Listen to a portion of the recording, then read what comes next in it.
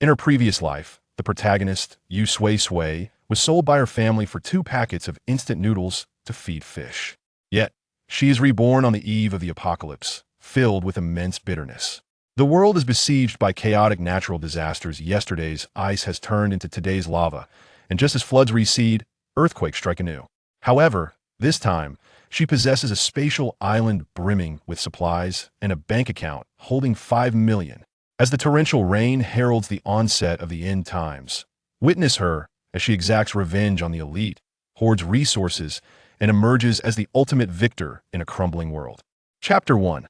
Fed to the fish, yet reborn. In the 10th month of calamities. You Sui-Sui, do you still think you are a young lady? It'll remind you, it was I who arranged for someone to kill your mother. If I could do that in a lawful society, I can certainly do the same to you in the apocalypse. Oh, look at that hateful glare, you Sui-Sui. Don't look at me like that after all. You sure treat your father like a thief. Moreover, I raised you until you were 16. What's wrong with you spending a night with Chin? It's not like it's going to cost you your life. Even if it did, you'd have to give it to him. You Sui-Sui, I'm your brother, tasked with continuing the family line. You must sacrifice everything for me. Her father Wang Xing, his new wife Chun Jinwen, and her half-brother Wang Xiaolong looked down coldly at the frail Yu Sui-Sui, bound on the ground. Wang Xing openly admitted that he had arranged for Yu Sui-Sui mother, to be killed 10 years ago. Thus, filled with rage, Yu Sui-Sui was delivered like livestock to Chin. At 46, Chin was 3 decades Yu Sui-Sui senior. He tossed 2 packets of instant noodles to Wang Xing and Chun Jinwen. Your daughter now belongs to me. Wang Xing and Chun Jinwen left joyfully, not sparing a glance at the pale Yu Sui-Sui. As for you, Chin caressed Yu Sui-Sui's small face with his rough hand, laughing heartily at the terror in her eyes. I have no interest in children. Before Yu Sui-Sui could even breathe a sigh of relief, Chin continued, but my fish are hungry. Thus, Yu Sui-Sui was shoved into the frigid river, teeming with piranhas. She struggled to swim to the surface, only to be pushed down repeatedly. Eventually, she ceased to resist. As she sank slowly, her life fading away, regret filled her heart for having once believed Chun Jinwen was a kind stepmother. She lamented even more for discovering that Wang Xing, her father, was her mother's murderer. If only I could be reborn, I would make them pay dearly. As the piranhas devoured her remaining flesh, one large fish brushed against her hand, sliding a sapphire ring onto her ring finger. The sapphire emitted a faint glow. Ripples spread across the water, and time itself warped beneath the surface. Suddenly, Yu Sui-Sui awoke, clutching her racing heart. Where am I? Was I saved? She felt something soft and, with wide eyes, gazed in disbelief at the pink quilt in her grasp, sitting on a soft bed. Before her stood a familiar yet strange desk, adorned with acrylics, puzzles, and stickers that she adored. A warm ray of sunshine filtered through the sheer curtains, illuminating her in a room filled with blue skies, white clouds, and lush greenery, with a pleasant temperature. This was her bedroom before the apocalypse, a place of warmth and light that existed only before the end times. That am I dreaming? Yu Sui-Sui's voice was hoarse.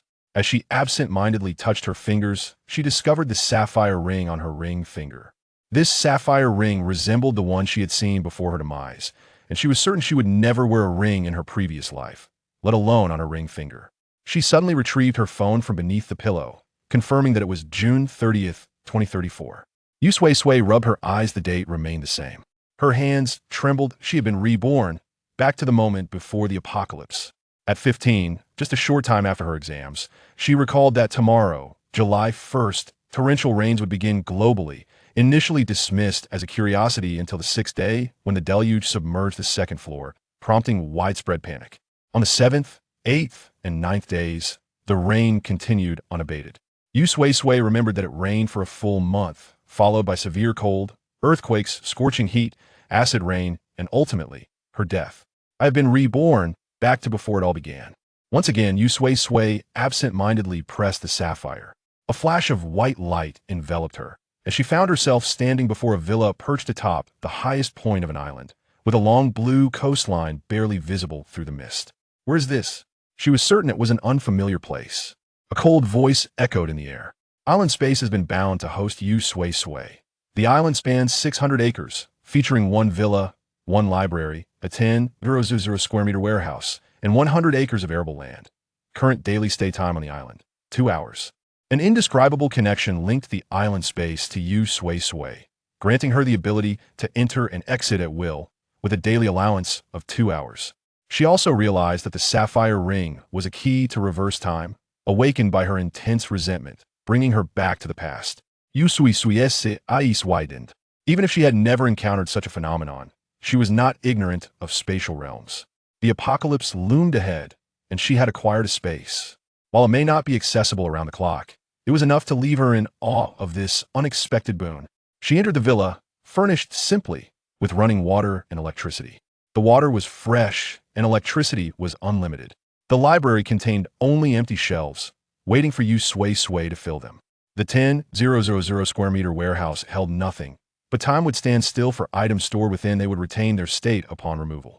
The 100 acres of arable land resembled a farming game, equipped with buttons for planting, fertilizing, and watering, nourished by a winding, eternal freshwater river. With the apocalypse imminent, Yu Sui-Sui had no time to revel. She quickly exited the space to stockpile resources. Knock, knock, knock. Just as Yu Sui-Sui exited the space, the door swung open, revealing Chun Jingwen in a long red dress, carrying a glass of milk. In her 30s, her skin was well-maintained, exuding an air of sophistication, her warm smile inviting. No one could suspect that she had conspired with Wang Xing to orchestrate Yu Shi's demise. With a maternal gaze, Chun Jingwen looked at Yu Sui-Sui, her voice gentle. Sui-Sui, why are you up so early? Come, a glass of milk in the morning is good for your health. Outside, her chubby brother Wang Xiaolong protested, Mom. You're biased toward my sister. I'm your biological son, yet I don't even get a daily glass of milk. Feigning annoyance, Chun Jingwen replied, I do favor your sister, Wang Xiaolong. As a grown man, can't you fetch your own milk? Right, Sui-Sui. Yu Sui-Sui remained silent, clutching the quilt tightly, nearly unable to suppress the urge to strangle Chun Jingwen. In her heart, Yu Sui-Sui scoffed coldly. In her previous life, she had fallen for Chun Jingwen's words, believing that she favored her, the child of Wang Xing's late wife, over her own son. Yu Sui-Sui recalled that on this very day, in her last life, Chun Jingwen had lamented her financial struggles during breakfast, and Yu Sui-Sui had naively thought that Chun Jingwen had treated her better than her own son for the past 6 years. She, with a tender heart, bequeathed the entirety of her mother's 5 million inheritance to Chun Jingwen. The following day, Yu Sui-Sui found herself deprived of her daily cup of milk. After the apocalypse arrived, Chun Jingwen contemplated multiple times the idea of selling her, abandoning her, or even causing her demise. Yet, by sheer fortune and a touch of cleverness, Yu Sui-Sui managed to struggle through. However, ultimately, she could not escape the fate of a mere 2 packets of instant noodles and a life of feeding fish. The steaming milk was placed in Yu Sui-Sui's hands, and Chun Jingwen smiled as radiantly as the Virgin Mary. Come, Sui-Sui, drink your milk, it's still warm. Indeed, it was scorching hot, 100 degrees, freshly prepared milk. Was she afraid of her developing gastric cancer? Yu Sui-Sui lowered her gaze, releasing her grip. The glass tumbled to the ground with a crash, splattering the milky liquid all over Chun Jingwen, the scalding temperature singeing her feet. Chapter 2, The Bankard. Chun Jingwen, stung by the heat, suppressed the urge to curse. Remembering she could not lash out at Yu Sui-Sui, she wore a rigid smile instead. What are you all doing so early? It was Wang Xing, awakened by the commotion, frowning as he looked over. Yu Sui-Sui blinked, as if emerging from a dream, her large eyes brimming with tears, frantically glancing at Chun Jingwen as if she had suffered a great injustice. I'm sorry, auntie. I just didn't hold it properly. It was not intentional. It's all my fault, woo. Wang Xing, observing the shattered glass on the floor, frowned, tempted to berate Yu Sui-Sui as a liability, yet recalling their scheme. He feigned nonchalance. It's just a broken cup, what's the big deal? Chun Jingwen quickly composed her expression, and though her heart ached, she feigned ease. Exactly. It's just a cup. Can auntie blame Sui-Sui? You go ahead and get breakfast, it'll clean this up. Yu Sui-Sui blinked. What about the milk? Annie will pour you another cup. She nodded gently, her eyes reddened as she descended from the bed, seeming still remorseful for splattering milk on Chun Jingwen. After washing up, Yu Sui-Sui sat at the dining table. Breakfast consisted of meat buns, vegetable and lean meat porridge, and a youtiao. Yu Sui-Sui recalled this delectable breakfast from the nearby restaurant. Such delicacies were scarce in the apocalypse often. She would go 5 to 6 days without food, subsisting on roots and tree bark. How could the trio possibly provide for her? It was solely her robust vitality that allowed her to survive until the 10th month of the end times. She was nearly entranced by the aroma. As Chun Jing-wen cleaned the glass remnants, she found Yu Sui-Sui devouring her breakfast voraciously. She eats as if she hasn't had a meal in 300 lifetimes. Chun Jing-wen thought disdainfully, yet outwardly, she maintained the guise of a good stepmother, a caring aunt. From the kitchen, she retrieved a fresh cup of milk and placed it before Yu Sui-Sui. Sui-Sui, take your time. Eating consuming too quickly isn't good for your health. This remark drew the attention of both Wang Xiaolong and Wang Xing to Yu Sui-Sui. Wang Xing, unable to hide his expression, remarked, Sui-Sui seems to be eating a bit too much today. Wang Xiaolong raised his chubby hand, 1 bowl of porridge, 1 youtiao, and 3 buns. Yu Sui-Sui face flushed. Is it too much? It's just that Annie's cooking is so delicious today. It's better than what the nanny at my classmate's house makes. Chun Jingwen's expression stiffened instantaneously. Was she not indirectly calling her a nanny? Looking at Yu Sui-Sui at the table, she stood, eager to serve milk, resembling a mere caregiver. Was this child deliberately targeting her today? Chun Jingwen forced a smile. This isn't my cooking, it's from the breakfast shop downstairs. Yu Sui-Sui exclaimed, oh. No wonder it tastes so much better than usual, it's from outside. Was she insinuating that her cooking was subpar? Chun Jingwen thought venomously. Just then, Wang Xing's phone rang in the bedroom, and seizing the opportunity, Chun Jingwen accompanied him back, shutting the door. She confided her thoughts to Wang Xing. Is your daughter deliberately targeting me today? First, breaking the cup, and now implying I'm like a nanny. Wang Xing hung up the nuisance call, yawning. You're overthinking it. I'm not overthinking anything. Chun Jingwen pinched his flabby arm. Wang Xing, is it possible that Yu Sui-Sui has caught on to something? Do you think we can successfully claim the 5 million her mother left for today? I've endured her for 6 long years. Wang Xing lay on the bed, engrossed in his phone. What could she possibly realize? After all these years, don't you understand Yu Sui-Sui? She's just a naive little girl. Unless she's been reborn, that money is surely ours. Perfect, she has also completed her 9 years of compulsory education. A few years of labor, and then she can marry. Chun Jingwen pondered and agreed that Yu Sui-Sui indeed seemed quite naive. She was satisfied with Wang Xing's plans for Yu Sui-Sui. A liability, living as if she were a princess. If it weren't for the 5 million, who would indulge her? Wang Xing, stop watching videos, your face will crack from all that smiling. Quickly prepare some tears when we tell Yu Sui-Sui of our plight. She'll soften and hand over the bank card. Thus, once Yu Sui-Sui finished her delectable, tender vegetable porridge, Wang Xing and Chun Jingwen plopped down in their chairs. Wang Xing sighed heavily, while Chun Jingwen wore a face of concern, both occasionally wiping their eyes, bloodshot whites betraying their distress. It was uncertain how much eye drops they had used. Yu Sui-Sui, however, displayed no sympathy, not even bothering to roll her eyes at them, as it was a waste of her precious energy. Wang Xiaolong glanced between Chun Jingwen and Wang Xing. Mom, Dad, what's wrong? Chun Jingwen shook her head. Nothing, little one, don't pry. Wang Xing countered. They're not so little anymore, they need to know the family situation. Wang Xing continued. We've suffered business failures, owing several million in debt, we're nearly destitute. With a deep sigh, Wang Xing lamented. The house we live in has also been mortgaged away. Sui-Sui, your mother left you 5 million, could you lend it to Dad to help with the business? Chun Jingwen smacked Wang Xing's arm. The specifics of their financial troubles known only to the couple. She disapproved. Wang Xing, what are you thinking? That money is Sui-Sui lifeline from her mother. Even if our family ends up begging, we cannot touch that money. Chun Jingwen forced a smile at Yu Sui-Sui. Sui-Sui, don't listen to your dad.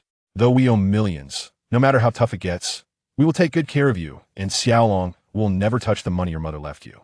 Yu Sui-Sui regarded them with a cold stare. In her previous life, when they said such things, she felt guilt and sympathy, rushing to find the bank card her mother had hidden to hand it over. From that point on, her good days were over. This time, however, Yu Sui-Sui shed crocodile tears. Dad, Annie, you're so kind to me. It's just a few million, I believe you'll manage to turn things around. As for the 5 million, Yu Sui-Sui intended to hoard that for herself. There was no way she would let them have it. Under the near-breaking gaze of Wang Xing and Chun Jingwen, Yu Sui-Sui savored her breakfast before stepping out. Once her footsteps faded, Chun Jingwen's smile vanished completely. Wang Xing, what does your daughter mean? Is she not planning to give us any money? Wang Xing concealed his shattered, middle-aged gaze, reclining in his chair, waving his hand dismissively. How could that be? I believe Yu Sui-Sui is off to retrieve her mother's bank card to surprise us. But what if she truly refuses to give it? A glint of coldness flickered in Wang Xing's eyes. Then we need not be courteous to her. 9 years ago, I could dispose of her mother. You sure now? I can easily eliminate this liability too. Round and plump, Wang Xiaolong could not fathom why his parents suddenly exhibited Oscar-worthy performances. Yet at the tender age of 6, he grasped the essence of Wang Xing's words, raising his hands in exuberance. Hooray! Let's get rid of Sister Sui-Sui. Hand over the bank card to me. Wang Xing affectionately patted the round head of his son. Of course, it all belongs to my son. If Yu Sui-Sui had my surname, I wouldn't have to be so ruthless toward her. If Yu Sui-Sui has anyone to blame, it should be that Yu Shi, who insisted on having her surname. Isn't that raising someone else's daughter? I won't do it. Chen Jinwen rolled her eyes in silence. A grown man becoming an in-law. Shouldn't their daughter inherently carry her surname? Alas, Yu Shi, no matter how beautiful or wealthy you were, did you ever contemplate that the person beside you would spend money to hire someone to end your life? Did you foresee that the legacy you left for your daughter would be snatched away? Perhaps Yu Shi never imagined it, but the mere thought that all her inheritance would ultimately benefit her son brought Chen Jinwen immense satisfaction. Amidst verdant hills and flowing waters, with clouds drifting lazily above, Yu Shi's grave could be described, at best, as a haven of nature at worst, merely a secluded corner filled with trees, and more trees. Each year, on the anniversary of her passing, Wang Xing and Chen Jinwen would feign solemnity as they brought Yu Sui-Sui to pay respects to Yu Shi. Once, Yu Sui-Sui had been moved to tears. Now, however, beneath the lush green leaves, Yu Sui-Sui unearthed Yu Shi's grave, revealing a cinerary urn filled with chalk dust. Yu Shi adored water. She had chosen sea burial. She once told Yu Sui-Sui that after her death, her spirit would flow with the waters to explore the myriad landscapes of the world. The chalk dust was a ruse orchestrated by a friend of Yu Shi's at the crematorium, symbolizing a semblance of peace and burial. The friend had initially intended to inform Wang Xing that the contents were merely chalk dust, not ashes, but upon receiving the urn, Wang Xing trembled in fear, nearly fainting, completely oblivious to the stark difference between chalk dust and actual ashes. Witnessing his feeble demeanor, the friend promptly abandoned the intention of revealing the truth. The urn contained a small compartment, which Yu Sui-Sui opened to find a bank card nestled within. Wang Xing and Chen Jinwen could never have imagined that the coveted bank card lay just beyond the grave for a full 6 years. Yu Sui-Sui bowed her head before the grave. Mother, you were killed by Wang Xing's hired hand, while in a past life I was sold to feed fish.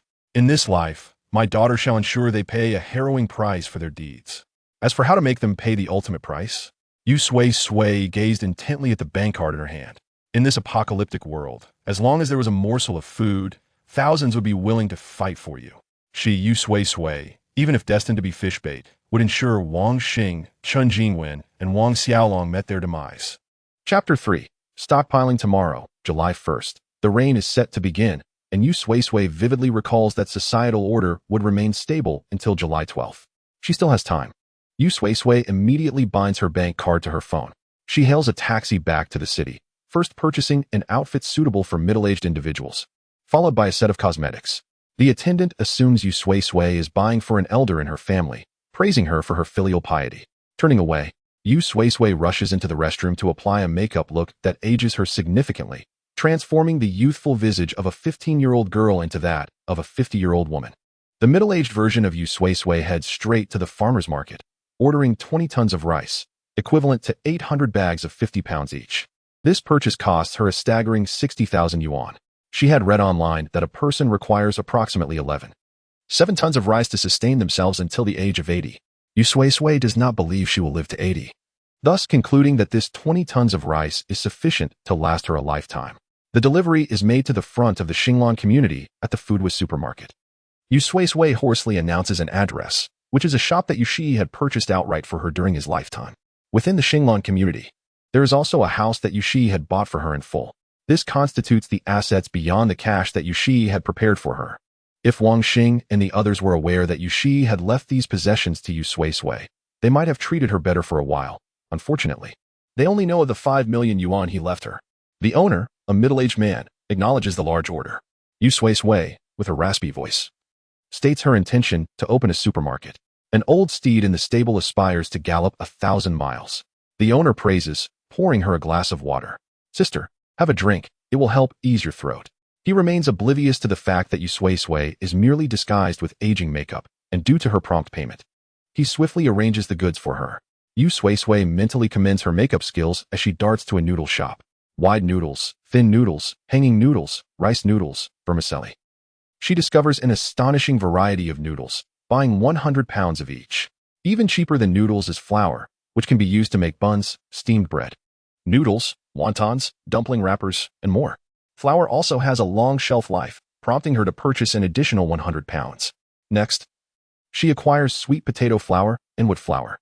The staple foods alone cost Yu Sui-Sui over 100,000 yuan.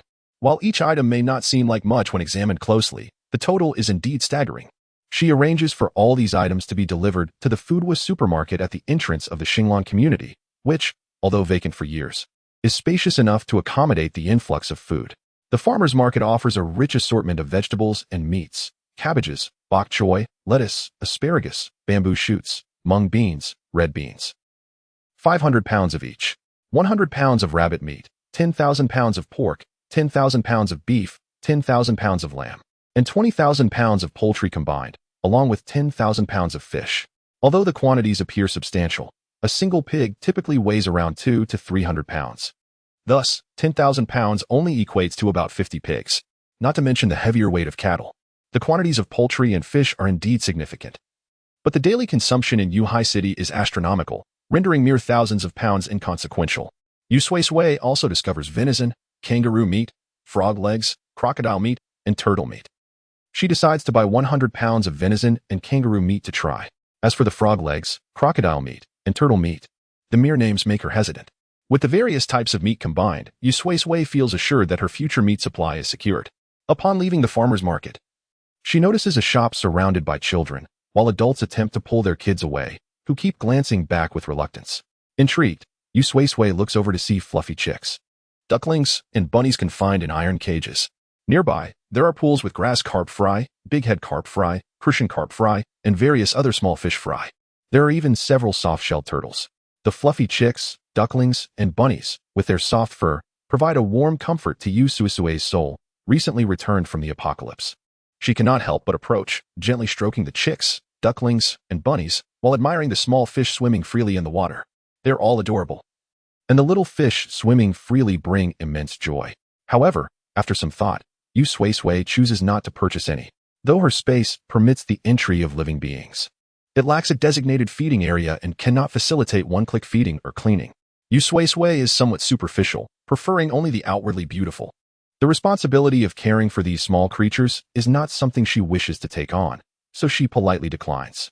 However, she considers planting. As the pet shop is adjacent to a seed store, and her space allows for one-click farming, she buys 500 bags of every type of seed available: flowers, fruits, crops, and even medicinal herbs. Next, Yu Sui-Sui explores the vast farmer's market for various seasonings. Essential salt is a must. She purchases 10,000 bags.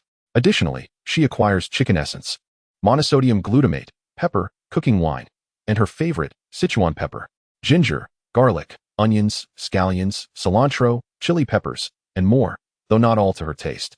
They are essential for making food delectable, totaling 200 pounds. Cooking wine, grape wine, white wine, red wine. Yu Sui-Sui does not drink. Yet alcohol serves as a disinfectant and provides substantial calories. It can even alleviate sorrow, though she is unsure why it does. She recognizes its utility, especially during the apocalypse when it was invaluable.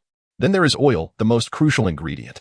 She buys 300 bottles each of Sichuan pepper oil, numbing pepper oil, rapeseed oil, peanut oil, and lard. The farmer's market also offers wholesale snacks, including chips, spicy strips, cotton candy, cat ears, cream puffs, konjac, biscuits, chocolates, and various flavors of ice cream. Yu Sui-Sui orders numerous snacks that she deems acceptable. She proceeds to a clothing wholesale market, purchasing winter and autumn cotton jackets, sweaters, and coats, as well as spring and summer short sleeves, shorts, and skirts. Yu Sui-Sui orders a multitude of items, regardless of color or style, as long as they are passable. Given the drastic temperature fluctuations in the apocalypse, she fears the cold and buys over 100 thick blankets. Additionally, she acquires washing machines, air conditioners, solar-powered chargers, mobile phones, cameras, discs, and surveillance equipment, items that will be quite useful. Yu Sui-Sui nearly purchases everything she can think of and obtain. By the time she returns to the food supermarket, her purchases begin arriving one after another. Yu Sui-Sui signs for and pays for the goods. On this shopping spree, she spends 2 million yuan without a hint of regret. When the apocalypse strikes, money will mean nothing. Even gold will be rendered worthless, with only food maintaining its value.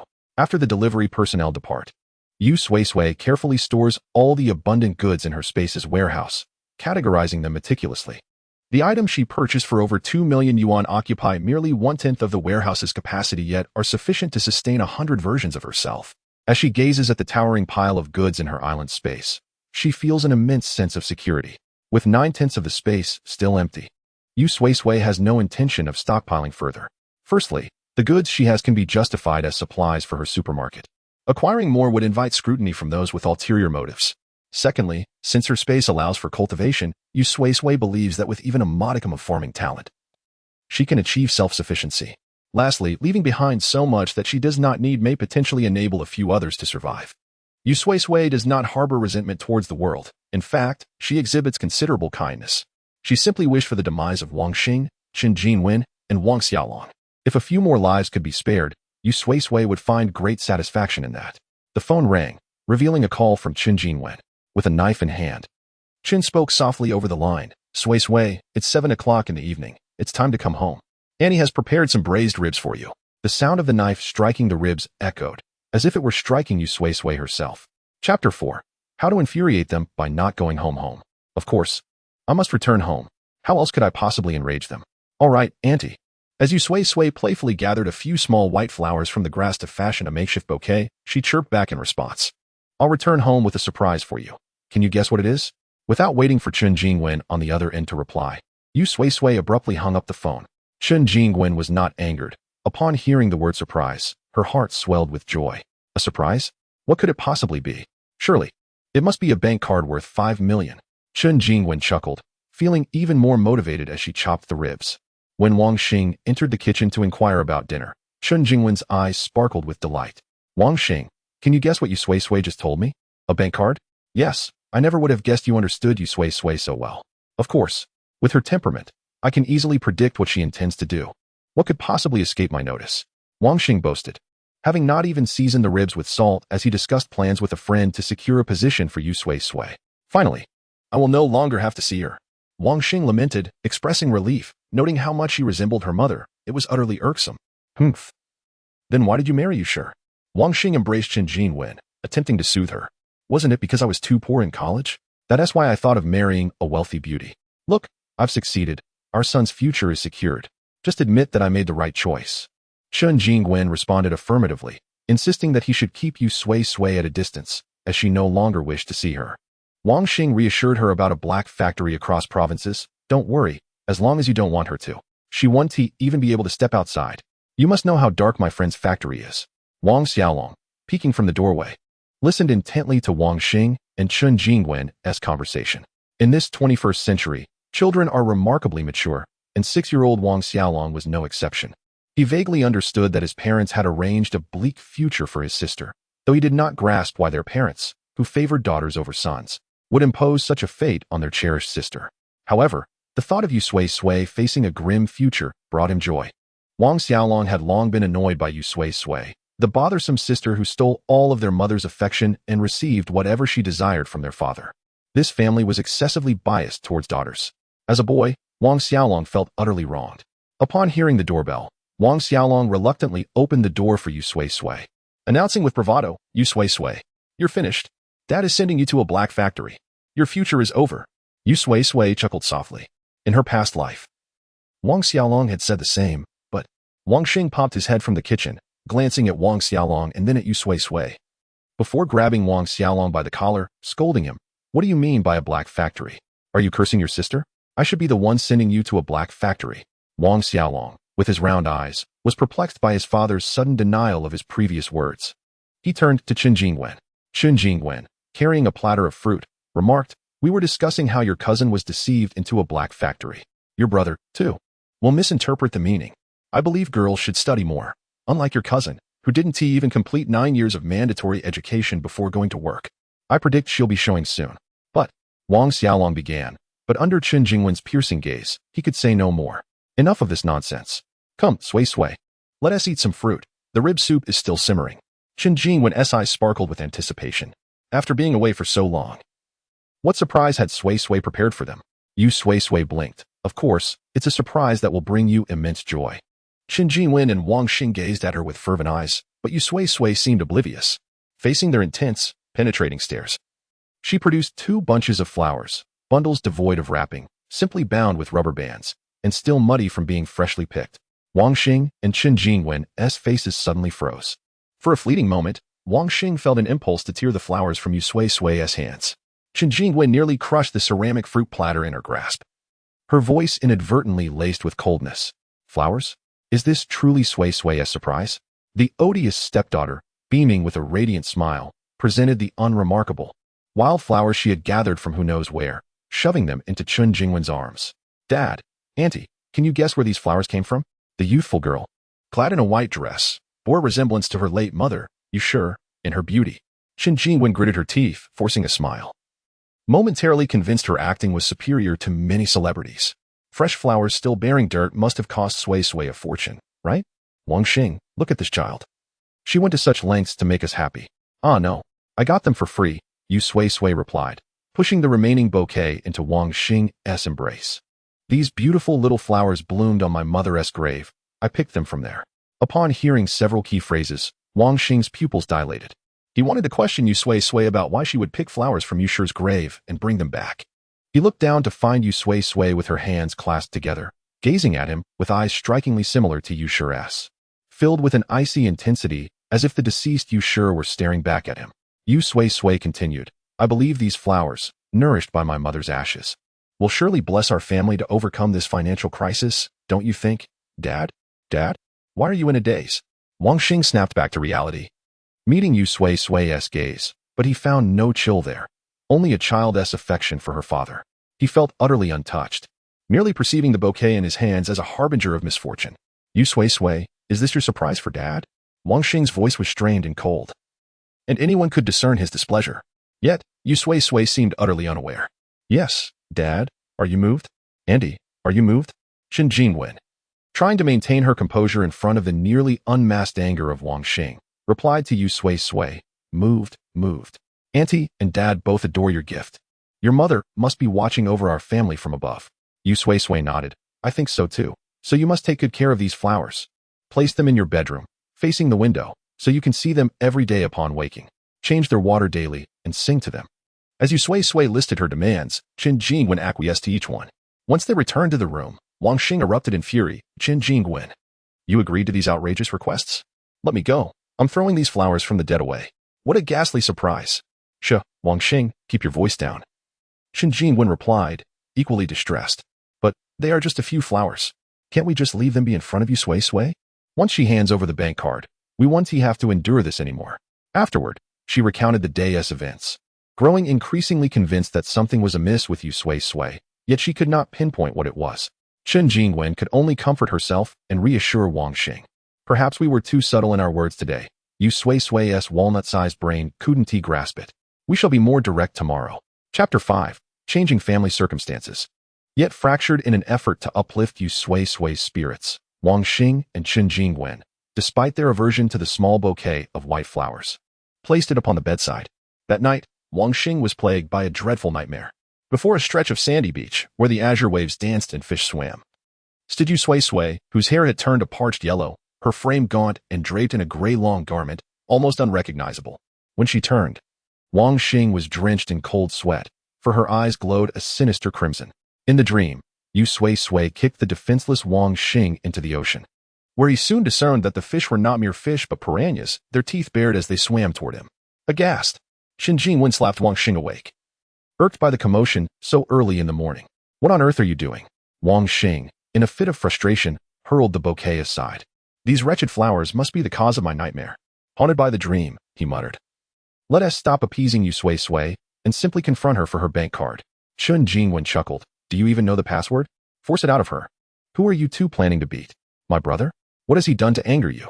Yu Sui-Sui's head peeked through the door, startling the duo. Suppressing the urge to lash out at Yu Sui-Sui, Chen Jingwen smiled. Your brother's grades. Sigh. I don't even want to mention it. He.S. in first grade and barely scoring in single digits. Oh, Yu Sui-Sui nodded, then began to make a request. Daddy, Annie. This morning I wish to eat buns from the delicious bun shop. Is that all right? The shop was a good 4 kilometers from their home. Chen Jingwen frowned, contemplating a refusal, but Yu Sui-Sui clasped her hands together pleadingly. Since you're going out to buy buns, I'll surprise you. The mere mention of surprise made Wang Xing wince, forcing a smile. What surprise do you have for us this time? More flowers? If it's flowers again, I might just lose my temper with this little money-losing child. Yu Sui-Sui shook her head. It's something that can change our family circumstances. Change family circumstances? What could possibly do that besides 5 million in the bank? With laughter, Wang Xing and Chen Jingwen stepped outside, only to be drenched by a torrential downpour. Unbeknownst to them, the heavens had unleashed a deluge, the rain pattering against the lush green leaves and grass, making the flowers bloom even more vibrantly. Little did anyone know. In just a few days, much of this flora would succumb to flooding, and those that survived would wither under the sun's relentless glare. As the rain soaked through their clothes, Wang Xing, undeterred, proclaimed, "Ah, a timely rain knows its season. It falls when spring arrives." Chen Jingwen rolled her eyes. What poetry are you reciting? Hurry back and fetch an umbrella. We need to buy buns for your daughter. Who, other than you, would trek 5 kilometers for buns? Even a mother wouldn't do that. Defeated, Wang Xing dashed home for an umbrella, only to find Yu Sui-Sui removing her shoes. Confused, he asked, Aren't you going out to get something for Daddy and Auntie? Yu Sui-Sui hesitated. But, Daddy, if I go out, my brother will be home alone. And that is not safe. Perhaps I should wait until tomorrow. No way, Wang Xing exclaimed, nearly biting his tongue. At that moment, any concern for Wang Xiaolong's safety had vanished from his mind. He can sleep until 9 or 10. By the time you return, he won't even be awake. There is no danger. Just go. Yu Sui-Sui beamed. All right, Daddy. She handed Wang Xing an umbrella, which he failed to notice had several holes. He urged Yu Sui-Sui to leave, and she promptly disappeared into the elevator. However, Yu Sui-Sui did not leave. Instead, she filled a basin with water, adding soap, and placed it at Wang Xiaolong's door, along with several balls, his favorite toys. The balls varied in size, from basketball size to sponge-like, round and precariously scattered across the floor. One misstep from an adult could lead to a painful fall, and Yu Sui-Sui recalled how fragile Wang Xiaolong's bones were. Wang Xiaolong. Annie says it's time to get up and do your homework. She called. If you don't finish before I return, no more phone for the entire day. At just 6 years old, Wang Xiaolong was already a confirmed internet addict. The moment he heard her voice, he jolted awake from his dreams. As he fumbled to get dressed, Yu Sui-Sui had strategically placed high-definition cameras throughout the house to monitor the family. These tiny cameras were discreetly chosen, making them hard to discover unless a thorough cleaning was conducted. The rain outside had intensified, capable of flooding the area within a day. Yu Sui-Sui, having endured hardship while living with them, was determined not to relive that experience. After packing some personal belongings she deemed essential, she happily returned to Xinglan Community. She did not go to the nearby Foodwa supermarket, which had been emptied and served merely as a temporary storage space. Instead, she returned to Unit 1201. A small apartment Yushur had purchased for her, 2 bedrooms, 1 living room, 1 bathroom, and a balcony, all beautifully decorated. Standing on the balcony, she could catch a glimpse of Wang Xing's family's store across the way, though it was not clear enough for her liking. Thus, she pulled out her phone to check the surveillance. Her eyes landed on Wang Xiaolong, who took more than half an hour to dress, bleary-eyed as he stepped outside. With a loud thud, predictably, he stepped on a ball, losing his balance and crashing to the ground, his round head colliding with a water bucket, spilling soapy water everywhere. Wah! Wang Xiaolong cried out, Daddy, Mommy, Sister Sui-Sui, Daddy, Mommy, Sister Sui-Sui. He lay on the floor for what felt like an eternity, calling out for help, but no one responded. It dawned on him that he was alone at home. His cries fell on deaf ears, and no one was there to comfort him. Wang Xiaolong, in tears, stood up only to slip again in the soapy water. Thud. He fell once more, this time his foot striking the wall. A cacophony of cracking bones reverberated as pain shot through him. Sharp, excruciating pain. When had he ever endured such suffering? With a loud wail, he cried out. As Wang Xing and Chen Jingwen arrived, carrying buns, they were met with the piercing sound of Wang Xiaolong's cries. Chen Jingwen frowned. Is Yu Sui-Sui not back yet? Can't she console her brother?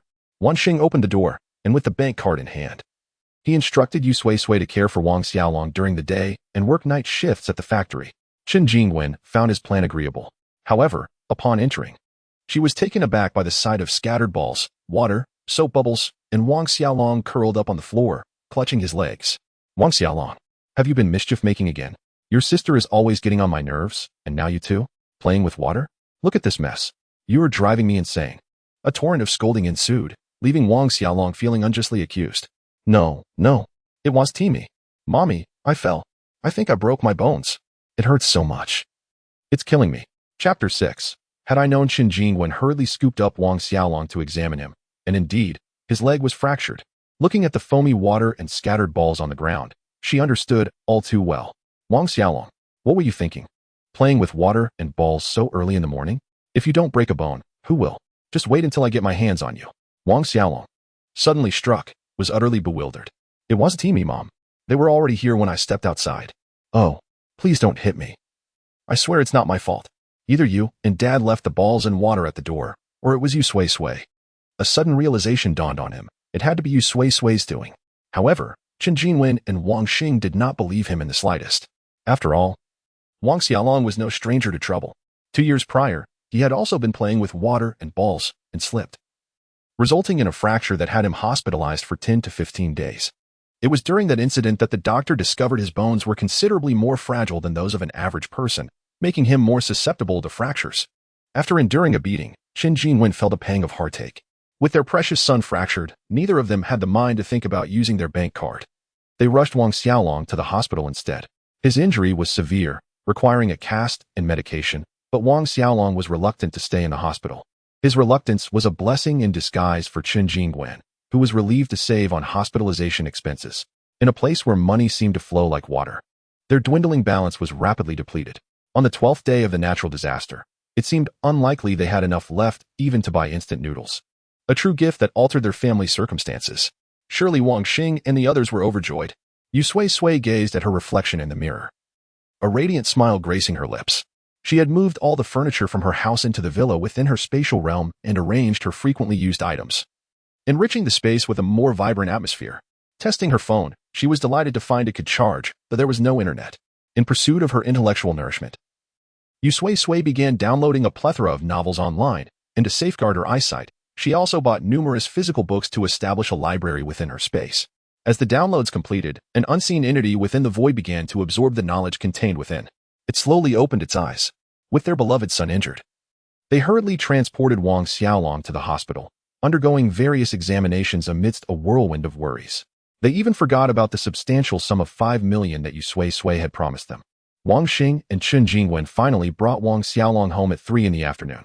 As soon as they returned, Wang Xiaolong fell into a deep slumber, while the other two found their stomachs growling with hunger. With nothing else to eat at home, they settled for buns to quell their hunger. To their pleasant surprise, the buns from the breakfast shop were quite delicious, justifying their long trek. As the exquisite flavors burst in their mouths, they suddenly sensed something amiss. Qin Jingwen exclaimed, Wang Xing, why hasn't your daughter returned yet? Wang Xing, too, pondered Yu Sui-Sui's absence. After calculating the time, he realized nearly 9 hours had passed since they had gone to buy the buns, taken Wang Xiaolong to the hospital, and returned. Even if she had crawled, she should have made it back by now. For reasons he could not comprehend, a twinge of anxiety crept into Wang Xing. Yet he maintained his composure outwardly, reasoning that perhaps she had encountered some issue along the way. I'll call and find out. The phone rang, and as it connected, Wang Xing patted his stomach, dismissing his fleeting worry. However, before he could question her about her late return, he was met with the sound of Yu Sui-Sui's muffled sobs, fraught with urgency. It was clear that something was amiss. His heart sank with concern for the bank card. Sui-Sui, what is wrong? Have you encountered a problem? Dad, it's raining so heavily outside that the city is flooded. I'm at Grandma and Grandpa's house, and the buses have stopped running. I might not be able to return today. Looking out the window, Wang Xing was startled to see that the rain had risen to calf height since it began pouring incessantly that morning. The province of Yun was adjacent to the sea, and summer storms often resulted in urban flooding. He was no stranger to such occurrences. What irked him was how this wretched weather thwarted his access to the bank card, and he couldn't help but resent Yu Shi for hiding it at her parents' home. He recalled how those two elders had vehemently opposed his relationship with Yu Shi, always attempting to sow discord. Moreover, they had encouraged Yu Sui-Sui to adopt their surname, showing utter disregard for his status as a son-in-law. Fortunately, those two had passed away when Yu Sui-Sui was just a year old. Thus, Wang Xing had never considered that Yu Shi would stash their daughter's bank card there. He knew all too well how they had relocated to a remote countryside, glorifying it as a pastoral lifestyle, while he scoffed at their self-imposed hardships. The remote countryside, while picturesque, required a 2-hour drive to the nearest town and 3 to 4 hours to return to Yan province. Wang Xing understood the implications of hiding the card so far away. It was a clear act of precaution against him. With this thought, his mood soured further. As Yu Sui-Sui lamented about being flooded, losing power, and the cessation of transport, expressing her fear and uncertainty in unfamiliar surroundings, Wang Xing snapped, afraid? Then just walk back. You won't drown. Stop relying on your father for everything. Yu Sui-Sui's sobs halted abruptly. Dad. Her tone was one of disbelief, as if she could not fathom her father uttering such words. After venting his frustration, Wang Xing felt a fleeting sense of relief but soon regretted his words. He intended to apologize, but just as he opened his mouth, the call ended abruptly. In an instant, his regret evaporated. That ungrateful girl. She certainly had a temper. Qin Jingwen shot him a disapproving glance. Of course, she is just like you. Don't forget your priority. Yu Sui-Sui has been spoiled for years. How could she possibly endure this? Apologize to her later, explaining that your mood was poor due to her brother's fracture. Wang Xing was furious. I am her father. Her biological father. Why should I apologize? 5 million, Qin Jingwen retorted. You can't even muster 1,000 right now, can you? Remember how she, a young woman, sought out a married man like you for his wealth. Well, she succeeded, but who would have thought you were just a bloated fool? Qin Jingwen has barely enjoyed the riches before you squandered the inheritance you received from your ex-wife. In recent months, Qin Jingwen had even begun to subsidize Wang Xing. Sighing, she lamented, had I known, why not pursue you sure instead? With that thought, her irritation flared once more. With Stalong's medical expenses looming, we can't afford to live without your financial contribution. As for Yu Sui-Sui, just go pick her up. Isn't that how stories are written? A stormy night. A feverish child, a mother holding an umbrella. Though Yu Sui-Sui isn't ill and you aren't her mother, it's close enough. She will surely be moved to hand over the bank card. Wang Xing was almost swayed by her words, but the torrential rain held him back. Outside the window, the sky is shrouded in dark clouds, and torrential rain pours down. The coconut trees sway precariously, threatening to topple at any moment and randomly strike a hapless soul. The merchant's signs, of woeful quality, dance in the tempest, almost as if they might take flight. A biting wind sends a shiver through Wang Xing. With such an abundance of water, public transport has come to a standstill, and not a single minibus is in sight. Every year, there are unfortunate souls who meet their demise from falling trees or shattered glass. Perhaps I shall go to fetch Yu Sui-Sui tomorrow, he mused. Wang Xing sent a message to Yu Sui-Sui. Sui-Sui, your brother has sustained a fracture. Father was in a foul mood and spoke harshly to you. I apologize. Furthermore, the rain is relentless outside. It is dangerous, so please refrain from wandering about. You should stay at your grandparents' house tonight, and I will drive to bring you home tomorrow. The message was sent without hindrance, and Yu Sui-Sui did not block him. Yet, it is worth pondering. What courage would she possess to block him? At this moment, Wang Xing was blissfully unaware of the fact that in a few days, he would be begging Yu Sui-Sui to sever ties with him. Chapter 7. Unlike me at this very moment, Yu Sui-Sui stood upon her balcony. Had Wang Xing possessed even a modicum of paternal intuition, or a fleeting moment of clarity, he might have glanced towards Unit 1201 in the Xinglan community and, with a sharper gaze, seen Yu Sui-Sui coldly observing him. Alas, he did not. On July 2nd, rain poured relentlessly outside, accompanied by flashes of lightning and rumbling thunder. After a day and night of accumulation, the rain in Yun province reached a height equivalent to an adult's knee. In the murky waters, one could occasionally spot several fish, freshwater denizens of the nearby park's pond, flipping their tails as they swam joyfully in this suddenly vast world, occasionally brushing against the feet of bipedal humans. Perhaps they pondered why these land-dwelling creatures, separated from them by solid ground and ponds, were now sharing the same aquatic realm. In the fish's perspective, humans might resemble pairs of chopsticks, leaving them to wonder why so many chopsticks suddenly appeared in their world. The movement of the fish could not impede the normal functioning of human society. The torrential rain continued unabated, but the residents, accustomed to the annual deluge, simply complained about the inadequate drainage system. In the distance, office buildings remained illuminated, with utilities functioning normally. Though deliveries might be delayed, they would still arrive. Yu Sui-Sui signed for a large stack of books from the courier, who had brought a small cart due to the sheer volume, hundreds of books, with only the packaging slightly dampened by the rain, leaving the contents untouched. As the courier helped Yu Sui-Sui move the books into her living room, he remarked on the intensity of the rain. Yu Sui-Sui nodded, recalling that the rains of previous years had never been so fierce. The courier thought for a moment, recalling the downpour from 4 years prior, which had been even more severe. That year marked the culmination of his academic journey in high school. A time laden with exhaustion and hardship, during which an unexpected deluge granted him a day off, a cherished memory. With a wry smile, the courier shook his head. Noting that such storms were a regular occurrence in their city, perhaps forgotten by many, Yu Sui-Sui mused that this rain resembled the apocalyptic descriptions found in novels. Contemplating whether she should stock up on more food. Disasters, often characterized by extreme weather and mass extinctions, typically revolve around humanity's desperate struggle for survival. This theme had captivated readers for years, and the young courier, having indulged in such tales himself, understood her thoughts. He readily agreed, suggesting they should indeed prepare extra provisions, just in case the rain persisted for an extended duration. After arranging the books as requested, he hurried away, with other deliveries awaiting him. Yu Sui-Sui wondered if he might consider storing some food for himself, hoping he would. This rain was unlikely to cease in a mere 10 days or 2 weeks. It would continue to pour, intensifying until it submerged buildings 10 stories high. Then, like a map being refreshed, the weather would abruptly shift to another extreme, leaving no time for any life on Earth to adapt. Returning to her space, Yu Sui-Sui was greeted by the scent of rain-soaked air, unlike the violent storm outside. The rain within her space fell gently like fine threads, nourishing all it touched. Welcome back. Remaining time in space, 120 minutes. Yu Sui-Sui moved the hundreds of books into the library within her space, filling a bookshelf. The library was vast, housing 10,000 shelves, of which she had only filled a mere fraction. She sensed that as her space upgraded, it would expand further, allowing for even more books, potentially accommodating billions of shelves if her level increased sufficiently. With such an abundance of shelves, she contemplated the possibility of collecting books for free once the apocalypse arrived. Yet, she wondered how many would still read in such dire times. Nevertheless, she knew that in her previous life, during the calamity, not a single book had been read, neither by her nor by those around her. Some individuals, within the brief yet protracted span of 10 months, had forgotten how to write entirely. The Yu Sui-Sui could not be the embodiment of the world. Those around her were merely ordinary folk, comprising the largest segment of humanity.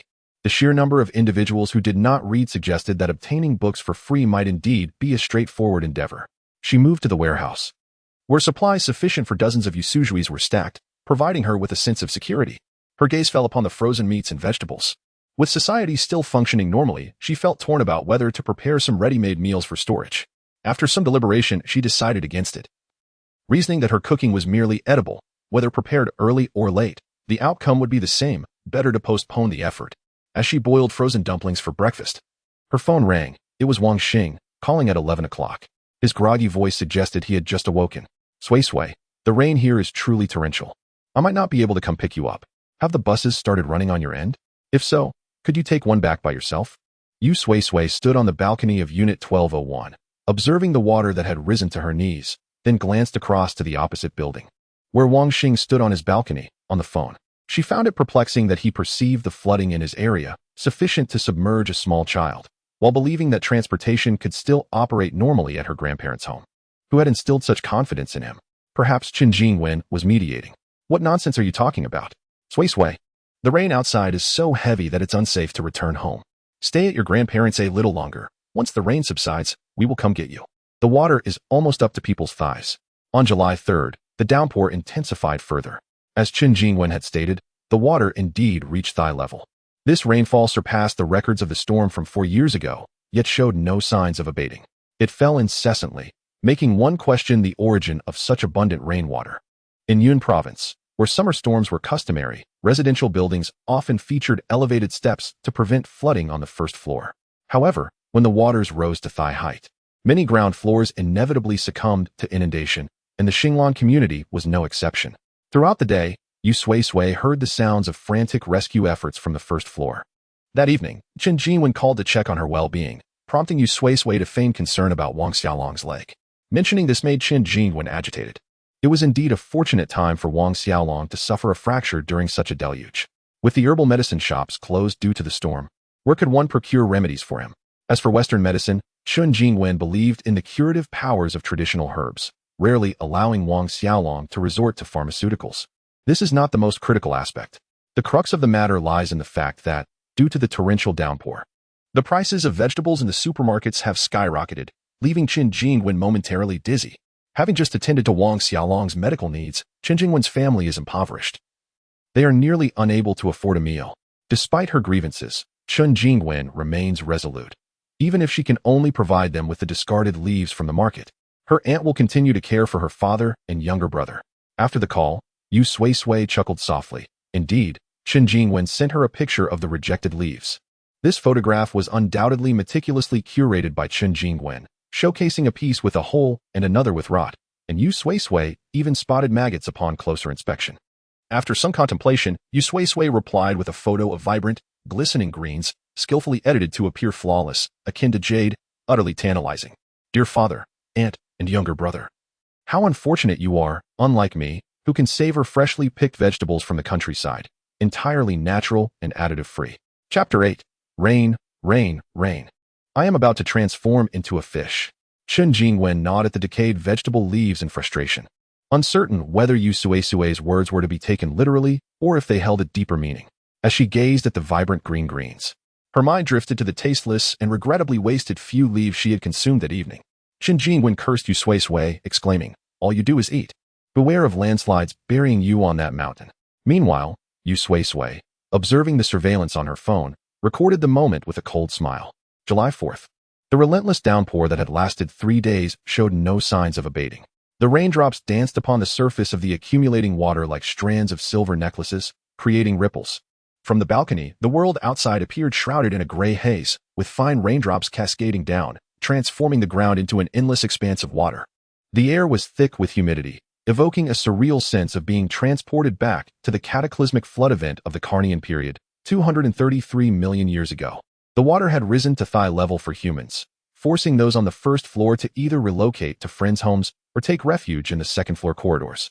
Yu Sui-Sui opened her phone, which was inundated with complaints about the torrential rain. "Help! I woke up to find myself sleeping in water. Which Sea King made such a vow? Please, retract your powers. The rain in Yun Province is about to become the 7th ocean. Not just Yun Province. We in Sha Province are also experiencing rain. Who understands? My home is next to a desert, and we rarely see rain. Now, with this incessant downpour, mudslides are imminent. And I've already packed my bags to flee with the masses. Sha Province's 200 millimeters precipitation line never warned me it would rain 240 millimeters in a single day. It seems like we've preemptively exhausted rainfall for the next few centuries. It's not just 1 day but 3 consecutive days. Today is the 4th. Speaking of which, it feels like many provinces have been experiencing rain lately. In Yi Province, it has rained incessantly. I've never witnessed such a deluge. People in Yun Province seem unfazed, as it happens every year, but this year is particularly intense.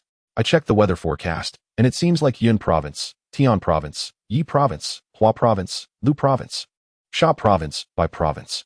It feels like the entire country is under a deluge. If we exclude that, it truly appears that the whole nation is facing torrential rain. Coordinates. America, it is raining, and the entire country is caught in the downpour. Even in non-national areas. It is raining. It should be the dry season, not the rainy season. I came here to observe animals, yet all the creatures have sought shelter from the rain. Your rain has lasted 4 days. In Fog Country, it has rained for an entire month. Light rain, moderate rain, heavy rain, torrential rain. Rain, rain, rain, rain, rain. I am about to transform into a fish. Frantic, frantic, frantic. It's laughable.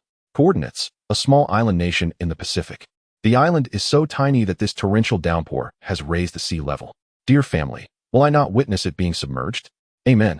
I have already prepared a life preserver. I hope it proves useful. If not, there is nothing to be done. I cannot afford a boat. Crying, crying, crying. Some astute individuals raised questions. How is it that both domestically and internationally, there is such heavy rainfall? Is there an IP where it isn't raining? Regardless, it is indeed raining. Raining. It is raining. Hundreds of comments poured in, overwhelmingly echoing the sentiment that it is raining, creating an illusion that the entire globe is submerged in rain. Some left a comment before scrolling to the next intriguing post, while others, curious about the rain in different regions, opened the global weather forecast. The storm label was densely scattered across the globe. That person nearly stopped breathing. Yu Sui-Sui had no idea that the individual felt a mixture of astonishment and fear upon seeing that even deserts and oceans bore the storm label. Separated by a mere internet connection, Yu Sui-Sui did not even know who that person was. She was busy cultivating in her space. In her farming game, the small square plots only required her to toss seeds into a one-click planting button, which would automatically distribute them into the plots. After pressing the one-click watering button, Small buckets appeared to water the soil. Subsequently, in Yu Sui-Sui's slightly opened eyes, the small plots gradually sprouted tender green shoots, with a countdown for their maturation hovering above their heads. 1 day, 3 days, 1 week. The shortest time was 1 day, and the longest was 1 week, a remarkable speed compared to the plant's natural growth time. However, before Yu Sui-Sui could relish her excitement, the seedlings ceased their growth altogether, showing signs of wilting. Yu Sui-Sui exclaimed, "What? Is it possible that I possess no talent for farming at all?" Fortunately, a red prompt flashed within the maturation countdown box. It displayed a dialog box urging Yu Sui-Sui to click. Insufficient nutrients. Growth halted. Lacking nutrients? What do plants consume? Of course, it is fertilizer. Yu Sui-Sui pressed the one-click fertilization button. Small bags of fertilizer appeared on each plot, poured over the seedlings, yet they did not improve. Instead, they seemed to wither further. Yu Sui-Sui was bewildered. The dialog box reappeared. Insufficient nutrients in the space. Unable to provide nourishment to the plants. Growth halted. Yu Sui-Sui was perplexed as she glanced at the square plots. They were not only perfectly square but also comprised rich black soil, making it hard to believe they were nutrient deficient. Moreover, aside from the planting area, the surrounding land was flourishing with lush grass, and the sea appeared a vibrant blue, raising doubts about the space's claims of nutrient deficiency. Yet, the space had stated it. Yu Sui-Sui had no choice but to believe it. She inquired, "How can I replenish nutrients for the space? Can fertilizer suffice?" She still had over 2 million in balance, enough to purchase an abundance of fertilizer. As long as the space commanded, Yu Sui-Sui would brave the rain to buy it. The dialog box continued to spring up. Island space does not feed on fertilizer. Yu Sui-Sui pondered deeply. Then what about food? Island space does not feed on food. This space has rather high standards. Yet, what could Yu Sui-Sui do? This was a divine object related to her promising future life. She was determined to comply. If it does not consume human food or plant fertilizer, then what does it eat? Yu Sui-Sui inquired with concern. Island space only consumes valuable items. Valuable items? The definition of that is quite broad. From the vast universe to the tiniest speck of dust, everything could be considered valuable or worthless. The operation of the island space requires nutrients. Valuable items can provide nourishment. By absorbing nutrients, the island space can grow. Grow? Yu Sui-Sui was astonished. The island was vast, and she could not see the end of it. It felt large to her, yet it could still grow? Indeed, valuable items can facilitate my growth. The dialog box paused momentarily before continuing. "Hello, I am the soul, consciousness, intention of the island space. I am unclear about the precise definition, but that is me. You may interpret it as you will." Chapter 9. The Quest for Nourishment. In summary, the island space you currently behold is merely its initial form. As long as you, the host, procure sufficient nourishment for me, I shall continue to grow, and you may extend your duration within this haven, ultimately up to 24 hours. 24 hours, a full day. Yu Sui-Sui's eyes widened in astonishment. Simply put, this island space is only the most rudimentary level, with an unknown number of potential upgrades. By elevating its level, Yu Sui-Sui could extend her time within the island by 2 hours. After advancing 5 levels, she would be able to reside here for a full day. However, the extent to which the island space can be upgraded is of little concern to her at present. What she truly desires is a secure sanctuary that accommodates her for 24 hours. At this moment, the island space remains unclear about what constitutes a nourishing substance. I have encountered nourishment once, which enabled me to awaken and communicate with you. You are aware that bringing you back from the apocalypse consumed nearly all my remaining energy. The energy that remains sustains the entire ecological system of the island, the villa's endless supply of water and electricity, the warehouse's time stasis function, and so forth, all of which require nourishment to maintain. After explaining its need for nourishment, the island space felt somewhat ridiculous for not knowing what to consume and added. When I encounter something of value, I will sense it and alert you. Even after Yu Sui-Sui exited the island space, it could still present a dialogue box before her. She wandered around her room, touching nearly everything. The island space responded, none. Yu Sui-Sui then traversed each floor, and occasionally, the island space would remark, "I seem to detect the scent of something nourishing." When she inquired further, the island space recounted its first encounter with nourishment, which appeared before it in a haze. And before it could discern what it was, it had swallowed it whole. Unless that substance reappeared, it would remain a mystery. Yu Sui-Sui responded, "All right. You may cease your chatter." With the prospect of upgrading the island space, she felt an overwhelming urge to break down doors and search every room that exuded the aroma of nourishment. However, she would be seen as a thief. The current societal order had not yet collapsed, and the police were still functioning normally. Yu Sui-Sui wished to avoid an unwanted imprisonment at the onset of the apocalypse. The island space reassured her. I detect the scent of nourishment in 9 out of 10 rooms. It seems to be quite common, so there is no need to rush. Rest assured, the nourishment I currently possess can sustain you for 20 years, as long as you do not cultivate crops. 20 years later, Yu Sui-Sui was uncertain of her fate, alive or dead.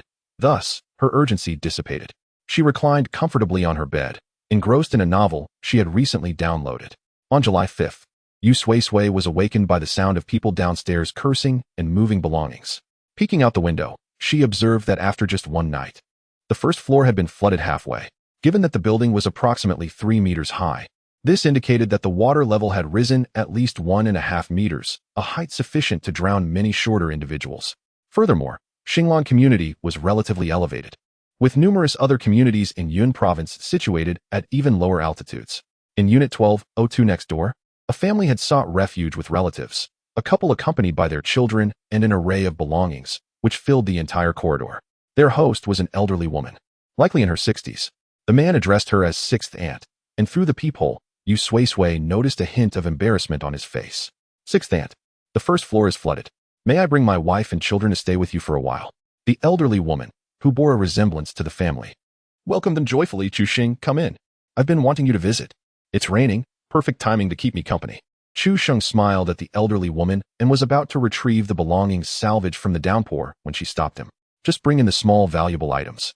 Leave the larger ones in the corridor. Don't worry, no one will take them. I'm the only one living on the 12th floor. Chu Xing glanced at the door of Unit 1201. Oh, that unit? No one lives there. Yu Sui-Sui, eavesdropping from behind her door, did not wish for the 5 to discover her presence and remained silent. With a thud, the 5 quickly entered the room. The other residents on the lower floors were not as fortunate. They lacked relatives to turn to for refuge. From her 12th floor vantage point, Yu Sui-Sui overheard complaints from those on higher floors about the corridors being occupied by residents from lower floors. Although their grievances were swiftly quelled by others' reassurances, the discontent spread online. Ugh, I was enjoying my time at home, and suddenly others arrived, crowding my corridor and making a ruckus. Given the circumstances, shouldn't we be more tolerant? Why should I accommodate them? Who will accommodate me, driven to exhaustion by their noise? After just one night, and you're already exhausted? Perhaps you should see a doctor. Besides, with this rain, who knows if you might be the next to leave the corridor? The online discourse spiraled into chaos. Yu Sui-Sui, however, had little interest in the unfolding drama. She was preoccupied with watching surveillance footage. Due to Wang Xiaolong's fracture, Chen Jingwen lavished him with a variety of delectable foods: pork ribs, beef, chicken, goose, duck, turtle, eggs, milk, goat milk. Anything she deemed nutritious was placed before him. Exclusively for his consumption, Wang Xiaolong feasted 10 times a day, gaining 10 pounds over 5 days of the apocalypse. When Yu Sui-Sui viewed the footage, she scarcely recognized the rotund figure.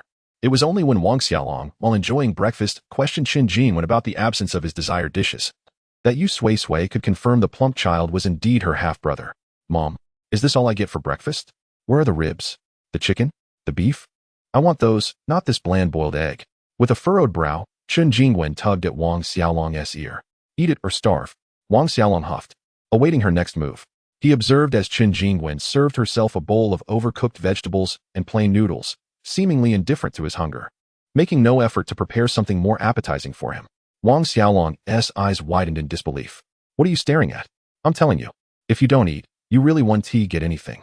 Wang Xiaolong could hardly fathom that his own mother was speaking to him in such a manner. Shouldn't she immediately serve him something delicious and coax him gently to eat? Chen Jingwen's demeanor was so apparent that it was difficult for her to feign ignorance. The reality was that she likely wished to share delectable food with Wang Xiaolong, but their household was simply devoid of any provisions. Chapter 10. Why don't you just rob a bank? After 4 days of incessantly catering to Wang Xiaolong, Chen Jingwen inadvertently fed all the scant provisions at home into his insatiable appetite. The bones had yet to heal, and the household's remaining supplies were reduced to merely 2 eggs and a bag of rice. She offered the 2 eggs to Wang Xiaolong, consuming half of the rice herself while reserving the other half for Wang Xing. Upon glimpsing the plain noodles, Wang Xing turned on his heel and departed. Yu Sui-Sui was all too familiar with this scene. In her previous life, it unfolded in much the same way. Wang Xing's family rarely cooked. He had no culinary skills to speak of, and Chen Jingwen had attached herself to him for the sake of enjoying wealth, not to assume the role of a housewife. She sought to minimize her cooking duties. At the onset of the apocalypse, A group of individuals with no concept of food scarcity indulged themselves, devouring every morsel within a week. The family found themselves starving, reduced to pleading with their benevolent neighbor for sustenance. Fortunately, that neighbor, who unexpectedly hoarded ample supplies, generously provided the family with a considerable amount of food. From this painful experience, Wang Xing's family learned the crucial lesson of not consuming all their provisions too swiftly. They began to economize, relying on the goodwill of their neighbor to survive the initial days of the apocalypse. This family comprised Wang Xing, Wang Xiaolong, and Chen Jinwen. But what of Yu Sui-Sui's treatment? After handing over her bank card, she was abruptly met with cold indifference, relegated to chores such as washing, cooking, and cleaning, often subjected to verbal abuse and denied 3 meals a day. While Wang Xing and Chen Jinwen feasted in luxury, Yu Sui-Sui received only a bowl of porridge daily. A disparity she found utterly intolerable, rendering her unable to consume the meager offering. Wang Xing stored the porridge in the refrigerator for her to eat the next day. Thus, as the apocalypse commenced, Yu Sui-Sui had scarcely touched any rice from the household, and after 6 or 7 days of starvation, the family unjustly blamed their plight on her. With the arrival of the neighbor's provisions, Yu Sui-Sui's porridge dwindled to a bowl every 2 days, prompting her to marvel at her own resilience in surviving. Now, due to Yu Sui-Sui's interference, Wang Xing's family faced a shortage of provisions 2 to 3 days earlier than anticipated. Observing Chen Jingwen's troubled expression, Yu Sui-Sui could surmise that she was fretting over the soaring prices at the supermarket, uncertain of how much their dwindling balance could procure. Having enjoyed Yu Shi's inheritance, Wang Xing's family had lived lavishly for 6 years, yet Yu Sui-Sui's 5 million had yet to be accessed, and after a recent medical consultation for Wang Xiaolong, their balance had dwindled to a mere 3,000. It was uncertain how much that paltry sum could buy in a market rife with inflated prices. The answer was a mere bag of dumplings. What? 1 pound of meat costs 300? Why don't you just rob a bank? The supermarket owner was disinterested in Chen Jingwen's complaints, shrugging off her grievances with a curt dismissal. Indeed, within a 2-kilometer radius, this was the only supermarket operational, stocked with goods, but each item priced at an exorbitant increase of tenfold, even 20 or 30 times the usual cost. The public lamented, but felt powerless. This was the only store open in the area. As Chen Jinwen continued to ponder, a pair of hands snatched the $150 worth of meat from her grasp. Hey, is this how you steal? What have I stolen? You weren't going to buy it, were you? The thief was a disheveled middle-aged man, his attire dull and unkempt, yet his payment was swift and decisive. Having paid 300, he simply walked away. Fuming, Chen Jinwen clenched her teeth, but knew she could do nothing. After all, he had paid. Goods exchanged for money, leaving no grounds for complaint. Reluctantly, she swallowed her indignation and turned back to buy more meat, only to find the shelves utterly bare. There was not even a trace of ground meat left. Rubbing her eyes in disbelief, she found the freezer completely empty. How could it be? Just moments ago, there had been countless boxes of meat, each priced at 300, and now they were all gone? Even more astonishing was the absence of other essentials. Rice at $20 a pound, vegetables at $25, and 3 buns for $200. Are you serious? 200 for 3 buns the size of a fist? Even after 6 years of reckless spending, Chen Jinwen found this utterly outrageous. She incredulously questioned the elderly individual who had taken the last bag of buns, his hair gray and face etched with the hardships of life. In her mind, such individuals should haggle over a few cents rather than indiscriminately fork over $200 for 3 buns. This seemingly foolish old man, however, clutched his buns tightly, his murky eyes fixed on her with suspicion. I got these first. You can't take them. Chen Jinwen scoffed. Who wants such overpriced buns? I'd rather buy something else. In a fleeting moment, the thought of snatching the old man's buns crossed her mind, for in the brief exchange, she realized she had nothing left to barter. Stunned and disoriented, she rummaged through the depths of a cupboard, finally unearthing a packet of dumplings that had been kicked aside long ago. She cautiously approached the checkout, bracing herself against the scrutinizing eyes of others who had failed to procure anything. That will be 600, the owner declared. That's enough to buy a piece of gold. Under normal circumstances, Chen Jinwen would have slapped him. However, in the current situation, she could only suppress her fury. After begrudgingly paying, she returned home, only to be met with Wang Xing's furious reaction upon discovering the dumplings had cost 600. 600 for a bag of dumplings? Do you even know how to shop? Do you have any idea how much money we have left? Is this how you waste it? Chen Jinwen held her cheek, feeling utterly aggrieved. If you know how, then you go buy something. Wang Xing's family was impoverished, yet he had been spoiled since childhood. He had rarely set foot in a supermarket, let alone shopped.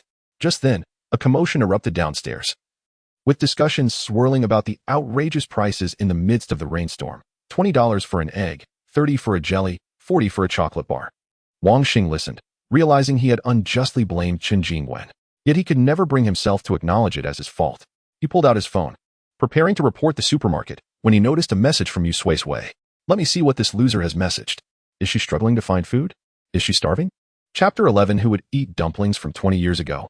Wang Xing thought with malice as he opened the message, only to be met with a photograph of sweet and sour ribs sent by Yu Sui-Sui. The pristine plate showcased golden ribs adorned with vibrant green scallions and bright red chilies, all glistening under a layer of sweet honey, emanating an aromatic allure that Wang Xing could almost smell through the screen. He could also hear Yu Sui-Sui's boastful tone as she wrote, "Hello, Dad, Aunt, and little brother. What did you have for lunch today? I enjoyed sweet and sour ribs. They were absolutely delicious. The ribs were a gift from the neighbors, claiming to be my relatives. They gifted me a piece from their free-range pig. The aroma is so distinct, unlike anything from the city. To describe it, it's the essence of organic pork. Simmered until the broth turns milky white. Even before tasting, the mouth-watering scent is irresistible. I added tangy vinegar and sweet honey. Oh, I forgot to mention. The honey was from a beehive that fell during the rain this morning, and I got it for free. This sweet and sour rib dish is heavenly. It's sweet and sour, incredibly tasty. It's my first time cooking, and I made so much that I can't possibly finish it alone. I wish I could share it with you all. But you're in the city, and I bet you're enjoying better food than I am. Surely you're having lavish meals, right? I'm so envious." Then came a flurry of over 10 photographs of the ribs, showcasing them from every angle. Each image more tempting than the last, making one's mouth water at the mere sight. Not to mention Chen Jingwen, who had only a bowl of plain noodles. Upon seeing the noodles, she lost her appetite, and thus, she refrained from eating until evening. Wang Xiaolong, who had only consumed 2 eggs, gazed at the photos. His cravings ignited as he recalled the meals of the day before, and the repulsive Yu Sui-Sui feasting before him. A stark contrast surged within him, and he clenched his fists. "Mom and Dad, I want sweet and sour ribs too." Wang Xing shoved Wang Xiaolong aside. "All you think about is eating. They can barely afford dumplings, and you want ribs? Dream on." In his hunger, Wang Xing was so incensed he forgot his intention to report the unscrupulous supermarket for price gouging. He carried a bag of dumplings worth 600 yuan into the kitchen. As the gas ignited, the water in the pot began to boil, turning milky white once the dumplings were added. Moments later, Wang Xing emerged from the kitchen with a bowl of dumplings. However, he couldn't shake the feeling that the black sesame dumplings in his bowl looked rather peculiar. Almost eerie. Yet he thought to himself, "It's my first attempt at cooking. As long as it's edible, what could possibly go wrong?" With that, he set aside his apprehensions and took a bite, finding the flavor reminiscent of what he usually enjoyed. Indeed, he could cook. But for some reason, with the second bite, something felt off. The third bite tasted a bit sweet. The fourth bite was excessively sweet. By the fifth bite, it was overwhelmingly sweet. With the sixth bite, he began to feel an itch spreading across his skin. Just as he took the seventh bite, Wang Xing found himself surrounded by an array of dark stars. But why were the stars black? They enveloped his vision, leading him in a surreal dance. In the final moments of consciousness, 2 phrases echoed in his mind. The first was Chen Jingwen's terrified scream, "Wang Xing, why are you fainting?" The second was Wang Xiaolong's confused inquiry while holding the dumpling packaging. "Huh?" The production date is 2009, and the shelf life is 12 months. It expired in 2010. This is 2030. Dad, why would you eat dumplings from 20 years ago? With a loud thud, Wang Xing expelled a spurt of black blood, his complexion pale as he trembled and collapsed to the floor. Chen Jingwen was stunned. Wang Xiaolong was aghast. Even Yu Sui-Sui, observing them through a miniature surveillance camera, was taken aback. Her gaze was filled with a condescending pity for Wang Xing, who would eat dumplings from 20 years ago. Chen Jingwen was also in disbelief. Who would sell dumplings from 20 years ago? Even a heartless supermarket wouldn't dare to sell such a thing. Were they not afraid of causing a fatality? A fatality? Suddenly, Chen Jingwen realized, yes, it could lead to a fatality. I must call the police. I need to summon a doctor for emergency aid. She dialed the number frantically, but the line was busy. Undeterred, she made several more attempts. After about 15 minutes, she finally connected. "Hello, how may I assist you?" The voice on the other end was tinged with undeniable fatigue. Yu Sui-Sui, separated by a phone and a surveillance camera, could hear the intermittent noise on the other side. Chen Jingwen, her voice laced with anxiety, exclaimed, "My husband has food poisoning. He urgently needs medical attention. Please send an ambulance quickly." The medical personnel did not immediately ask for her address, but instead inquired in a weary tone, "How long has he been poisoned? What symptoms is he exhibiting? What did he consume? Was it mushrooms?" Chen Jingwen, on the verge of tears, replied, "It's been 15 minutes. He has been trembling for 15 minutes. As for what caused the poisoning, she hesitated, but for the sake of Wang Xing's life, she reluctantly admitted it was dumplings. Dumplings that expired 20 years ago." The medical personnel suddenly perked up. "What? Could you please repeat that?" "Black sesame dumplings. Expired for 20 years. Expired for how many years?" 20 years. With a muffled laugh, the medical personnel realized that extreme incredulity could indeed provoke sudden laughter. She hung up the phone, delivering a cold warning as she did so. "Ma'am, you should be aware that during heavy downpours, medical resources are scarce. Your just could cost a life." At first, Chen Jingwen did not comprehend her meaning. But by the time she realized and attempted to clarify, "Wait, I'm not joking," the line had already disconnected. Who was she to hang up without any semblance of professionalism? She didn't even bother to inquire about the patient. Who was she to disregard her civic duty and disrupt emergency services? Couldn't she see the urgency of the situation? As Chen Jingwen cradled Wang Xing's convulsing body, lamenting that the medical personnel had ignored them, the staff on the other end were busy venting their frustrations about Chen Jingwen monopolizing resources. Dumplings expired 20 years ago. It was astonishing she could concoct such a tale. Even if she said they expired a year ago, I would have believed her. Chapter 12.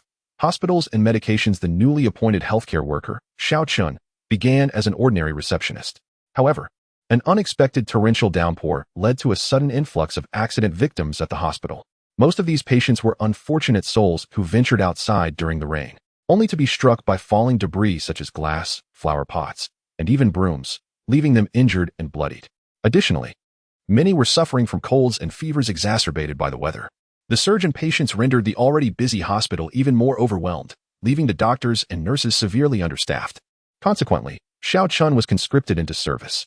Fortunately, the hospital was somewhat considerate, refraining from assigning her to the chaotic duties of a nurse, primarily due to their lack of confidence in her abilities. Instead, she was tasked with overseeing the pharmacy.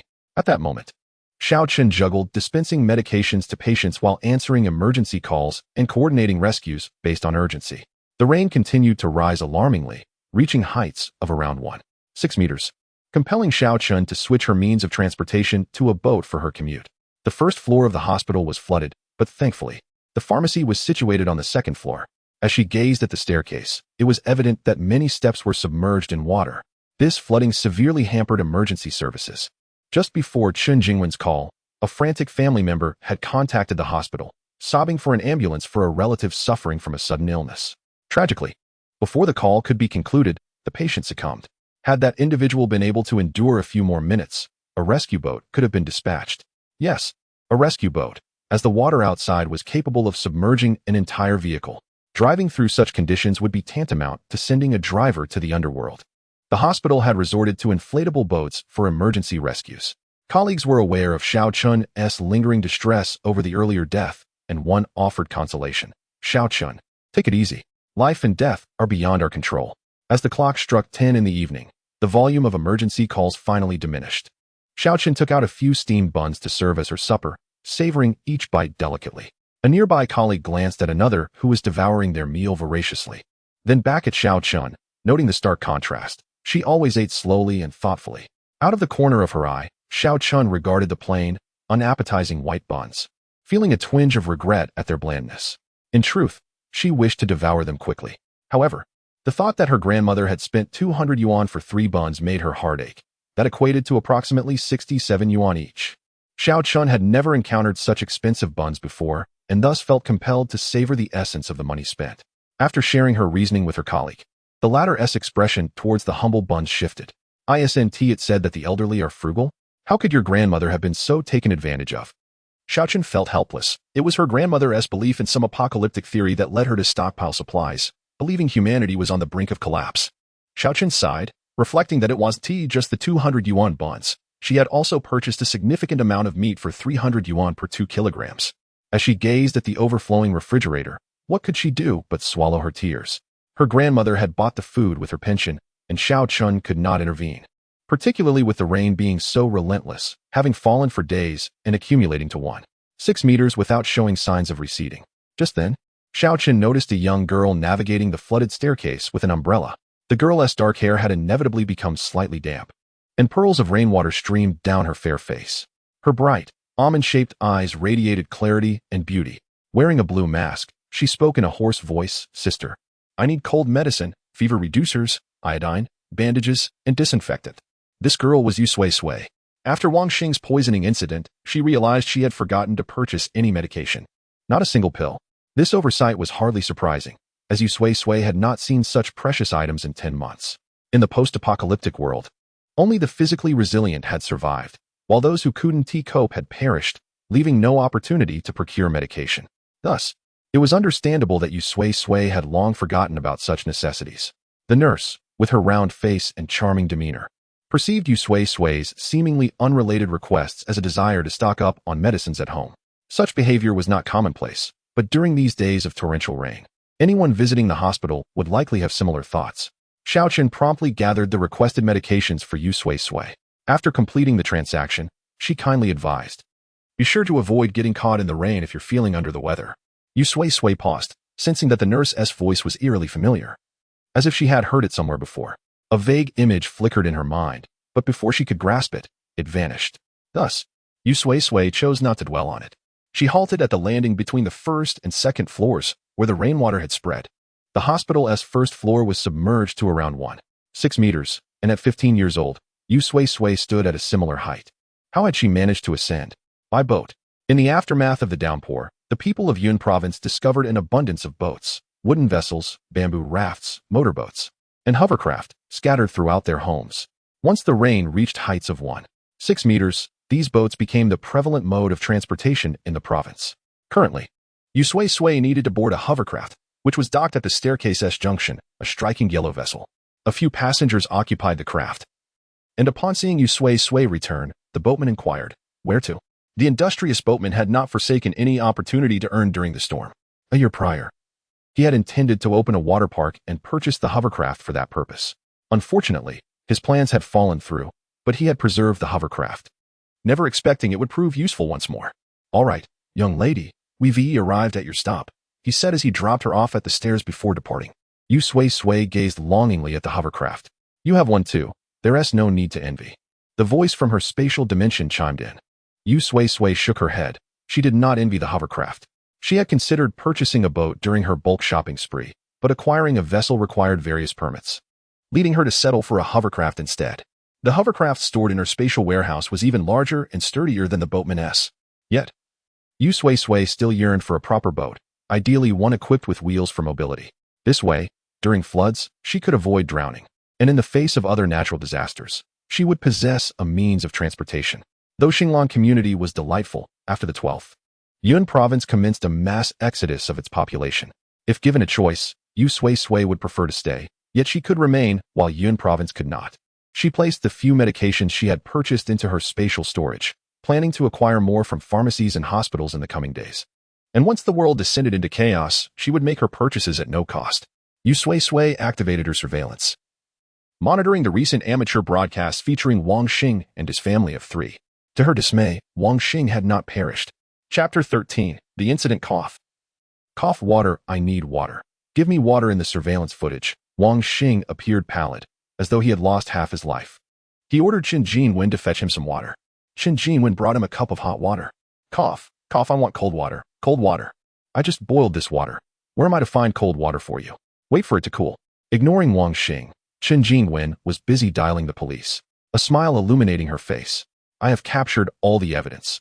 I will ensure that the owner of those expired 20-year-old dumplings pays dearly." Unfortunately, Qin Jingwen's call went unanswered. Inside the room, the atmosphere seemed tranquil, yet the outside world was engulfed in chaos. Murder, arson, robbery, an overwhelming multitude of calamities converged.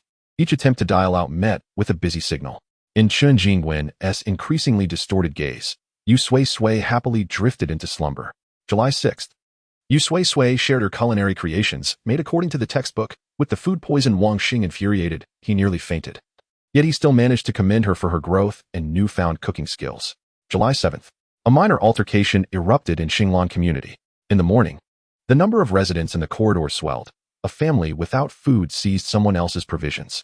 With the intervention of others, the matter was soon forgotten.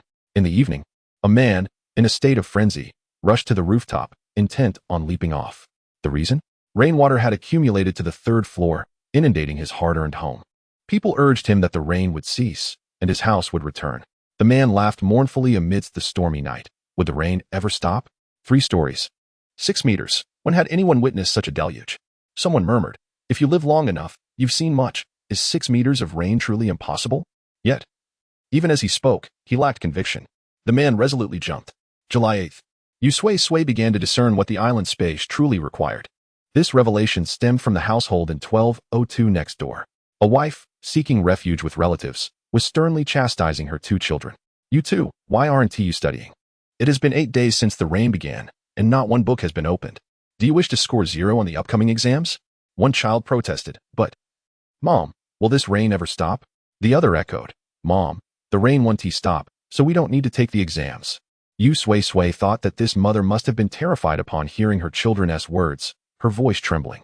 What nonsense are you 2 spouting? How could there be rain that never stops? You must have been distracted by your phones. I told you not to believe the news on your devices. It's all lies. Still on your phones. Get over here and study. Yet, the children retorted, but that's what the internet says. Their protests fell silent as they were pushed down to the desk, reading ancient poetry in pain tones. Suddenly, the island space spoke. It smells delightful. I detect the scent of nourishment. Yu Sui-Sui, shifting her position, approached the door.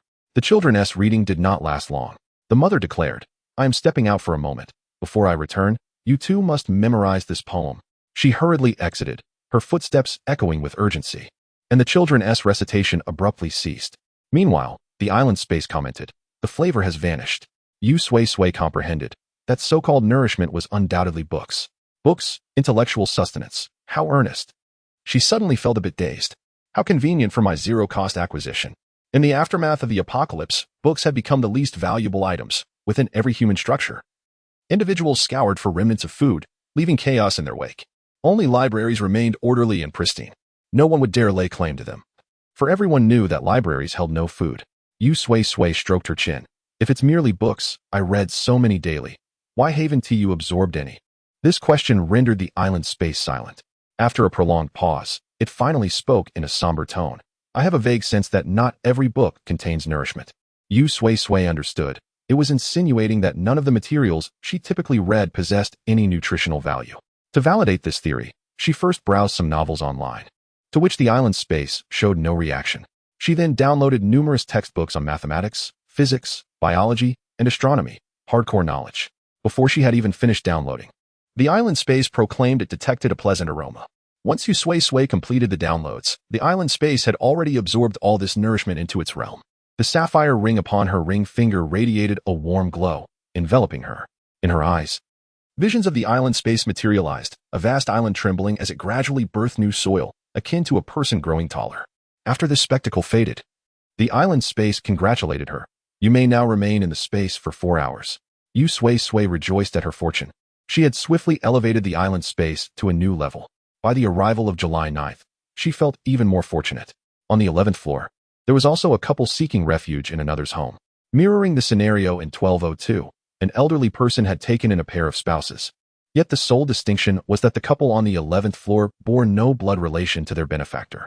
The elderly woman, upon seeing a couple sprawled with bedding in the second-floor corridor, was reminded of her past, and, moved by compassion, took in these 2 strangers.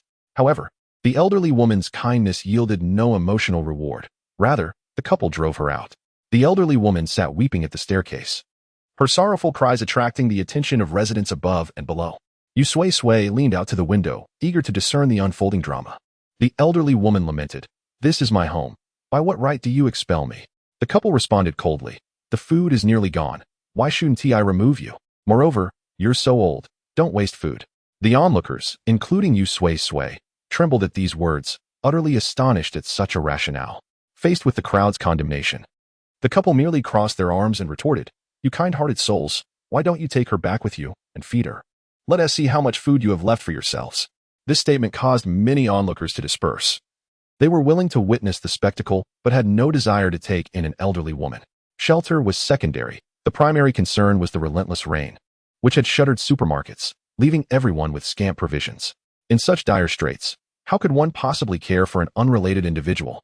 As the crowd began to disperse, Yu Sui-Sui noticed the couple from 1202 exchanging whispers, with the elderly woman following closely behind, her hands trembling unnaturally.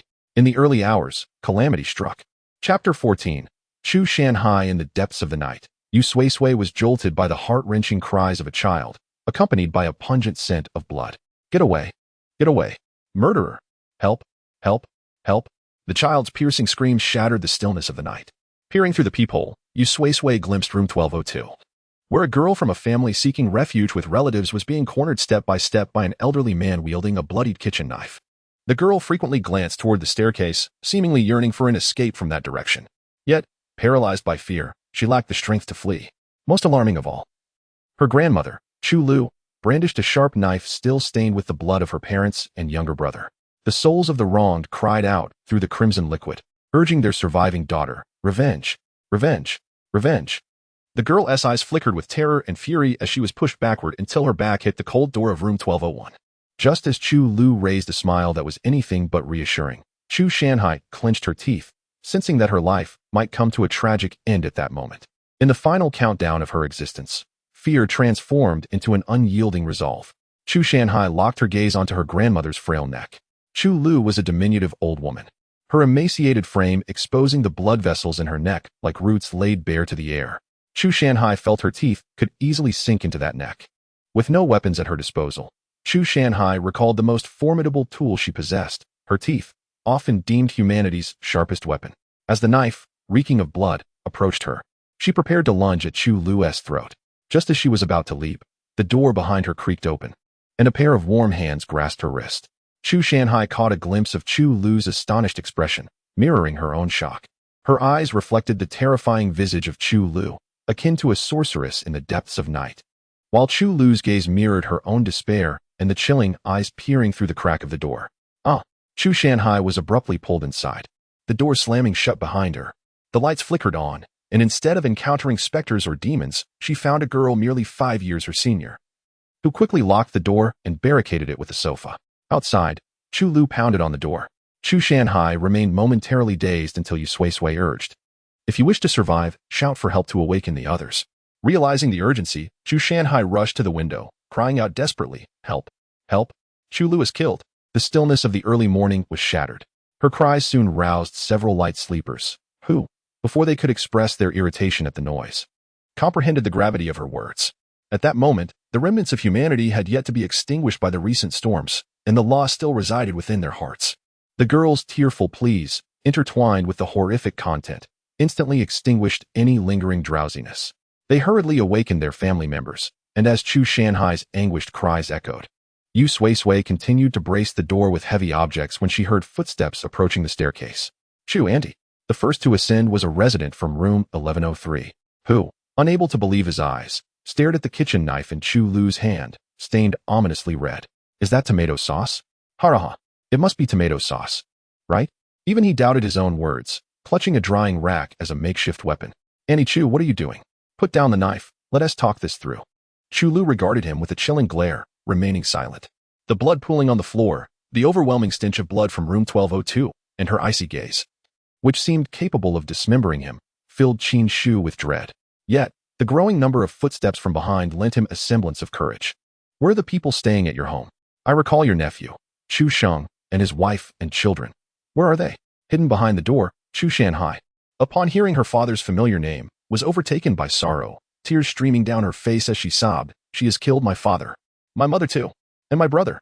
The residents below were unaware of the situation on the 12th floor, believing Chu Shanhai had been rescued by a good neighbor. The fact that the pleading girl was still alive provided them with a temporary sense of relief. Qin Shu, wielding the drying rack, confronted Chu Lu. His voice filled with anguish, "Put down the knife. Auntie, why are you committing murder? Don't you know this is illegal?" Chu Lu tightened her grip on the knife, a cold smile creeping across her face. "If I don't kill them, in a few days, I'll be the one cast out." It became clear that Chu Lu, upon witnessing the plight of elderly individuals being evicted, had drawn parallels to her own situation with the family residing in her home. "If you're afraid, why not let us leave? Why must you kill my father, mother, and brother?" Chu Shanhai stood at the threshold, her eyes fixed on Chu Lu, filled with unending hatred. "You said you would leave?" Just as Chu Lu turned to respond to Chu Shanhai, Qin Shu seized the moment to overpower her, flinging the knife away. With Chu Lu temporarily subdued, Chu Shanhai let out a few sobs, and Yu Sui-Sui offered her a tissue to wipe her tears. "Would you like to see your family?" Chu Lu occupied the master bedroom while Chu Sheng's family resided in the adjacent room. At that moment, the pristine white bed in the second bedroom was stained crimson. Chu Sheng had been stabbed in the throat, while Chu Shanhai's mother had likely been roused by her husband's agonized cries, attempting to rescue him from Chu Lu's grasp. Chu Lu did not harm her initially. She raised the knife above Chu Shanhai's brother. In a moment of maternal instinct, the mother shielded her son. Then, Chu Lu struck, fatally wounding Chu Shanhai's mother, whose eyes remained open in death. Chu Shanhai witnessed the entire scene in horror, suppressing her scream as she fled toward the door, with Chu Lu in pursuit, leading to the initial chaos. Chu Sheng lay lifeless on the bed, while Chu Shanhai's mother and brother also breathed their last, particularly her mother, whose eyes remained wide open.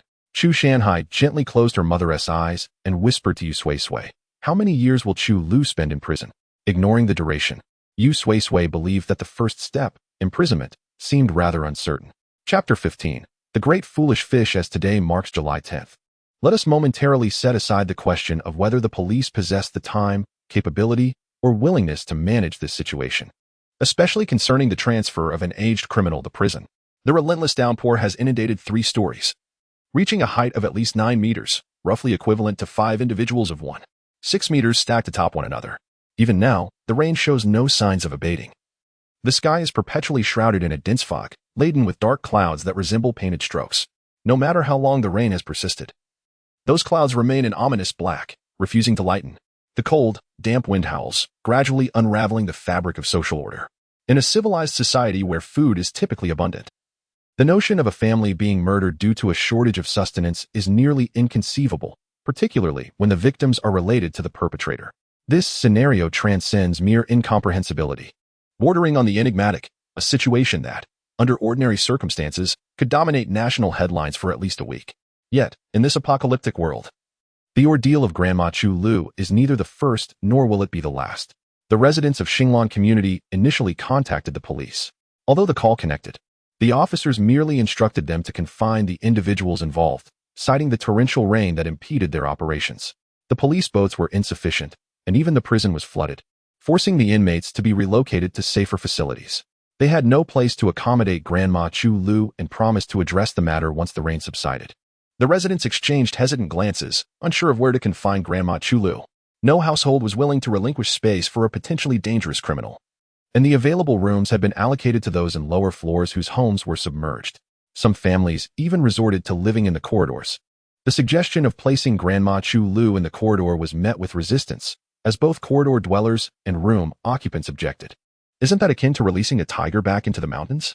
Ultimately, it was Chu Shanhai who took the initiative, asserting her ownership of the house and proposing that Grandma Chu Lu reside with her. The residents exchanged uneasy glances, hesitant to place Chu Shanhai, who had narrowly escaped death, in close quarters with the very individual who sought to take her life. This arrangement seemed fraught with danger, a recipe for disaster. Yet, due to the lack of alternative accommodations, they had no choice but to house the two together. Grandma Chu Lu was confined within her bedroom, while a resident specializing in locks secured the door, reinforcing it with wooden planks and even boarding up the windows to prevent any chance of her escaping to harm Chu Shanhai. A small cat flap was left for Chu Shanhai to pass food to Grandma Chu Lu, though it remained uncertain whether she would deliver sustenance or weapons. Chu Shanhai wept as she wrapped her parents and younger brother in a single quilt, treating it as a makeshift coffin. She then gathered them in another house, designating it as their tomb. Given the torrential rain outside, there was no soil available for a proper burial. The process of transforming bodies into ashes requires immense heat and a significant amount of fuel. Otherwise, it would merely be akin to cooking meat. Some suggested that Chu Shanhai cast the bodies into the water for a direct water burial to avoid the inevitable decay that would arise from a corpse within the confines of a room. The unspoken implication was that housing both a murderer and a corpse alongside survivors would evoke a horror movie-like scenario.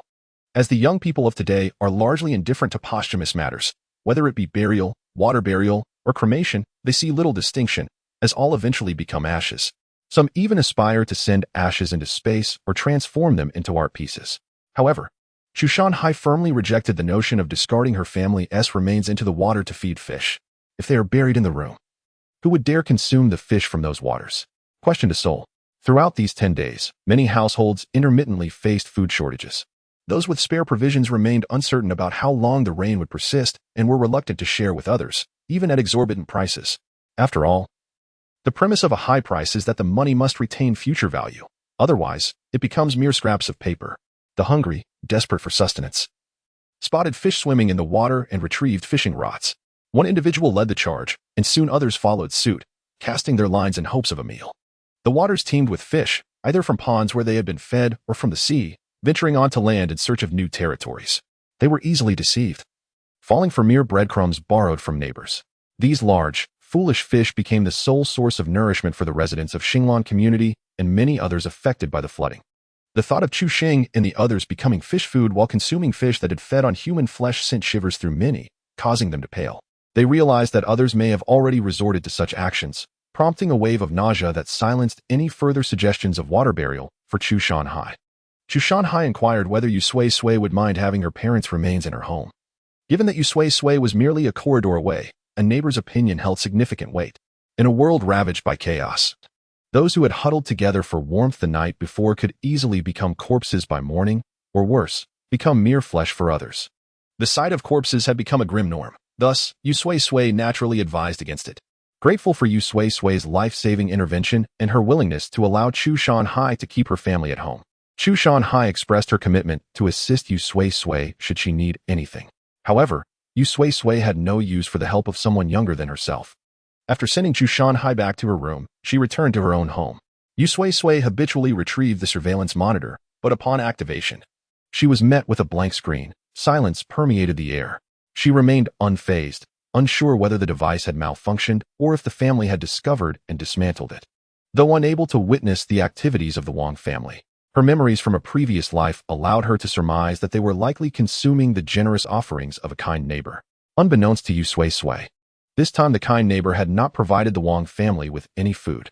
The identity of this benevolent figure remained a mystery to her, both in this life and the last. All she knew was that this individual was genuinely good-hearted, having offered not only sustenance to their family, but also to many others. Chapter 16. The eve of migration. Yu Sui-Sui distinctly remembers Wang Xing calling their neighbor, Xiao Wang, inquiring about his full name. The amiable neighbor, with a smile, replied that he was simply known as Old Wang from next door. The true Old Wang, Wang Xing, who was over 20 years his senior, chuckled awkwardly and began referring to him as Xiao Wang. Every night during the torrential downpours, Xiao Wang could hear the cacophony of curses and the cries of children emanating from Wang Xing's household. The sounds pierced the night like a power drill, a din so loud that it was nearly impossible to ignore. As a full-time artist, Xiao Wang found himself tormented by the incessant noise. Yet, he recalled that the family next door was generally harmonious, a couple with a deceased husband, a wife, and a daughter, who later remarried and had a son. Unlike the stereotypical narratives portrayed in novels or television dramas, this blended family treated the daughter from the first marriage with kindness, rather than disdain. Xiao Wang often overheard their son, Wang Xiaolong, lamenting that his parents favored his sister, asserting that he was merely adopted and inferior to her, worth less than a single strand of her hair. Each year, Xiao Wang witnessed the family honor the memory of the deceased wife, bringing offerings and flowers to pay their respects, never failing to do so. They shared a joyful existence, their laughter permeating the air, especially on weekends, creating an atmosphere filled with vibrant, rosy bubbles of happiness, an experience Xiao Wang, who had lost both parents at a young age, had never known. This blissful family became a source of inspiration for him, fueling his artistic endeavors. Aside from their son, Wang Xiaolong, whose boisterous antics could be quite overwhelming, the family appeared to possess no faults. Xiao Wang once naively surmised that Wang Xiaolong's outburst stemmed from hunger, leading to frustration between the seemingly blissful couple, resulting in their curses directed at the weather. Xiao Wang presumed they were merely lamenting the incessant rain. After all, what could possibly trouble such a happy family? As a full-time artist, Xiao Wang often isolated himself for months, with provisions stocked for the year, rendering the rain inconsequential to him. He intended to share his abundant supplies with the seemingly content family next door, hoping to assist them through their troubles. However, just as he stood at their doorstep, ready to knock, he overheard their vitriolic tirade. That damned Yu Sui-Sui. Just a glance at her deceased mother, and the next day the rain start pouring. This deluge must surely be her curse. Why doesn't she just perish? If she were to hand over that 5 million bank card, I could have purchased ample food by now. How is it that we find ourselves without sustenance? The family's words were unbearable, leaving Xiao Wang frozen in disbelief as the utopian image he held of his neighbors shattered before him. Their vitriol towards the deceased wife, the preference for sons over daughters, and their covetousness for the inheritance left to the children, All were unforgivable transgressions. The bags of food he carried now felt like a mockery of his misguided affection. Silently, he turned away, departing with his bountiful provisions. Unbeknownst to Wang Xing's family, their harsh words had cost them dearly. With meager resources, they found it impossible to procure food. Struggling to establish connections in their community, their luck seemed perpetually unfavorable, while others might catch several large fish in a day. They would return with only a couple of small, bony fish, barely enough for a single meal. Yet, more disconcerting than their food scarcity was the sudden loss of communication. Messages could neither be sent nor received. Light bulbs extinguished and refused to turn on. The entire Yun province had plunged into darkness, enveloping the neighborhood in an oppressive, suffocating fear. This palpable dread erupted on July 11th, as residents on the 5th floor awoke to find their homes submerged. Wang Xing was not awakened by the gentle call of nature. Rather, he was jolted from his slumber by the frigid water that enveloped him. He had been dreaming of a vast ocean, teeming with piranhas, their bloodied teeth glistening. The cold water gnawed at him like the sharp fangs of those fish. Wang Xing awoke in terror, only to discover his bed was drenched. Trembling, he rushed to rouse his neighbor, Chen Jingwen. "Quick, wake up. Our home is flooded." "What?" Chen Jingwen blinked in confusion, her eyes widening as she beheld the water nearly reaching her nostrils. How could this happen in just a few days? This rain has risen to the 5th floor? The 5th floor, a staggering 15 meters high. Chen Jingwen had never encountered such torrential rains before. What storm could possibly unleash such a deluge? The pallor on the faces of the residents reflected their shock. They had assumed that the flood would only reach the 3rd or 4th floor. Little did they know, this was not the limit of the rain, nor of human endurance. "Quickly, we need our identification, bank cards, property deeds. Oh, my son. Wang Xiaolong. Wang Xiaolong." As Chen Jingwen burst into her son's room, she found him still asleep, the water having risen to his nose, yet he remained oblivious. Panic-stricken, she feared the worst. Shaking him frantically, Wang Xiaolong stirred, his brow furrowing. "Cough, cough." He spluttered, water spilling from his mouth and nose as he opened his eyes, bewildered. "Mom, what are you doing? It's not even dawn yet." Relief washed over Chen Jingwen as she realized her son was still alive. Meanwhile, Wang Xing had joined the other residents of the building in a frantic discussion about their next steps. The somber expressions on their faces spoke volumes, particularly among the elderly, who had weathered many storms. 15 meters. "In my lifetime, I have never witnessed such a height of floodwater," an elder remarked, stroking his beard as he gazed up at the sky, which seemed poised to unleash rains for weeks, months, or even years. His murky eyes radiated determination. "Friends, we cannot wait for the rain to cease. The building is only so high. We must relocate to higher ground." Chapter 17. Shipbuilding. The decision made by the elder Zhong Lin garnered widespread support, and those who initially opposed it found themselves compelled to align with the majority. Even if reluctantly, during this critical moment, the entire Yin province is coastal. Aside from the sea, there are numerous swimming pools, and nearly every household possesses swimming rings. Yet boats are notably absent.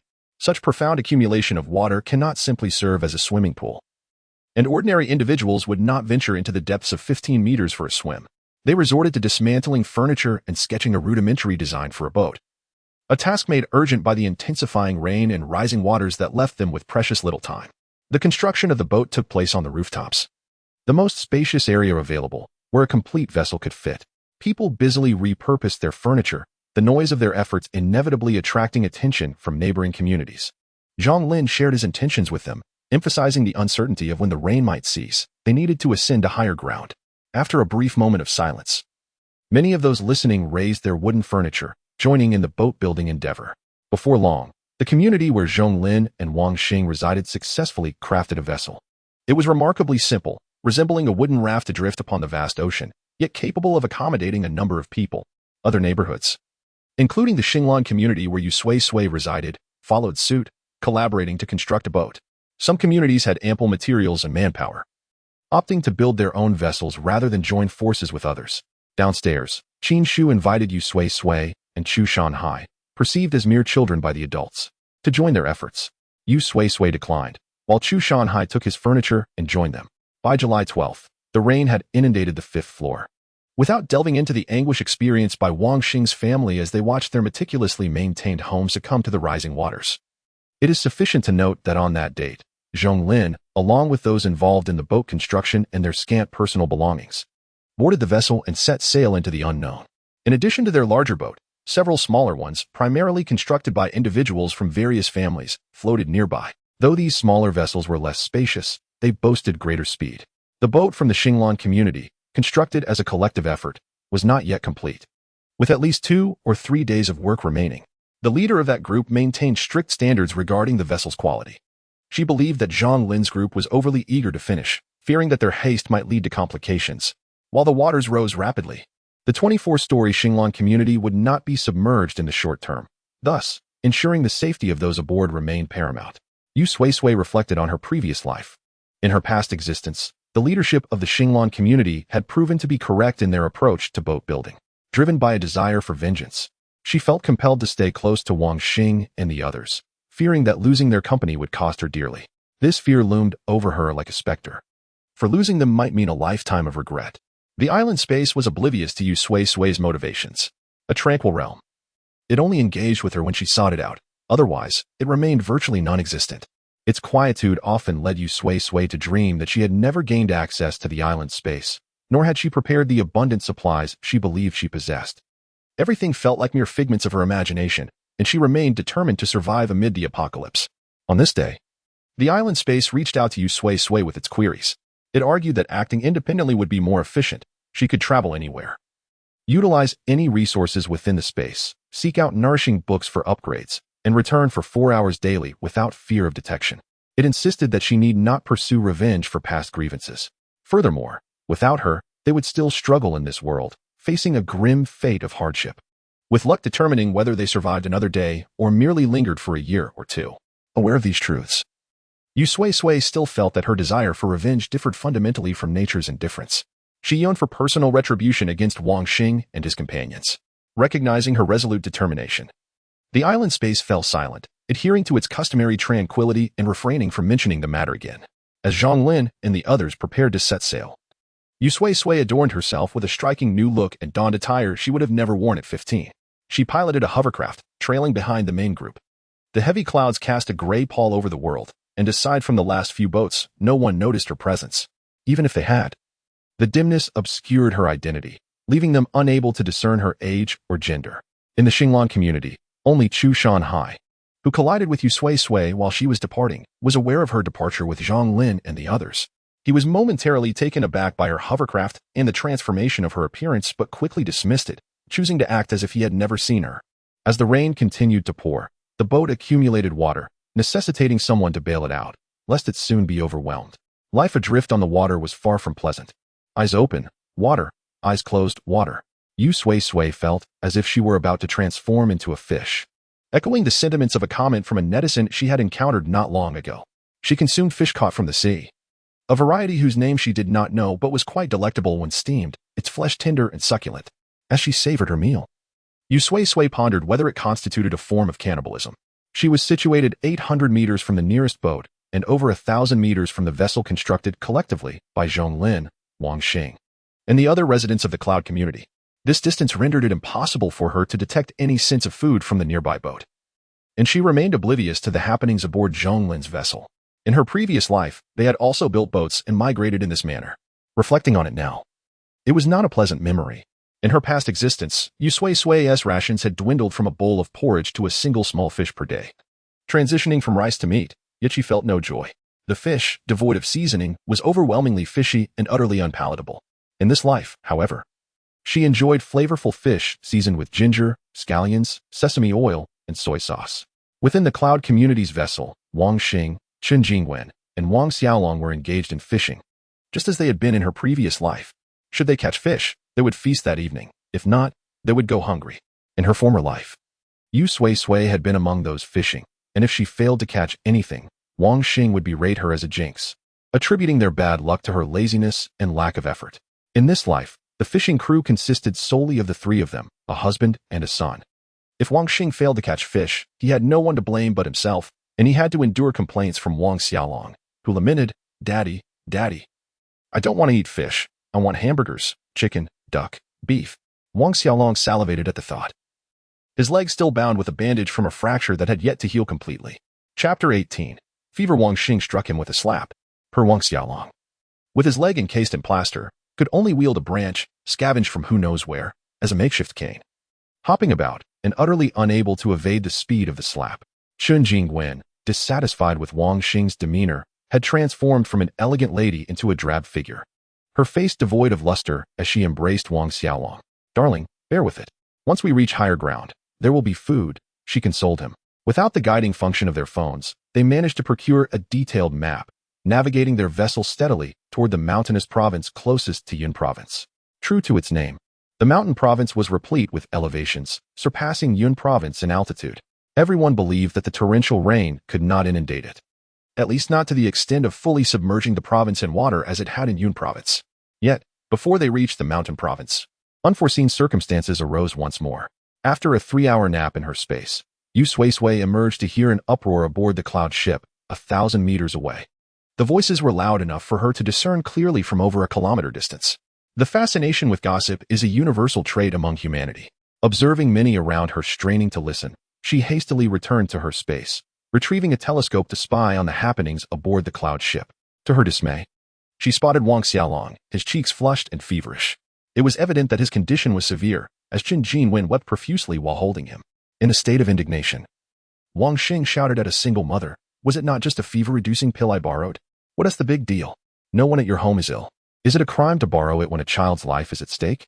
Yu Sui-Sui recalled that in her past life, Wang Xiaolong had not suffered from a fever. Why, in this life, was he afflicted? The flutter of a butterfly's wings could indeed summon a tempest, with her choices diverging from those of her previous existence. The future had been altered. She chose not to dwell on this deviation from her former life. The single mother, far from submissive, stood tall and retorted, "Just because no one in my household needs it, does that give you the right to steal? I clearly refused your request for medication yesterday. Who would have thought someone could be so shameless as to resort to theft when denied?" Wang Xing's complexion shifted as the spectators gathered around, their gazes fixed upon the unfolding drama. His act of theft left him in a vulnerable position, under the scrutiny of disapproving eyes. Growing desperate, Wang Xing resorted to moral coercion. "I don't want to resort to this, but my son is burning up with fever. If we do nothing, he could die. You don't want to witness a child perish, do you? Besides, your child is not even sick. I'll return it later. Why make a fuss over nothing?" Upon hearing his words, several wavering souls glanced at the feverish Wang Xiaolong cradled in Qin Jinwen's arms, realizing his dire condition could threaten his very life. They then turned their accusatory gazes toward Zhao Wenqin, beginning to side with Wang Xing. "Look at this poor child. His face is as red as an apple. Surely he has a high fever of at least 40 degrees. While Wang Xing had stolen, it was for the sake of his child, and as a mother. They felt Zhao Wenqin should comprehend the significance of a child to a family. Yet, Wang Xing's actions were undeniably wrong. A well-meaning individual suggested, "How about this? Zhao Wenqin and Wang Xing, you both take a step back? Zhao Wenqin, consider it a loan to Wang Xing, who will then write you an IOU to return a fever-reducing pill later." Zhao Wenqin, infuriated by the crowd's suggestion, could hardly contain her anger. "What do you mean loan? The rain is relentless, and even when it stops, I can just buy a box myself. Wang Xing clearly stole my medicine while everyone on the ship was asleep. Why should I treat it as a loan? Am I to be bullied just because I am outnumbered?" She was not one to be trifled with. After hearing the suggestion, she delivered a punch to the proposer, sending him flying 5 meters away. "That's a splendid suggestion. I suggest you refrain from making any further suggestions," Zhao Wenqin said coldly as she struck him in the chest. The man, who was in poor health, coughed up blood, staring at Zhao Wenqin in disbelief, while the rest aboard the ship watched her in stunned silence, their eyes betraying their fear. Only her son looked at her with admiration, clapping and exclaiming, "Mom, you're amazing." Casting a disdainful glance at the bloodied man, Zhao Wenqin felt no pity. If she allowed the first challenger to go unpunished, others would perceive her as an easy target. Resistance would become increasingly difficult. "Do you wish to be struck as well, Wang Xing?" she inquired, frozen in place. Wang Xing's eyes widened with terror as he witnessed the muscles ripple in Zhao Wenqin's arm during her strike. It was far more challenging for a woman to develop muscle than for a man, had he known she possessed such strength. He would never have dared to steal her medicine. While his own arms were merely flabby, Zhao Wenqin, looking down upon him, mocked, "I warn you. My belongings are not so easily taken." After Wang Xing had successfully pilfered the fever-reducing pill and administered it to Wang Xiaolong, Zhao Wenqin did not succumb to madness by forcing a patient to vomit. She returned to her seat, safeguarding her belongings. Her foot upon Wang Xing's face crushed any intentions others harbored of emulating his thievery. One by one, they distanced themselves from her. As the situation began to settle, Zhonglin arrived belatedly. He noted the bruised and battered Wang Xing sprawled on the ground, his face scraped raw. "Someone help him up," he instructed. "Wang Xing, stealing is wrong. Your son has a fever. You could have asked others if they had medicine. How could you resort to theft? Zhao Wenxin, however, dismissed Zhang Lin's words as if they were mere background noise, her attention fixed on the small boats beside the White Cloud ship. As those on the smaller vessels noticed the gossip subjects directing their gaze, they hastily averted their eyes. The onlookers believed the farcical theft of the fever-reducing medicine had reached its conclusion, yet unbeknownst to them, this was merely the beginning. Despite taking the fever-reducing medicine, Wang Xiaolong did not improve. Rather, other children aboard the ship began to fall ill with fever as well. Chapter 19. The little girl after a considerable span of time, which in reality was merely 3 months, Yu Sui-Sui accompanied the Wang family and became part of a larger group. It was during this time that she learned from them about a devastating global downpour that had led to a sudden spike in fevers among children, resulting in numerous untimely deaths. This fever, it was said, was caused by a virus unleashed by the Earth's abrupt transformations, proving particularly lethal to the young. The individuals aboard the vessel were oblivious to the events of the subsequent 3 months, believing instead that Wang Xiaolong's fever had merely spread to other children. Zhao and Xin had seized the only antipyretic tablet from Chen Jingwen, and no other medication was visibly available among the passengers. The pharmacies, submerged beneath the rising waters, were inaccessible, as the ordinary folk present could not dive into depths exceeding 10 meters to retrieve medicine. The ailing children were left to endure the fever on their own. Most of these children were cherished by their families. Under normal circumstances, they thrived, but in this dire moment of contagion, with fever and a lack of medication, the parents were in despair. From a distance, Yu Sui-Sui could hear numerous parents casting blame upon Wang Xing and his companions. Shielded by an umbrella, she prepared a self-heating hot pot on the boat, as the rain drummed a melodic symphony upon her umbrella. The misty aroma wafted from the pot, while she savored a piece of hot pot noodle, its tender texture proving unexpectedly delightful amidst the incessant rain. Meanwhile, Wang Xing and his companions were not faring as well.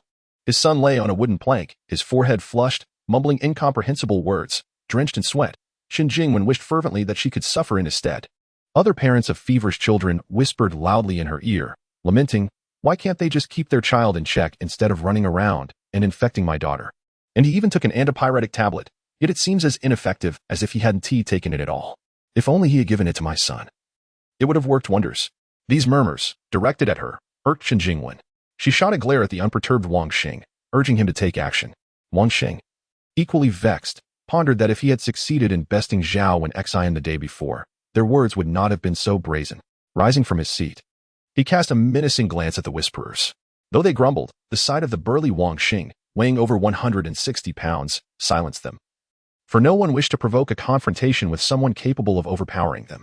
Before matters escalated further, Yu Sui-Sui set a bare plushie, nearly her height, beneath the umbrella, concealing its face from view, shrouded in the shadows of the dark clouds. After executing this perfect ruse, she retreated into her spatial realm. "Good morning, island space," she greeted, pausing momentarily in her steps.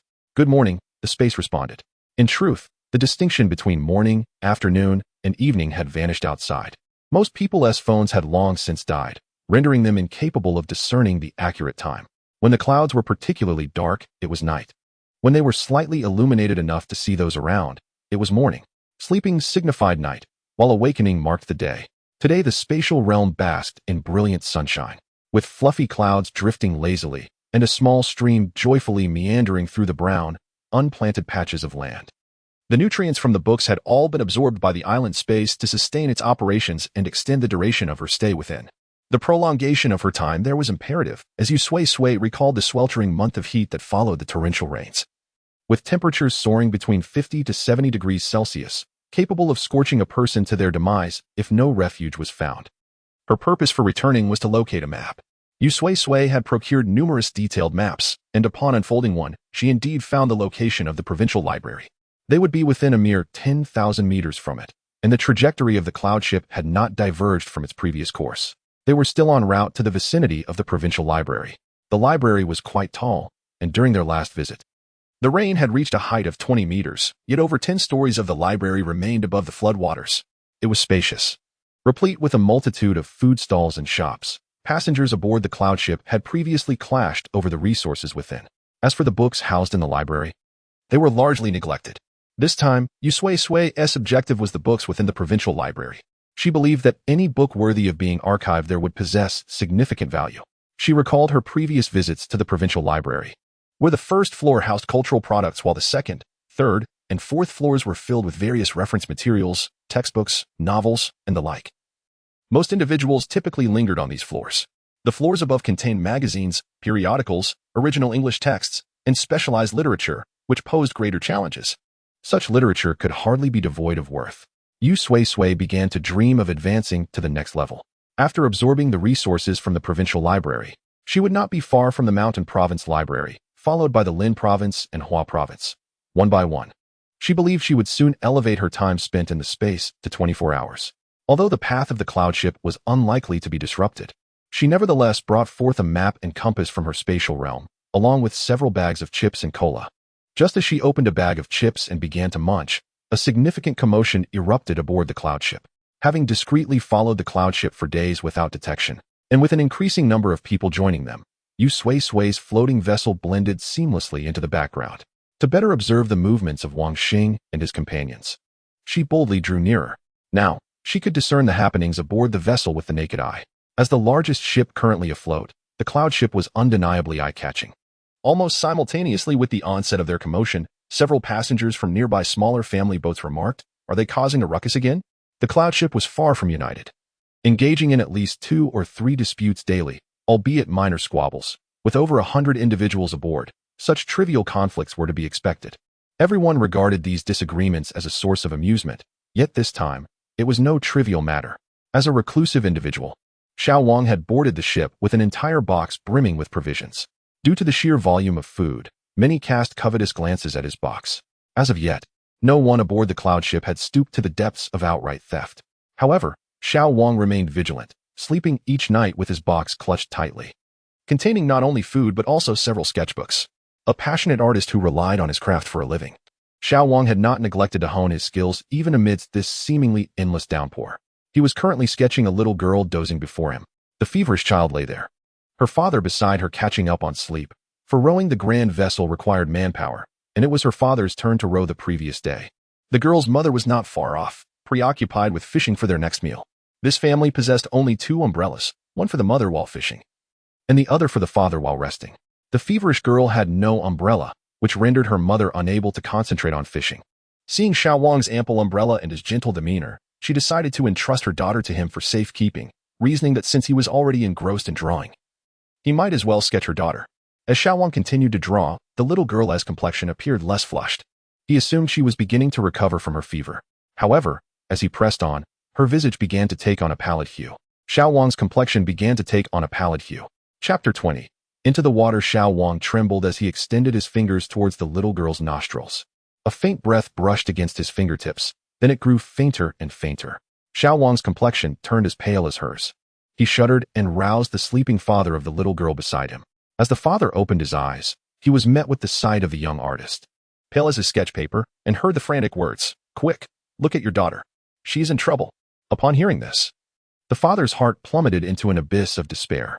He hurriedly turned to his daughter, only to find her lips beginning to turn white. After awakening the father, Xiao Wang rushed to find the girl's mother, who was fishing ahead. He employed the same urgent plea, "Quick, go see your daughter. She's in trouble." The mother, upon realizing the gravity of the situation, abandoned her fishing rod and rushed towards her daughter. Just in time, she encountered her daughter struggling to open her eyes, her gaze heavy and fluttering, closing longer with each blink. "Mommy, I'm so sleepy." The mother, on the brink of fainting, clutched her daughter tightly, pleading, "Don't sleep. Don't slip away." The father, in a state of desperation, prayed fervently to every deity he could recall, regardless of their origin, beseeching them to spare his daughter's life. Yet, the little girl ultimately succumbed, her eyes shutting completely. Raindrops fell gently from the sky as she lay quietly in her mother's warm embrace, her breath extinguished.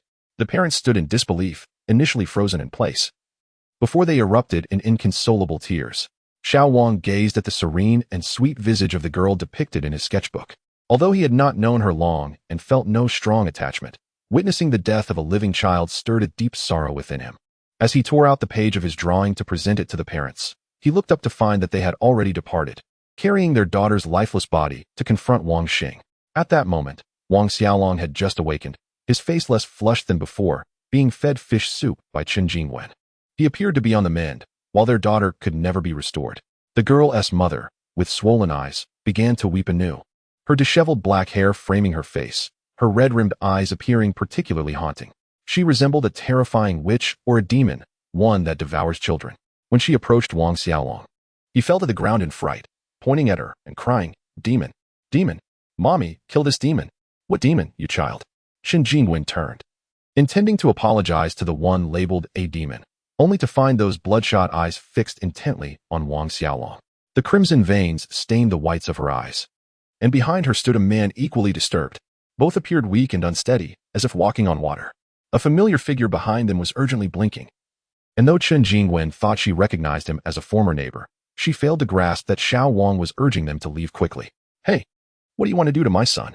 Qin Jingwen shielded Wang Xiaolong, eyeing the two with suspicion. Upon hearing her words, the girl's mother let out a sorrowful wail, frantically pulling Wang Xiaolong from Qin Jingwen's grasp. The suddenness of her movement caught Qin Jingwen off guard, and as she watched Wang Xiaolong being dragged away, the terror in his eyes jolted her into action. She lunged forward, shouting, "Let go of my son. What do you insane woman want with him?" Despite her apparent instability, the mother was quick, evading Qin Jingwen's grasp. She lifted Wang Xiaolong, who was paralyzed with fear, especially as he caught sight of the deep water just steps away. Tears and snot streamed down his face, yet he mustered the courage to confront the terrifying woman. "What do you want? I warn you, put me down. Otherwise, my dad will kill you." At the mention of death, the man beside the woman, who was the little girl's father, shuddered, taking Wang Xiaolong from her grasp. His bloodshot gaze bore into Wang Xiaolong as he gripped him tightly, causing him to cry out in pain. The father questioned, "Death? You killed my daughter. Why aren't you the one who is dead?" What? Wang Xiaolong was utterly bewildered by the accusation, merely following his instincts. "Your daughter is dead. What does it have to do with me?" "She is dead. So what?" "I command you, put me down." "Ah, it hurts." The man tightened his grip around Wang Xiaolong's throat, his eyes gleaming with a madness that threatened to consume him as he muttered incessantly about death. Onlookers, sensing the man's instability, dared not approach, fearing for their own safety. Only Xiao Wang, fully aware of the unfolding tragedy, felt a surge of dread. He shouted to the girl's father, "Let him go. It's not worth ruining your life over this." But it was too late. "Let my daughter accompany you to the grave," the father declared, yanking Wang Xiaolong's hair. In the astonished eyes of the crowd, Wang Xiaolong was flung into the air, his expression one of shock as he arched gracefully through the dim sky before plunging into the water below. Yushu was momentarily halted in her chip eating. Her eyes widened. The voice of the island space remained calm. "Your first enemy is about to drown." When the island space received no response from Yushu, the sapphire on her ring glimmered, and it saw her seated in the boat, watching Wang Xiaolong flounder in the water with an unusually placid expression. Surprised, the island space inquired, "Isn't he drowning? Aren't you upset?" Yushu averted her gaze and continued munching on her chips. "No, I'm just taken aback that he has ended up in the water." After all, in her previous life, Wang Xiaolong had been vigorous, never having a fever, and thus there was no truth to the notion that he had transmitted a virus to others, leading to their demise. In her previous life, it was Yushu who had been feverish, reflecting on the misfortune of having to fish for Wang Xing's family for 24 hours. Her expression soured as she thought about it, and after a moment, she added, "Besides, Wang Xiaolong isn't dead yet. It's too early to celebrate." Chapter 21. Misplaced anger at the moment when Yu Sui-Sui's words faded. Qin Jingwen pushed through the crowd of onlookers and plunged into the water, embracing Wang Xiaolong, though she lacked swimming skills and struggled against the surface. Her determination propelled her toward Wang Xiaolong. She managed to grasp him as he flailed in the water, but his vigorous movements pulled her under.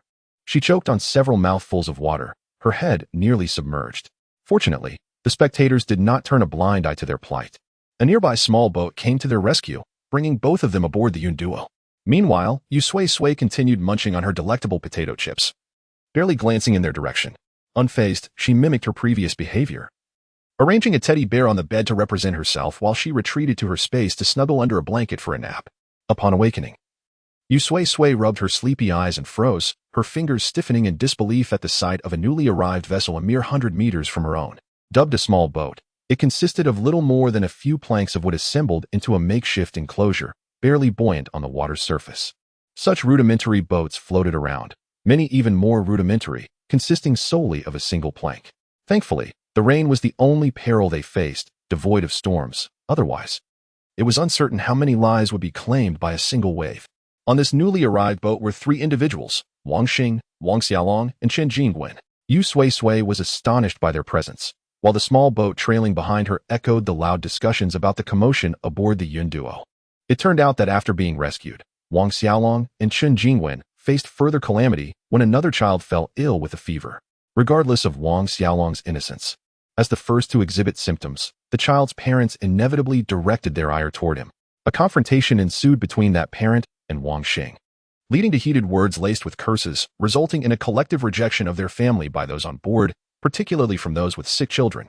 Zhang Lin, arriving late to the scene, upon grasping the situation, sought to maintain unity among the passengers by providing Wang Xing's family with a hastily constructed small boat, urging them to leave the larger vessel. Under the scrutiny of all, Wang Xing's family had no choice but to gather their belongings and depart swiftly. As Yu Sui-Sui cast her gaze toward them, she observed Wang Xing berating Wang Xiaolong for the trouble he had caused, while Chen Jingwen attempted to console him. Amidst a blend of anger and muted whispers, Wang Xiaolong's eyes wandered until they locked with Yu Sui-Sui's. At merely 6 years of age and weighing 80 pounds, Wang Xiaolong resembled a round ball, but the tribulations of the past weeks had slimmed him down, making his eyes appear larger. Despite his early obsession with electronic devices, his vision remained intact, allowing him to see clearly even at a distance of 100 meters. His small eyes fixated on Yu Sui-Sui, who, in turn, met his gaze. He made a silly face, prompting her to pick up a stone from her space and hurl it in his direction. The stone missed Wang Xiaolong but struck their small boat instead, for the stones produced by the island's space were exceptionally hard, creating a hole in their vessel. Water began to pour in, though for the moment, no one noticed.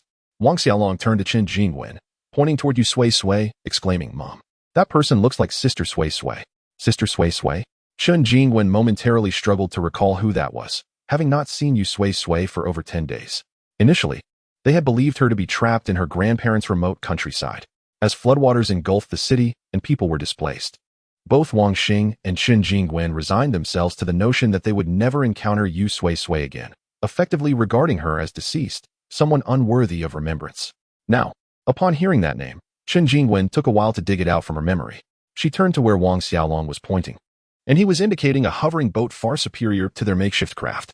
A young girl stood on it, facing away from Chen Jingwen, leaving her to only glimpse a vague silhouette. Although Chen Jingwen was somewhat nearsighted, she could discern that the girl bore no resemblance to Yu Sui-Sui. "Is your eyesight deteriorating?" Chen Jingwen chided as she tugged at Wang Xiaolong's hair. "How could she resemble Yu Sui-Sui? I thought she might have chased after us." Wang Xiaolong was taken aback. "That's impossible." Yet, regardless of Wang Xiaolong's insistence, Chen Jingwen remained convinced that the girl was not Yu Sui-Sui, leading Wang Xiaolong to question his mother's eyesight.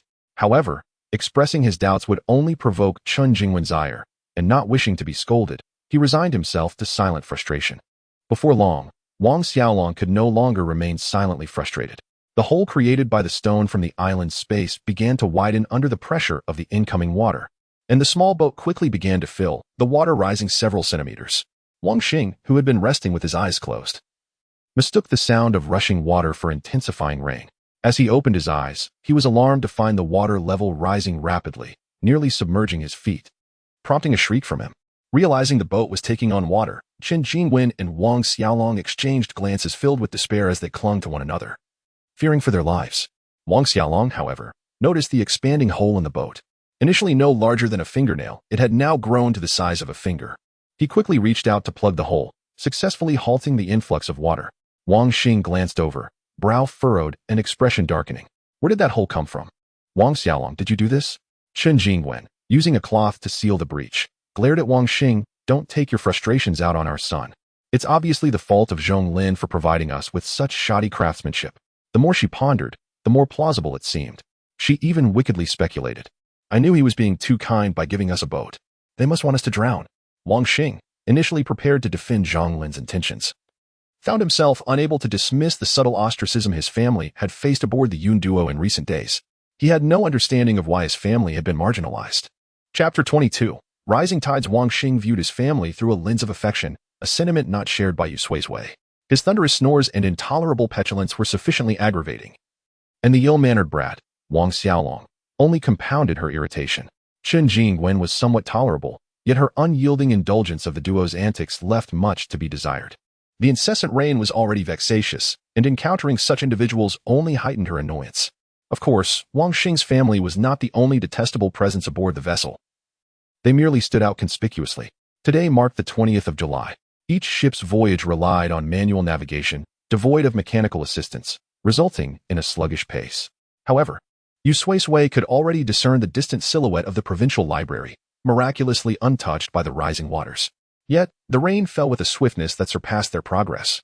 People gazed skyward, bewildered by how 30 meters of water had accumulated in just 20 days.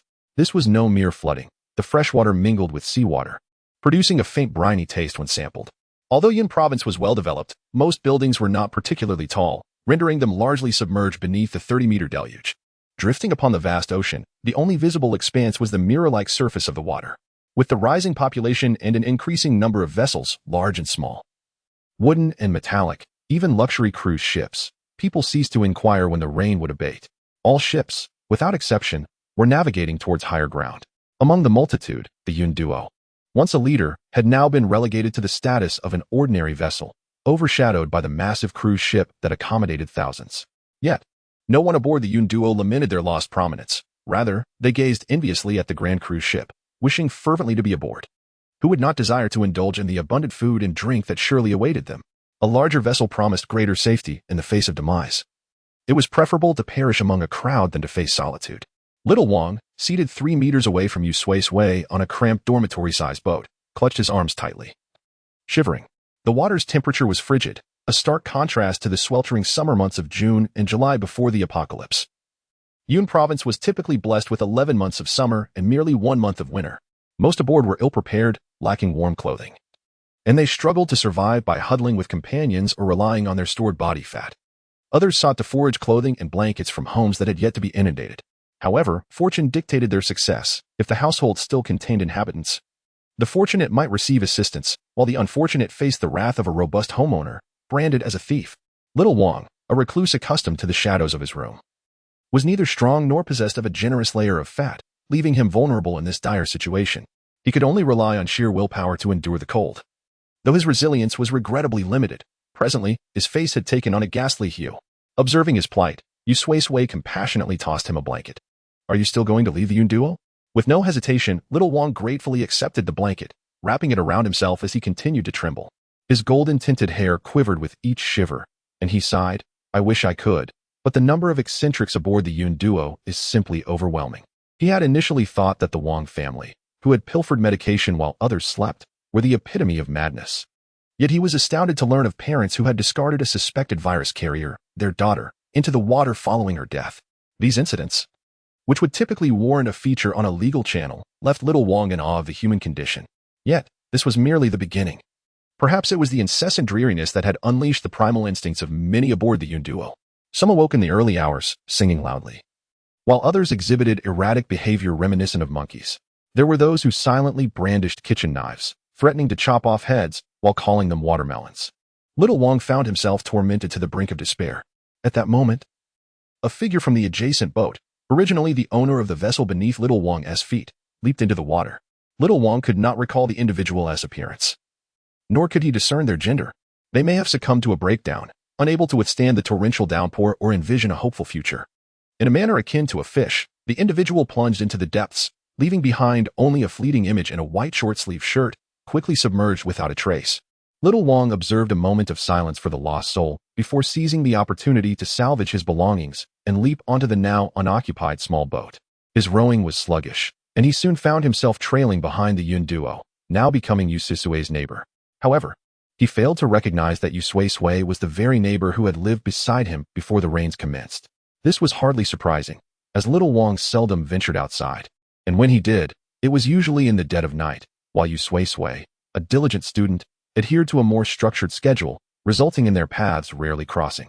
Little Wang's fantasies of their idyllic family life were solely derived from the sounds that seeped through the cracks of their door.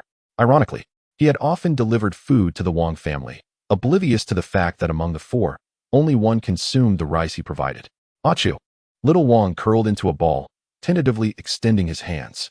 Upon feeling the cold wind, he shivered again but resolutely opened his luggage, retrieving a thermos of starry cups, sketch paper, charcoal, and an eraser. He generously offered a handful of starry cups to Yu Sui-Sui as a token of gratitude for her kindness, and she graciously accepted. With a smile gracing his lips, Little Wang began to sketch the vessels that traversed the waters ahead of them. Yu Sui-Sui savored her sweet starry cup, And as little Wong focused on capturing her likeness, he glanced in her direction, spotting a family of 3 sharing a fish, seemingly enjoying a harmonious moment. Yet, they should have been a family of 4. Do not be deceived by their apparent happiness, little Wong cautioned Yu Sui-Sui. Those 3 are quite wicked. Wicked? Yu Sui-Sui's eyes widened, reflecting a mix of confusion and curiosity. Indeed, little Wong began, feeling betrayed as he divulged his knowledge of the Wong family. Though they appear to be a trio, they were once a quartet. There was a girl about your age. Before the reign, they manipulated her, seeking to exploit her deceased mother's bank card while attempting to ruin her life. Ultimately, they deceived her into returning to her hometown, and now her whereabouts are unknown. Little Wong pondered for a moment, concluding that perhaps it was for the best that the girl had distanced herself from the trio. With a step-parent comes another. And half-siblings are often the most familiar strangers. Had she remained with them, she would inevitably have faced a grim fate. Yu Sui-Sui, who had indeed faced her own grim realities, was taken aback by little Wong's revelation. As if to punish the breach of unspoken truths, the once tranquil waters erupted into chaos. Towering waves surged, tossing the rickety vessels precariously. The relentless downpour continued, and the rising waves threatened to engulf the boats, leaving Yu Sui-Sui to witness several vessels being swept into the depths. Chapter 23. Nutrition. The sky had grown dimmer without notice, as colossal and fierce waves surged forth, tossing the small boat like a leaf adrift. Yu Sui-Sui clutched the railing of the vessel, her eyes raised towards waves towering at least 6 meters high. Suddenly, a deluge of rain drenched her, salty water splattering into her eyes, causing a slight sting, prompting her to shut them tightly. The hovercraft was lifted by the waves, gusts of wind tousling every strand of her hair. The boat teetered at the crest of the wave for a fleeting moment before plummeting down like a roller coaster. Her heart pounded violently, nearly leaping from her chest as she experienced a profound sense of weightlessness, every muscle taut. Her left hand instinctively brushing against the sapphire embodiment of the island space on her right hand's ring finger. Yu Sui-Sui was prepared to retreat to the island space at any moment.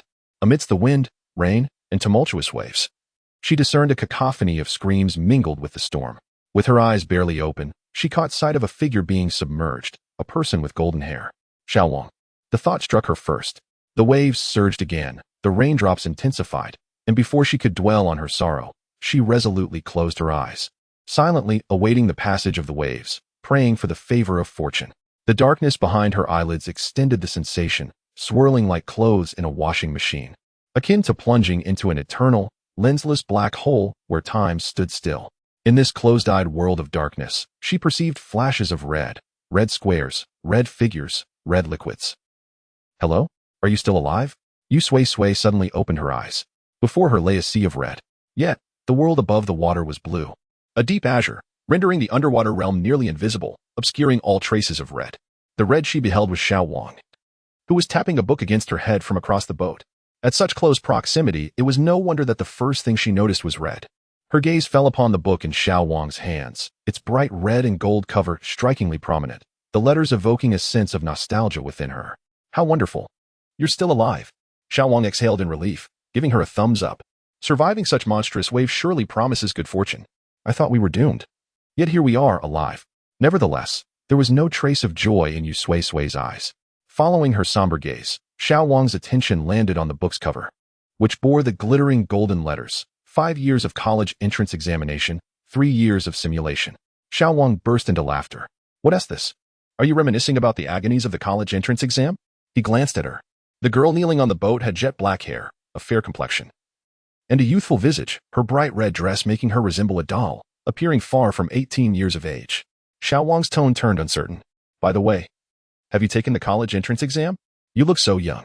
Yu Sui-Sui felt a tickle in her throat and leaned over the side of the boat, coughing a couple of times, expelling a small fish fry that had somehow found its way into her throat.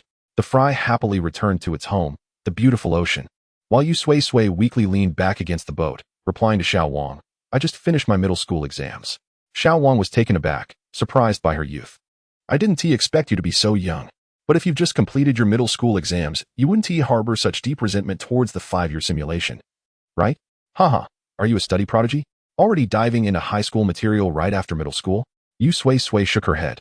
The 5-year simulation has evolved into the 5-year middle school entrance examination, 3-year simulation.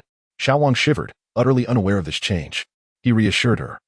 At least you no longer have to deal with the 5-year simulation. With that, Xiao Wang sealed his lips, believing that in this unending deluge that had already submerged the city, everyone would gladly return to writing the 5-year simulation. At least it would mean they were alive. A floating corpse drifted past them, and they both instinctively averted their gazes. After a while, another body passed by, followed by the sound of weeping. They paddled toward the sound, gradually spotting more survivors gathering in that vicinity. From a distance, Yu Sui-Sui recognized Wang Xing and his family of 3. The heavens are blind. So many have perished, yet they have spared these 3. The Wang family appeared disheveled, their clothes riddled with holes. Faces and arms marred with numerous wounds, likely inflicted by the tumultuous waves. The trio huddled together on the boat for warmth. They spotted Yu Sui-Sui as well, but none recognized her. Wang Xiaolong, who had previously identified her, now seemed dazed and disoriented. Moreover, the past 20 days had been so vivid and colorful, more exciting than a decade of ordinary life, that the memories of those days overshadowed any recollection of Yu Sui-Sui, who had long since been considered lost to them. This was not a curse upon her. Rather, in such dire weather, the adults were merely struggling to survive. Finding it particularly arduous, it was evident that Wang Xiaolong had grown thinner, no longer resembling her former self. As for Yu Sui-Sui, without any adult to care for her, and being a girl, how long could she possibly survive? One wave could end it all, Wang Xing and Chen Jinwen thought. Little did they know that their paths would soon cross again. What expressions would they wear at that moment? Yu Sui-Sui puffed out her cheeks, feeling a twinge of anticipation. A page, a cover, a book, countless tomes floated before the eyes of the people. What is this? Xiao Wang picked up a book whose cover had begun to fade from water damage, its vibrant colors mingling into a blur, rendering its original hue unrecognizable. Gently, Xiao Wang opened the book, only to find that all the pages were stuck together, transformed into a mush under the water's influence. What seemed to be a single page was, in fact, multiple pages. The words on each page had turned into indistinct black dots, rendering their original content illegible. Yet, the island space deemed it nutritious. The knowledge hidden from the human eye was absorbed and devoured by the island space. And the sapphire on Yu Sui-Sui's ring flickered momentarily. It vaguely sensed an increase in its intelligence, as if it should recall something. But what was it that it had forgotten? The island space was entirely unaware. The delectable nourishment of knowledge instilled within it an urgent thirst for more. It yearned for an abundance of knowledge. Chapter 24. Clear skies and the library. The aspiration for an island sanctuary was swiftly realized. After the tempest, the prolonged stretch of dreary rain that had persisted for over 20 days finally gave way to clear skies. The gentle sun ascended from the horizon, its golden rays bestowing warmth equally upon all. An increasing number of books flowed into view. The survivors, having mourned their lost friends and family, or simply grieved for a life extinguished, gradually adjusted their spirits and resumed their lives. As they lifted their gazes, the rainwater mingled seamlessly with the sea, no longer deserving to be termed mere puddles. A building, towering about 10 meters above the waterline, emerged from the depths. The surface glistened under the sun's embrace. The edifice resembling a castle reflected on a frozen lake, patiently awaiting distant visitors. Some quickly recalled that it was the provincial library of Yun Province, a grand structure over 30 meters tall, boasting a collection ranked 4th nationwide. The good news heralded a tall building. The bad news was that the provincial library had been reduced to merely 10 stories, indicating that the water had risen by at least 30 meters, an ascent more dreadful than that of the sea itself. A bitter smile spread across the crowd. They had grown weary of pondering how the water had surged so dramatically. Rain? How could it accumulate so rapidly? If one were to speculate, it might as well be said that the heavens had inadvertently spilled a cup of water upon the world. Having drifted upon the sea for far too long, many could no longer endure the continuity of this maritime existence. Upon sighting a spacious landmass, a refuge for momentary respite, they eagerly expressed their desire to ascend and rest. At the very least, they wished to sleep and search for any remaining sustenance within the library. After more than 20 days at sea, most had subsisted solely on fish, the sole seasoning being seawater. While they lacked salt, the fish sufficed to stave off starvation. Yet, the sight of fish now caused many to feel nauseated. Yu Sui followed the throng toward the provincial library, while Xiao Wang busied himself with packing his suitcase. Under Xiao Wang's vigilant protection, his luggage had remained untouched by the waves. And thanks to its waterproof nature, its contents stayed dry. The sight of his well-preserved sketchbook prompted a sigh of relief. He affectionately kissed the cover, grateful that it had remained unscathed. Xiao Wang began to sketch, and Yu Sui leaned in for a glimpse. His artistic prowess was remarkable, with a few deft strokes. He captured the provincial library in the distance, basking under the golden sun, its varying shapes and sizes, as numerous vessels converged like a school of fish, pilgrimage-bound to that destination. What are you drawing that for? Yu Sui inquired. Xiao Wang smiled, to leave a memento. When we depart this world, these drawings will tell the story of our existence. Just as he completed his final stroke, their group arrived at the provincial library. It was now the 23rd day of the apocalypse. The seawater had risen just enough to submerge the windows of the 19th floor, allowing people to leap up easily. The brown-painted library created an illusion of stepping into a tree hollow, with the air infused with a delicate fragrance of wood and books. The 19th floor, originally intended for storing inventory, was filled with books on shelves and scattered across the floor.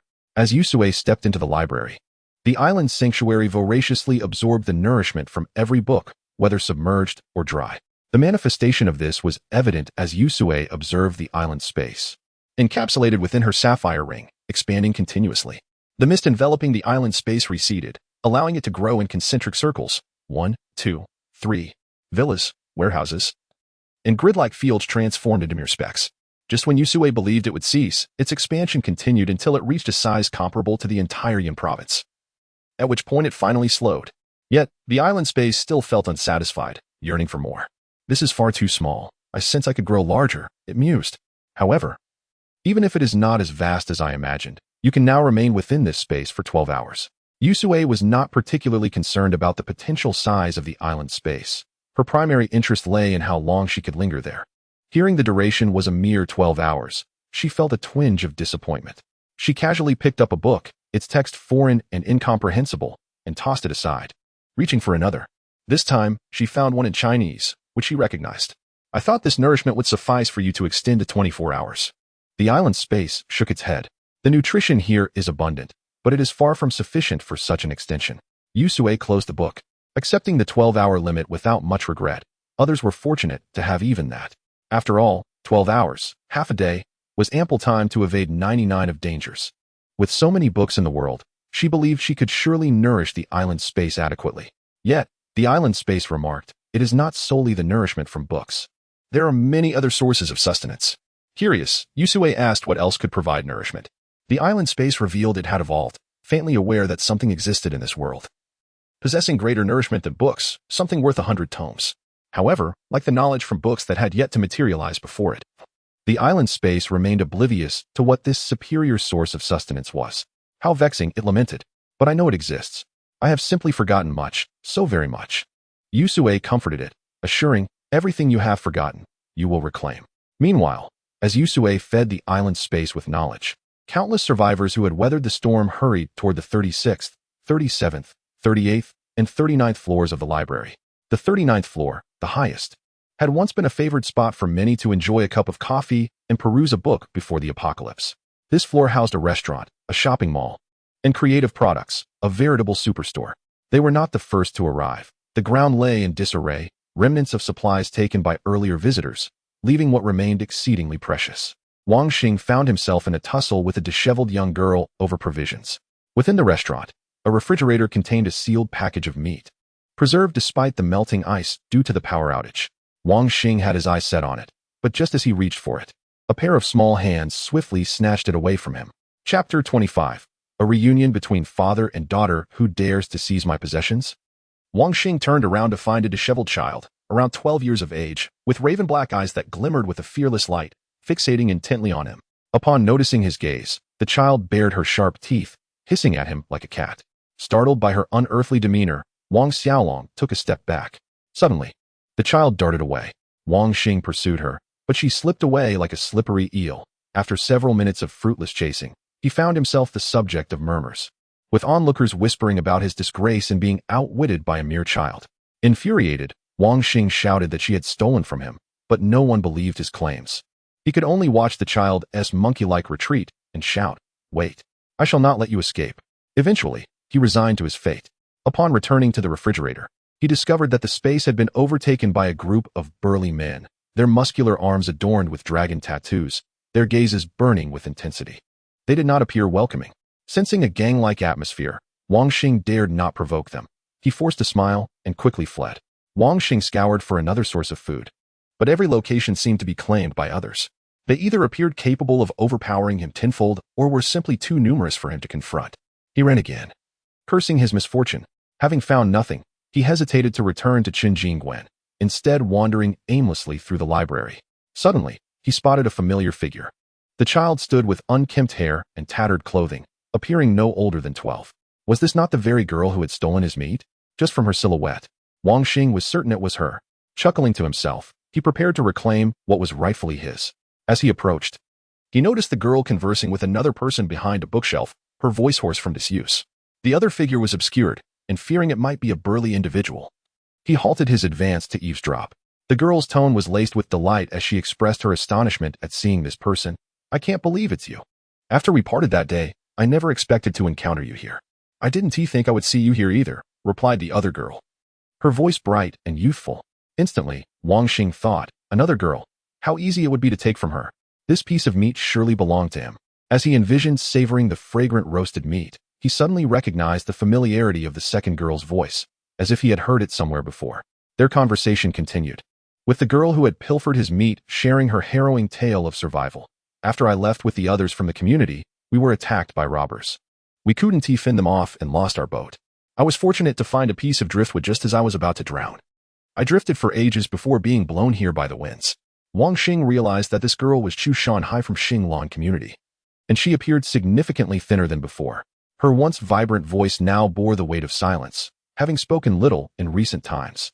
Yet, upon seeing her savior, Yu Sui-Sui, she recognized her immediately and recounted her experiences. Hearing this, Yu Sui-Sui felt a pang of sympathy for Chu Shanhai's plight while also feeling grateful that she had not followed the others. When confronted with the sealed meat before her, Yu Sui-Sui shook her head, insisting, you keep it for yourself. Take the meat. Yu Sui-Sui, hold this person down. But before she could finish her command, a robust voice interrupted them. Chu Shanhai. Both girls turned to find Wang Xing emerging from behind the bookshelf. His expression was one of astonishment upon seeing Yu Sui-Sui alive and present. Although surprised, he was not entirely shocked, reasoning that Yu Sui-Sui must have been searching for them, as they were a family in her eyes. However, Wang Xing's gaze turned icy as he regarded Chu Shanhai, unwilling to listen to their exchange, aware of their camaraderie. He commanded Yu Sui-Sui, this girl has stolen from me. Retrieve the meat from her hands. Your father? Chu Shanhai was taken aback, realizing that this seemingly feeble man who could not even reclaim his belongings was Yu Sui-Sui's father. The authority in his voice unsettled her. Yet knowing him to be her savior's father, she felt compelled to explain, I did not take your things. Wang Xing scoffed, gesturing towards the sealed meat in her hands. What do you call that? You brazenly snatched it from the freezer right before my eyes, and you dare to deny it. Chu Shanhai corrected him. You acknowledge that I took it from the freezer. At that moment, neither of us touched it. We were in fair competition. After a moment's hesitation, she added, but since you are Yu Sui-Sui's father, I will give it to you suddenly. A book struck Wang Xing's face with precision. The assailant was Yu Sui-Sui, who regarded him with a frigid gaze devoid of any paternal affection, her eyes reflecting more of an enemy's disdain. Chu Shanhai understood. This was the look of someone confronting a foe. Indeed, the next moment, Yu Sui-Sui declared, you needn't concern yourself with him. He won't starve. Wang Xing remained stunned, nursing his reddened face where the book had struck him, unable to comprehend. You hit me? You dare to throw a book at me? In that instant, his eyes glowed with rage, veins pulsating with indignation as he felt his authority challenged. Yet, Yu Sui-Sui paid him no mind, taking Chu Shanhai by the hand and walking away.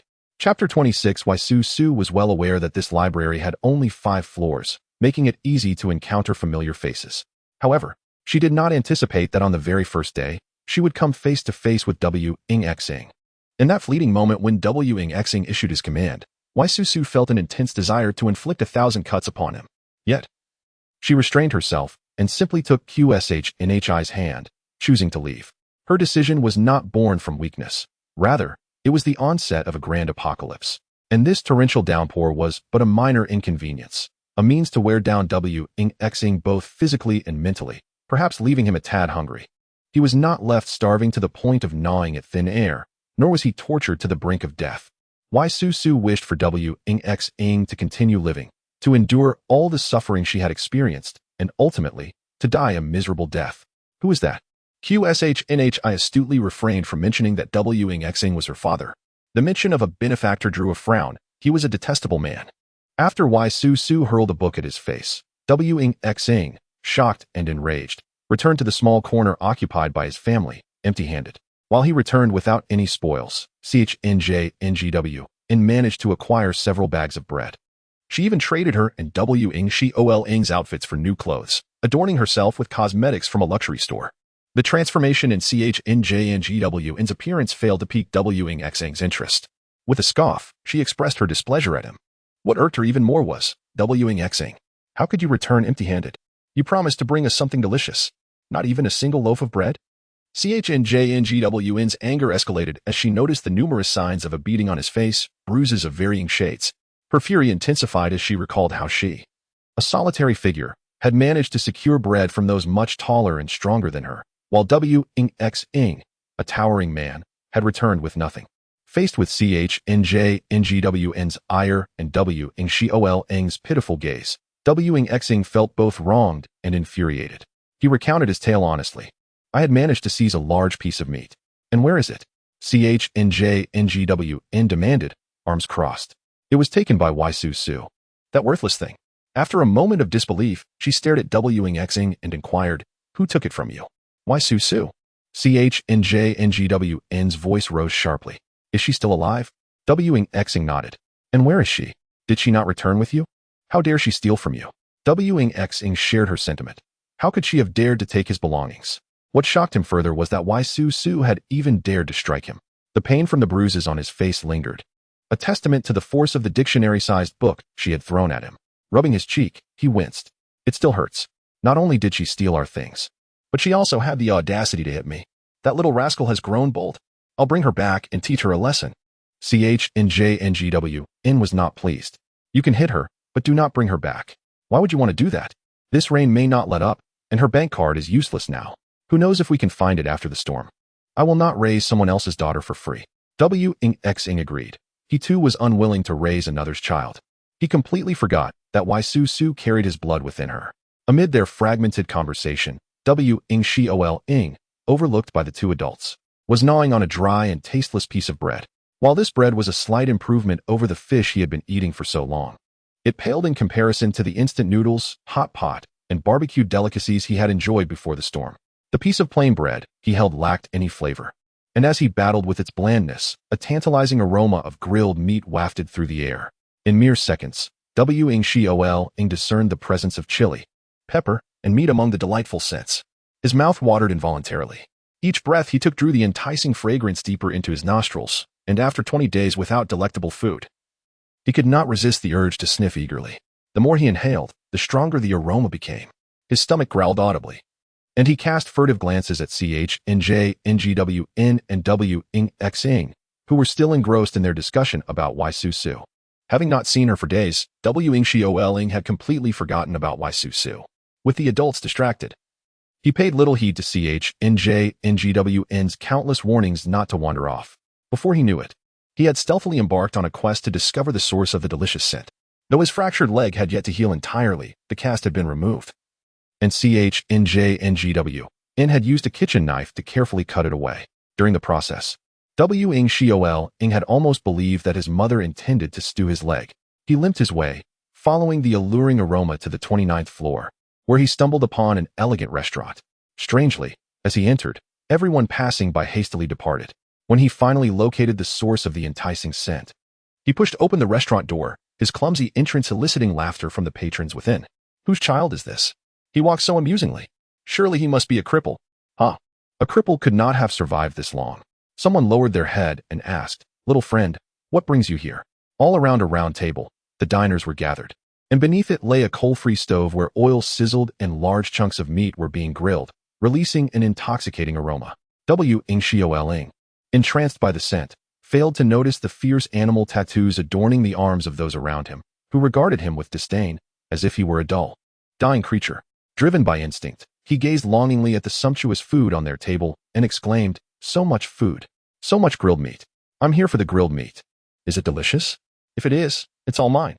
Laughter erupted in the restaurant, and Ing Shi-Ol-Ing, bewildered, looked up to see the patrons staring at him as though he were the meal on the table. One individual seated alone at a table remarked, "Grilled meat? It is indeed delicious, much like you." Ing Shi-Ol-Ing blinked, unaware that he had encountered QN. Chapter 27. The sour barbecue just like me? Wang Xiaolong blinked in confusion, struggling to comprehend how he could possibly relate to the golden, sizzling barbecued meat before him. The tantalizing aroma wafting from the table made his stomach growl with hunger once more. He reached out with his chubby, pale hand to grasp the chopsticks and pick up a piece of the delectable meat. The burly uncles seated on the benches did not deter him from this rather impolite action. Instead, they regarded him with peculiar expressions. Their deep-set eyes shimmered with an enigmatic blend of amusement and malice. When Wang Xiaolong sensed their intense gaze and looked up, they immediately softened their expressions. Their eyes now resembling those of doting grandparents urging their grandchild to eat. Go on, eat up. This food is absolutely delicious. Just one bite will make it unforgettable. You're so fortunate to enjoy such a treat. We usually wouldn't indulge ourselves like this. With their persistent encouragement, suspicion began to creep into Wang Xiaolong's mind about the food laid out before him. Tentatively, he pointed at the sizzling barbecue in the pot, his brow furrowing slightly. You haven't poisoned this, have you?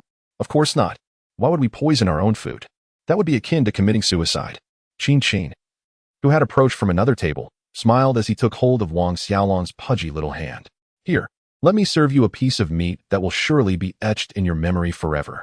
As Wang Xiaolong's mouth watered at the sight of the glistening meat paired with fluffy rice, he couldn't recall the last time he had eaten anything remotely normal. Despite his lingering suspicions about these individuals, the temptation was too great. He swallowed hard and, accompanied by the sweet rice, stuffed a piece into his mouth. However, to his dismay, the meat tasted slightly sour, suggesting it might have been spoiled. Frowning, he instinctively attempted to spit it out, only to have Qin's hand clamped down over his mouth. The man, with a deep scar etched into his yellowed complexion, cast a shadow over his eyes, rendering them an abyssal black. Wang Xiaolong flailed in protest, but a 6-year-old was no match for a man in his 40s. Qin narrowed his eyes, pinching Wang Xiaolong's mouth shut until he was forced to swallow the piece of meat. A sinister smile crept across Qin's face as he released Wang Xiaolong, causing him to stumble and fall to the ground, his forehead colliding with the nearby table. Pain surged through him, accompanied by a trickle of blood oozing from the wound on his forehead. Wang Xiaolong clutched his injured head, glaring fiercely at Qin, who bore that treacherous scar. What are you doing? How dare you push me? He exclaimed, his fragile neck arching as the visible veins beneath his skin pulsed with fear. As Qin momentarily lost focus, he once again seized Wang Xiaolong by the throat, cutting off his air supply and leaving the child gasping for breath. Wang Xiaolong's eyes began to glaze over as he caught sight of Qin's cruel, triumphant expression, alongside the mocking laughter of the uncles urging him to continue eating the meat. They insisted that this piece was tenderer and tastier than the others, attributing their good fortune to the storm that allowed them such a feast. The rest of their words faded into a blur as Wang Xiaolong struggled to breathe. A sudden realization hitting him. He had provoked someone far more dangerous than he could handle, and his life was in jeopardy. Terrified, tears streamed down his cheeks. Damn it! Where has Wang Xiaolong gone? Wang Xing pushed open a door to the restaurant, initially hoping to inquire if anyone had seen his son amidst the crowd. Upon entering, he was met with the sight of a man gripping Wang Xiaolong's throat, the child appearing on the brink of death.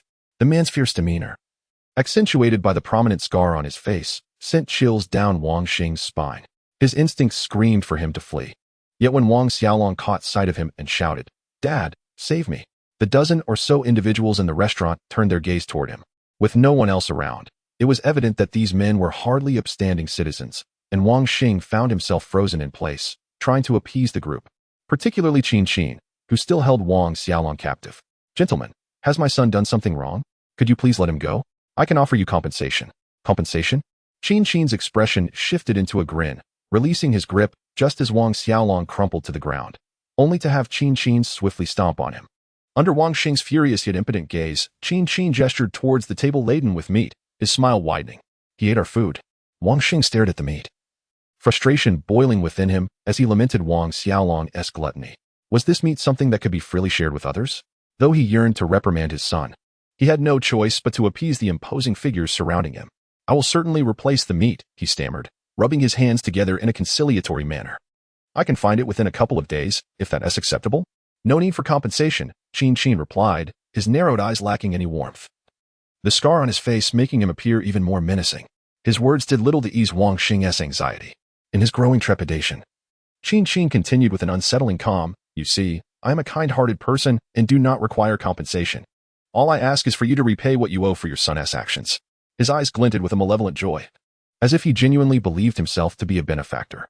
Wang Xing cursed inwardly, realizing that this was akin to a servitude contract, far more outrageous than mere compensation. Chapter 28. Farewells. In the White Crow, Wang Xing pondered whether this individual possessed a sound mind. In the year 4302, was there still a market for selling oneself? Even if his flesh were akin to shark meat, it hardly warranted such a sacrifice. Yet, under the watchful eyes of a dozen burly men in the restaurant, Wang Xing felt compelled to comply. He resolved to endure a brief stint as their subordinate, biding his time until the moment he could escape. At this juncture, Wang Xing's thoughts were remarkably naive. Chu Shanhai had lost considerable weight since their initial encounter, transforming into a mere wisp of a figure. She ascended with agility, reminiscent of a monkey in the forest, skillfully navigating the library. Her nose was as keen as that of a wild creature, capable of detecting the scent of food from several kilometers away, even if it was sealed away in a bag. This astonishing ability left Yu Sui-Sui quite taken aback. Chu Shanhai wielded a comb from a cosmetic shop, methodically untangling her disheveled hair. Due to neglect, her hair had formed numerous knots. To straighten it required considerable force, often resulting in clusters of black strands falling away, creating a tangled mess. Chu Shanhai, still free from the threat of baldness, remained indifferent to the locks that tumbled to the ground. With a pained blink, she continued to comb her hair, addressing Yu Sui-Sui. There is nothing admirable about my situation. Since my nose mutated, I haven't had a single good night's sleep. I'm constantly assaulted by the sense of blood, rotting flesh, seawater, and various refuse. Mutation? Yu Sui-Sui had never heard of such a phenomenon in her past life. The term seemed utterly unscientific. However, reflecting on her own existence, with a mysterious island-spanning ring on her finger that defied logic, she dismissed the notion that her previous life had been devoid of such extraordinary occurrences. Chu Shanhai secured her newly straightened hair with a black elastic band, nodding confidently. I am certain my nose has mutated. On the third night after your departure, I developed a fever that nearly consumed me. I was roused by the salty scent of seawater, only to discover my sense of smell had become as acute as that of a dog. Yu Sui-Sui nodded in wonder. How fascinating. Have you encountered others like yourself? None. There may be others who have mutated, but I haven't recognized them. Chu Shanhai replied, her brow furrowing as she recalled her recent experiences at sea, where others sought to seize her possessions, which she had chosen to disregard. Yu Sui-Sui understood all too well. Chu Shanhai, a slender girl, appeared to be among the most vulnerable. Yet, those who sought to exploit her had paid dearly for their attempts. Every shop required cleaning, and the cosmetics store was no exception. Behind the door stood two brooms, both of high quality, forged from solid iron, providing a reassuring heft in one's grip. Chu Shanhai seized one, wielding it like a staff, and remarked with satisfaction, "This would make an excellent weapon." Yu Sui-Sui concurred, and they each took a broom. Chu Shanhai also carried a shopping basket filled with an array of food she had skillfully located through her acute sense of smell, gathered from various restaurants. As they continued their search for sustenance, Chu Shanhai suddenly halted in front of a restaurant. "Let us not go there. I can smell human flesh," she cautioned, adding, "It's the scent of cooked flesh." Yu Sui-Sui froze, glancing through the transparent glass window to see a multitude of patrons inside. With only two standing, individuals she loathed with all her being, she turned to Chu Shanhai and suggested, "Let us seek nourishment elsewhere." 3 hours later, they had thoroughly scoured every corner of the library, filling Chu Shanhai's basket with every edible item they could find. The rare clear sky began to yield a hint of dusk, casting a warm golden hue that eased the tension in everyone's hearts. Gradually, discussions arose about whether the rain might cease. However, Chu Shanhai remarked, "I can sense a heavy humidity in the air. This rain is likely to taper off. But it certainly will not stop just yet." She then divided the contents of her basket, offering half to Yu Sui-Sui. Taken aback by Chu Shanhai's remarkable sensitivity, Yu Sui-Sui reminded herself of her own extraordinary island space. Accepting this new reality, she returned all that Chu Shanhai had given her. "No need. I have plenty of food," Chu Shanhai insisted.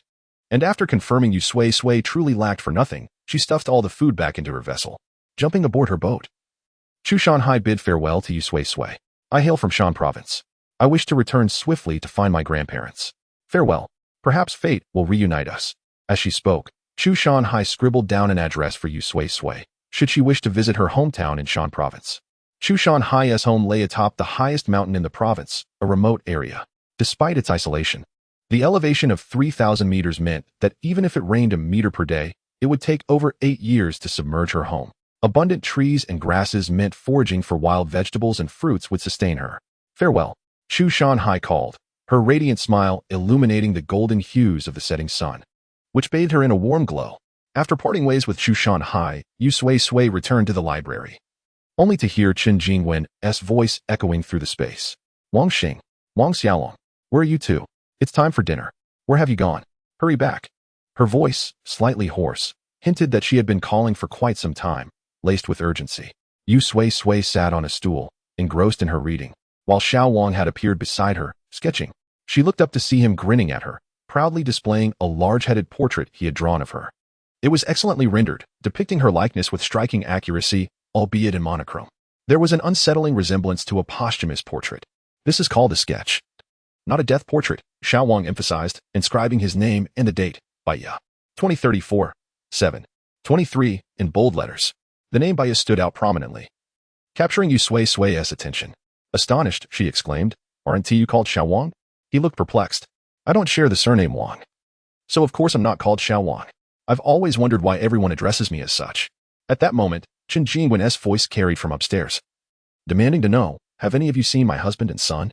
Xiao Wang, now possessing his own name, Baiya, suddenly pieced together the reason everyone had referred to him as Xiao Wang. Chapter 29. How did you end up here? Baiya humorously recounted how, upon moving in, he discovered that his neighbor's surname was Wang. In a moment of whimsy, he dubbed himself Old Wang next door. To his surprise, the neighbors took him literally, believing he too bore the surname Wang. Thus, he transitioned from Old Wang next door to Little Wang, and eventually, simply Wang. With a sigh, Baiya reflected on this absurdity. You're quite abstract, Yu Sui-Sui remarked. I shall no longer indulge in the abstract, Baiya responded. This train of thought led Baiya to recall the neighbor who had deceived him emotionally for so long, and their unfortunate daughter, whose whereabouts remained a mystery. He reached over and casually grabbed a handful of sunflower seeds from Yu Sui-Sui. Pointing towards the sorrowful cries of Chen Jingwen upstairs searching for someone, he commented, don't be fooled by her current lamentations. They are merely the consequences of their own misdeeds. That was my former neighbor. They appeared to be a family of 3. Yet in truth, there was a fourth, a daughter who was lured back home under false pretenses involving their bank card. That day, the rains flooded the city, and the little girl never returned for the new year, leaving us uncertain of her fate. Reflecting on this, Baiya felt a pang of regret.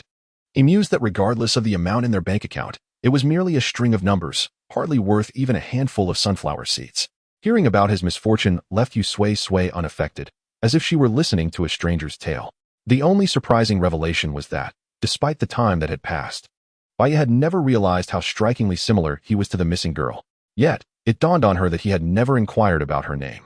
Meanwhile, on the 37th floor, Chen Jingwen searched every room on the 37th, 38th, and 39th floors without finding Wang Xing or Wang Xiaolong. However, in a restaurant on the 38th floor, she discovered a pair of Wang Xiaolong's shoes. Her cries grew frantic, laced with desperation. As darkness fell, torrential rains engulfed the world, causing water and power outages, stripping away industrial and light pollution. For the first time that night, the sky unveiled a brilliant tapestry of stars. Baiya used Chen Jingwen's cries as a backdrop to his sunflower seed consumption, stretching and yawning, his eyelids heavy as he glanced at Yu Sui-Sui. Are you tired? Do you wish to sleep? Without a phone or lights, Baiya transformed from a night owl into a humble civilian, adhering to the old adage of resting at dusk and rising at dawn. The island's timekeeping indicated it was exactly 8 o'clock, still early. Seeking a secluded spot, she could occupy the electric-lit island space for another 4 hours. Such precious time spent sleeping felt like an extravagant waste. Yu Sui-Sui shook her head. I will rest first, you should too. Baiya retrieved the blanket Yu Sui-Sui had given him from his suitcase and lay on the floor, falling asleep almost immediately. His fluffy golden hair sprawled on the ground, and his eyelashes fluttered, lost in dreams. Yu Sui-Sui was taken aback by how quickly he succumbed to slumber. She tiptoed away. The 36th floor was where the seawater had reached, and even at night, many people conversed loudly, listening to the cacophony reminiscent of a bustling market. She was grateful for the noise, as it created a white noise that might allow Baiya to sleep peacefully. Occasionally, newcomers from the sea would clamber through windows and corridors, making the environment feel rather unsafe. Yu Sui-Sui sought a deserted area to retreat into the island space and commence her nocturnal activities. Unbeknownst to her, she arrived at the 37th floor. Fewer people occupied the 37th floor compared to the 36th, lending it a quieter atmosphere. Yu Sui-Sui searched for shadowy corners. She noticed an area filled with countless bookshelves, poorly designed and crammed together, allowing barely enough space for a single person to pass. In the darkness, it merged seamlessly with the night, making it difficult to discern the abundance of shelves for those with less than keen eyesight. Now, without electricity or lights, the faint illumination of the night felt extraordinarily precious. And brighter spots offered a sense of safety, an instinct woven into the very fabric of humanity. Most people, aside from a select few who were socially anxious or preferred solitude, congregated around well-lit areas to sleep. This zone, devoid of anyone but Yu Sui-Sui, perfectly met her criteria. As she fiddled with the blue ring on her ring finger, preparing to enter her space, she was suddenly startled by the sound of sobbing and rustling footsteps nearby. Turning, she encountered a familiar face. After more than 20 days apart, Chen Jingwen, weathered by the apocalyptic downpour, no longer resembled the polished woman from over 20 days ago. Her hair and face were unkempt, and her clothing, a grimy short-sleeved top, was far removed from her previous elegance. Upon seeing Yu Sui-Sui, her weary eyes failed to recognize her at first, mistaking her for just another passerby. "Excuse me, let me through. I'm in a hurry to find someone. Don't block my way." Chen Jingwen's eyes were red-rimmed as she reached out to push past Yu Sui-Sui. Glancing down at Yu Sui-Sui, when their eyes met, Chen Jingwen's gaze faltered. The years of suppressed disdain erupted in an instant as she recognized Yu Sui-Sui standing before her. "Yu Sui-Sui, you're alive." Yu Sui-Sui blinked. "Auntie, do you wish for my demise?" "Of course not. How could you think that, Sui-Sui?" Upon hearing the term auntie, the years of immersive experiences washed over Chen Jingwen, and a gentle smile graced her face, her tone softening to one that could coax water from stone. When she called out Sui-Sui, it was imbued with maternal affection. Yet, in that moment, she abruptly realized that the bank card she had long coveted, which once held 5 million, had now dwindled to the value of merely a handful of sunflower seeds. One must admit that Chen Jingwen possessed a modicum of acting talent. The Oscars owed her a small golden statuette. Suddenly aware, Chen Jingwen's demeanor shifted as she regarded Yu Sui-Sui with a scrutinizing gaze. "What are you doing here?" Before Wang Xiaolong and Wang Xing went missing, Chen Jingwen had certainly been curious about Yu Sui-Sui's presence. But now, her concern shifted. Furrowing her brows, she asked Yu Sui-Sui, "Have you seen your father or Wang Xiaolong?" Chapter 30 Wang Xiaolong. Yu Sui-Sui squinted slightly, leaving behind a cryptic remark. "Guess?" As she brushed past Chen Jingwen, she added, "If you don't seek them out, you may never find them." Chen Jingwen's eyes widened. What could this mean? Regardless of whether it was a threat or a mere statement of fact, Chen Jingwen understood that Yu Sui-Sui undoubtedly knew their whereabouts. "Where have you deceived Wang Xiaolong and your father to?" Chen Jingwen turned to confront Yu Sui-Sui, but upon doing so, she found herself alone. The latter having seamlessly melted into the inky darkness of the night, as though she had never existed. Cold sweat beaded on her palms. It was unclear whether she was more frightened by Yu Sui-Sui or the implications of her words. Regardless, she needed to search for Wang Xiaolong and Wang Xing. Wang Xiaolong. Wang Xiaolong. Indeed, Yu Sui-Sui's words did not frighten Chen Jingwen. She merely stated a fact.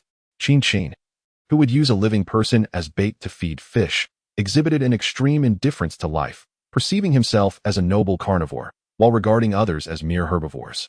Chen Jingwen searched into the depths of the night, yet found no trace.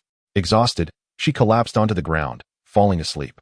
In her dreams, she envisioned Yu Sui-Sui, that loathsome individual, being sold as fish food for the price of 2 packets of instant noodles. Just as Chen Jingwen was about to applaud this scene, the dream shifted, revealing Wang Xiaolong weeping in a pig pen. Chen Jingwen reached out to him, but she could not touch him, helplessly watching as Wang Xiaolong was fed to the fish. The only difference was that while Yu Sui-Sui was fed to piranhas, Wang Xiaolong was offered to mermen. The mermen, with their eerie blue eyes, bore a semblance of humanity, yet were cold beyond comprehension.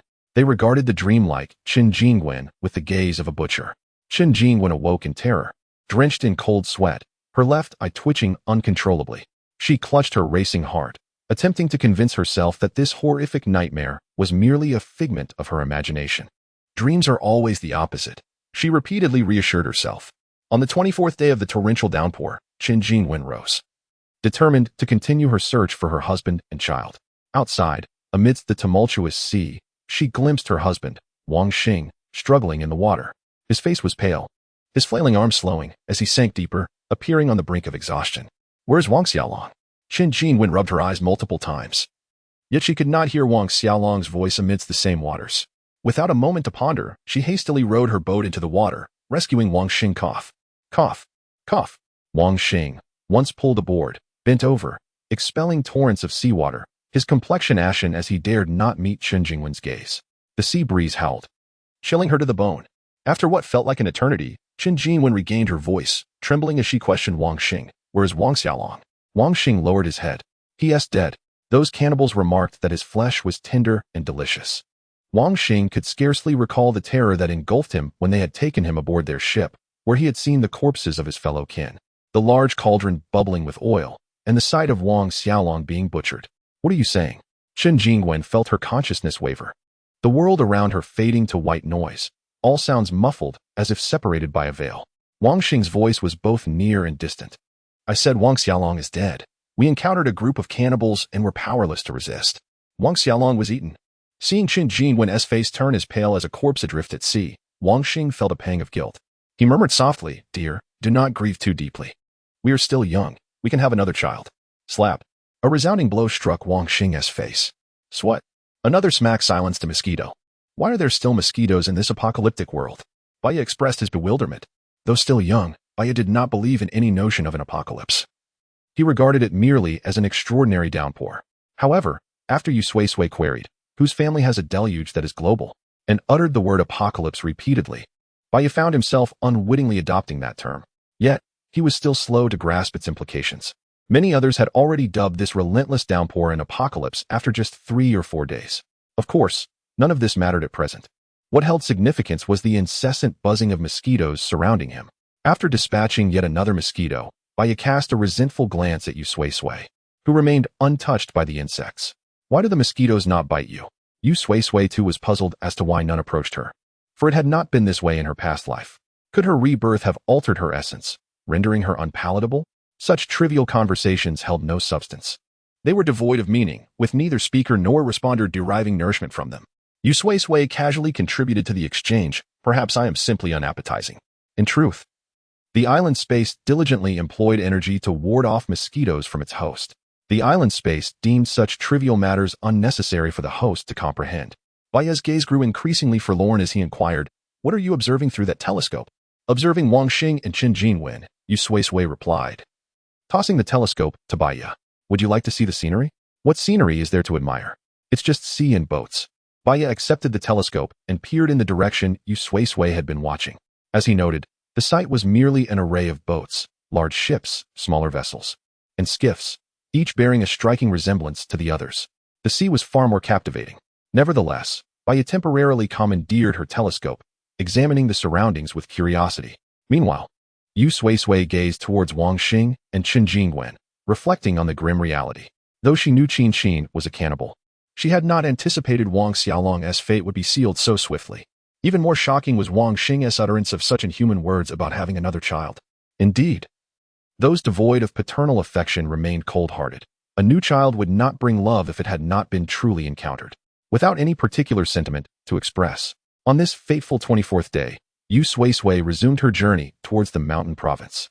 The once clear azure sky began to gather faint clouds once more, and this time, the rain was no longer a tempest but a gentle drizzle, falling like silken threads. Chapter 31. Arrival at Mountain Province with a soft whimper. Yu Sui-Sui turned over in her space. Another gentle whimper escaped her lips as she continued to shift. Finally, unable to endure any longer, she emerged from her warm bed. Peeking out, with a large dark circle under her eyes, she inquired of the island space, What are you doing? Playing the flute, came the response.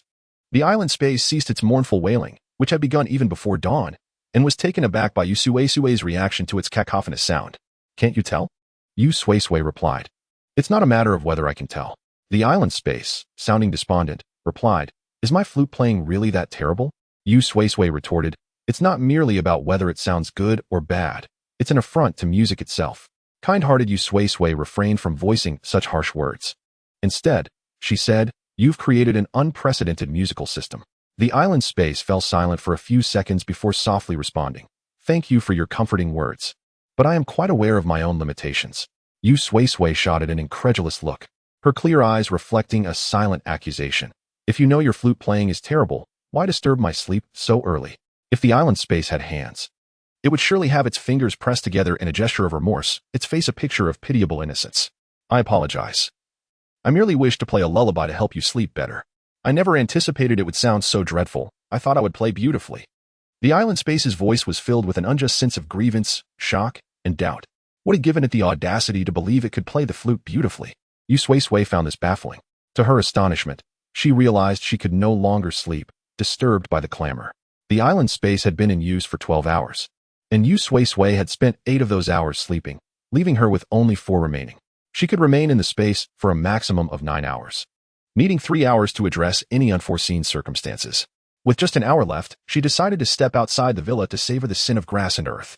Heaven knows how long it had been since she had last seen soil.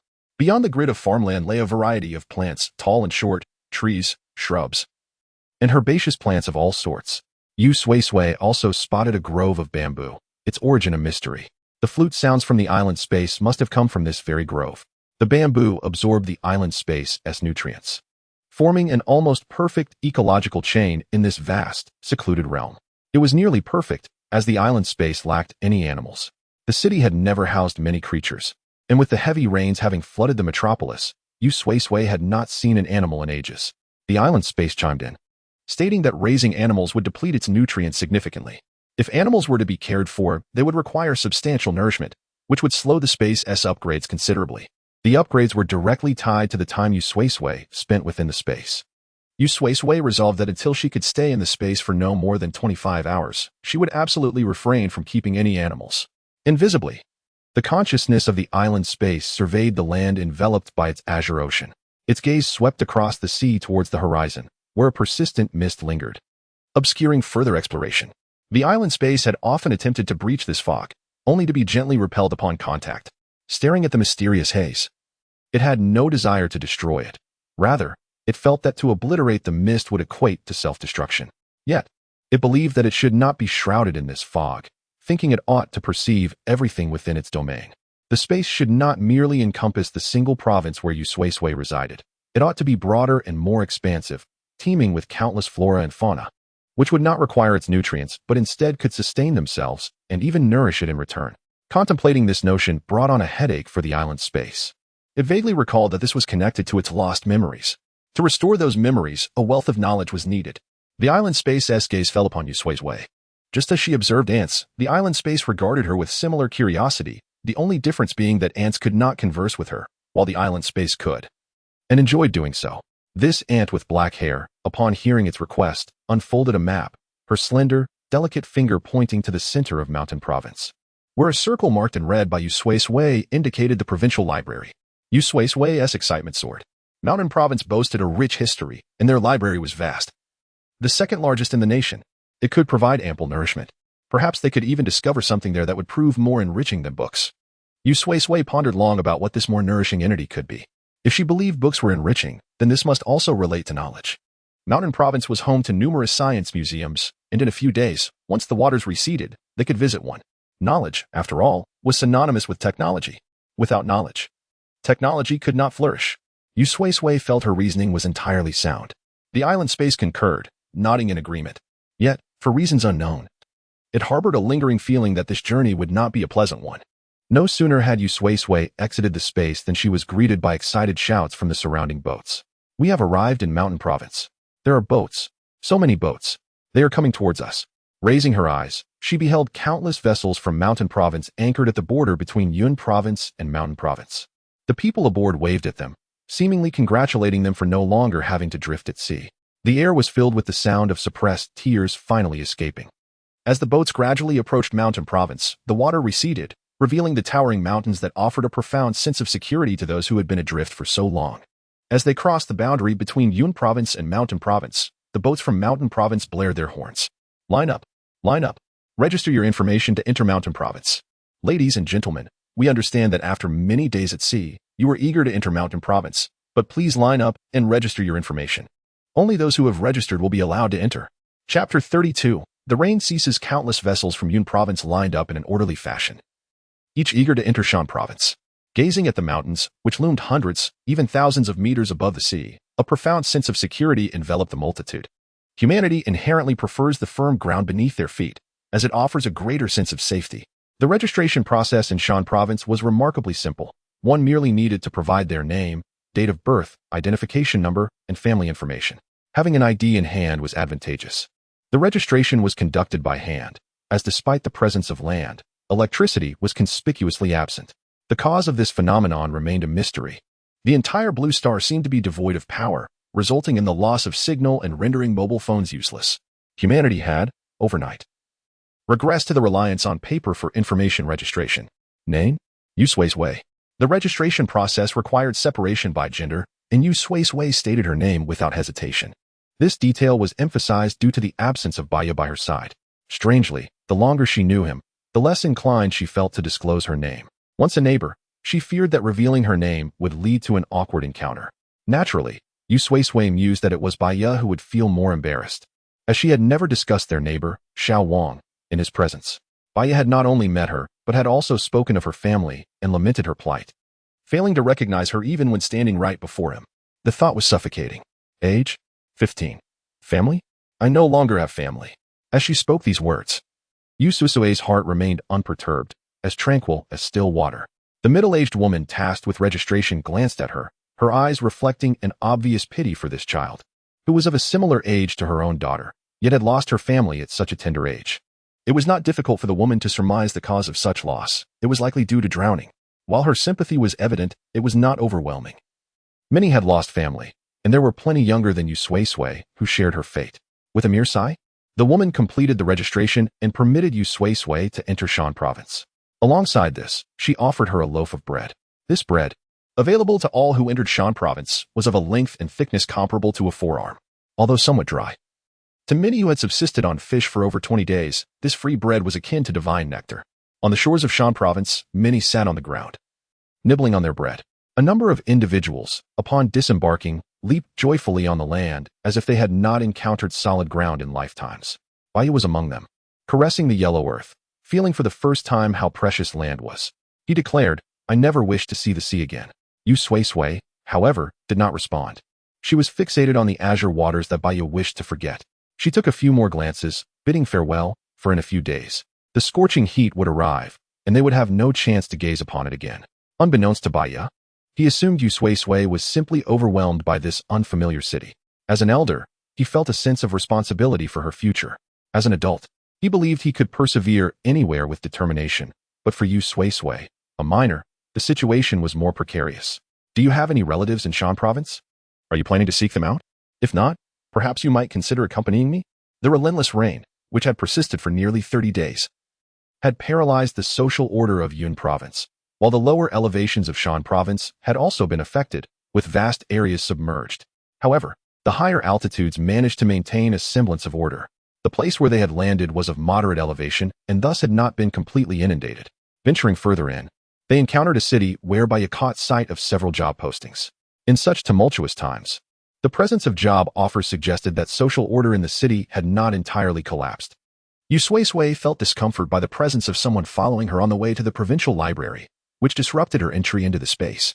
Without hesitation, she fabricated the existence of a relative. "Yes, I have relatives.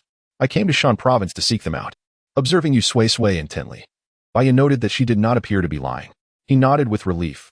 Having relatives was undoubtedly preferable to being alone in this unfamiliar territory. "What about you?" Yu Sui-Sui inquired.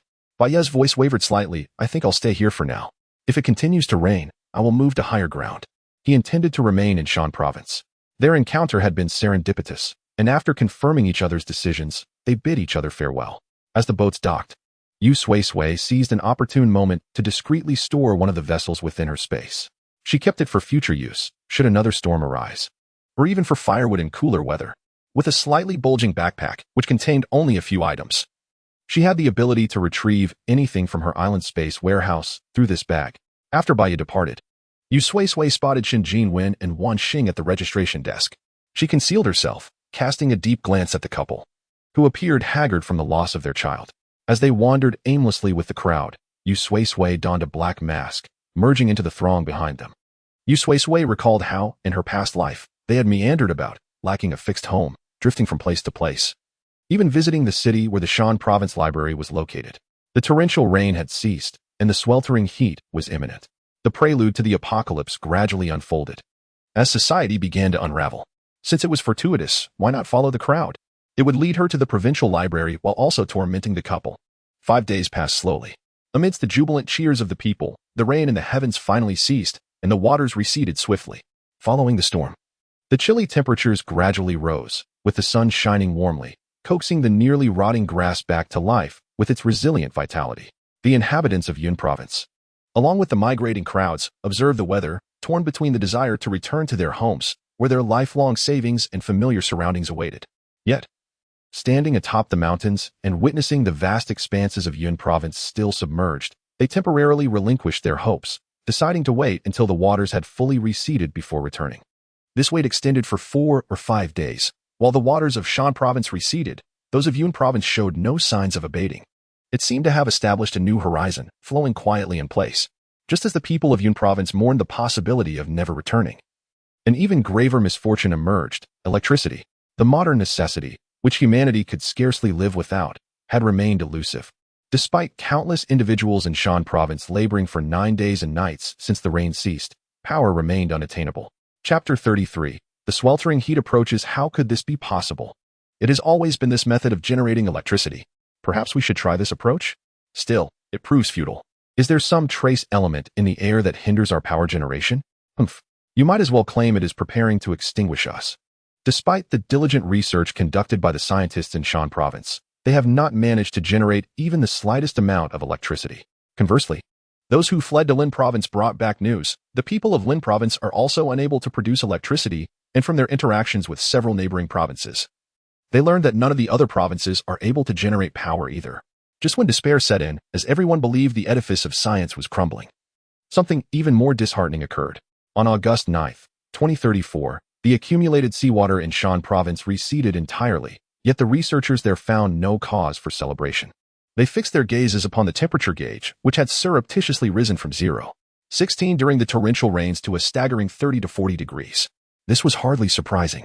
Shan province, much like Yun province, has always experienced 11 months of summer and 1 month of winter. Temperatures exceeding 30 degrees are nothing out of the ordinary, provided there are fluctuations. However, the temperature was consistently rising by a degree or two each day without any decrease. At 23:59 on August 9th, as the clock struck midnight, the temperature gauge emitted a beep, indicating it had reached 41 degrees. Damn it! Wang Xing couldn't contain his exasperation. What on earth? Qin Jingwen slapped Wang Xing without sparing him a glance. Ever since Wang Xiaolong's death, she regarded him as a mere specter. Had it not been for the dangers a woman faced while traversing alone, she would have preferred to avoid his company altogether. Despite his dissatisfaction with her attitude, Wang Xing gritted his teeth and endured it, thinking that once he had another son, everything would be fine. Shan province had arranged accommodations for those from other provinces who were temporarily without shelter. The two of them now found themselves residing in a long-abandoned gymnasium alongside many others. This gymnasium was forsaken for a reason. It was cramped and poorly ventilated. While it served as a natural greenhouse in the cold, it became unbearable when the heat set in. At that moment, Wang Xing was indeed suffering immensely. The stifling air had drenched him in sweat, and his once white short sleeves were now soaked. He stripped off his shirt, squeezing it to rid it of moisture. Feeling so hot that he was tempted to pant like a dog for relief, he tossed his sweat-drenched shirt to the ground, only for it to land on the face of another person nearby, a tall, slender man named Zhang Ziyuan. The gymnasium was filled with the oppressive heat and the presence of over 100 homeless individuals, with the cacophony of snoring, teeth grinding, and murmured conversations echoing throughout, accompanied by an array of unpleasant odors. The atmosphere was hardly conducive for anyone. Zhang Ziyuan, already struggling to find restful sleep amid such dismal conditions, was jolted awake when a damp shirt landed upon him, reeking of an indescribable sweat odor. Ugh! The foul stench nauseated him. With irritation, Zhang Ziyuan brushed the shirt off his face and quickly identified its owner, Wang Xing, the only person still seated and bare-chested in the gymnasium, who was now in the process of removing his trousers. Zhang Ziyuan shuddered at the thought of the overpowering odor that would emanate once those trousers were removed. He hurled the damp shirt back at Wang Xing's face, scowling in disapproval. Do you have no sense of public decency? Stripping in front of so many people? You may not find it offensive, but I certainly do. Wang Xing, struck by his own shirt like a boomerang, was also made aware of the unpleasant scent clinging to it. Yet, what man is without a scent? Why do you care so much? He cast a glance at the tall and slender Zhang Ziyuan. He intended to continue undressing, but Zhang Ziyuan delivered a sharp slap to him. Hey, what are you doing? Does my removing my pants bother you? If you don't want to see, just close your eyes. Stop being so fussy. Wang Xing, already in a foul mood, became completely enraged. His face flushed red with anger, and he had no awareness of moderating his volume. His voice thundered throughout the gymnasium, awakening those with lighter slumbers. What are you making a fuss about in the middle of the night? One irritated person groaned, rubbing their eyes and glancing in Wang Xing's direction. At first, they failed to discern Wang Xing's face, instead catching sight of a mound of pale flesh. Bewildered, they wondered, am I still dreaming? Why is there such a large dumpling here? Fool, that's just a pervert not wearing a shirt. A woman interjected, disgusted at the sight of the middle-aged man's exposed flesh. Fong Songjue frowned, addressing Wang Xing, could you at least dress appropriately in public?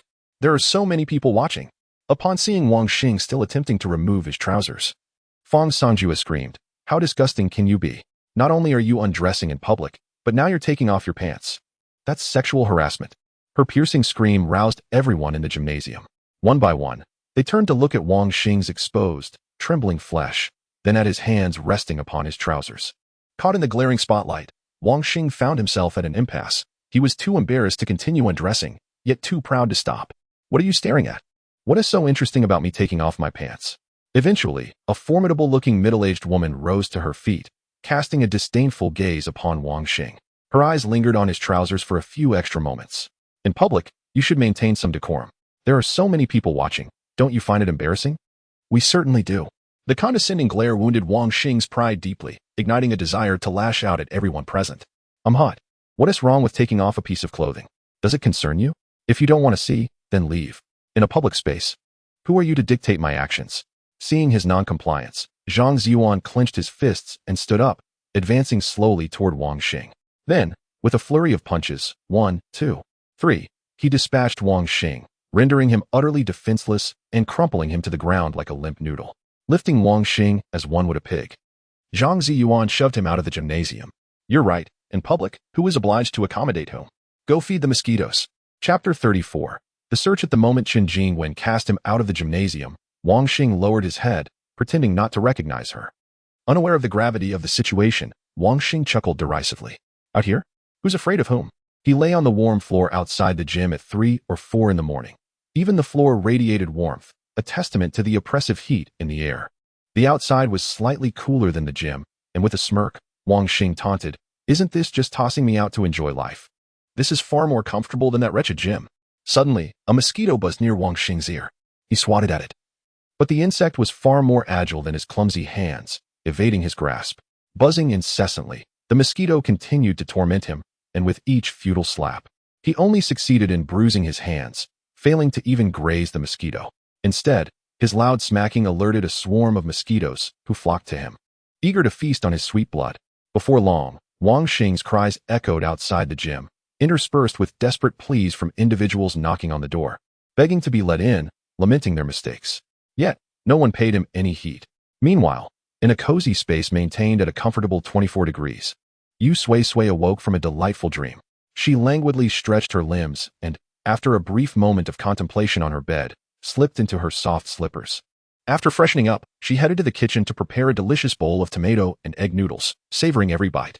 Emerging from her space, Yu Sui-Sui recalled that she had entered it amidst a lush thicket capable of concealing more than 20 individuals. Should anyone emerge from it, it might incite a momentary shock, but it would hardly lead anyone to suspect her secret. Besides, with the power out, surveillance was rendered utterly useless. Thus, she felt secure entering and exiting her space. As she stepped out, she peered through the foliage that had concealed her presence and caught sight of the bare-chested Wang Xing, his torso covered in a multitude of red welts. He trembled as he rose from the ground, his face etched with despair, while Chen Jingwen stood at the gym entrance, gazing at him with a mix of indifference and shame. Perplexed, Yu Sui-Sui wondered what had befallen him. Did he venture into a den of snakes? Who would be so desperate as to find him appealing? After retrieving a pair of binoculars from her space, she discerned that the multitude of red marks on his body were, in fact, mosquito bites. His trembling thighs revealed the aftermath of a snake bite that had taken a substantial chunk of flesh. How pitiful, she thought, a smile creeping onto her lips. At that moment, the consciousness of her island space, adorned with a sapphire ring, observed this scene. It regarded Wang Xing, a distant relative of Yu Sui-Sui, and sensed a transformation as his blood turned dark. If he were to receive aid promptly, he might survive. Neglecting him, however, would lead to a swift demise filled with suffering. The island space contemplated alerting Yu Sui-Sui, but realized she might revel in his misfortune. Discarding the thought, it conveyed its true purpose for seeking her. I have detected a scent far more nourishing than that of books, located 2,000 meters away. Yu Sui-Sui's eyes sparkled with intrigue. Wang Xing and Chen Jingwen remained trapped in the library, waiting for an impossible event, the retreat of the Xianyun province. They would linger there for at least 2 or 3 days. Without hesitation, Yu Sui-Sui followed the directions provided by the island space, proceeding forward for 200 meters, turning left, then right for 50 meters, and finally walking another 300 meters. The distance of 2,000 meters proved deceptively brief. The island space guided her with each step, sniffing the air and providing further direction. In less than 30 minutes, Yu Sui-Sui arrived at her destination, hesitating as she stood before it. Raising her gaze, she discovered that her destination was an antique street. Among the 2 or 3 dozen shops, all adorned with various artifacts from the Tang, Song, Yuan, Ming, and Qing dynasties, bowls, vases, prayer beads, ancient texts, and paintings, none of the establishments were open. The wooden doors, creaking in the empty street, bore identical signs announcing, "Closed due to heavy rain. We will open once it stops." Uncertain why they remained closed despite the rain having ceased, she was captivated by the antiquities visible through the windows, each one bearing the weight of centuries, exuding a profound allure. The island space cautioned her against overthinking. 99.99% of what lies within is fake. What do you mean by fake? Yu Sui-Sui inquired. Her skepticism peaked. The oldest among them is merely 3 years old, while the youngest is merely a month old. Yu Sui-Sui's expression shifted as she removed her metaphorical filter, and the once venerated artifacts were instantly branded as deceptive. Filters, indeed, served a purpose, once removed. The pots and pans claiming to be antiques appeared absurdly new. The most recent book, its pages wider than a sketchbook, bore no creases, while the ancient texts supposedly passed down from the Song dynasty lacked even a single tear. Are any of the books genuine? Yu Sui-Sui asked. The island space replied. Not the books. Within this shop, the stone they use to prop up the table is exceptionally nutritious. Stone. Nutritious? The juxtaposition of those words seemed absurd. Yet the island space had woven them together seamlessly. Yu Sui-Sui briefly questioned this notion before climbing through the window of the antique shop. As the front door was securely locked, inside, she discovered a table adorned with a quaint, stone-crafted ecological fish tank. It should have housed 2 guppy fish. But neglect had left the tank dry, with only the remains of the fish visible. Yu Sui-Sui fetched a scoop of water from a large container and filled the stone tank, providing a final resting place for the 2 fish. With that done, she turned her attention to the stone propping up the table. Chapter 35. Emotions frozen. Yu Sui-Sui picked up a stone, only to realize that it was an ordinary rock. She glanced around, bewildered, utterly perplexed as to why this stone seemed more nourishing than a book. Upon striking it, she discovered it was a walnut. In the antique shop, she found a hammer. Bang, bang, bang. Once she shattered the stone, she uncovered not just a walnut, but a golden hairpin enveloped within. This hairpin, concealed beneath the stone for who knows how long, gleamed as if freshly polished. The island realm thrived on the nourishment inscribed upon the hairpin. It devoured the essence contained within. In the blink of an eye, Yu Sui-Sui was no longer in the antique shop. The world around her transformed into a scene from millennia past. Silk ribbons fluttered, laughter echoed, all shrouded in a mist. A bride adorned in a crimson wedding gown sat upon a bed strewn with red dates, peanuts, and pomegranates, lifting her fiery veil.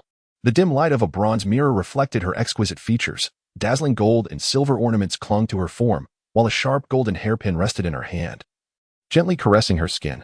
The beautiful bride shed crystalline tears until she heard the footsteps of her groom. She draped herself in the red veil once more, just as the unfamiliar groom reached to unveil her. Nestled in his strange embrace, she gripped the hairpin, plunging it into his heart, then into her own. The maidservant screamed. The hairpin clattered to the ground, and the bride's blood, steeped in profound hatred, merged with the hairpin. Centuries passed, a newlywed feud rippling through time, becoming a tale forgotten by history. The hairpin changed hands across dynasties, until it lay abandoned, buried by rain and soil, lost to the earth for eternity. Yet, the intense hatred remained, undiminished, until the island realm consumed it whole. The scene, laden with ancient animosity, suddenly collapsed. Yu Sui-Sui blinked and found herself back in the familiar antique shop, still clutching the golden hairpin, which now appeared significantly aged, as if it bore the weight of years buried. What had just unfolded? A crystallization of emotion. After consuming the energy of the hairpin, the island realm recalled the source of nourishment far more profound than books. It explained to Yu Sui-Sui, I require but 2 forms of sustenance, knowledge encapsulated in books and the crystallized emotions of sentient beings. The latter is far more precious, demanding intense feelings and a vessel to contain them. What you just witnessed was a potent emotion of hatred from millennia ago, preserved by the hairpin. Yu Sui-Sui nodded. Books' knowledge? Crystallized emotions of sentient beings? You have rather discerning tastes. Books are the ladder of human progress, and likewise for the realm. As for emotions, Those that endure for decades or centuries are extraordinarily rare, for most are fleeting. She placed the hairpin on the counter for the shopkeeper. If he were to return, he would surely be elated to find such a unique antique. The island realm remarked, "We may depart. There are no more crystallized emotions here." However, at the door, Yu Sui-Sui encountered a grandmother in her 60s. Her hair dyed a fashionable gray, adorned with spectacles. She was taken aback to see Yu Sui-Sui emerging from the closed antique shop. Caught red-handed, Yu Sui-Sui felt the urge to retreat into the realm, but then realized it was merely a shop and visitors were commonplace. "Excuse me, I came to look at antiques. When does the owner open?" The grandmother's expression shifted dramatically, regarding Yu Sui-Sui as if she were a fool. "The owner will not be returning. None of the shopkeepers on this street will." Yu Sui-Sui was perplexed. The grandmother continued, "All the shops here belong to a single owner, who tragically met his end during a downpour, struck by a shop sign. With no wages to be earned, his employees fled. It's just desserts, dear girl. What do you fancy here? Just take it. I assure you, everything is counterfeit. Merely a ruse to fool outsiders." The grandmother wandered through the shop, her brow furrowing upon spotting the hairpin on the table. Where did that old fool procure this fake hairpin? She picked it up, surprised by its weight and the beauty of its engravings. Without hesitation, she thrust it into Yu Sui-Sui's arms. "Take it. This counterfeit is rather well made." "Oh, thank you." Yu Sui-Sui clutched the hairpin as she stepped out of the antique shop, only to find the grandmother had already scurried away. Noon arrived. The elderly woman, unable to withstand the sweltering heat, hurried home beneath the shade of the antique shop awnings. She grumbled, "The torrential rain has barely ceased, and now this scorching heat returns. This wretched weather, does it intend to make life unbearable?" Yu Sui-Sui tucked the hairpin into the realm, which deemed it an antique suitable for the library, promising to create a museum for her. She acquiesced to its proposal. As she walked under the blazing sun, she felt as though the heat would surely roast her alive. She retrieved a temperature gun to measure the air, finding it a sweltering 43 degrees, with the ground reaching a scorching 45. A steak placed on the pavement would cook to medium rare. Leave it a bit longer, and well done would be easily achievable. Such oppressive heat was commonplace for the people of the mountainous province. They had endured such conditions before. Thus, while they lamented the sweltering aftermath of the storm, they felt it was rather inconsiderate of the weather to be so harsh. No one found it strange. After all, it was merely early August, not yet the peak of summer's heat. Yet many overlooked the fact that they once relied on air conditioning day and night to endure the sweltering summers. Now, in the mountainous province and across the globe, electricity was scarce and air conditioning was a luxury. Soon, someone succumbed to the heat and fainted. Chapter 36. Water scarcity. As Yu Sui-Sui entered the gymnasium, sheltered under an umbrella and fanning herself with a small handheld fan, she was greeted by the cacophony of commotion within. "Quickly! Emergency! Make way! Do not disturb the patient's breathing." The gym was stifling, lacking ventilation. "Should we move her outside?" someone suggested. Yet, outside, the air was just as oppressive, albeit more humid. Ultimately, the crowd decided to carry the patient outside. Yu Sui-Sui finally got a glimpse of the girl in distress. She appeared to be of similar age, her hair disheveled, her complexion flushed a vibrant red, reminiscent of a shrimp, raising concerns about her mental clarity amidst the fever. She murmured incoherent phrases, and a brave soul leaned in to catch her words. "Water! Water! Water!" she pleaded. Instantly, the crowd sprang into action, seeking water. However, the torrential downpour had only just ceased, and despite their fervent search, not a drop could be found. Amidst the anxious cries, Yu Sui-Sui discreetly produced a bottle of bottled water from her bag, placing it in a conspicuous corner. The water was soon discovered, and a cup was poured for the girl, who was gently lifted and offered a sip. She gulped eagerly, yet most of it cascaded down her chin onto the ground, evaporating almost instantly under the relentless sun. The girl's complexion deepened in hue. Her breathing became rapid and labored, a sound that was increasingly alarming. Suddenly, her breath ceased. Her face returned to a normal shade. Yet no one felt joy at this turn of events. She had stopped breathing. By the time the doctor arrived amidst the clamoring crowd, the girl lay limp on the ground, having departed for the heavens. It was heatstroke. The doctor's expression was grim. She had witnessed her 10th heat-related fatality of the day. She succinctly explained measures to prevent heat-related illnesses and what to do in such situations before hurriedly departing. In a world now devoid of electricity, with all hospital equipment rendered inoperable, a peculiar apocalyptic narrative began to spread throughout the mountainous province. Many were reluctant to work in such dire times, including doctors, yet she persevered, driven by her ideals. However, due to the reluctance of many, her workload intensified, as illness proliferated in the province, overwhelming her capacity to cope. A life extinguished by the heat, an unfathomable reality for most. The atmosphere in the gymnasium grew somber. Yet the soaring temperature of 43 degrees Celsius soon lifted their spirits. As children clamored for water, desperate mothers searched in vain nearby, unable to find even a drop. Not even from the garden pond adjacent to the gym, which had dried up. The torrential rains from merely 10 days prior left no trace, the water having receded entirely, leaving the province with even less than before the deluge. They were now completely devoid of water. Instantly, parched throats began to complain. Wang Xing, sheltering under a tree, fanned himself with leaves, yet the hot wind offered little relief. Frustrated, he tossed aside the leaves and let his tongue loll out. "It's unbearable," he exclaimed, draining his remaining saliva, only to feel thirstier still. His eyes darted to the verdant leaves below. For a fleeting moment, he fantasized about extracting juice from them. The reality was stark. There was no water to be found.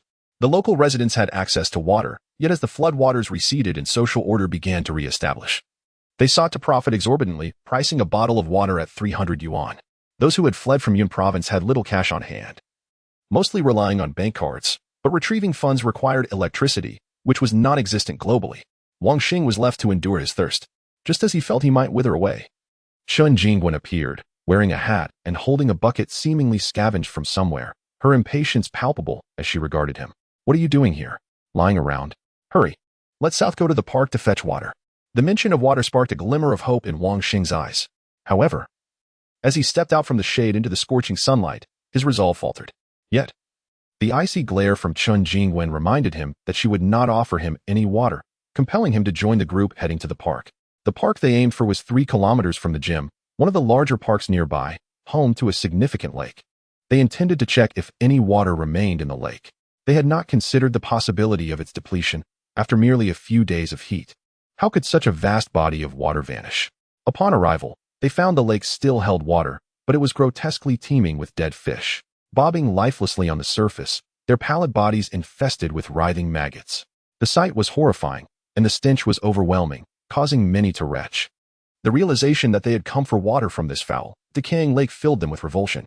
Some turned away in disgust, while others, unable to resist, scooped out small amounts of water from the edges, avoiding the dead fish and maggots. Wang Xing, though he too considered the water filthy, found himself desperate. On the brink of dehydration, he cupped his hands and drank deeply, garnering the eyes of onlookers who regarded him as a brave warrior. He closed his eyes, gulping down the liquid. With a sharp recoil, he vomited. The water was foul, exuding an indescribable, nauseating odor. "Anything edible, anything at all," he cried. Only then recalling their lack of provisions for the journey. Resolutely, he plucked grass from the ground and stuffed it into his mouth. The sour taste quickly masking the repugnant flavor of the water, revitalizing him momentarily. Chapter 37, The Heist in the End. Only a scant few individuals with formidable psychological fortitude dared to drink from the river. The rest preferred to perish from thirst rather than touch the water within. Wai Su found herself in the library of the space. Previously barren, the library now brimmed with books, conjured out of thin air by the island space.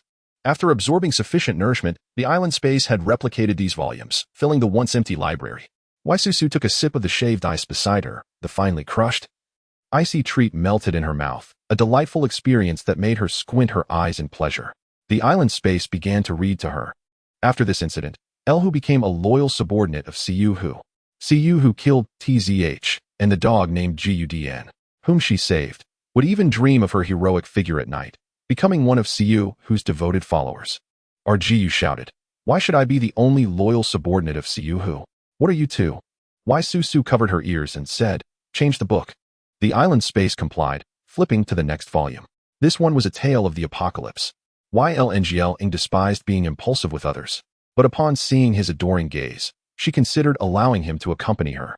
Once again, she was faced with an admirer, a notion that thoroughly irked Ylngl. Yet, recalling the benefits he had provided her, she decided to keep him around for a while longer. Joining a team posed the risk of exposing her jade pendant, a thought she rejected deep down. Thus, she joined the small team. "Stop, stop, stop," Wai Su exclaimed, as her mind began to feel overwhelmed. She flipped through the 10 novels closest to her. 5 were filled with the melodramatic woes of youth. 3 were tales of domineering CEOs, 1 was incomprehensible, and another appeared to have bypassed scrutiny entirely. Wai Su mused. Such a microcosm reveals the utter lack of taste at the provincial library of Huayan province. Can these books truly be published? The island space defended the choices. I arranged them according to your preferences. If you seek truly enriching literature, those are placed deeper within. Su shot a fierce glare at the island space, which, being non-human, remained oblivious to the shift in her expression. It merely perceived her as a diminutive human whose demeanor had suddenly become far more animated, likely due to her satisfaction with the books. The island space felt content as it recalled the contents of these books, particularly those Su categorized as the melodramatic youth novels and tales of domineering CEOs. It remarked, "These are all rather fascinating works, holding significant value for the study of humanity." A wave of discomfort washed over Su. What unsettled her further was when the island space added, "Once you pass, I shall seek the next host. Should they not be human, they too shall have the opportunity to learn human knowledge." Su closed the book, declaring, "That would be a disgrace, embarrassing even to extraterrestrials." She resolved that when her time came, she would incinerate all these disgraceful tomes.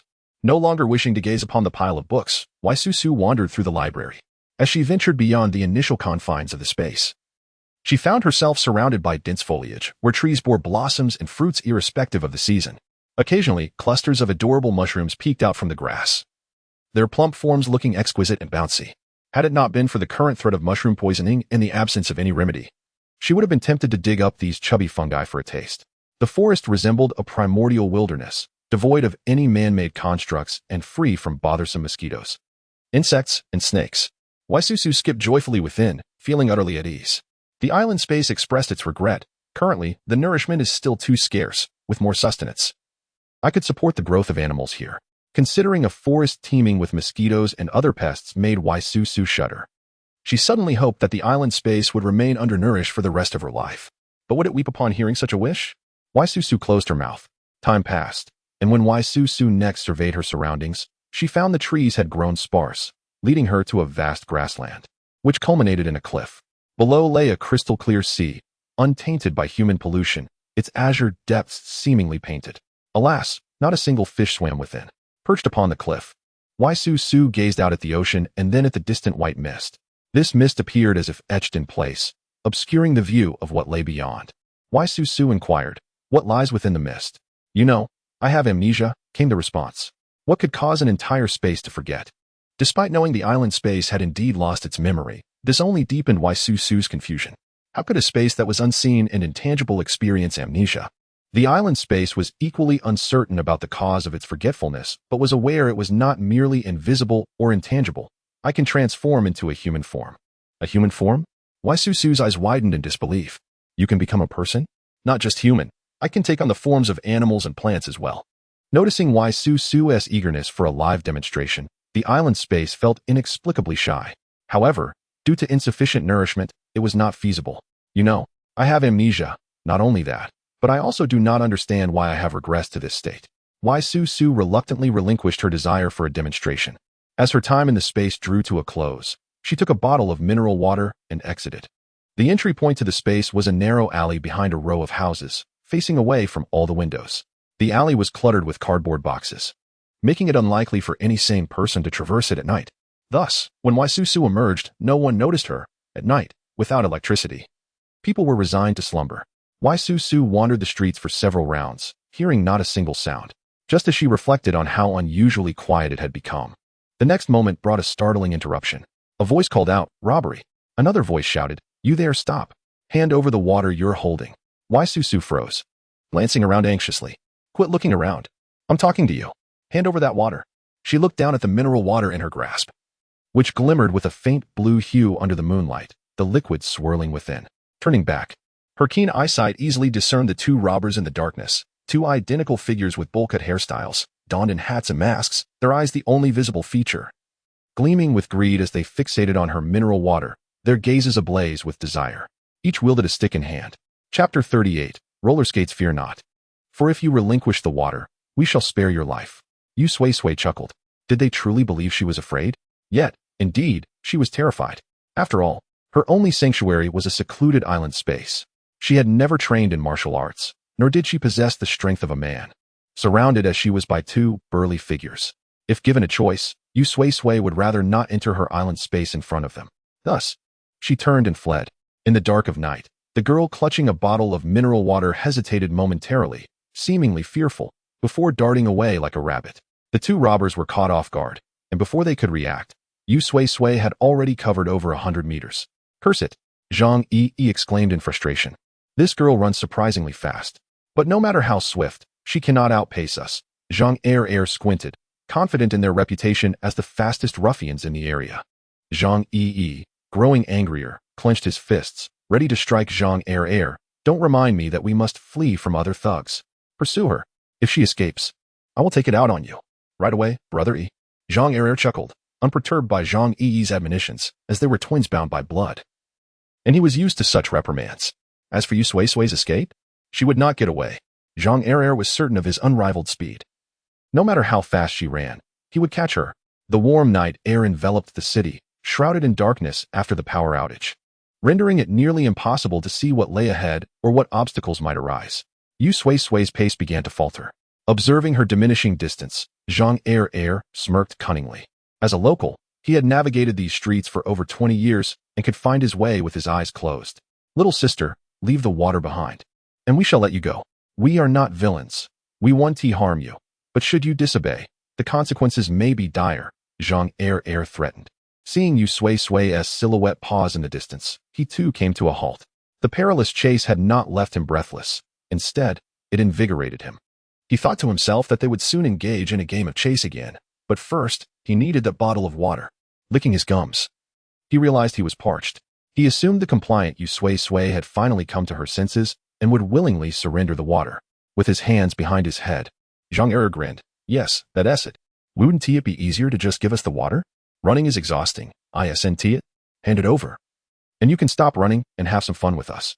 Before he could finish his playful remark, a warm stone suddenly struck him squarely in the face.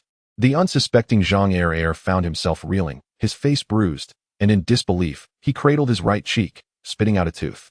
Blood trickled from his gum. And as he tasted the metallic tang, his playful demeanor vanished, replaced by a menacing glare. "I extend my goodwill, and you respond with a stone." Zhang Er sneered coldly. "Little sister, it appears you are asking for punishment." Yu Sui-Sui spat defiantly and hurled another stone, this one connecting with his left cheek. Now both sides of his face bore the marks of her retaliation, leaving him with a matching set of injuries, perhaps due to the fragility of his teeth. He lost two more, glimmering under the moonlight as they fell into the abyss of night. In a different time, Zhang Er might have sought dental care, but now. Yu Sui-Sui quipped, "3 teeth gone, reducing your bodily nourishment. Perhaps this will allow you to survive longer in this apocalypse. I am truly a benevolent soul." As the benevolent Yu Sui-Sui sped away, she swiftly retrieved a pair of roller skates with 6 wheels from her space, donning them with remarkable agility. She glanced back at Zhang Er before gliding away. The 6-wheeled skates propelled her faster than running, weaving through the streets with ease, maintaining a distance of over 100 meters from her pursuer. However, Zhang Er remained oblivious to her newfound speed, bewildered by how she had suddenly accelerated. Yet he dismissed the thought, convinced that the faster she ran, the more fatigued she would become. He was certain he would soon catch her and humiliate her. 10 minutes later, he pondered, how is she still running? Doesn't she feel tired? Perhaps she simply has better stamina, but once I am serious, I will certainly outpace her. Then, she shall face my wrath. 20 minutes later, Zhang Er was panting heavily. He glared at Yu Sui-Sui, who continued to stay ahead, yearning for her to stumble into a dead-end alley where he could seize her. How is she like an eternal motion machine? So slippery and fast, and she doesn't appear fatigued at all. Is this even scientific? We've been running for over 20 minutes, and she shows no signs of exhaustion. Zhang Er could only hear his own labored breaths, filled with frustration. What began as a 5-minute chase had extended to 25, and even with his remarkable stamina, running for that long would tire anyone. He realized he had met his match, a younger opponent who was faster and had maintained her pace without faltering. Acknowledging his own limitations, he recognized that he might not be able to catch Yu Sui-Sui. Yet, the thought of giving up was unbearable. The sunk cost was too great. After investing 25 minutes of sweat and effort, he could not simply abandon the chase. I must catch you. Then I will take your water. Or else I shall fall into despair." Zhang Er swore an oath only he understood. Thus, he pursued Yu Sui-Sui for another 10 minutes. After nearly 40 minutes of pursuit, Yu Sui-Sui remained effortlessly ahead, her breathing steady, and as she became familiar with the twists and turns of the streets, she began to lead him in circles. Just as Zhang Er began to suspect he was chasing an Olympic champion, a household flickered on a flashlight, inadvertently illuminating Yu Sui-Sui ahead of him. Chapter 39. Aquatic vegetation. Zhang Error observed Yu Sui-Sui gliding gracefully on her roller skates. Upon noticing Zhang Error's gaze, Yu Sui-Sui deliberately skated a full circle before him, the wheels of her skates gleaming so brilliantly that they pierced Zhang Error's heart, causing tears to flow uncontrollably. Zhang Error thought to himself, how can my 2 feet compete with those 6 wheels? It would be a miracle if I could outrun her. In a fit of frustration, he fainted, when Zhang Yi, concerned by Zhang Error's prolonged absence, hurriedly rushed to find him. He was met with the alarming sight of Zhang Error unconscious on the ground, frothing at the mouth. Zhang Yi gasped in horror. As time slowly passed, the date arrived at August 17th. The sweltering heat had surpassed 50 degrees, reaching an unbearable 51. Yu Sui-Sui retrieved oil from her space and poured it onto the ground. Within 5 minutes, it began to sizzle and pop. She then produced an egg from her space, cracked it, and discarded it into the oil. 1 minute, 2 minutes, 3 minutes. After 5 minutes, she was rewarded with a perfectly cooked runny egg, its whites slightly scorched, a testament to the oppressive heat. The scorching temperatures were not the only concern. A dire scarcity of water and food loomed. While food could still be found if one searched diligently, water was an entirely different matter. Wangxing, Qinjingwen, and the local tribespeople scoured every park and lake in the mountainous province. To their astonishment, they discovered that the water levels in the ponds and lakes had inexplicably diminished by more than half. The remaining water had evaporated significantly under the relentless sun, leaving only a meager supply for the city's countless inhabitants. Inevitably, disputes arose. Currently, Qinjingwen was at a lake nestled within a forest, rumored to be the largest in the city, spanning over 1,000 meters with depths reaching several dozen meters. Even if used liberally, its water could have sustained the populace for a considerable duration. However, the reality before them was a vast abyss, with only a shallow layer of water, merely a few meters deep, barely visible at the bottom. Wangxing, having finally squeezed through the throngs of people clamoring for water, squinted his eyes and caught sight of glimmering reflections deep below, realizing there was indeed water. This scant supply, however, was disheartening. Is this it? Is this all the water we have? It might be gone after just a few buckets. He lamented. No. We may not even manage to fill 10 buckets before it evaporates under this damned sun. Then don't bother fetching water, a burly man interjected, shoving Wangxing aside. The man's prominent dragon tattoo on his muscular arm was intimidating. Though he appeared robust, he was suffering, for maintaining such a physique required regular exercise. And with exertion came thirst. Having been parched for 2 days, he felt desperate. Living in the city center, now devoid of electricity, water had long ceased to flow. During the torrential rains, it hadn't been a problem. A simple basin could yield a substantial amount of water in mere minutes. Yet now, with the summer heat and the absence of water and electricity, the suffering of those in the city center became painfully evident. His home had no water, and the supermarket shelves had been stripped bare, leaving even a single lollipop out of reach. In his parched state, the man recalled that the largest lake in the province lay just outside the city. Surely, there would be ample water to quench his thirst. With this hopeful thought, he pedaled tirelessly to the lake, only to find the water levels far below his expectations, just a meager 3 meters, insufficient even to reach his building's height. Frustration mounted as he overheard someone nearby lamenting the scant water supply. Although he shared the sentiment, he felt that expressing such defeat was disheartening. After the man uttered, "Then don't bother fetching water," Wangxing, initially irate, sought the source of such insensitivity. How lacking in empathy, he thought. However, upon seeing the towering figure before him, wielding an iron bucket that could easily crush his skull, Wangxing's expression shifted to one of servile appeasement. "My apologies, I spoke out of turn," he mumbled, retreating several paces from the man. It wasn't lack of ambition that held him back. Rather, it was the sheer strength of his opponent. Qinjingwen shot Wangxing a disdainful glance, feeling that every second spent in his presence polluted the very air around her. She delivered a swift punch to Wangxing, urging him to hurry and fetch water. "Can't you see others are nearly done collecting theirs?" Reluctantly, Wangxing retrieved a lengthy rope, necessary given the lake's depth. He secured the rope to a bucket and plunged into the crowd, casting the bucket into the water. The rope unwound, taking nearly a minute to reach the lake's bottom, where it made a resounding splash. After some time, as Wangxing felt the bucket was sufficiently filled, he began to haul it back up. After 20 arduous minutes, his hands raw and bleeding, the bucket finally emerged. Qinjingwen eagerly leaned in to inspect. To their dismay, the plastic bucket was filled with thick, green aquatic vegetation, a sight that, under normal circumstances, would be quite lovely. However, amidst the current drought, as she scooped out the water plants, the contents dwindled to barely a third of the bucket's capacity. Frustration boiled within her. Wang Xing, I asked you to fetch water, not a heap of weeds. Can these plants quench our thirst? Why is it that every task I assign to you ends in failure? Chapter 40. Breach of Defense. Wang Xing, the target of a scathing reprimand, felt utterly innocent. With his head bowed, he expressed his bewilderment, stating, How could I know that I had struck so many water plants when I cannot see? It's dozens of meters deep. Surely I cannot be blamed for that. I do not possess the gift of X-ray vision to peer into such depths. If I did, I wouldn't be enduring this suffering. Noticing Chun Jingwen's face darkening, a flicker of guilt crossed his mind as he pointed to the remaining water in the bucket, uncertain if there were even 2 liters left. But there is still plenty of water here, right? We can drink the fresh water, and if it's not enough, we can always come back for more tomorrow. Wang Xing's words provoked an incredulous laugh from Chun Jingwen. Do you have any idea how far we are from the gymnasium? We walked for 3 hours. 3 hours. Not 3 minutes. It took us a full 3 hours to reach this place. Chun Jingwen's heart burned with frustration. She wished to engage in a prolonged argument with Wang Xing, to bicker for days and nights until the very heavens trembled, as a means to alleviate her inner turmoil. Yet, the throng waiting for water behind them abruptly pushed the two out, declaring, What is all this fuss about? Take your quarrel back. There are so many people waiting.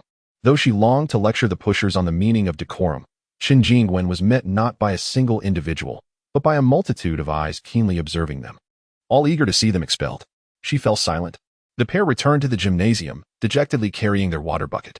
Wang Xing muttered, They're just bullying us because we're alone. If it were a group, would they dare act this way? Chun Jingwen remained silent, picking up a bowl to scoop out some water from the bucket, drinking it down without a second thought, regardless of whether it had been boiled. The icy, sweet water revived her spirits, easing her ire. Noticing her silence, Wang Xing lost the desire to continue speaking. He too took a bowl and drank from the freshly drawn water. The taste of raw water was markedly different, and perhaps due to his sensitivity, Wang Xing detected an iron-like flavor. Though it quenched his thirst, each sip sent shivers down his spine, as if the metallic taste chilled him. After downing a mouthful, he reflected on the peculiar taste lingering on his palate, reminiscent of drinking iron water. Frustration welled within him, and he yearned for something more palatable at the very least. Boiled water. Observing his disdainful expression, Chun Jingwen frowned. If you want boiled water, leave the bucket outside to bask in the sun. In this heat, over 50 degrees, the sun could easily boil an egg. Boiling water would be no challenge. Wang Xing continued to suffer through the raw water. He wished to set the bucket outside to heat, but the risk of someone taking it was too great. Without surveillance, he could not ascertain who might be responsible for such a theft. After laboriously hauling the water, he could not allow others to benefit from his toil. There were alternatives. He could simply sit with the bucket in the sun. However, he would rather endure the discomfort of this unpalatable water than face the sun's relentless heat. Under such scorching conditions, one sunbath could feel like a lifetime. With eyes closed and brow furrowed, he forced down another mouthful of the water, the taste of which was torturous due to its excessive mineral content. When he finally opened his eyes, he felt a tug at his pant leg. Looking down, he saw a small boy with a bald head, resembling Wang Xiaolong at the same age, 6 years old, with a chubby frame and round eyes. The boy gazed longingly at the water in Wang Xing's bowl. He lifted his head, his voice filled with yearning. Uncle, could you spare me a sip of water? Wang Xing, irritated, kicked the boy away, exclaiming, Scram. What do you think you're doing, trying to mooch off my water? The boy stumbled back, bewildered, tears welling in his eyes as he looked up at Wang Xing with a pitiful expression. Yet, seeing the boy's resemblance to his deceased son, Wang Xing felt no compassion. He coldly warned, If you don't leave, I'll break your hand. The boy ran off, sobbing. Once he was gone, Chun Jingwen's voice broke the silence, tinged with a hint of reproach. You treated such a small boy that way. Her tone carried a note of pity, her gaze on the boy reflecting a sorrowful remembrance of her own son, Wang Xiaolong, whom she had never seen again before his untimely death.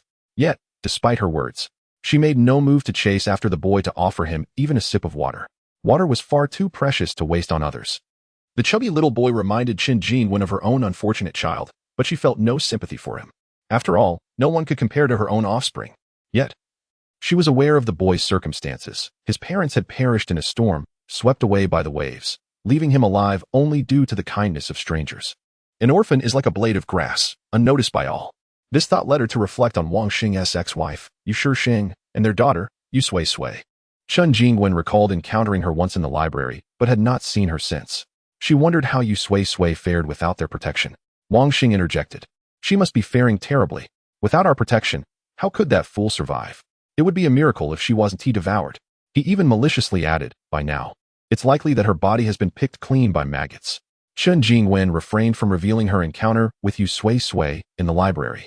In Wang Xing's mind, it was certain that Yu Sui-Sui had perished shortly after the storm struck, drowned in her grandparents' countryside home. The thought of her survival never crossed his mind. How could she possibly be alive? Both he and Chen Jingwen were barely surviving in this wretched weather. How could she still be out there? It was inconceivable. The following day, awakened early by hunger, Wang Xing discovered that their food had vanished.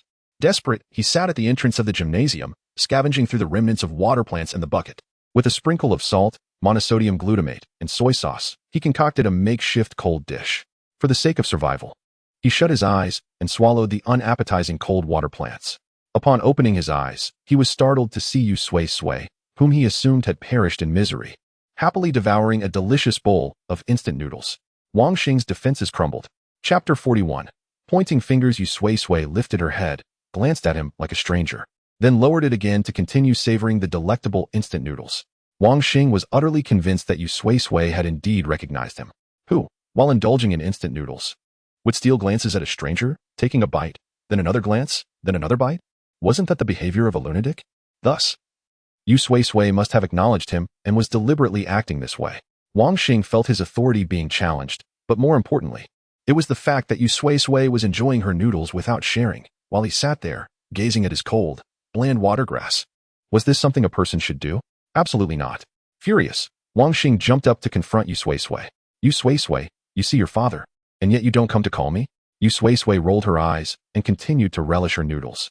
With a radiant smile, she remarked, these noodles are delicious. Too bad some people can't have any. Yu Sui-Sui, what about your manners? Only then did Yu Sui-Sui lift her head to look at him, her expression one of utter surprise, as if she were witnessing the most ridiculous joke. Then, much to Wang Xing's astonishment, Yu Sui-Sui produced a loudspeaker from behind her. Father? Do you even deserve that title? A chill ran through Wang Xing. He sensed that things were turning dire. Wang Xing, you hired someone to run over my mother. The only reason I Haven T sent you to prison is that the jail is currently closed. So what makes you think I should call you father? Yu Sui-Sui tilted her head, her large, innocent eyes wide open. Yet, the loudspeaker in her hand broadcast her words throughout the entire gymnasium, the echoes lingering. Anyone with normal hearing could hear it. On such a sweltering day, with no electricity and no entertainment, people had only eating or sleeping to occupy themselves. Suddenly, the explosive gossip drew them out to witness the spectacle. They emerged to see Wang Xing, the man who had caused a scene in the gymnasium the previous night, now pale in front of a young girl. The girl looked about 15, with black hair cascading over her shoulders, a fair complexion, and large, sparkling dark eyes. Fresh and lovely, she evoked instant goodwill. Her slender form contrasted sharply with Wang Xing's hefty physique, raising concerns about whether Yu Sui-Sui might be bullied. However, Wang Xing had no time to appreciate Yu Sui-Sui's appearance. Upon hearing her recount her accusations, even knowing that the police had become indifferent after the heavy rain, and that revealing the truth would not land him in jail, he still felt a cold sweat envelop him, his body trembling uncontrollably. Wang Xing altered his demeanor, forcing a superficial, stiff smile, and spoke in a condescending tone. Sui-Sui, what are you saying?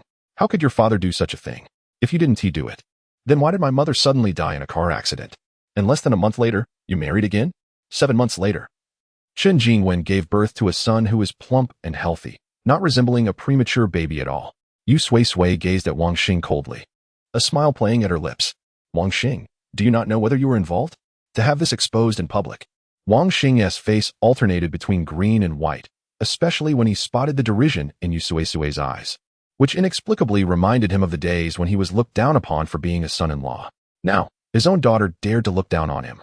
Although Wang Xing had always harbored disdain for this daughter, disdain or not, he believed she ought to respect him. In a fit of anger, he blurted out, Yu Sui-Sui, what are you saying? Is this how you address your father? Even if I did kill your mother, you should still respect me. Only after uttering those words did Wang Xing realize the gravity of his statement. The crowd would not care about his even if, they would only remember that he had indeed done something heinous. But others must not know. I truly did not commit this act. Yu Sui-Sui, please don't leap to conclusions. I know you have doubts about your mother's death, but I assure you, I am innocent. Your mother and I had a good relationship from campus to wedding. Even if love faded, divorce was the most we could resort to. Who would ever think of orchestrating a car accident? Yu Sui-Sui, you should mature and not jump to such wild conclusions. It would sadden your father. As Wang Xing defended himself, He found himself increasingly convinced of his own innocence, and tears began to well up in his eyes. A middle-aged man weeping in public could evoke sympathy from a stranger. Perhaps they would think he was stressed, facing difficulties in life. Yet if that person were Wang Xing, Yu Sui-Sui felt nothing but indifference, even a sense of revulsion, wishing to retaliate against him. In the absence of stones or branches to hurl, Yu Sui-Sui looked down at her bowl of soupy noodles. She raised it high and hurled it directly at Wang Xing's face. The broth was still scalding hot, and Wang Xing covered his face, utterly shocked by Yu Sui-Sui's audacity. You. He opened his eyes, pointing at her. A droplet of oily broth rolled down his forehead and into his eye, forcing him to shut his eyes again, while he continued to gesture at Yu Sui-Sui, his mind racing for words. Before he could gather his thoughts, another drop of broth, accompanied by a strand of noodle, slid down his round face and fell into his mouth. The delightful flavor of the instant noodles burst upon his tongue, overpowering the taste of the unpalatable watergrass he had consumed earlier, prompting his taste buds to relish the experience, causing him to unintentionally smack his lips and swallow the noodle. Overwhelmed by the delectable taste, Wang Xing's mind, devoid of rational thought, guided his tongue to lick the broth from around his mouth. It was only after he regained his composure that he realized what he had done. In full view of the public, engaging in such a disgraceful act, Wang Xing wished he could dig a hole and bury himself. Though the damage was minimal, the humiliation was profound. After Wang Xing cleaned his face with his clothing, he opened his eyes to find that Yu Sui-Sui had vanished. He initially breathed a sigh of relief, yet still held his breath, for the audience in the gymnasium was staring at him, pointing and whispering. Chapter 42. Exile. What foul words escaped their ugly mouths? Talk of infidelity, the erasure of a wife, the ascension of a mistress. Wang Xing stammered, I did not. I truly did not. It's all that rebellious girl's fabrication. She has been brainwashed by her grandparents. How can anyone see me as the villain? I am wronged, utterly wronged. Yet no one paid heed to Wang Xing's frantic explanations. Instead, they served as fodder for gossip, intensifying the whispers and accusing glances directed at him. The crowd, indifferent to the veracity of the claims, relished the sensationalism, captivated by the intrigue of familial ethics that appealed to all ages, from the octogenarian to the 6-year-old. Upon her return to the gymnasium, Chen Jingwen discovered Wang Xing babbling away, randomly accosting individuals to share his plight. His expression was one of desperation, panic evident in his demeanor. Those unfortunate enough to be cornered by him listened for a moment before pushing him away, only to huddle with others to discuss the scandal, casting disdainful looks in Wang Xing's direction as if he had committed the gravest of sins. Undeterred by their rejection, Wang Xing persisted, seeking yet more victims for his tale, only to be rebuffed time and again, endlessly repeating this cycle. What is he doing? Chen Jingwen wondered, perplexed by his behavior. As she mingled with the crowd, she overheard snippets of gossip concerning a car accident, infidelity, and the obliteration of a spouse. Despite her confusion, the gossip felt hauntingly familiar, as though she had lived it herself. Suddenly, a dreadful realization struck her. Wasn't he that how Yu Sure had met her fate? Panic gripped her heart. Had they been discovered? It seemed impossible. Years had passed without a whisper of revelation, and they had relocated to a different city, far removed from family and friends. Reassuring herself, she thought perhaps it was someone else whose misdeeds had been uncovered. Straining to listen more closely, she caught wind of details suggesting that the original spouse had suffered a tragic accident, and within a month, the fortune-seeking son-in-law had wed the mistress, who was already a month pregnant at that time. A shiver coursed through her, and she scanned her surroundings, relieved to find that no one was paying her any mind, treating her as a stranger rather than a criminal. This realization eased her anxiety. The method of the crime bore an uncanny resemblance to their own. She mused that perhaps if fate allowed, they might even become confidants. As she contemplated joining the gossip, Wang Xing spotted her, his eyes brightening. He rushed to her side, seizing her arm, and shouted to the assembly, "Ladies and gentlemen, this is my new wife. But we only met after my original spouse's death. Love is a double-edged sword. I married her merely a month after my wife's passing. I recognize my transgressions, which is why I honor my late wife every year." He continued, "As for the 7-month-old child, he is not a preterm infant. He was born after a full 8 months. However, my wife was pregnant from a prior relationship before we met. My love for her is so deep that I do not mind raising another's child. I simply wanted to give her unborn child a rightful name." Tears streamed down his face as he lamented, "Had I known this would lead to such misunderstandings, I would have chosen my words more carefully." Chen Jingwen, overwhelmed by confusion, interjected, "What nonsense are you spouting? Wang Xiaolong is dead, and you dare to claim he is not your child?" Wang Xing's expression shifted drastically, and he attempted to silence her, but Chen Jingwen forcefully pushed him away. Enraged and feeling wronged, she pointed at him, her voice rising above the din. Wang Xing, have you forgotten that we had a paternity test done the moment he was born, confirming he is 100 your child? How can you deny him now that he is gone? Is this what kind of father you are? And what of my former relationships? Was it you I dated for 3 years before we wed? How dare you slander me? Her outburst shattered the air. Her fury blind to the growing pallor on Wang Xing's face as he muttered, "It's over, it's over." The crowd, now captivated by the unfolding drama, leaned in closer, eyes gleaming with the thrill of gossip. Once Chen Jingwen finished her tirade, the eager spectators encircled them, demanding more details. What else? Give us more. Is the mistress real? Did he truly orchestrate the accident to eliminate his wife? Without hesitation, Chen Jingwen confirmed, of course it's true. It was only when she realized her slip, paralleling Wang Xing's blunder, that the two were swiftly ousted from the gymnasium by the indignant crowd, who allowed them to leave empty-handed, their belongings confiscated. Now bereft, the two huddled beneath a tree for shade, the heat oppressive. Beads of sweat trickling down Chen Jingwen's brow as she longed for water. Their hard-earned bucket of water from the previous day had been claimed by the gym authorities. Fuming with frustration, she could no longer contain her ire, turning on Wang Xing. What were you saying back there? If you had kept your mouth shut. We wouldn't have been driven out to this point. Now we don't even have a drop of water. Wang Xing felt equally exasperated. Isn't it you who fails to understand me, who refuses to cooperate? I was crafting a narrative that nearly convinced them, but then you returned and blurted the truth. Who is truly speaking nonsense here? Chen Jingwen rolled her eyes. Your fabricated story was so ludicrous that no sane person would believe it. I felt embarrassed just listening to it, and you dared to speak it aloud. Thus, the two continued to bicker for hours until their hunger became unbearable, prompting them to cease their quarrels and begin the search for sustenance. Chapter 43. 1 hour ago, however, they were unable to find food. Instead, they had become the food themselves. Wang Xing and Chen Jingwen were locked in a cage, trembling with anxiety. Their eyes filled with regret as they wished fervently to return to an hour prior and deliver a stinging slap to their past selves. The cage was situated in a dimly lit basement, shrouded in an oppressive gloom. Dust, accumulated over countless years, blanketed the floor. While the air was thick with an indescribable stench, a grotesque blend of blood, decaying food, and mold. Aside from Wang Xing and Chen Jingwen, more than 10 others were imprisoned within the cage. Their tattered clothing was caked in dust, their faces gaunt and hollow, devoid of vitality, resembling figures from a bygone era plagued by famine. Famine? I would rather there be a famine. One of the youth, whose eyes still glimmered with a flicker of life, stood up and indignantly addressed the newcomers, Wang Xing and Chen Jingwen. In the year 4302, how can cannibalism still exist? Aren't they afraid of prion disease? Such audacity. Prion disease? What on earth is that? The young man scoffed, realizing that their boldness stemmed from sheer ignorance. Suddenly, the basement door creaked open, allowing a sliver of sunlight to pierce the darkness. A figure, indistinguishable in silhouette, entered against the light.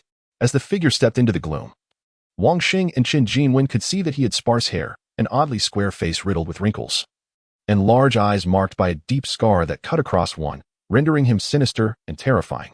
Chen Jingwen did not recognize him, assuming he was affiliated with the cannibals. Her gaze filled with animosity. However, Wang Xing's heart raced in terror as he recognized the man. Wasn't this Qin, the very individual he had encountered in the library cafeteria? He was the one who had devoured Wang Xiaolong. The vengeance for his slain can surge within him, yet Wang Xing felt no heroic zeal for retribution. Instead, his thoughts lingered on the inhumane torment he had endured at their hands. A profound sense of dread enveloped him, teetering on the brink of unconsciousness. Qin possessed no mind-reading abilities, yet he was oblivious to the source of Wang Xing's fear. Having long forgotten the boy, he reveled in the abyss of terror reflected in Wang Xing's eyes. Upon hearing the young man's remark about ignorance, Qin's delight only intensified. He erupted into laughter, his mirth causing his eyes to glisten with tears as he pointed at the young man, unable to contain his amusement. Ha! You say we lack brains. Yet you two are devoid of wit. You fell for such an elementary ruse. Ha! You crack me up. The young man glared at Qin, feeling repulsed by his exploitation of others' kindness. Wang Xing averted his gaze, unable to bear the shame, realizing that had it not been for Qin's bait of food, they would have never been ensnared. Rewind to 1 hour ago. They had been scouring the desolate shops of Shan Province, seeking food that had been overlooked by others. Alas, they found not even a single lollipop. The shop's shelves had been stripped bare by those fearful that the scorching heat would mirror the previous torrential rains. Wang Xing, Chen Jingwen, and the others in the gymnasium had also joined the quest for sustenance. However, they had arrived too late. securing only a meager haul that quickly vanished within days. Wang Xing proposed, "Shall we rummage through the trash bins?" Chen Jingwen was incredulous, her forehead dotted with 6 question marks, wishing she could excavate Wang Xing's mind to comprehend his thought process. Trash bins? Who has the luxury to waste food nowadays? Only those with an abundance would discard food. Perhaps, Wang Xing muttered, yet he doubted they would ever encounter such a generous soul. As he faltered in his thoughts, his gaze drifted. In the alley between 2 shops, he spotted an elderly woman ambling slowly, a basket hanging from her arm containing several eggs, a few tomatoes, and a handful of noodles. Wang Xing's mouth watered at the sight of the food, his stomach grumbling with hunger, and all notions of morality evaporated from his mind. A singular thought dominated, to rush forward and seize all the food from the old woman's grasp, exchanging a knowing glance with Chen Jingwen. The unspoken understanding of their years together propelled Wang Xing to recognize that she harbored the same intention. Just as they prepared to dash toward the elderly woman, she stumbled and fell to the ground with a cry of dismay. Help me, she pleaded, glancing around, spotting only Wang Xing and Chen Jingwen. I am not here to extort you. I truly fell. If you help me up, I will give you all my food. With her murky eyes turned upward in desperation, she appeared utterly pitiful. Wang Xing and Chen Jingwen harbored no fears of deceit. In a world devoid of electricity and with no one else around, who would know if they fled? They exchanged glances, their minds ignited with a singular thought. Fortune smiles upon us. Just as they contemplated seizing the food, the old woman had inadvertently fallen. Was this not a sign that the contents of her basket were destined for them? With feigned urgency and concern, they approached her. Oh, dear elder, how careless of you to fall. Does it hurt? Let us assist you. Disregarding any thoughts of food, they simply wished to help, claiming no need for recompense. The self-proclaimed Good Samaritans rushed to her side, yet neither extended a hand to aid her. Instead, all 4 hands reached for the basket that lay on the ground, lifting it with gleeful anticipation. As they prepared to abscond with the basket, the old woman, seemingly forgotten, harbored a glimmer of astuteness in her gaze. Chapter 44. The basement. The hunchbacked old woman suddenly sprang into action, producing a hammer from her voluminous sleeves. She struck Wang Xing with a fierce blow, rendering him unconscious. His eyes glazed over as he collapsed to the ground.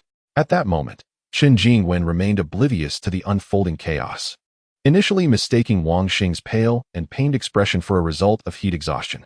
In a state of panic and fear, she called out, Wang Xing, kneeling beside him. She attempted to ascertain the cause of his distress. However, her scrutiny yielded no answers.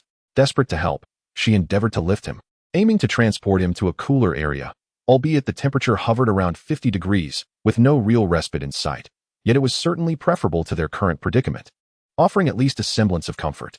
As Chen Jingwen rose, she was suddenly struck by the sight of a shadow elongating on the ground, forming the silhouette of a head. The dark figure raised a hand, brandishing a hammer, and before Chen Jingwen could comprehend the situation, it struck her head with a resounding thud, knocking her out cold, much like Wang Xing before her. 2 unfortunate souls, yet delectable in their own right. The old woman tore away her oversized garment, revealing the muscular torso of a middle-aged man clad only in a white short-sleeve shirt, his defined abs visible. She then peeled away the faade of her elderly visage, unveiling the face of a man in his prime. Chin, marked by a scar across his eye, surveyed the 2 fresh captives on the floor and commented on their predicament. Notably, he mused on the male, observing how, even in such sweltering heat, his flesh had not diminished in volume, remaining entirely intact. Time reverted to the present. Wang Xing lamented the irony of his altruistic intent to save another, only to be ensnared as prey himself, a feeling of regret unlike any he had ever experienced. In the cage with him, 14 or 15 others trembled at the sound of his mirthful laughter, some succumbing to faintness from sheer terror. The youth confronting Chin was named Lu Yuhan, who had also been ensnared by the same deceitful tactics. Unlike some who feigned noble intentions while coveting treasure, Lu Yuhan genuinely sought to rescue the old woman. Despite her fear, she bore no remorse for her actions. Yet, as she faced the man who devoured the unwary, trepidation gripped her heart. Who would not feel fear in the presence of a cannibal? Lu Yuhan had delivered the old woman directly to Chin. All of them were confined within a grim iron cage, its door secured by 7 locks, a barrier to their escape. Beyond that, another door led further into the basement, fortified with 10 locks, an indication that those who resided here were acutely aware of their nefarious deeds and sought to conceal them. The prisoners, with no knowledge of the outside world beyond the iron bars, could only speculate about the existence of doors beyond their immediate confinement. But the multitude of locks suggested a grim reality. Such a meticulous arrangement instilled despair among the captives. Lu Yuhan felt the weight of hopelessness, yet determination surged within her. She would not remain silent. To remain passive was to invite predation, yet to speak up also meant risking consumption. Thus, she resolved to find a measure of joy before her inevitable fate. With this mindset, Lu Yuhan began to mock Qin Qin. I see you resemble a human. Yet you are far from it. What kind of parents raised a creature like you? Surely, they must regret it. Even beasts know not to consume their own kind. You are even lower than a beast. Her words flowed like an unending torrent. The others, incensed by her defiance, joined her in hurling insults at Qin Qin. They called out, "You are a monstrous brute. Your heart has been devoured by a leopard. Even a leopard would refuse to feast upon you. No decent person could commit such atrocities." Initially, Qin Qin listened with amusement, but as Lu Yuhan's tirade stretched on for 10 minutes, his smile began to falter, his expression darkening. As others followed Lu Yuhan's lead, their verbal onslaught continued for another 20 minutes. Qin Qin's face turned stormy. He withdrew a set of keys from his pocket and began unlocking the 7 locks of the cage. The naive prisoners, believing they were to be freed, chuckled as he unlocked the final lock. Yes, yes. Open all the locks and let us out, and you'll finally be human. Yet, as he unlocked the last lock, he coldly kicked the one who spoke, sending him sprawling and bleeding. The scent of fresh blood permeated the basement, silencing the frightened captives. Finally, Qin Qin spoke, his voice low and menacing. You think I would let you go? That is utterly impossible. Then why unlock the locks? Are you planning to stew us all? Lu Yuhan retorted bravely, though fear gripped her heart. Clenching her fists, she resolved to strike Qin Qin the moment she had the chance. Yet, Qin Qin merely smiled. Stew? What a waste. With over 20 of you, we could never finish a single person in one go. He retrieved cleaning tools, a broom, mop, and rags, distributing them to the prisoners. With a sinister grin, he declared, having kept you all for so long, it is time for you to contribute. Begin by cleaning this basement thoroughly. I trust you have no objections? Lu Yuhan yearned to voice her dissent, to protest that they had been starved for days.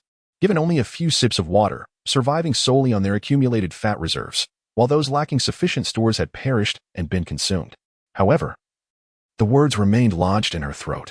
A cold gun, seemingly procured from a nation where firearms were forbidden, pressed against Lu Yuhan's forehead, a chilling reminder of her mortality.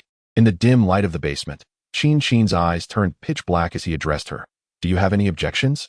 Lu Yuhan shivered, gripping her assigned mop tightly. She stifled the urge to strike Qin Qin and forced a stiff smile. No objections, no objections. The basement is our home. Cleanliness is a shared responsibility. Let us all work together to tidy this place. Chapter 45. The key. Lu Yuhan was paralyzed with fear, yet in her extreme trepidation, she found herself surprisingly devoid of fear. As Qin Qin turned his back, she ground her teeth, made faces, and raised the mop, imagining herself striking his head with a resounding thud. She envisioned inflicting grievous injury, rendering him foolish, or even incapacitated. However, upon Qin Qin's return glance, Lu Yuhan promptly assumed a demure stance, donning a flawless smile. We shall certainly clean thoroughly, she declared. Qin Qin replied with a sardonic chuckle. It is best you do so. Do not let me catch you engaging in any mischief. Once Qin Qin departed from the basement, the others gradually emerged from their iron cage. Lu Yuhan spat contemptuously. He left. Do you expect me to clean for him? Dream on. Qin Qin's warning against mischief clung to her mind, but it swiftly dissipated. In such dire circumstances, no rational individual would refrain from subterfuge. Lu Yuhan had just contemplated a little trick of her own. Abstaining from mischief was merely a gesture of respect towards the gun. Now, Lu Yuhan swiftly discarded the mop, shattering it into 6 pieces. With fierce determination, she exclaimed, It's nearly 60 degrees outside, and there's scarcely a drop of water left. How dare he expect me to mop the floor with it? I cannot fathom his thought process. The others witnessed Lu Yuhan's fervor and, inspired by her defiance, discarded their cleaning tools and sought refuge in a corner. Pigs need not clean their pens, nor do chickens their coops. Why should they, as living beings, be compelled to tidy the cages of the flesh-eating fiends? In this world, such absurdities were incomprehensible. Observing the basement, it was evident that, apart from Lu Yuhan, the others had all found a corner to rest. In more flattering terms, it was a respite. Less charitably, it was surrender, a resignation to fate. They had no real aspirations of engaging in cunning strategies to escape this dimly lit prison, locked with countless bolts. The grim reality of those who had been dragged out to become meals was far too numerous to count, leaving a palpable sense of despair, devoid of hope for escape. Yet Wang Xing did not share the same level of despair as the others. He was perhaps the most relaxed among them. The reason was simple. Wang Xing had previously been captured and treated as food, but had miraculously escaped during a moment of inattention. He did not attribute this to mere luck. Rather, he viewed it as a testament to his capabilities. If he had escaped once, he could surely do so again. Wang Xing dashed to the entrance of the basement. Lu Yuhan was taken aback by the presence of another with such audacity. She hopped alongside Wang Xing to the entrance. The 10 locks on the basement door required different keys, and the structure of some was so intricate that it was apparent they were not your typical locks. It was unclear where Qin had procured such devices. Wang Xing casually picked up one of the locks for inspection. Lu Yuhan leaned in curiously, her eyes glimmering with anticipation. "Uncle, can you pick the lock?" Wang Xing frowned. "This lock is rather challenging." "Challenging?" Lu Yuhan's eyes brightened. "So, if given a little time, you could open it?" Their voices, though not loud, resonated through the stillness of the basement, capturing the attention of all present. Hopeful glances were exchanged, as they believed that with a bit of time, Wang Xing could indeed unlock their freedom. Had it not been for the fear of detection by those outside, they would have rallied in support. Only Qin Jingwen appeared perplexed, her mind swirling with questions. What was this about unlocking? Who was to unlock it? How had she been unaware of Wang Xing's skill all these years? As she observed his figure, a newfound recognition dawned upon her. His once rotund silhouette now appeared robust and dependable. As for whether Wang Xing was being truthful, Qin Jingwen dismissed the notion. She fervently hoped that he indeed possessed this skill, as it might be their only chance at survival. Unfortunately, upon hearing Lu Yuhan's remark about needing time, Wang Xing rolled his eyes and retorted with a paternal tone. "Who told you that more time guarantees success? Given more time, I've yet to see you get into Tsinghua University. That is simply misleading." Lu Yuhan sensed that Wang Xing might indeed possess some expertise. One could not utter such authoritative words without a semblance of knowledge. In that moment, she nodded eagerly, her gaze filled with admiration. Yes, you are right. Do you need any tools? Master, what do you require? We, the denizens of this basement, would unearth anything for you. Lu Yuhan believed her declaration to be quite grandiose. After all, if they could excavate the entirety of Blue Star, they wouldn't be trapped here. Yet, in the face of life and death, what was a little exaggeration? It signified her willingness to sacrifice everything for survival. Lu Yuhan assumed the others shared her sentiment. They were all equally exaggerated in their hopes. But who could have anticipated that Wang Xing was operating on a different wavelength? "What do I need?" he inquired. Lu Yuhan nodded, contemplating the tools she knew could assist in lockpicking. "Master, do you need wood, hair, or wire? These are indeed things we can find here." Wang Xing doused her enthusiasm with cold water. "What would I do with that scrap? I need the keys to these locks. Without keys, how can we open them?" Lu Yuhan, Qin Jingwen, the others in the basement, a single sentence was enough to clarify their misguided hopes. They had relied on an incompetent fool, perhaps even less reliable than themselves. Enough. Relying on the heavens or the earth is no match for relying on oneself. Lu Yuhan consoled herself after a moment of utter disbelief. She picked up a piece of the shattered mop from the ground, cradling it in her palm. With one grip, it splintered into 2. With another, it fractured into 4. With yet another, it divided into 16. With each squeeze, that piece of wood unknowingly transformed into something as slender as a toothpick. Her extraordinary strength left the others speechless. Lu Yuhan sheepishly remarked, "I'm stronger than I seem." The others, "This is beyond mere strength." Chapter 46. Breaking free. Lu Yuhan felt an extraordinary surge of strength recently. Just over a month ago, she struggled immensely with even the simplest task of carrying a bucket of water upstairs. She dismissed her newfound vigor, attributing it to the transformative power of hardship and the life-or-death crises that push one to transcend their limits. Armed with a toothpick-like wooden stick, she stood before a set of 10 keys, relying on the lock-picking techniques gleaned from novels, television, and films, and began to test each one methodically. 1 minute, 2 minutes, 3 minutes, half an hour slipped by. Amid the crowd's eager anticipation, the lock remained obstinately unyielding. She had exchanged a dozen toothpicks in the process. It was entirely reasonable that she couldn't unlock it. After all, lock-picking was a skill. Lu Yuhan forced a smile to console herself. How infuriating. Why could everyone else succeed where she failed? The more she pondered, the angrier she became, until, in a fit of frustration, she struck the lock with her fist. With a resounding crack, the formidable lock that had barred her escape shattered into 2 pieces. Lu Yuhan was taken aback, staring at the broken lock on the ground and the discarded toothpicks. She was torn between sorrow and joy, her mind racing with thoughts of her wasted toothpicks. However, she decided to abandon her musings. Ultimately, the ability to unlock the door was what mattered, regardless of the method. With renewed determination, she unleashed a flurry of punches, each strike demolishing another lock. The onlookers in the basement gaped in astonishment, some even questioning whether they were dreaming. How could such a seemingly delicate girl shatter an iron lock with her bare hands? Surely, even an Olympic weightlifting champion could not achieve such a feat. The cold, lifeless pieces of iron that lay on the ground confirmed that this was not a dream. It was a stark reality. Someone truly could break an iron lock with a single punch. As Lu Yuhan shattered the 10th lock, the basement door creaked open slightly, allowing a sliver of bright sunlight to filter through. Tears of joy and relief streamed down the faces of many inside. They were finally free. "What is your name, young lady?" "You are a hero to our Lu family," they exclaimed, voices brimming with gratitude. "You are our savior," echoed the sentiments of others, their one still eyes now sparkling with renewed hope. Wang Xing, watching from the sidelines, felt a pang of jealousy. He muttered to Qin Jinwen, "What's the big deal about unlocking a door? I could do that too." Yet he couldn't help but recall his complete lack of experience with locks. Qin Jinwen felt embarrassed for him and discreetly distanced herself. Upon noticing her disdain, Wang Xing scoffed, "Fair-weather friend." As he approached Lu Yuhan, he frowned. "Why are you still lingering? The door is open. Hurry up and get out." Women are always so timid. Lu Yuhan thought to caution him to be careful, at least to check if anyone was waiting outside with a gun.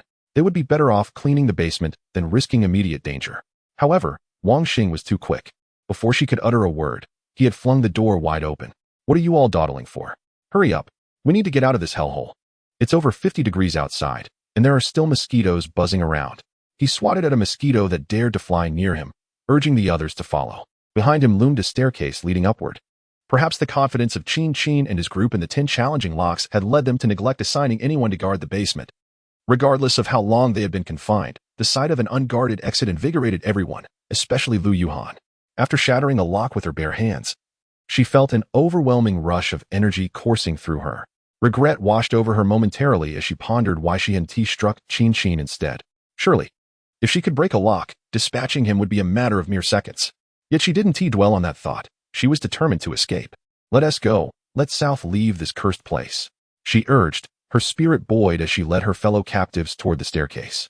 As she approached Wang Xing, he blocked her path, scowling, "You little girl, how rude. You shouldn't outpace your elders." Lu Yuhan was taken aback. What kind of logic is that? She thought, having never encountered such reasoning before. But having spent some time with Wang Xing, she recognized him as a nitpicker who thrived on conflict. In such a critical moment, unity was paramount. She didn't want to engage in a petty argument at the most perilous juncture. With great poise, she gestured for him to proceed. "Please, uncle. After you. You lead the way." Wang Xing grunted in satisfaction as he took the lead. Meanwhile, Lu Yuhan slyly positioned herself at the back of the group. As the others, grateful for her strength, adapted their pace to hers, moving slowly. One person even offered, "Do you want me to carry you?" Lu Yuhan, observing the gaunt figure before her, declined politely, sensing that he might collapse from low blood sugar at any moment. Wang Xing, overhearing this exchange, was about to launch into a tirade about how Lu Yuhan, being pampered by her parents, couldn't possibly be as strong as she appeared. But when he turned to address the others, he noticed they had all distanced themselves from him by several feet. Opting for mockery, he called out, "Could you all pick up the pace? Not being proactive and escaping is just foolish." What could the others say in response? They couldn't afford to raise their voices and attract Qin and his men, so they merely smiled and complied. Lu Yuhan rolled her eyes inwardly. The front line is always the most perilous position to occupy. Chapter 47. Wang Xing. The sudden change occurred in an instant. A swift sound pierced the air, and a silver flash darted past. Wang Xing, who had been leading the group, collapsed to the ground, clutching his arm in agony, emitting a heart-wrenching wail. Crimson blood oozed from his fingers, trickling down to stain the grimy floor beneath him. As he extended his hand to assess his injury, the onlookers beheld a gaping hole in his arm, through which the raw flesh revealed the stark whiteness of his bone, soon tainted red with blood. The sight left those behind Wang Xing utterly stunned. They could scarcely believe that in their lifetimes, they would witness such violence unfold within their own country. As they regained their senses, a figure emerged leisurely from the stairwell. This individual bore a roguish expression, exuding an air of nonchalance. He was quite handsome. Had this been the time before the apocalypse, one could imagine him garnering the attention of wealthy women eager to spend on him. Yet, in this grim reality, he struck terror into the hearts of the crowd. "Have you completed your cleaning already?" he mocked, calculating that in the mere 30 to 40 minutes since the leader had departed, it would have been impossible to tidy up. A radiant smile graced his face. "So, no cleaning was done? You must have been too busy plotting your escape. I must commend your impressive execution." With these words, he had uttered 3 sentences. Lu Yuhan found him excessively verbose. However, he soon ceased his prattle, leveling his gun at Wang Xing's head, and with a snap of his fingers, the shot rang out. Bang! Blood splattered. Disobedience leads to this fate, he chuckled, intent on using Wang Xing as an example. He had chosen him to instill fear in others. Wang Xing, robust and at the forefront, was likely the leader. Yet, it mattered little. Anyone could be sacrificed to intimidate the rest. Just as this man had fired, before he could turn back to face the group, Lu Yuhan, nimble as a cat, stealthily approached his blind spot. In a swift motion, she struck him on the head, swiftly snapping his neck. Lu Yuhan had inexplicably transformed into a figure of immense strength, capable of dispatching a foe with a single blow. The assailant's eyes bulged in disbelief before his body crumpled to the ground, soft as cotton, never to awaken again. Wiping her hands clean on his clothing, Lu Yuhan turned to the stunned assemblage, her gaze filled with confusion. Why are you staring at me? This was self-defense. No, we never intended to confine you. Such a killer deserves a fate worse than death. One among them, Yuan Zhou, was pushed forward, wiping the cold sweat from his brow. What shall we do with the two on the ground, particularly this one? He nudged Wang Xing's body with his foot, sighing heavily. How unfortunate he was to have met such a demise. Lu Yuhan glanced at the two lifeless forms and decided to place them together in a secluded corner. Let us leave them here for now. We still require sustenance. We lack the means to transport them, but we will inform their families once we escape. She looked down at Wang Xing's corpse. Provided we can survive this ordeal, she added, a hint of worry clouding her thoughts. While she possessed great strength, her body lacked any form of armor. Even the slightest sharp object could leave a lasting scar, and a gunshot could easily end her life. She had been fortunate to eliminate the assailant when he was unaware, but what if more adversaries appeared? Lu Yuhan's anxiety was unproductive, yet it lingered. Resolutely, she dispelled those worries and picked up the gun that belonged to the now-deceased assailant, clutching this solitary piece of fortunate spoils tightly in her hand. No one dared to voice any objections to her seizing the weapon. They were too fearful of joining the ranks of the fallen. They continued their ascent up the stairs. After the recent chaos, no one wished to lead the way again. Each individual exerted themselves to remain at the rear, resulting in a comical shuffle where the person originally at the front found themselves at the back, while the one at the rear, bewildered, began to advance forward until they stood at the forefront. This sequence repeated itself endlessly, resembling a snake coiling around its own tail, appearing to move without actually progressing. Lu Yuhan observed the group as they retreated towards the basement door, her expression one of disbelief. Unperturbed by their antics, she pressed forward alone. Upon seeing Lu Yuhan, the only seemingly reliable individual among them, the others followed suit, no longer retreating, eager to stay in step with her lest they be left behind. The basement was not vast, and soon they reached the first floor. As they gazed down the lengthy corridor, Lu Yuhan's heart quickened with caution. Her vigilance soon proved advantageous. Shortly thereafter, as they rounded a corner, an unexpected figure appeared. The newcomer, looking somewhat foolish, inquired, "Hey, where are you all from? I don't think I've ever seen you before." Bang! Lu Yuhan had checked the gun. 5 bullets remained in the chamber. And having retrieved another 5 from the assailant's clothing, she had a total of 10. With a pang of regret, she wasted 2 bullets, shattering the stranger's arms. And before he could scream, she swiftly tackled him to the ground, covering his mouth with her hands to stifle any sound. The man, bewildered by the sudden loss of his arms and the unexpected assault, could only blink in confusion, tears welling in his eyes. Yet Lu Yuhan felt no sympathy. Gripping his throat, she spoke coldly. "You can find the way, can't you? Let us out." Chapter 48. The trap as Lu Yuhan actively sought a way out. On the other side, Yu Sui-Sui, who remained in the space, suddenly felt a twitch in her right eye. Her intuition, that innate sixth sense of a woman, alerted her that something of great significance was unfolding unbeknownst to her. Was the temperature worsening? Upon stepping out of the space, she found that the temperature remained the same, the only notable change being a rise from 59 degrees to 61 degrees. Standing under the sun, one would feel as if lingering for just a few more minutes would render them nearly half-cooked. This temperature appeared exceedingly terrifying. Yet it was simply the reality of the sweltering weather. Both 59 and 61 degrees were lethal temperatures, prompting everyone who could find shade to seek refuge therein. Those unable to escape the heat, especially those of frail constitution, were left to succumb to the elements. As more individuals fell victim to the heat, the collective sorrow dulled their awareness of the temperature, which remained indifferent to their concern. Beside Yu Sui-Sui lay a sizable lake, surrounded by a dense thicket of trees. Although many leaves had withered and fallen to the ground due to the lack of water, the tenacity of the remaining leaves clinging to the branches bore witness to the once lush greenery that thrived near the lake.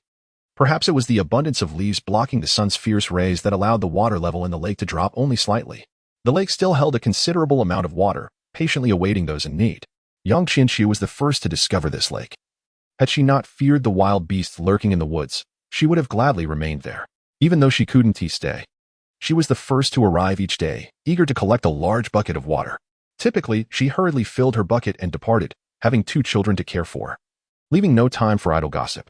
However, today, after filling her bucket, Yang Qianqiu, with a glimmer of curiosity, confided in the others who sought shade beneath the trees. Did you know? Many people have gone missing around here lately. Missing? Yang Qianqiu seized the attention of none other than Yu Sui-Sui. With ample water in the space, Yu Sui-Sui had no need to compete for the lake's resources. She had come here solely to immerse herself in the company of others, delaying her estrangement from the community. Although she had never heard this particular rumor, the concept of disappearance was not foreign to her. With so many succumbing to the heat, it was conceivable that their bodies remained undiscovered, thus classified as missing, she pondered. Dying from the heat? At least being missing is preferable, Yu Sui-Sui mused. In her past life, she often witnessed those who had vanished without a trace. No one cared to speculate on their fates, they simply knew what it meant to be lost. Despite the chaos, it had not yet descended into utter anarchy. Yu Sui-Sui chose to focus on the type of disappearance that was acceptable in the current climate. Dying unnoticed was undoubtedly the most favorable form of vanishing. Oh no!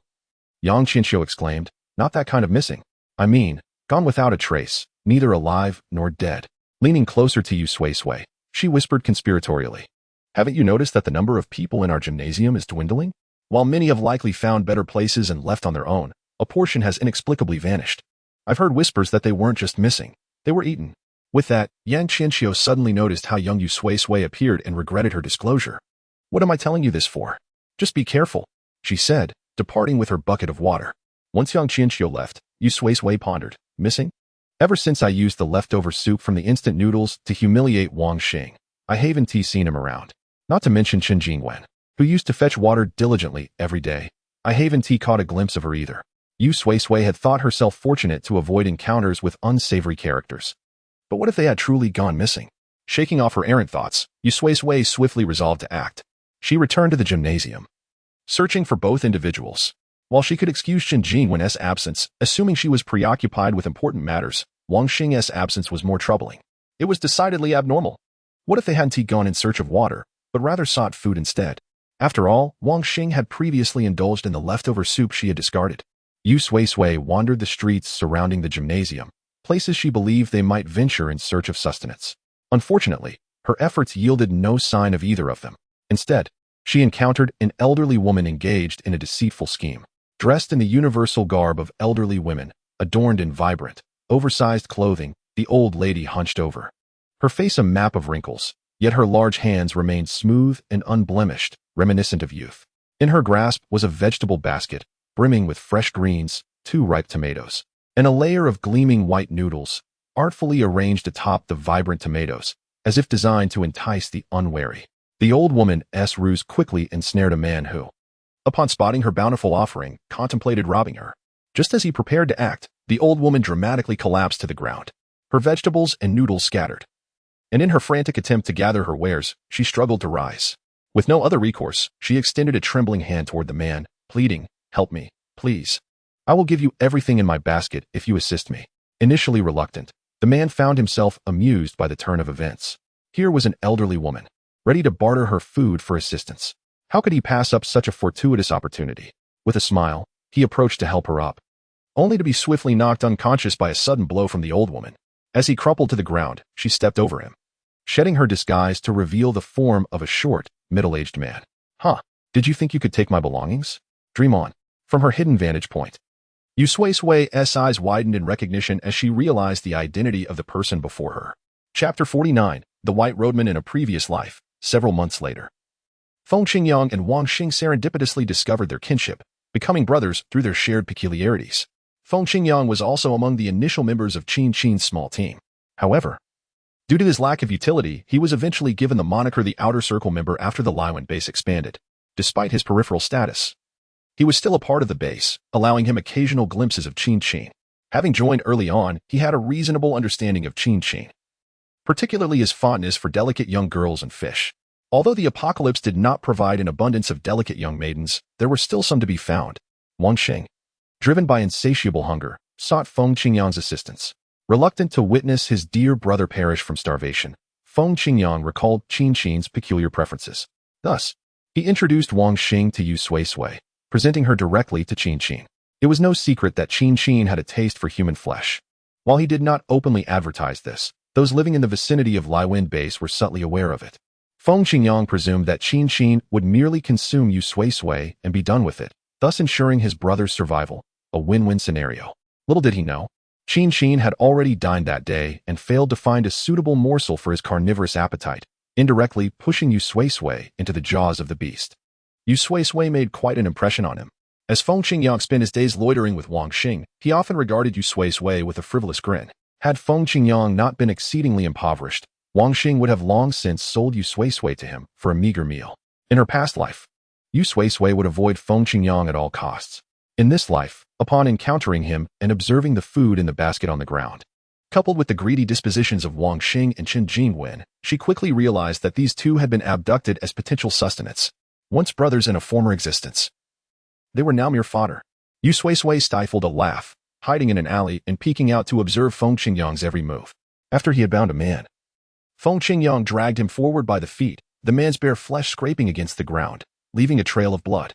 Unfazed by the possibility of awakening his captive, Feng Qingyang continued. The man, having been rendered unconscious by a violent blow to the head from a sharp stone, remained oblivious to his predicament. Yu Sui-Sui suspected he had succumbed to his injuries. Stealthily following Feng Qingyang, she noted the oppressive heat and his restless demeanor, or perhaps her own tracking skills had improved. As they neared the entrance of Liwen Base, Feng Qingyang remained blissfully unaware of the shadow trailing him. Suddenly, a sharp stone was hurled from behind, striking him and rendering him unconscious before he could utter a sound. As he collapsed, several more stones rained down upon him, leaving him bloodied and voiceless, his life extinguished. Consider yourself fortunate to have crossed my path. Do not indulge in such petty avarice again, Yu Sui-Sui mused as she dragged the bound man to a secluded spot, freeing him and carelessly discarding him in a corner. His fate, whether he would awaken or be captured, now rested solely on his own fortune. Having tracked Feng Qingyang, Yu Sui-Sui discerned the location of their base. She aimed to eliminate Qin Qin, while also checking on Wang Xing and Qin Jingwen to see if they had been consumed. For these objectives, Yu Sui-Sui stripped Feng Qingyang of his clothing and returned to her space to apply a male disguise. Although lacking the flamboyance of a head-swapping technique, her transformation was convincing enough to obscure her femininity. Liwen Base, known for admitting only men, would undoubtedly spotlight any woman entering its premises. Thus, her masculine guise was essential. Armed with a sharp kitchen knife, Yu Sui-Sui stepped into the base, which, despite being termed a base, was merely a dilapidated building with a basement. Its current inhabitants were drawn to such a dismal refuge. The Liwen Base operated without rules or management. As Yu Sui-Sui traversed the first floor, she stumbled upon a body, slain by gunfire. The evidence suggested internal conflict had erupted among the occupants. After searching for a while longer, she finally spotted a living soul nestled in a corner, clutching a pillow of unknown origin as he snored loudly, oblivious to the demise of his comrade nearby. However, this individual possessed a keen sense, and as Yu Sui-Sui's gaze fell upon him, he stirred awake. The white roadman, still groggy, could barely discern his surroundings, catching a fleeting glimpse of what appeared to be a rather short man standing before him. Did their base harbor such an individual? The thought flitted through his mind. With dozens of people in the base, how could he possibly recognize them all? Furthermore, he was somewhat face-blind. A person of unremarkable appearance, clad in different attire, was unrecognizable to him. Naturally, he assumed Yu Sui-Sui was a fellow comrade come to relieve him. You take over here. I'm heading back to sleep, he said, completely unguarded. In an instant, Yu Sui-Sui struck him with a punch that sent stars swirling before his eyes. Once the stars faded, he found himself bound, the comrade now brandishing a knife capable of cleaving his skull. With a cold voice, Yu Sui-Sui pressed the blade against his throat. Where's Qin Qin? Speak, or I shall end your life. Qin, Qin Qin, Qin Qin. The white roadman stammered, and Yu Sui-Sui pondered how she hadn't intimidated him more thoroughly. Just as she was about to deliver the fatal blow and seek another target, he finally found his voice. Upstairs, on the 5th floor. It should be the 5th floor. Tears and snot streamed down his face as he pleaded, I can take you there. Please, don't kill me. Chapter 50. Footsteps. Yu Sui-Sui gazed intently at him, her eyes filled with scrutiny and vigilance, and then decisively eliminated the threat. It was absurd to leave such a potential danger unaddressed. The unfinished building stood as a mere shell, its primary structure nearly complete, yet the staircases resembled discarded toys, scattered haphazardly, requiring the unwary to discover their existence on their own. It was baffling to consider what led the builders to so carelessly design the stairs, which were supposed to connect the floors, leaving the first to the second entirely devoid of access. Yu Sui-Sui reassured herself that those who constructed this derelict building could never have fathomed that, years later, it would become a base for individuals like her. Had they anticipated such a future, surely a semblance of conscience would have compelled them to demolish the entire structure. She was searching for a means to ascend from the first floor to the second. Meanwhile, Liu Han and the others, having fled the basement in a state of panic, lingered on the first floor, albeit at a distance from Yu Sui-Sui. The small expanse of the first floor, coupled with the poor quality of its walls, allowed every sound to travel unimpeded. They had just heard the chilling screams of the white-robed man before his demise. Before seeing him, Liu Han had thought that they might save him. However, upon confronting the reality of his lifeless form, she realized, despite his death, he bore a serene expression, distinguishing him from those trapped in the basement with her. Yet, this man, who was not one of them, was now gone. Liu Han's complexion darkened. The man had perished only recently, suggesting that someone had passed through moments ago. She was uncertain whether the one who had slain the white-robed man was an ally of the fierce wind base or a potential rescuer. Regardless, Liu Han felt no sense of reliability from either possibility. She urged her companions from the basement to flee this perilous and enigmatic place. As they departed, Chen Jingwan, distracted by the death of Wang Xing, glanced back at the white-robed man. His image brought forth memories of Wang Xing. The loss of a person she had never met stirred no emotions within her.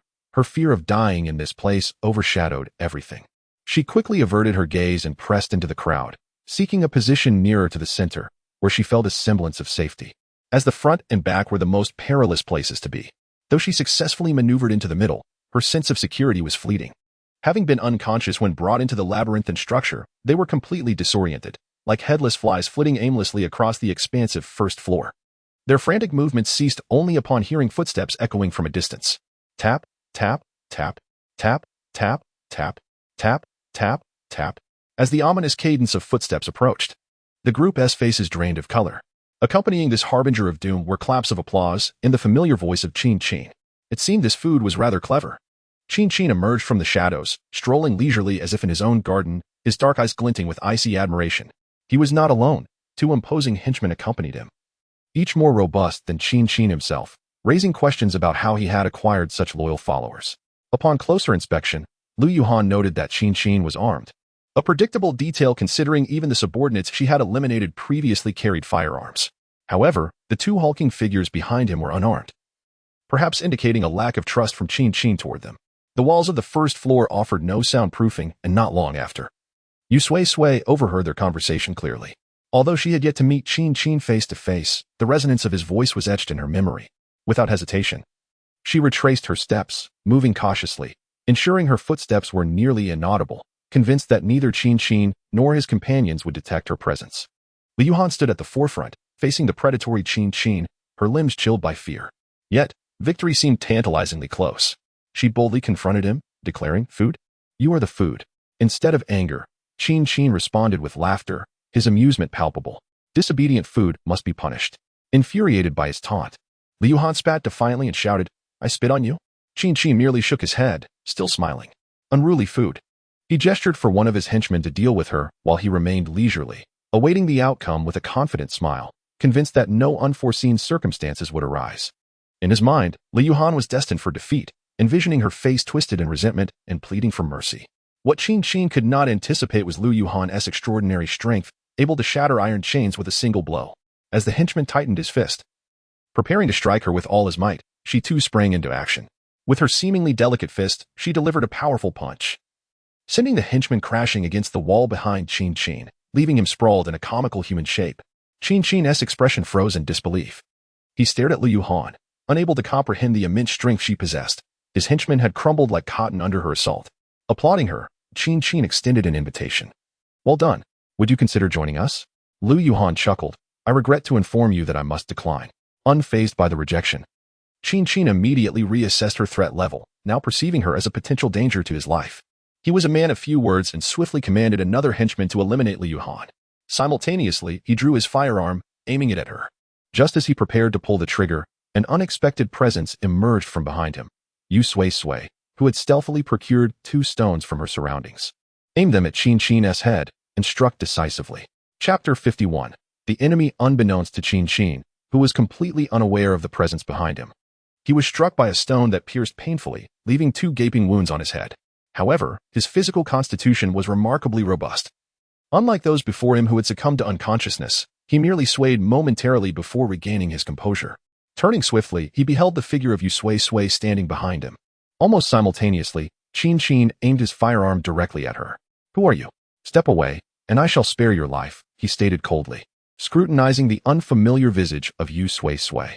As he searched the recesses of his memory, from his earliest recollections to the present, he could ascertain with certainty that none among his acquaintances bore any resemblance to her. Even among his subordinates, there was no trace of this individual, nor in his sustenance. Yet, as he discerned the heavy makeup adorning her face, a flicker of uncertainty crept in. This short-statured figure, with a visage obscured by makeup designed to distort his judgment, might indeed be someone he recognized. Regardless of her identity, the act of assaulting him with a stone was unequivocally unjust. With the cold barrel of his gun aimed at her head, he noted her complete lack of fear. Not even a tremor of her eyelashes betrayed her composure. Instead, she wore a chilling smile, and as Qin hesitated, she audaciously placed her hand atop his weapon. Fool, Qin thought, convinced that this individual was courting death. He had anticipated some extraordinary skill, yet it appeared to be nothing more than folly. Even if she dared to rest her hand upon his gun, could she possibly wrest it from him? He could end her life in an instant. And so he acted, pulling the trigger without hesitation. Qin's eyes widened in disbelief as he stared at his own fingers. The gun that had been in his grasp was now absent, leaving only the emptiness of air. He scanned the heavens and the earth, left and right, yet there was no sign of his firearm. Where had it vanished to? Meanwhile, the very person who had just placed their finger upon his gun now mimicked his stance, a pair of eyes, remarkably clear beneath the heavy makeup, gazing at him with a sinister smile. Bang! The firearm that had inexplicably disappeared from Qin's possession now reappeared in her hands. And in the widening horror of his gaze, a cold bullet hurtled towards him. Until his last breath, Qin could not fathom how his weapon had come to reside in her grasp. If he possessed a space of his own, perhaps he could have unraveled the mystery. Alas, he did not. Yu Sui-Sui watched coldly as the life ebbed from him. Standing upon Qin's lifeless body, she turned her gaze towards the fleeing Lu Yuhan and her companions. Although Lu Yuhan could not comprehend the motives of this sudden assailant, she recognized the opportunity to escape while he was preoccupied with Qin. It was not that Lu Yuhan believed this newcomer to be allied with Qin. After all, she had hurled a stone at him. However, she worried that, despite their apparent dissimilarity, they might belong to the same faction, embroiled in a mere internal conflict.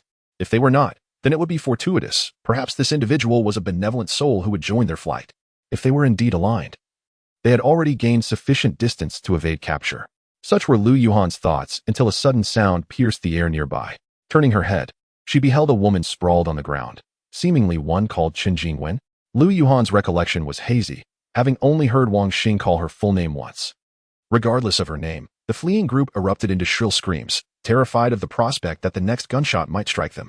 The escape party, regardless of age or gender, hastened their steps, pushing their bodies to the limits of endurance as the remnants of the surrounding buildings blurred into obscurity. It was only when they reached a distant residential block, catching sight of a few figures moving within, that they finally halted. Several individuals, relying solely on their lives to flee, collapsed to the ground, each gasping for breath. After a minute or two, someone, clutching their wildly beating heart, inquired, "That person? They didn't follow us, did they?" "No," came the reply, and upon turning to look, they saw no one in pursuit, only the scorching sun rising high above, mercilessly baking all beneath its gaze. Xiao Wu, who had been steadfastly holding his ground, felt a wave of relief wash over him at this news. He dropped to his knees, only to be scorched by the searing ground, forcing him to rise once more, having just escaped a veritable hell. He had no desire to be roasted by the sun upon his emergence. With a relaxed tone, Xiao Wu remarked, "That is a relief. It is fortunate they did not pursue us. Alas, it is a pity for that woman. She was so close to escaping, only to meet her demise at the hands of that individual." Lu lamented, "Indeed, I recall that Wang Xing was taken alongside this woman. Their bond must have been strong. It is unfortunate that their luck was equally poor, perishing in the same place." Bai Shaoqi shook her head. Good people do not live long. She believed that the woman had been captured while attempting to assist a feeble, fallen elderly woman, and thus, she assumed both were inherently good, albeit misfortunate victims of their own compassion. Upon hearing this, Lu Yuhan felt an inexplicable shiver run down her spine. She did not perceive these two as virtuous souls. Wang Xing, having exchanged a few words with him, struck her as an ambiguous character. Shen Jingwen, whom Lu Yuhan had witnessed attempting to push into the crowd, though unsuccessful, did not dissuade Lu Yuhan from deeming her, like Wang Xing, not entirely benevolent. After all, those who would assist an elderly woman carrying a basket of food were not solely altruistic individuals. Casting a discreet glance at a one-eyed member of the escape party, Lu Yuhan noted that the others had nearly regained their composure. Stepping forward, she urged, "Let us depart swiftly, returning to a place of greater safety." The others, equally apprehensive of the possibility that the individuals from the base might be in pursuit, readily agreed. Unbeknownst to her, Lu Yuhan had inadvertently assumed the role of leader among the fleeing group. Upon reaching a more populated area, the individuals dispersed, each returning to their respective abodes. However, without exception, upon their return, they recounted the events as a legendary tale to those around them. The community, upon hearing the harrowing accounts of the cannibalistic fiends, shuddered, caught between fear and disbelief. Yet, as they observed the soaring temperatures nearing 70 degrees, the escalating scarcity of fresh water, the vast swathes of withered crops, and the dwindling food supplies, the story took on an unsettling realism. With the disappearance of plants and animals, the question loomed, what would they consume? Was this not self-evident? Chapter 52. Emerald City You Sui-Sui returned to the island space. Outside, the temperature soared to a staggering 65 degrees, while within the confines of her sanctuary, it remained a pleasant 25 degrees. A gentle breeze carried the sweet fragrance of blossoms and fruits, filling her senses. The trees flourished in this haven. The sole drawback was the absence of life, as no butterflies flitted about the flowers. The only entity in the island space, a voice of curiosity, questioned her. Did you not wish to punish those two individuals thoroughly? Why wish for their swift demise? It referred to Wang Xing and Shen Jingwen, the two individuals Yu Sui-Sui loathed most in her life. Perched upon a tree, the wind tousling her hair, Yu Sui-Sui felt a profound weariness. She had grown truly tired of waiting. To mete out the punishment she desired, it was essential for them to endure long enough, with her present, to orchestrate their suffering. However, those two would not tread the path she envisioned, leaving her to bide her time, a wasteful endeavor, especially as she sought the nutrients required for her island space. The thought of tormenting Wang Xing and Shen Jingwen would indeed grant her immense satisfaction, yet sacrificing the advancement of her sanctuary for such fleeting pleasure seemed unwise. After all, their misery was but mere anguish, while the upgrade of her space was crucial to her very survival, particularly as the oppressive heat would soon relent, heralding the arrival of meteors. After much contemplation, Yu Sui-Sui recognized the urgency of upgrading her space before the meteor storm arrived. The ocean could not drown her, nor could the scorching temperatures destroy her, but a meteor, if she were careless, could reduce her to mere pulp. Time passed slowly. On August 25th, the temperature reached 69 degrees. Yu Sui-Sui found it incomprehensible how others endured such conditions. She herself was clad in cooling patches, barely managing to survive. With the world plunged into darkness due to power outages, she clutched a map she had prepared before the apocalypse. Setting her sights on a place called Emerald City, a rather ordinary locale in the mountainous province. Yet, the island space proclaimed it detected the scent of solidified emotions. Emerald City lay not far from the provincial library, and traversing the distance on foot would require at least 3 days of relentless walking. However, Yu Sui-Sui had a bicycle, an old model suitable for all ages, requiring no electricity, which would allow her to reach Emerald City much more swiftly. But how can you perceive the scent of solidified emotions from such a distance? She pondered. If the essence of that distant city was so discernible, surely there must be remnants nearby. Perhaps due to their bond, the island space swiftly grasped her unspoken thoughts. You must understand, the preserved solidified emotions are exceedingly rare. The island space continued. Furthermore, the scent from Emerald City is exceptionally potent. Any nearby traces are likely overshadowed by it. With unwavering confidence, the island space assured her. I guarantee that consuming the entirety of the solidified emotions will elevate your status by 2 levels, extending your time within the space to 16 hours. With 24 hours in a day, Yu Sui-Sui could remain in her sanctuary for a remarkable 16 hours. She acknowledged the temptation was overwhelming. Unable to resist, she mounted her bicycle, squinting against the blazing sun as she set forth towards Emerald City. Along the way, she encountered numerous individuals who had collapsed for various reasons. Whenever she spotted someone, she would relocate them to a shaded corner, offering food and water, silently wishing for their survival. If they could hold on for just 5 or 6 more days, the scorching calamity would soon conclude, and temperatures would normalize to a comfortable range. Although the impending meteor disaster was equally daunting, at least the heat would no longer threaten life. During her journey, Yu Sui-Sui also encountered lifeless bodies, some already cold and beginning to decay. Faced with these deceased souls, she could only retrieve a cloth from her space to cover them, offering a semblance of a final farewell. Thus, after cycling tirelessly for 2 days and nights, she finally arrived at Emerald City on the 3rd day at dawn. The toll booth at the city entrance was deserted, the small shop within disheveled, bearing faint traces of blood, a testament to a struggle for resources. Fortunately, she found no corpses. The shop still sold maps, a detailed one solely of Emerald City, greatly facilitating her future endeavors. Upon her arrival, the island space's senses heightened. Spreading the map by the water's edge, it manipulated the river's flow, defying Newtonian principles. Using water as ink to draw a circle on the meticulously detailed map of Emerald City. Emerald City was neither too large nor too small. Glancing at the map, Yu Sui-Sui estimated she was merely 2 hours away from her destination. Once again, she mounted her bicycle, pedaling for another 2 hours until her shoes threatened to wear thin. Finally reaching the area circled by the island space, a dilapidated residential complex. The island space extended its consciousness, surveying the complex before thoughtfully informing Yu Sui-Sui on the 15th floor. Unit 1502. Rest assured, I have confirmed there are no living beings inside. Such words only heightened her apprehension. Yet, having come this far, driven by the prospect of 16 hours within the island space, Yu Sui-Sui felt compelled to investigate. This residential building, constructed many years prior, had the peculiar characteristic of lacking an elevator, compelling Yu Sui-Sui to ascend by foot. Chapter 53. Little E. This dilapidated residential building boasts a mere 15 stories, with each entrance adorned with large, red characters proclaiming its impending demolition. Within the corridors, the air is thick with dust, visible to the naked eye, and the floor is strewn with debris, revealing that no one has resided here for an extended period. The apocalypse has significantly enhanced Yu Sui-Sui's physical endurance. She ascended to the 15th floor without experiencing even a trace of fatigue, a feat that would have been inconceivable for her former self. The door to apartment 1502 is painted a deep green, but years of neglect have allowed rust to take hold, and the vibrant hue has begun to fade. Yu Sui-Sui pushed against the door, which creaked ominously, sounding as though it might collapse at any moment. Yet, being an iron door, it was certainly not so easily budged. How discrediting it would be to the lineage of iron doors. Fortunately, this community had been abandoned years ago, leaving it eerily desolate. Yu Sui-Sui returned to her island space, retrieving a hammer from the storage room, and began to strike the iron door with resolute thuds. Before long, the precarious door shattered under her relentless assault. She pushed aside the remnants of the door and stepped into the house, which had stood empty for years. The layout was a commonplace 3-bedroom, 2-living-room arrangement. Aside from a few discarded large pieces of furniture, nothing remained, indicating that the original occupants had been exceptionally frugal, taking everything movable with them. Following the guidance of her island space, Yu Sui-Sui entered the smallest of the 3 bedrooms.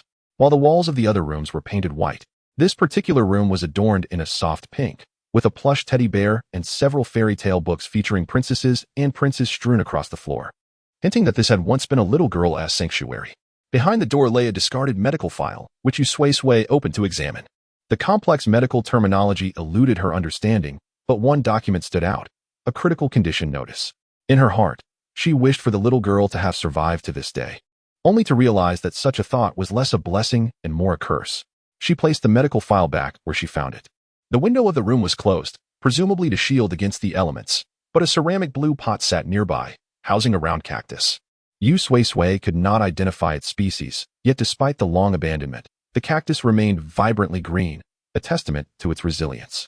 Beside it lay a small, bluish-gray stone, intricately carved into the likeness of a kitten. The space urged Yu Sui-Sui to pick it up without delay. After watering the tenacious cactus, she finally lifted the stone, and a brilliant white light erupted from it, compelling Yu Sui-Sui to shut her eyes. In the moment of darkness, the kitten's stone paws transformed into enormous purple shadows, akin to human hands, pulling Yu Sui-Sui into the stone. Time and space warped around her. When she reopened her eyes, a gentle spring breeze, fragrant with blossoms, caressed her pale face. Yet, her complexion was not as pale as imagined. After enduring a month of sweltering summer calamities, her skin had darkened considerably. Peering into the bathroom mirror, she saw the delicate face of a 6-year-old girl, as pale as a vampire. One might think she would dissolve into bubbles under the sun. Her hair was light, her eyebrows sparse, and her large, round brown eyes sparkled with innocence. The reflection of the child, with her twinkling eyes, was indeed adorable. And had she donned a lovely dress instead of a hospital gown that paled in comparison to her skin, she would have appeared even more charming. Yu Sui-Sui had now inhabited the body of this girl. "Little E, come here, mommy is taking you out to play," called a woman with a strained smile appearing behind the girl in the mirror. The 6-year-old did not perceive the forced nature of her mother's smile. Her clear brown eyes lit up, and a smile graced her pale face, creating delightful dimples on her gaunt cheeks. "Really, mommy? Really?" Seeing her daughter's innocent joy, the mother clenched the medical file tightly, her heart aching though she wore a facade of compliance. Little E remained blissfully unaware of her mother's turmoil. The mother styled Little E's hair into 2 ponytails, her heart heavy as she noticed her daughter's sparse hair. The twin tails consisted of just a few strands on each side, far fewer than even the poorest quality Barbie doll. Little E, touching her meager ponytails, beamed brightly. The mother struggled to keep her voice steady, suppressing the urge to cry. Gently, she stroked Little E's head and softly asked, "Where would you like to play?" Little E pondered before replying, "The park." "Not the amusement park?" Little E pouted. "The amusement park only has the carousel and the Ferris wheel. I can't play anything else." Even the nearly flat little train ride was beyond her capabilities. As Yu Sui-Sui inhabited Little E's body, she noticed her mother's eyes growing redder still. Guilt washed over her for not providing Little E with a healthier body, and she embraced her tightly, saying, "All right, let's south go to the park." Exiting the hospital room, Little E glanced back at the room she frequented, more familiar than her own home. The pale green curtain swayed gently in the soft breeze, and the window was bare, devoid of anything. Little E blinked. Then, Yu Sui-Sui's world turned black. When color returned to her surroundings, Little E found herself in the park. While her mother stepped away to buy water, Little E, in a moment of impulsive curiosity, darted off, unaware of where her escapade would lead her. As the sky darkened, anxiety filled Little E's eyes, glimmering with unshed tears. Suddenly, a bizarre noise echoed behind her, and images of various monsters from her phone flashed through her mind, startling her. Ignoring the medical advice, she began to flee, but not for long before she tripped. Ouch! What was that? Looking down, she saw a brown cactus, its head still sprouting a hint of green. Typically, cacti are not brown. This one was nearly dead, much like Little E herself. Chapter 54. The cactus. Yet, Little E was not abandoned by her mother. It was the cactus that had been discarded by its owner. She picked up the cactus, which had never been afforded a chance at life by its original possessor. This cruel individual had severed the roots of the cactus. He did not even toss it onto the grassy lawn, but rather onto the well-paved stone path, devoid of any crevices. The cactus found no place to take root. It was unaware of how long it had been left there. Under the relentless sun and wind, it was exhausting its last vestiges of life. On the brink of becoming a mere specimen. Perhaps in a few days, this pitiable cactus would be collected by the janitor and discarded into the trash bin, its final resting place. However, before the trash could serve as its grave, a pair of pale, delicate hands reached out. Little E extended her frail hand, tenderly gathering the ailing cactus. Her soft brown eyes glistened, clearly reflecting the cactus's image. "What a pity. I will die, and you will die too. But if I die, my mother will remember me. If the cactus dies, it will be utterly forgotten." When Yi's mother frantically found her, she discovered her daughter cradling a cactus, her head held high, joyfully presenting it to her mother with a smile. "Mom, look, this is the cactus sprite." Little E insisted that within the nearly lifeless cactus she had found, there resided a vibrant green sprite. However, Yu Sui-Sui could not see it, nor could her mother. Her mother dismissed it as the whimsical musings of childhood, asking E if she would like to exchange it for a healthier cactus. "This one is on the verge of death," her mother remarked, observing the cactus that E was earnestly nurturing in a bottle.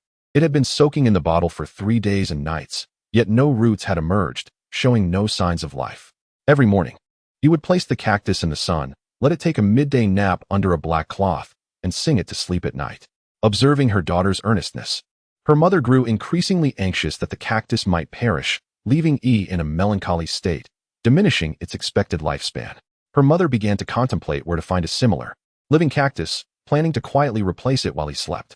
When E saw the new cactus, her mother would deceive her, claiming that under Yi's diligent care, the cactus had recovered.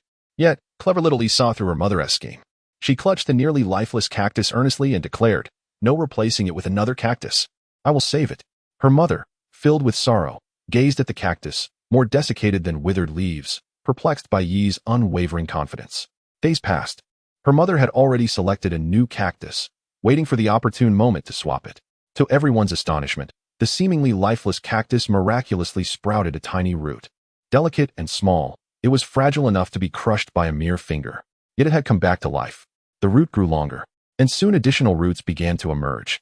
In the blink of an eye, the cactus, once on the brink of desiccation, transformed into a vibrant green, symbolizing vitality. Its home transitioned from a water-filled bottle to a blue ceramic pot, carefully chosen by E. After being transplanted into the soil of the pot, the cactus became increasingly verdant, its mottled brown skin, akin to fish scales, diminishing. Each day, it grew greener, while little E grew paler. No longer merely the pallor of a vampire. She became as translucent as foam. When she blinked, her brown eyes, illuminated by gentle sunlight, seemed to shimmer like silver. Not only was her skin lightening, but E had also become gaunt, her already slender face appearing even more emaciated. Her breathing was slow, and her speech had become lethargic. It took her 3 sentences to match the time it took others to utter a single one, requiring her to catch her breath after speaking. Even the act of conversing felt exhausting. Nevertheless, she persisted with the cactus's daily rituals: morning sunlight, midday naps beneath a black cloth, and serenades at night. Twinkle, twinkle, little star. How I wonder what you are. Little E, wake up. You Sui-Sui was jolted from Yi's body, transforming into the cactus on the windowsill. Without hands or feet, merely spines, the cactus silently observed the girl who sang to it daily, collapsing to the floor in the depths of night. Her mother, startled awake, frantically pressed the emergency button beside the bed. The corridor erupted in commotion, and when silence fell, little E lay on the floor, her breaths growing increasingly shallow as she was hurriedly transported to the emergency room by the arriving medical personnel. The cactus, in its blue ceramic pot, silently witnessed it all. Days turned into nights. In the morning, the cactus basked in the natural sunlight. At noon, it took its usual nap. However, this time, no black cloth covered it, and it quickly awoke under the scorching midday sun. By night, it listened to the myriad cries within the hospital as its music, quietly blocking its ears. After several sunrises and sunsets, the cactus once again beheld Yi's mother and the ashes of little E. The cactus did not comprehend the ashes. It only recognized that they were a white-gray substance contained within a box, imbued with the essence of little E. Her mother, Num, collected Yi's belongings from the hospital room. Though there were not many, each item brought forth a tear. To the cactus, tears were but drops of water, and it could not fathom why this human shed tears. It was even more perplexed as to why, upon gazing at it by the window, this person would weep as if her tears formed a galaxy. After gathering all of Yi's possessions, her mother gazed longingly at the cactus, now indistinguishable from any other vibrant green cactus. After much hesitation, she ultimately decided to take the cactus home. She placed it in the little girl's room, occasionally watering it with droplets of life. During the day, it soaked in sunlight, napped at noon, and listened to the serenades of chirping insects and birds outside the window, receiving life-giving water from time to time. The cactus thrived in a state of serene leisure. Chapter 55. The Green Light. Many years later, one fateful day, the mother returned home with a man. And on another day, she left with him. Occasionally, she would come back to water the cactus, but her visits grew increasingly infrequent. The last time she came, she brought with her a little girl who bore a resemblance to Xiaoyi. The girl, with an innocent demeanor, wandered into the dust-laden room and beheld the cactus, which had turned a desolate yellow from lack of water. "How pitiful, you are going to die," she murmured, pouring a bowl of water onto the cactus. She leaned by the window, her light brown eyes quietly observing the cactus. In that moment, the cactus recalled a distant memory of a little girl it had not seen in ages. Where had she gone? "Xiao-Si, how did you come to this room? Let us go outside," the mother urged. "Mom, the cactus by the window is withering. Let us take it home." The mother glanced at it, her eyes glistening with moisture. "This is its home. It cannot return with us." The mother then departed with Xiao-Si, never to return. The unfortunate cactus was left without water, yet it persevered, growing more desiccated with each passing day. Just as it was on the brink of death once again, the cactus suddenly understood where the little girl had gone. It felt no sorrow, but, on a stormy night, as the sturdy window shielded it from the torrential rain, a single tear fell from its spines, landing on the soil and miraculously transforming into a small stone resembling a kitten. Yu Sui-Sui was jolted awake from the memory of the kitten stone. This lengthy recollection left her somewhat dazed. As sunlight streamed through the window, Yu Sui-Sui instinctively lifted her head, and after a while, she remembered that she was not a cactus, but a human. "Cactus!" she exclaimed, anxiously checking the cactus, which, if it had a health bar, would have been nearly depleted. She observed that the cactus, which had retained a hint of green moments ago, was now entirely brown. The last vestige of green emanated from its body. transforming into a green light that floated ethereally in the air. When the green light noticed Yu Sui-Sui's gaze, it gently descended into her hands, merging with her essence. A cool stream flowed through her being, and she opened her palms to reveal small green lights dancing within. One of them leapt into her hand, where a scrape from riding her bicycle had lingered, and within mere seconds, the abrasion was healed. In its final moments, the cactus bestowed upon Yu Sui-Sui its power. Ability, healing. Description, you can heal certain wounds. Yu Sui-Sui expressed her gratitude to the cactus and gently moved the deceased plant into her space, digging a hole to bury it. Upon completing this task, the island space joyfully announced, you can now remain in the island space for 16 hours. A sense of bittersweet joy enveloped Yu Sui-Sui. The island space quickly noticed her sorrow and, perplexed, pondered why this insignificant human felt sadness. Life is fragile, and intelligent life is sensitive. For the sake of her mental well-being, the island space inquired, why are you sad? Is the time you can spend in the space too short? After consuming the nourishment from the Mountain Province Library, we can extend to 20 hours. With good fortune, it could be 22 hours. The island space assumed Yu Sui-Sui would be elated by this news. However, even after speaking, it still sensed the weight of her melancholy intertwined with her joy. The island space, bewildered, wished to offer further consolation, but Yu Sui-Sui spoke first. It's nothing. Look, this is the ability I just received from the cactus. She demonstrated the healing power of the green light. As the island space gazed upon the vibrant green glow, a sudden, excruciating pain shot through its head. It was a heart-wrenching agony, so intense that the island space could only manage to tell Yu Sui-Sui. It appears to be a very useful ability, before abruptly disconnecting from the conversation. In truth, the island space had not fully grasped the extent of the green light's capabilities. But the moment it glimpsed the glow, it recognized its essence as healing. Yu Sui-Sui did not dwell on the island space's sudden disappearance. She continued along her intended path. In a hazy dreamscape, countless figures stood before the island space, each bearing the visage of Yu Sui-Sui, spanning various ages. The island space did not recognize these incarnations of Yu Sui-Sui, yet it could precisely identify which iteration it was encountering. It reached out towards them, but its hands grasped only skeletal remains, which crumbled into dust, leaving nothing behind. When it extended its hand towards the last and closest Yu Sui-Sui, she too transformed into a skeleton, dissipating into the air. Now, this Yu Sui-Sui also stood before the island space. After a moment of waiting without a response, she reached out to the island space. It stepped back, entering a river where it beheld its own form, white-haired and blue-eyed, humanoid in appearance. Is this truly me? The island space had little time to ponder this question before Yu Sui-Sui spoke. With a smile, she asked, why don't you take my hand? I fear you will vanish. Upon uttering this, the island space was left to wonder what expression Yu Sui-Sui wore. Suddenly, it opened its eyes wide, having freed itself from the chains of the past. Though it could not comprehend why these memories, which it did not recall, were considered the past, it understood they were indeed remnants of a bygone era. They were not particularly pleasant memories and foretold an unsettling future. This present Yu Sui-Sui, like those before her, would inevitably disappear into the fabric of time. The thought of such a future weighed heavily on the island space, mirroring the sorrow that had enveloped Yu Sui-Sui, though it remained uncertain of the source of its own grief. Unbeknownst to Yu Sui-Sui, the island space was entangled in its own lamentations. After another day of cycling, Yu Sui-Sui entered Yi City, where the Mountain Province Library was located. Before the apocalypse, while not among the largest cities, it was still a first-tier metropolis, thriving with life. Even after the apocalypse, though the population had dwindled, many still remained. In recent days, the global temperature, which had soared to an astonishing 70 degrees, began to gradually decline, and the streets became bustling once more. As groups of people gathered to lament the peculiar weather, they suddenly heard distant gasps of astonishment arising from afar. Chapter 56. Meteorite Yu Sui-Sui watched as the crowd turned their gazes toward the source of the commotion, their fingers pointing skyward in terror, as if they had witnessed some monstrous apparition. Panic ensued, with some individuals reacting swiftly and fleeing. Yu Sui-Sui followed suit, lifting her gaze to the heavens. There, against the azure expanse, an abundance of fiery orbs had inexplicably manifested, trailing slender tails like shooting stars, plummeting towards them. With each passing moment, they grew larger and more crimson, the temperature rising correspondingly. After a brief period of stunned silence, the onlookers finally grasped the urgency of their situation. Run. Run. Run. What were these celestial bodies? Meteors? Meteorites? Or perhaps debris from outer space?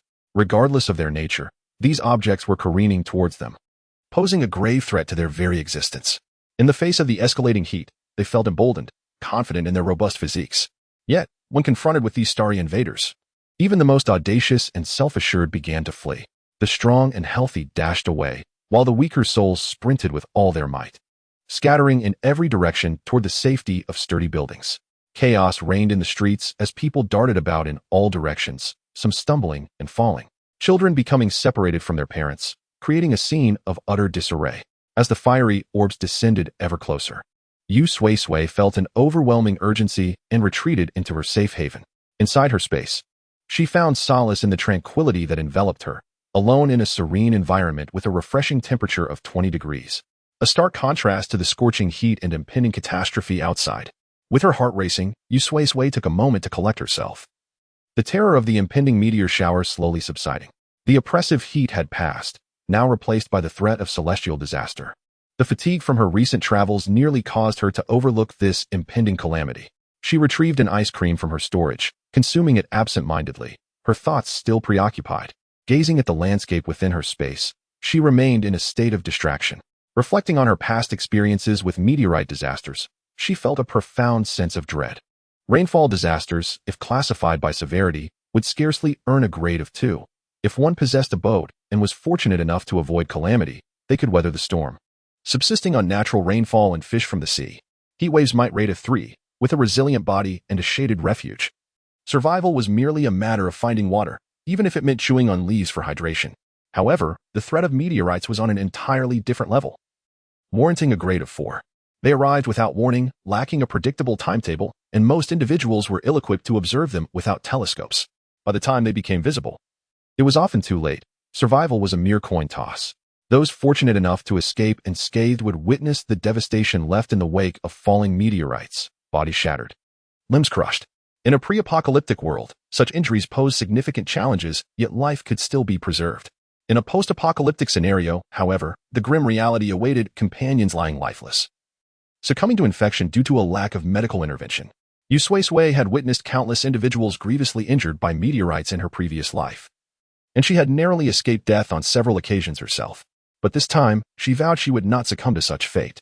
Observing the remaining 15 hours in her space, she felt a profound sense of security. As an hour passed, she reasoned that the meteor shower had likely concluded, as each occurrence typically allowed for a buffer of half a day to several days. Emerging from her sanctuary, Yu Sui-Sui was met with a transformed street, littered with massive stones that had created deep craters, bloodstains visible within. The air was thick with the metallic scent of blood, mingled with the cries for help from those who had survived the onslaught. Before her, a young boy, his age comparable to her own, lay trapped beneath a fallen meteorite. Upon seeing Yu Sui-Sui, he was overwhelmed with emotion, tears streaming down his face, not from pain, but from the glimmer of hope she represented. However, as he gazed at her, he was struck by the realization that she appeared even younger and frailer than himself, raising doubts about her ability to lift the immense stone pressing down on him. Desperately, he extended his hand towards her, pleading, "Help me, please. I'm going to be crushed." Yu Sui-Sui looked down and recognized the unfortunate reality. This unfortunate soul, though seemingly unlucky, had survived the meteor strike, yet one of his legs was pinned. Her kin cried out for assistance. Determined to save him, she resolved to pull him from beneath the rubble. In an unexpected turn, the green light pulsating within her hand surged forth, yearning to envelop the boy. Uncertain if this power was unique to her, she suppressed the light, restraining it from manifesting in a way that might frighten the boy. Yu Sui-Sui exerted all her strength against the massive stone, initially struggling to move it. After a considerable effort, the meteorite began to shift. As it lifted slightly and no longer bore down on his leg, the boy, though astonished by her strength, quickly dragged himself out from the debris, his right foot severely injured. Once he emerged, Yu Sui-Sui inquired, "Are there others in this pit?" He shook his head. "I'm not sure, perhaps some, but in this state, they may not survive." Yu Sui-Sui nodded in understanding, releasing the stone, which settled back into place. Chapter 57. Disinfectant. Once the meteorite returned to its original position, Yu Sui-Sui went to examine Shang Guanzhua's injuries. His right leg was a ghastly sight, blood and flesh mangled, with fragments of white bone protruding. Just a glance at the injury would make even the unscathed feel a sharp pang of pain. Noticing Yu Sui-Sui's gaze on his leg, Shang Guanzhua hurriedly waved his hand. "Don't look. Don't look. It's frightful. You might have nightmares if you see it. I can't even bear to look myself." The more he spoke, the more he felt the pain intensify. With a sharp intake of breath, he lamented, "It hurts. It hurts. I've never felt such agony in my life." His cries were so animated that he inadvertently tugged at the wound, exacerbating his suffering. Yu Sui-Sui replied, "Please be quiet. I wish I could. But I'm afraid that if I do, I might remain silent forever," he retorted, his reasoning oddly compelling, leaving Yu Sui-Sui at a loss for a counterargument. Yu Sui-Sui had a small bag on her back, filled with odds and ends just to take up space. She could retrieve whatever she needed from her spatial storage. She pulled out a large roll of medical bandage, a purchase made during the apocalypse. This bandage was ample enough to wrap around several legs. Even in their most grievous states, were Shang Guanzhou aware of her thoughts, he would undoubtedly be incensed, but he remained oblivious. He only noticed Yu Sui-Sui retrieving a substantial roll of bandage and a bottle of disinfectant, both precious supplies intended for his treatment. Overwhelmed with gratitude, he exclaimed, "You are truly a kind-hearted person. If I survive, I shall remember you for the rest of my life. My benefactor. Oh, by the way, I am Shang Guanzhou. What is your name?" "Yu Sui-Sui," she replied. Yu Sui-Sui first twisted open the disinfectant bottle. When Shang Guanzhou inquired about her actions, she explained, "I'm checking if it's expired." "Oh, how meticulous of you," he remarked. Suddenly, an epiphany struck him. Disinfectant is made from alcohol, which seemingly does not expire. Then let's use it. Without flinching, Yu Sui-Sui knew full well that disinfectants do not expire. She had merely been adding a small green light, named healing, into the disinfectant. Just moments ago, this healing light had attempted to escape her body and enter Shang Guanzhou's. As Yu Sui-Sui shook the disinfectant, the green light dissolved within. She then sprayed the enhanced disinfectant onto Shang Guanzhou's gruesomely injured leg, causing him to grit his teeth and contort his face in agony. Yet, in the next moment, he was astounded, trembling in disbelief as he pointed at his right leg. The once gory wound was visibly healing at an astonishing rate. The shattered bones seemed to stir, seeking their companions, and soon they rejoined to form a sturdy structure. In mere minutes, most of the grotesque injury had healed, though the severity remained. He marveled at the remarkable recovery taking place before his eyes. "Did you see that? It healed right before us. Yu Sui-Sui, do you think I've awakened some special ability?" Not merely speculating, Shang Guanzhou picked up a stone from the ground, and before Yu Sui-Sui could intervene, he made a cut across his still healing leg. To his dismay, the new wound did not heal at all. Disappointment washed over him as he clutched his fresh injury. Wailing in pain, Yu Sui-Sui believed he was reaping what he sowed. She tossed the disinfectant to him, stating, "I found this on the road. I feel it might have mutated, which could explain the rapid healing." Shang Guanzhou sprayed the disinfectant on his new cut, and once again, a miracle unfolded as his wound healed swiftly. Following this, Yu Sui-Sui began to wrap his leg in bandages. As she crouched down to attend to him, Shang Guanzhou, fearing he might startle her, wished to do it himself. Yu Sui-Sui tossed the bandage to him, but as he struggled to wrap it around his leg, it barely clung to the injury, as if delicately draping a soft velvet quilt instead of securely binding it. "Please," Yu Sui-Sui said. Shang Guanzhou returned the bandage to her, tears in his eyes. "I simply cannot bring myself to apply pressure. Ah, it hurts," he lamented, unable to muster the resolve to treat his own leg. However, Yu Sui-Sui had no such qualms. Tightening the bandage with determination, she adorned his leg in a makeshift white stocking, which soon became stained with crimson. Nearby, a large tree had been toppled by a boulder. Shang Guanzhou crawled over, tearing off a substantial branch to use as a makeshift crutch. Once upright, he surveyed the scene. Meteorites scattered about, some people severely injured beneath them, while others lay unconscious, unsure of their fate. Shang Guanzhou felt an overwhelming sense of gratitude for surviving amidst such chaos. Not only was he alive, but he had also encountered a new benefactor who had provided him with mutated disinfectant for his healing. Deeply touched, he returned the disinfectant to Yu Sui-Sui. She looked at him with confusion. "Thank you for your guidance. I am already profoundly moved and cannot accept this disinfectant." Yu Sui-Sui pressed the bottle back into his hands. "Who said I was giving it to you?" She pointed towards the numerous injured individuals amidst the meteorites, her eyes conveying the urgency. "So many need this disinfectant. Go save them.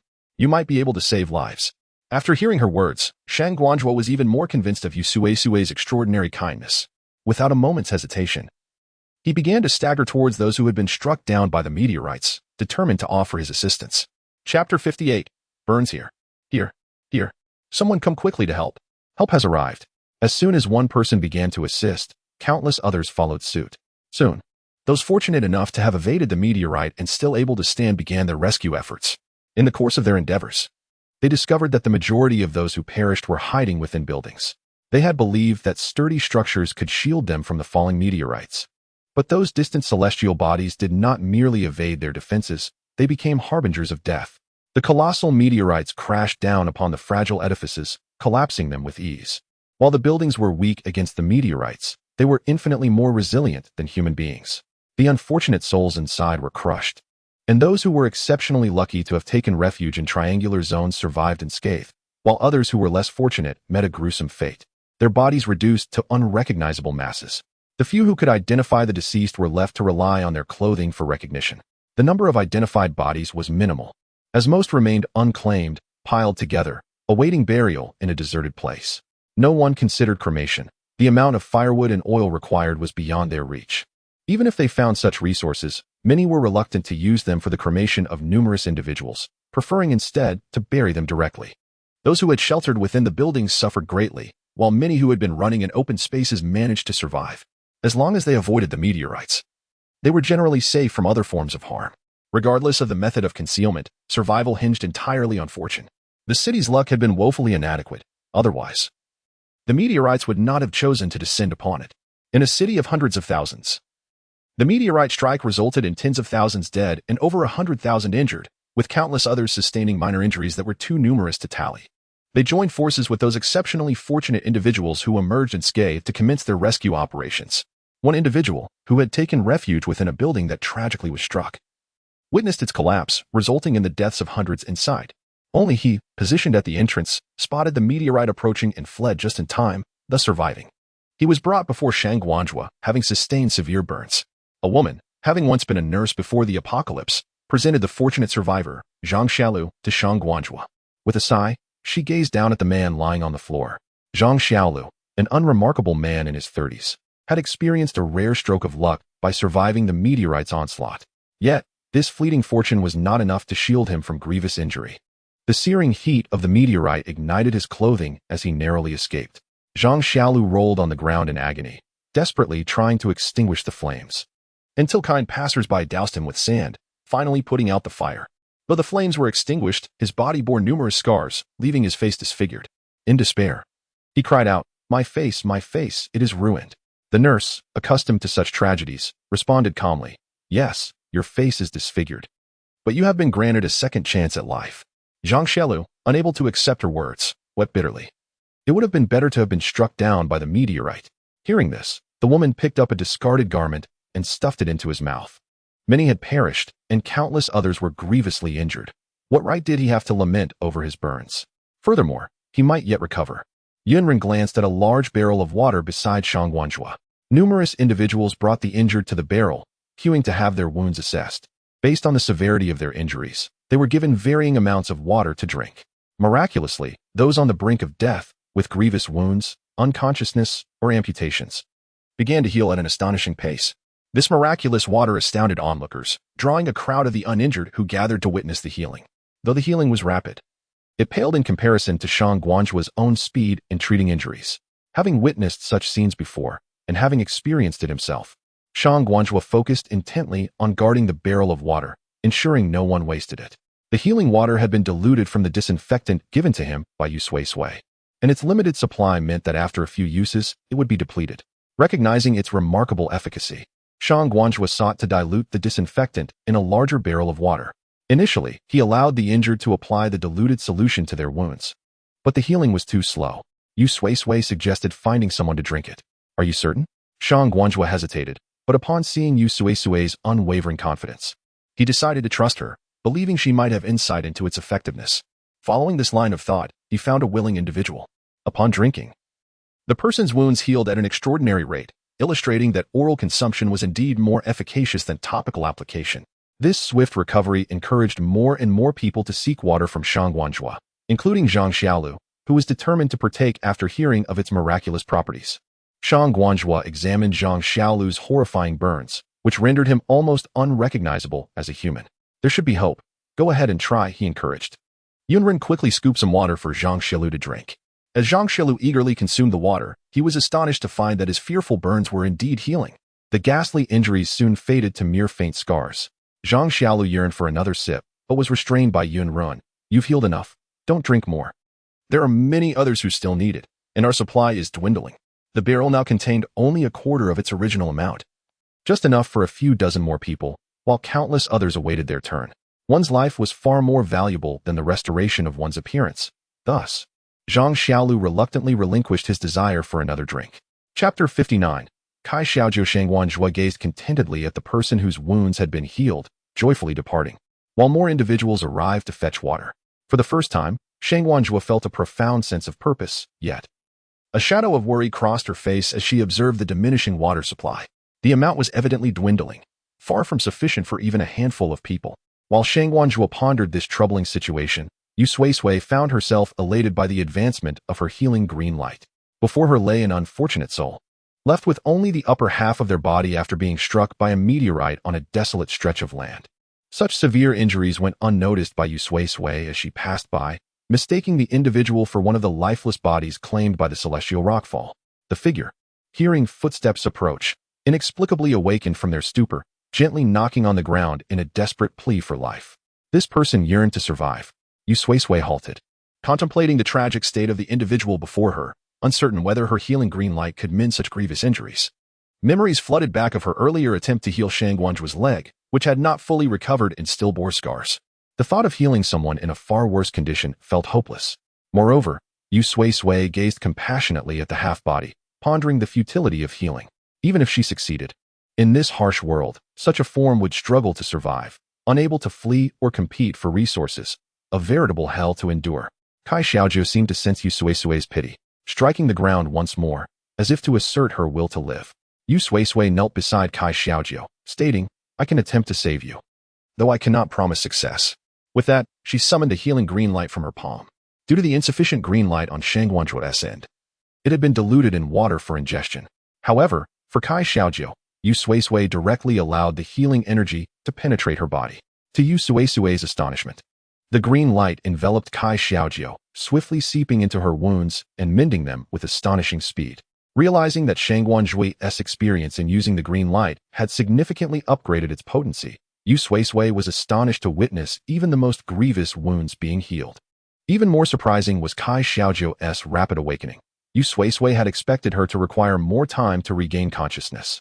Yet, in the blink of an eye, Kai Xiaojiu opened her eyes, revealing vibrant crimson irises that glowed fiercely.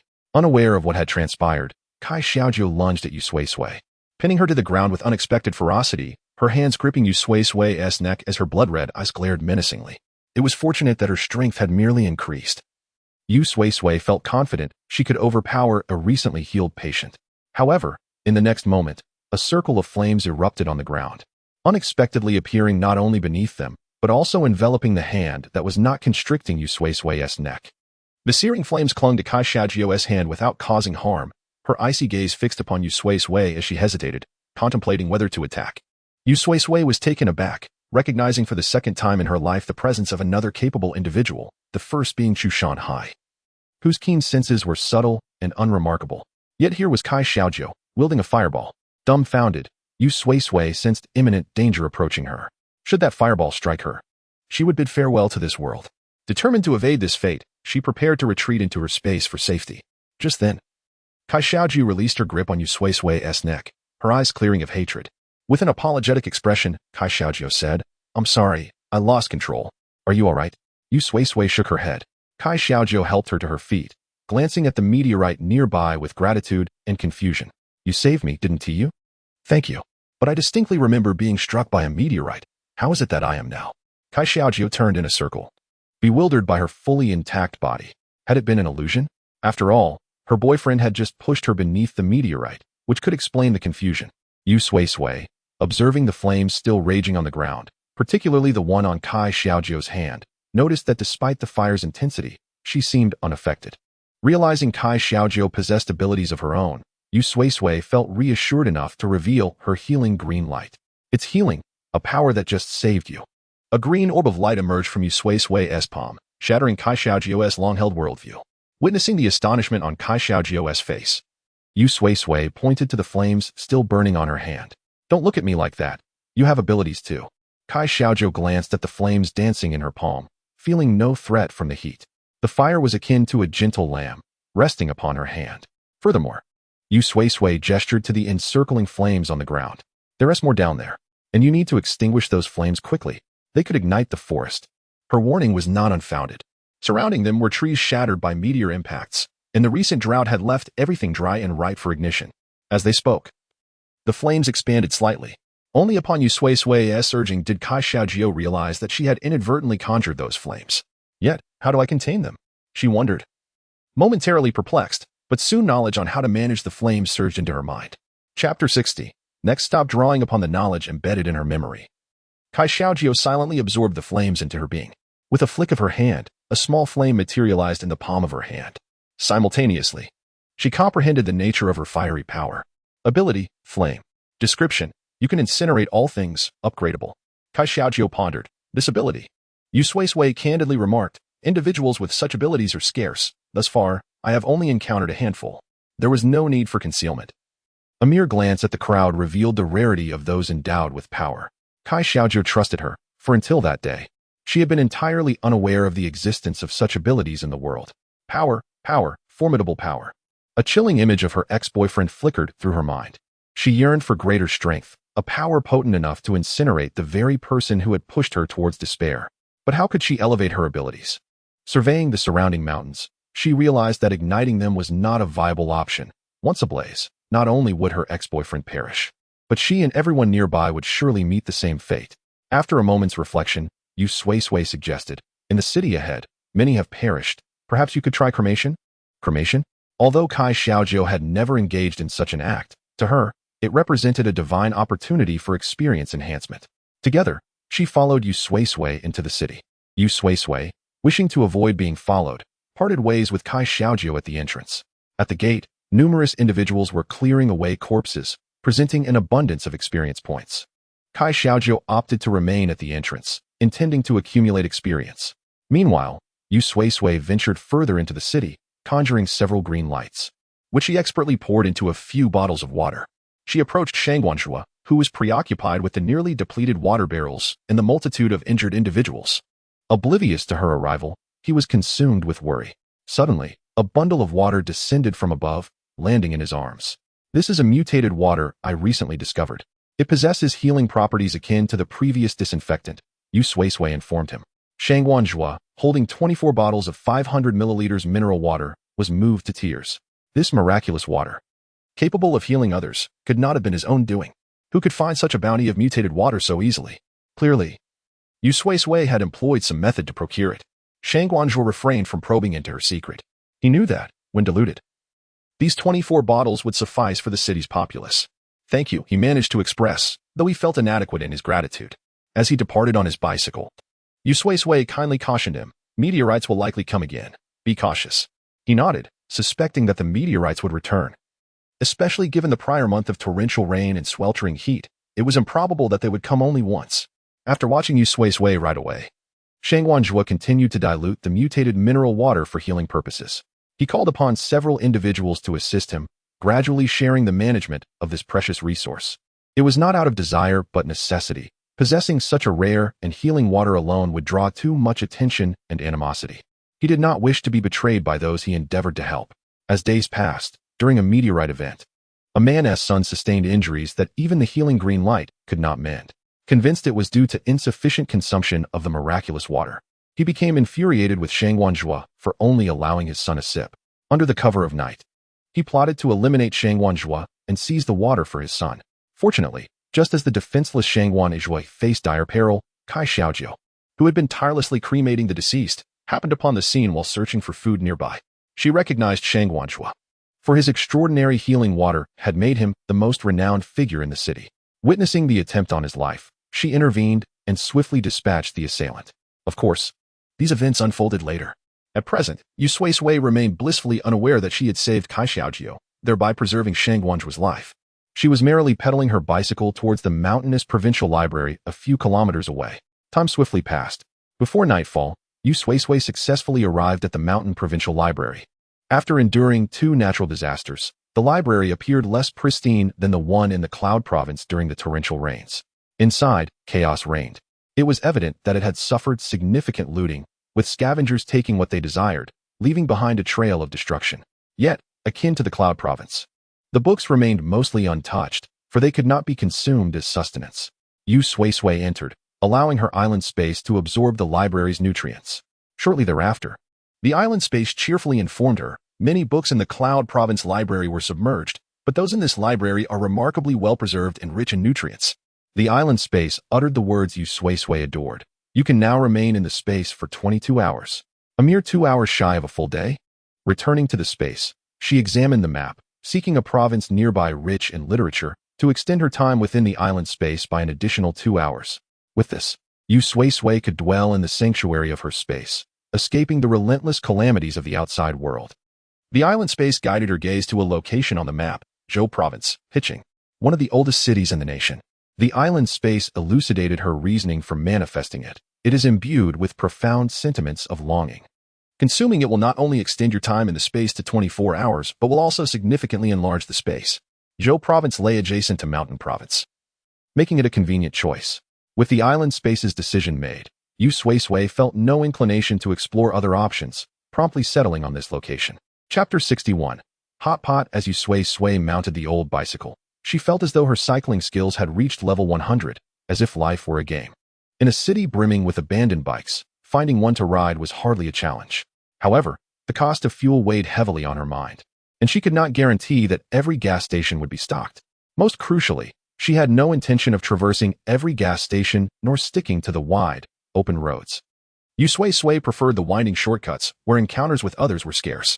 It was not that she disliked meeting people, rather, she believed that most dangers stemmed from her own kind when there were no other threats present.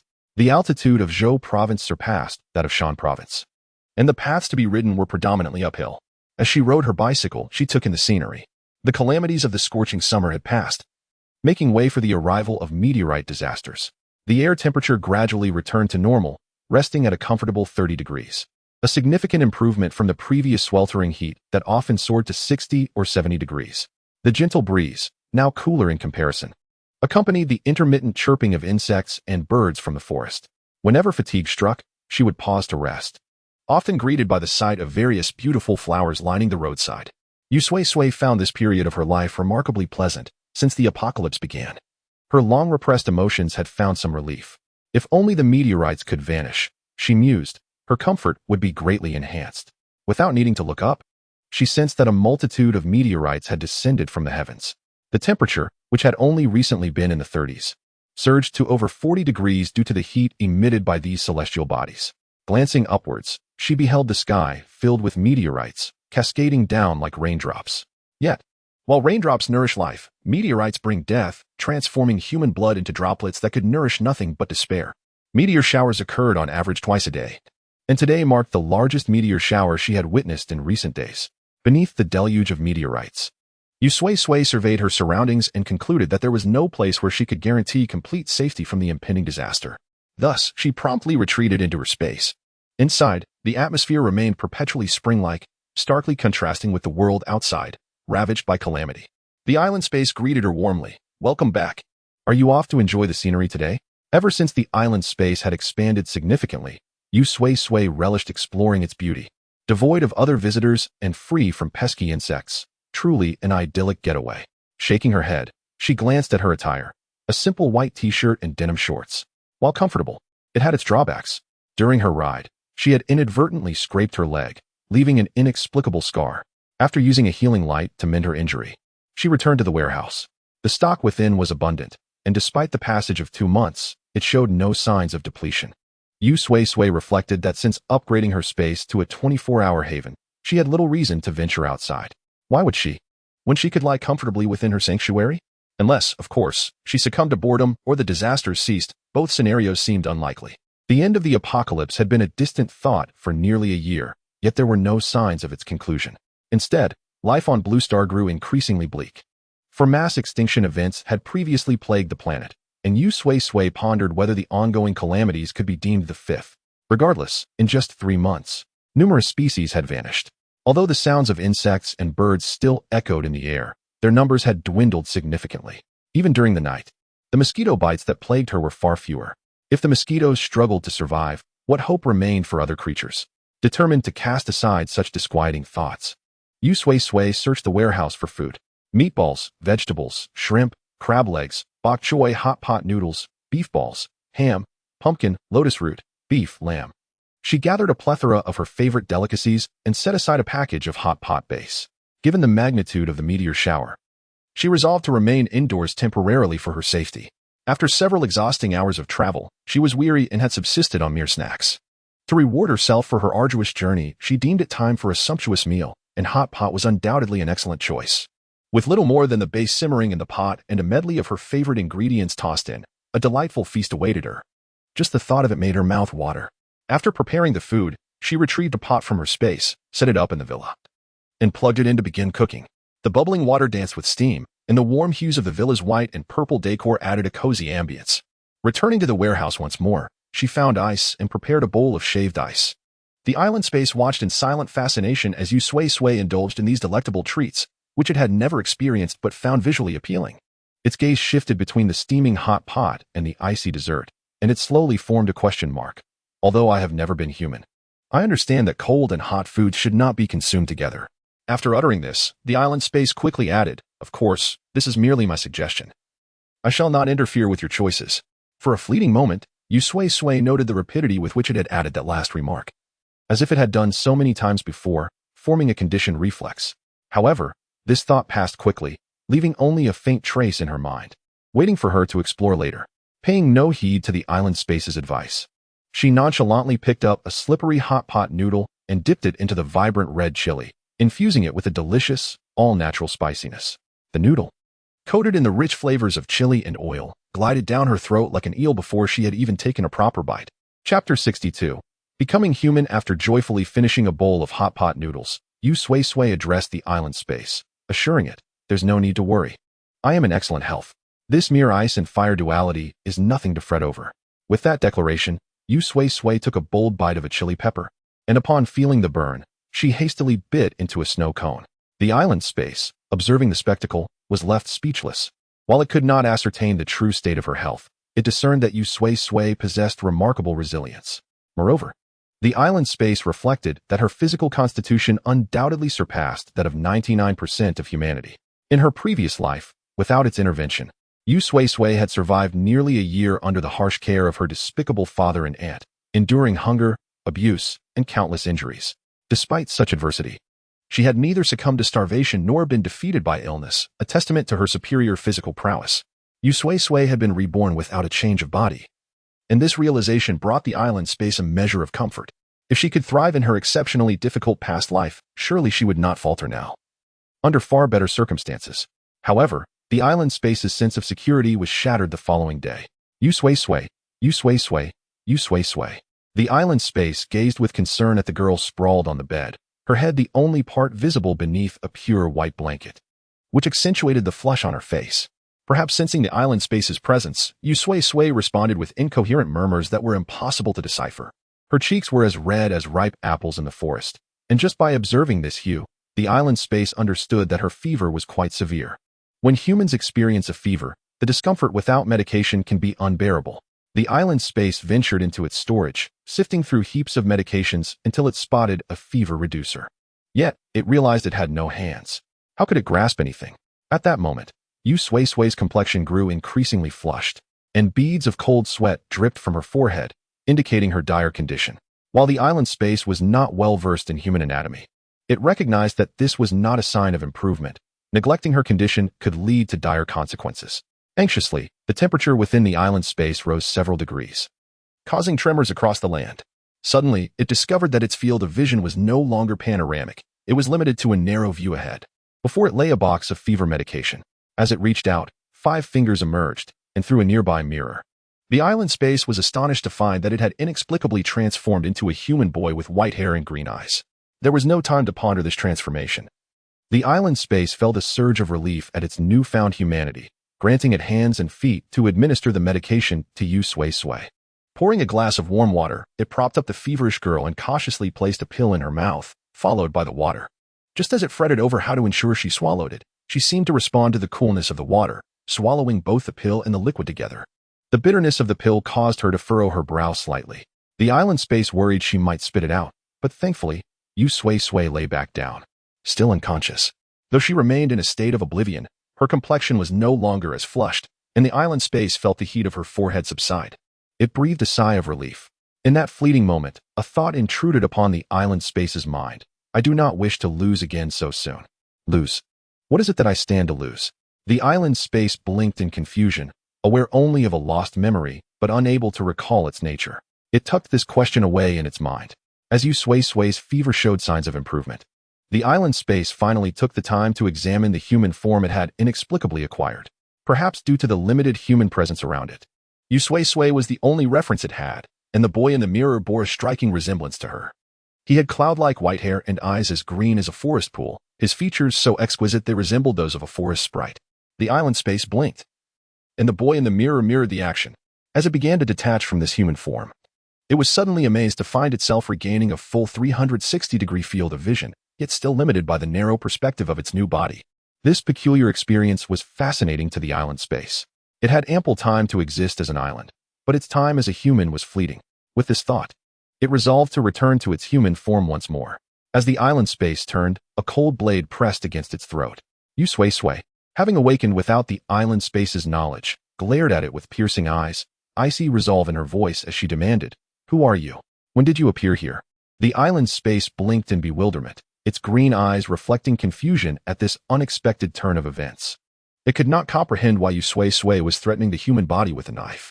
After a tense moment, the island space realized that slitting the throat of this human would surely result in death. Suddenly grasping Yu Sui-Sui's intent to harm it, the island space exclaimed, "Yu Sui-Sui, it's me." Though transformed into human form, its voice remained distinctly that of the island space. Otherwise, it would not have known how to explain itself to her. After all, transforming from a space into a human was utterly surreal. Until now, the island space had been unaware of its ability. Upon hearing the familiar voice, Yu Sui-Sui's eyes widened in disbelief as she slowly lowered the knife that had nearly pierced the fragile neck of the island space's human form. "The island space, how did you become human?" she asked in astonishment. The island space shook its head, conveying its own confusion, stating simply that it had transformed into a human. Chapter 63. The World Tree. Yu Sui-Sui stood on tiptoe, circling around the island space with a sense of wonder, her dark, sparkling eyes unabashedly gazing at him. For reasons unknown, the island space evoked a sensation akin to being undraped and admired. Yet, his attire was perfectly intact. As Yu Sui-Sui continued her playful circling, a wave of warmth surged from her heart to the visage of the island space, causing him to involuntarily clutch his garments, his face tinged with a slight blush. "Have you seen enough?" Yu Sui-Sui replied, "Not yet." At that moment, the island space's cheeks flushed crimson, reminiscent of being scalded by boiling water, prompting Yu Sui-Sui to seize the opportunity. With a cheerful grin, she said, "I've never encountered anyone so beautiful. I couldn't help but steal a few more glances." "Oh." His face reddened further. The island space attempted to divert the conversation. "Are you still feverish?" He reached out to touch Yu Sui-Sui's forehead, inadvertently covering her eyes with his warm palm. His hands trembled gently, torn between shielding her gaze and fearing for her well-being, which made Yu Sui-Sui chuckle. All right. While you truly are striking, I shall refrain from complimenting your looks for now." Stepping back, she freed her eyes from his hand and continued earnestly, "The fever has subsided." However, it was not merely a fever, it signified the awakening of a new ability. Extending her hand, a slender vine sprouted from her palm, swiftly thickening to the diameter of her arm, a robust green tendril that continued to grow until it reached 5 meters in length. Just moments before, as Yu Sui-Sui endured her fever, her consciousness had transported her to a lush forest, teeming with an abundance of flora. A vine, standing a meter tall, emerged, proclaiming, "I am the mightiest ability, capable of infinite growth, traversing both heaven and sea, omnipotent. Yu Sui-Sui, would you desire me as your ability?" Despite the dreamlike quality of the scene, Yu Sui-Sui instinctively recognized its authenticity. Moreover, she comprehended the nature of the vine's power. Ability: World Tree. Description: a vine can grow into a tree. The mere mention of the name World Tree signified the vine's formidable prowess. With the opportunity to claim such a remarkable vine, Yu Sui-Sui readily nodded in agreement. The vine then tossed her a saw, demanding she cut down 100,000 logs in exchange for its allegiance. Yu Sui-Sui gazed at her frail form in the dream and then at the ancient trees, each nearly 10,000 years old, which were far too massive for 100 Yu Sui-Suis to encircle. She grasped the saw. "Ah, I instructed you to chop wood, not to chop me. Though I am a tree as well, you cannot harm me." After a considerable time had passed, Yu Sui-Sui had extracted juice from the vine, the World Tree, having seemingly endured 100,000 cuts. She passed the trial and acquired the World Tree. which now trembled at the sight of her. Rest assured, I shall not harm you any longer. As the vine attempted to flee, Yu Sui-Sui grasped it, revealing a benevolent smile. The vine shivered, reducing its towering 5-meter height to a mere meter. Though it wished to escape, it was now bound to Yu Sui-Sui for life. Particularly, the world tree watched in terror as it beheld the striking figure standing before Yu Sui-Sui, someone who appeared to exist on an entirely different plane of beauty. Human. The world tree was utterly certain that this being was not merely human. Even though it stood before the world tree, and it could clearly see his features, it could not recall anything when it tried to think back. What terrified the world tree most was that this enigmatic presence merely cast its gaze upon it, leading the world tree to feel as if it were about to be consumed. It was absolutely certain that it would be devoured. The fear within the world tree was unbeknownst to Yu Sui-Sui. To her, the vine, which had previously exuded an air of invincibility, now seemed to wilt inexplicably. As the possessor of the world tree, Yu Sui-Sui sensed its vitality was exceptionally robust, beyond compare. Thus, she dismissed any concerns regarding the matter, believing that the world tree was merely sulking due to being forcibly made her ability. The island space remained oblivious to the world tree's terrifying thoughts. It merely found the vine in Yu Sui-Sui's hand to be extraordinarily delectable, yearning for a taste. However, how could it possibly consume Yu Sui-Sui's vine? Reluctantly, the island space praised Yu Sui-Sui's ability, acknowledging its prowess, yet lamenting that its most remarkable feature was its taste. It felt as though it might swallow it. No, such thoughts must not linger. If it truly consumed it, Yu Sui-Sui would be devastated. The healing green light was a gift from the cactus. A power of its own, one for healing, another a versatile vine capable of offense and defense. Yu Sui-Sui joyfully departed from the space. Upon exiting, however, her smile faded. The previously slightly winding yet smooth road had been ravaged by a meteor shower, leaving a pockmarked surface riddled with craters. Not only that, but the insufferable meteors had also shattered the mountains, causing stones to tumble down in an avalanche. Gravel of all sizes piled upon the road, transforming it into a small hill. Yu Sui-Sui struggled to climb over this mound, only to fortuitously discover that the path ahead was clear of debris and remarkably flat. Yet, before she could ride her bicycle for long on the smooth road, another small hill loomed before her. Standing before this new hill, Yu Sui-Sui gazed down the undulating road ahead, her eyes widening in delight as she realized the terrain continued in such a manner, undulating endlessly. Yu Sui-Sui. 6 days later, as Yu Sui-Sui used the vine as a cane, it writhed in protest, on the verge of successfully voicing its dissent. At last, Yu Sui-Sui arrived in Zhou Province. Observing the area which bore little difference from Shan Province, the vine, now resembling a cane, shed tears. With no real tears, the vine manually opened 2 orifices, allowing green sap to flow forth as makeshift tears. The world tree queried Yu Sui-Sui, "What brings you to this place? How does it differ from the previous one? And yet, you continue to use me, this esteemed world tree, as a crutch." The world tree received no response, only to find itself gripped once more by Yu Sui-Sui as she used it as a cane. It longed to protest. Then, the world tree heard an unfamiliar voice. "Shanghai. Is Shanghai there?" Chapter 64. The grandmother. Though the world tree yearned to vocalize, it understood that its abilities were exceedingly rare in this realm. Yu Sui-Sui mentioned that she had encountered only a handful of capable individuals, and regarding entities like itself that could articulate thoughts, she had yet to witness any. Within the library of the island, every book that absorbed nutrients from the island was meticulously replicated. The world tree, reluctant to act as a mere crutch for Yu Sui-Sui, had taken refuge within the library, where it devoured knowledge of the human world. Thus, it came to realize that something as unique as itself deserved to be placed in a laboratory. Despite Yu Sui-Sui's quip about its self-admiration, the existence of laboratories was dwindling, and their whereabouts were unknown. How could they possibly capture a vine like it for experimentation? Nevertheless, the world tree remained acutely aware of its surroundings, instinctively avoiding crowds. Whenever a person appeared, it transformed into a genuine green cane. In truth, Yu Sui-Sui and her companions encountered few individuals along their journey. People preferred to remain in familiar surroundings, especially during such perilous natural disasters, believing it safer to stay in known locales.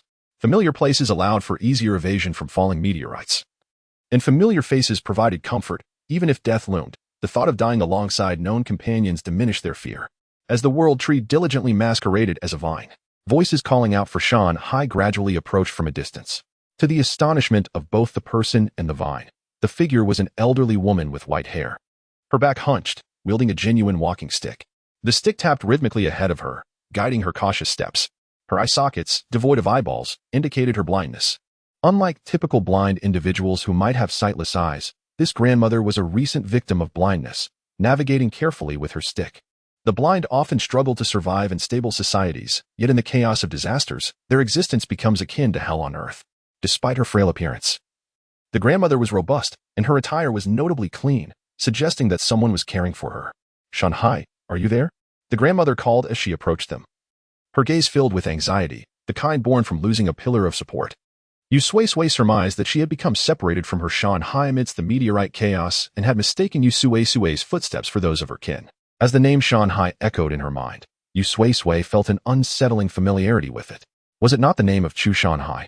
Yet, she dismissed the notion of this Shanghai being Chu Shanghai, for it was a common name shared by many.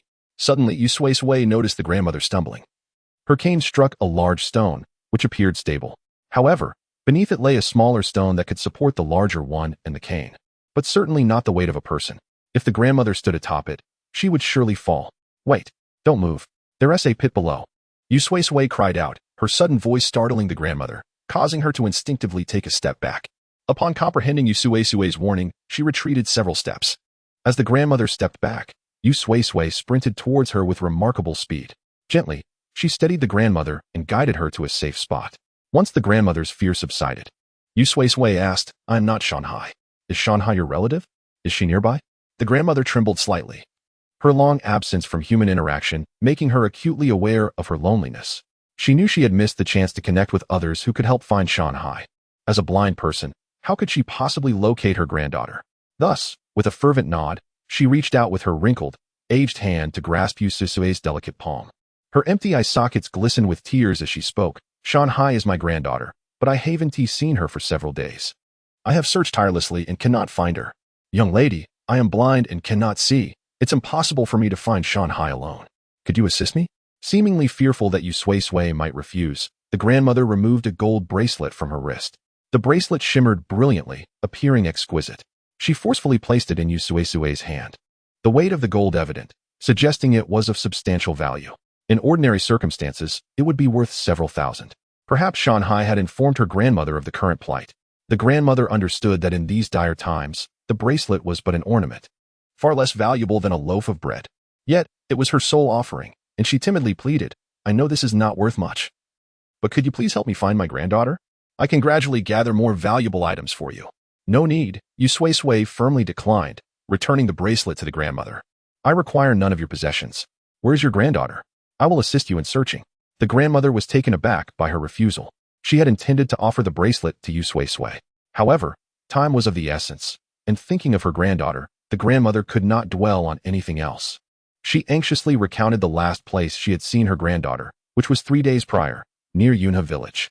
Not far from the grandmother's home stood a large tree of unknown species, always buzzing with insects, surviving even the meteorite onslaught. The grandmother had long desired to cut it down, yet her granddaughter had cherished it during her childhood, prompting her to leave it standing. Thoughts of Shanghai led the grandmother to ponder her own children, wondering how they were faring in the city. Chapter 65, Seeking Someone Grandmother. Chu Shanghai emerged from the fields of her village, cradling a handful of wild vegetables and a domesticated chicken. Upon seeing her grandmother standing outside, Chu Shanghai's brow furrowed with concern as she anxiously tugged her towards their home. Beneath their dwelling lay a cellar, once used for storing vegetables through the winter, which had recently transformed into a refuge from falling meteors. "Grandmother, did I not tell you not to wander outside? It is perilous out there." The old woman dismissed her fears. What danger could there possibly be? "I cannot remain cooped up in the cellar all day." Yet, as her granddaughter supported her, the old woman felt a sense of comfort, obediently following Chu Shanghai into the house. "Oh dear, this meteor shower is to blame. I haven't had a chat with your aunts in days." Chu Shanghai's village, Yunha, was perched high and isolated, with limited access to the outside world, leading to a largely self-sufficient lifestyle. Thus, the recent relentless rain had not flooded the village, and while the sweltering heat claimed many lives, most of them were the elderly, who were well aware of their dwindling time. Life continued as usual. They lacked neither clothing nor food. The old woman lamented to her granddaughter about the increasingly bizarre weather and her son and daughter-in-law's misguided concerns that led them to send Chu Shanghai back to care for her. "Are they not being overly anxious? You should be in the city, concentrating on your studies, not sent back to this remote place. When they come to fetch you, I shall have a word with them." Chu Shanghai lowered her gaze, but replied cheerfully, "There is nothing entertaining in the city. It is far better to return and keep you company. Ah, perhaps your parents are indeed biased. Why else would they not send your brother back as well?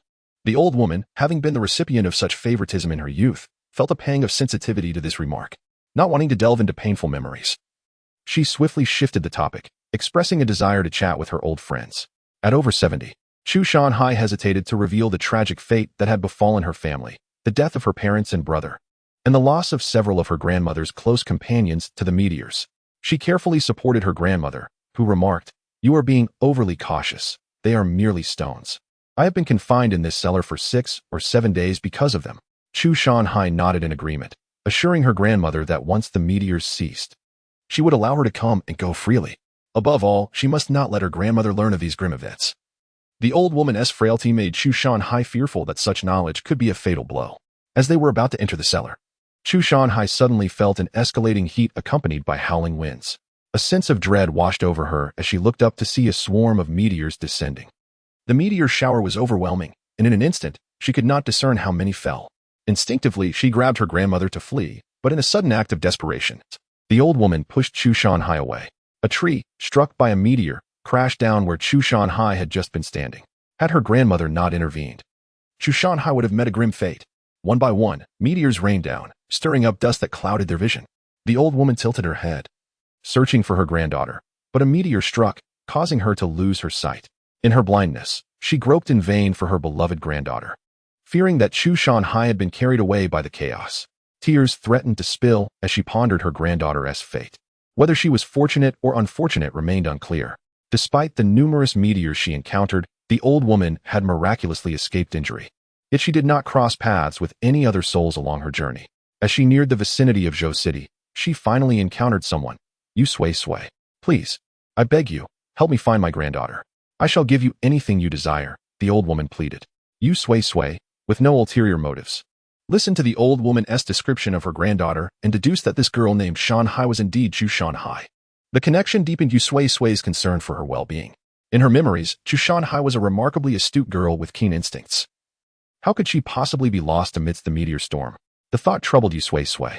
Considering the old woman's age, she hesitated to voice her concerns.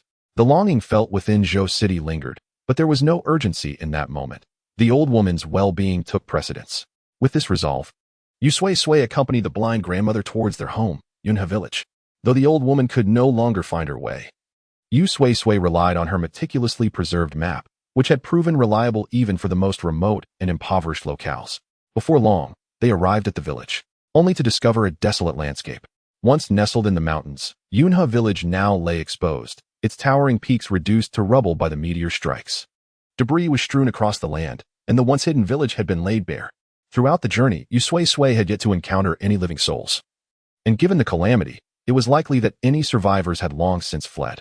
As she passed a lifeless body, she quickly averted her gaze. The old woman, unaware of the grim reality, sensed Yu Sui-Sui's sudden halt. "Have we arrived?" she inquired. Chapter 66. The Grave Suddenly. Yu Sui-Sui felt an overwhelming sense of relief that her grandmother was blind and could not see the surrounding chaos. She shook her head and said, "We have arrived at a village, though I cannot discern which one it is. Please remain here, Grandma, while I inquire about our location." Although she insisted that her grandmother stay put, Yu Sui-Sui was apprehensive about the potential danger of a falling meteorite. She feared that if such a calamity were to strike, she would be unable to shield her grandmother in time. Moreover, she worried that her grandmother, despite her blindness, might wander off, as she had lived in this vicinity for many years and could potentially rely on her senses to recognize her former home. The reasons for Yu Sui-Sui's deception became clear. It was to ensure her grandmother's safety and to prevent her from recognizing their whereabouts. After uttering these words, Yu Sui-Sui immediately transported her grandmother into her spatial realm. As a living being, her grandmother could enter this space, which afforded her a far superior experience compared to Yu Sui-Sui, as the passage of time within the realm was equivalent to a full 24 hours. Upon being suddenly enveloped by the spatial environment, her grandmother discerned a slight chill in the air, but otherwise noticed nothing amiss. Initially, she complied and remained still.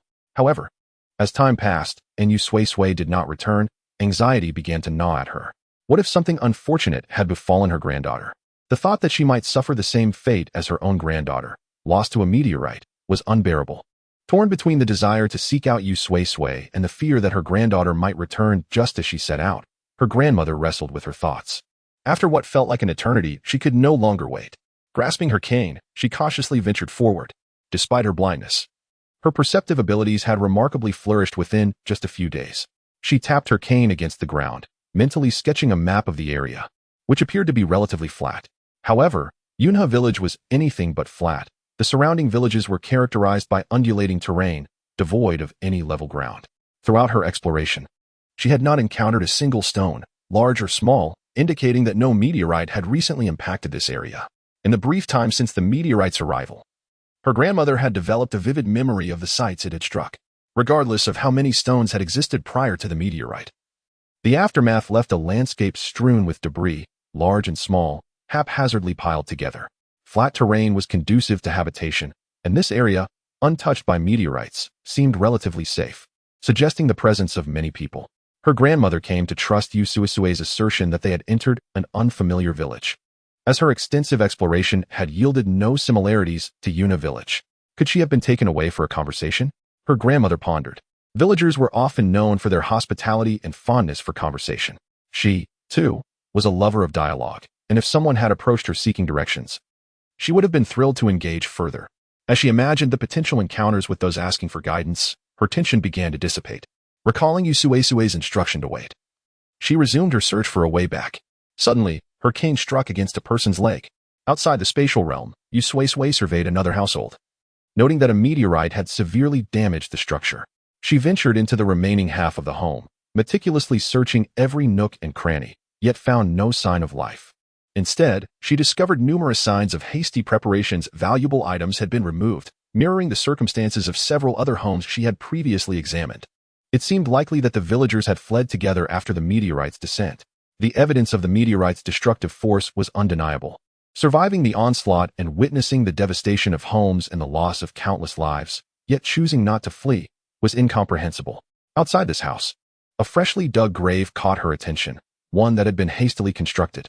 Much like the previous grave she had examined, Yu Sui-Sui unearthed this one, confirming that the body within was not that of Chu Shanhai. After reinterring the remains, she took a moment to enhance the grave's appearance, placing a handful of wildflowers atop it. Though she desperately wished for Chu Shanhai to be alive, the uncertainty of fate was a cruel mistress. Having completed her investigation of this house, she proceeded to the next, where the remnants of the structure lay in ruins, completely uninhabitable. Should there have been anyone inside, they would have surely perished. World Tree, Yu Sui-Sui called out. Vines sluggishly emerged from her hands, expressing disdain at the sight of the debris. I am a World Tree, not your personal search party, it protested. Yet, after voicing its complaint, the World Tree dutifully transformed its vines into slender, rope-like tendrils.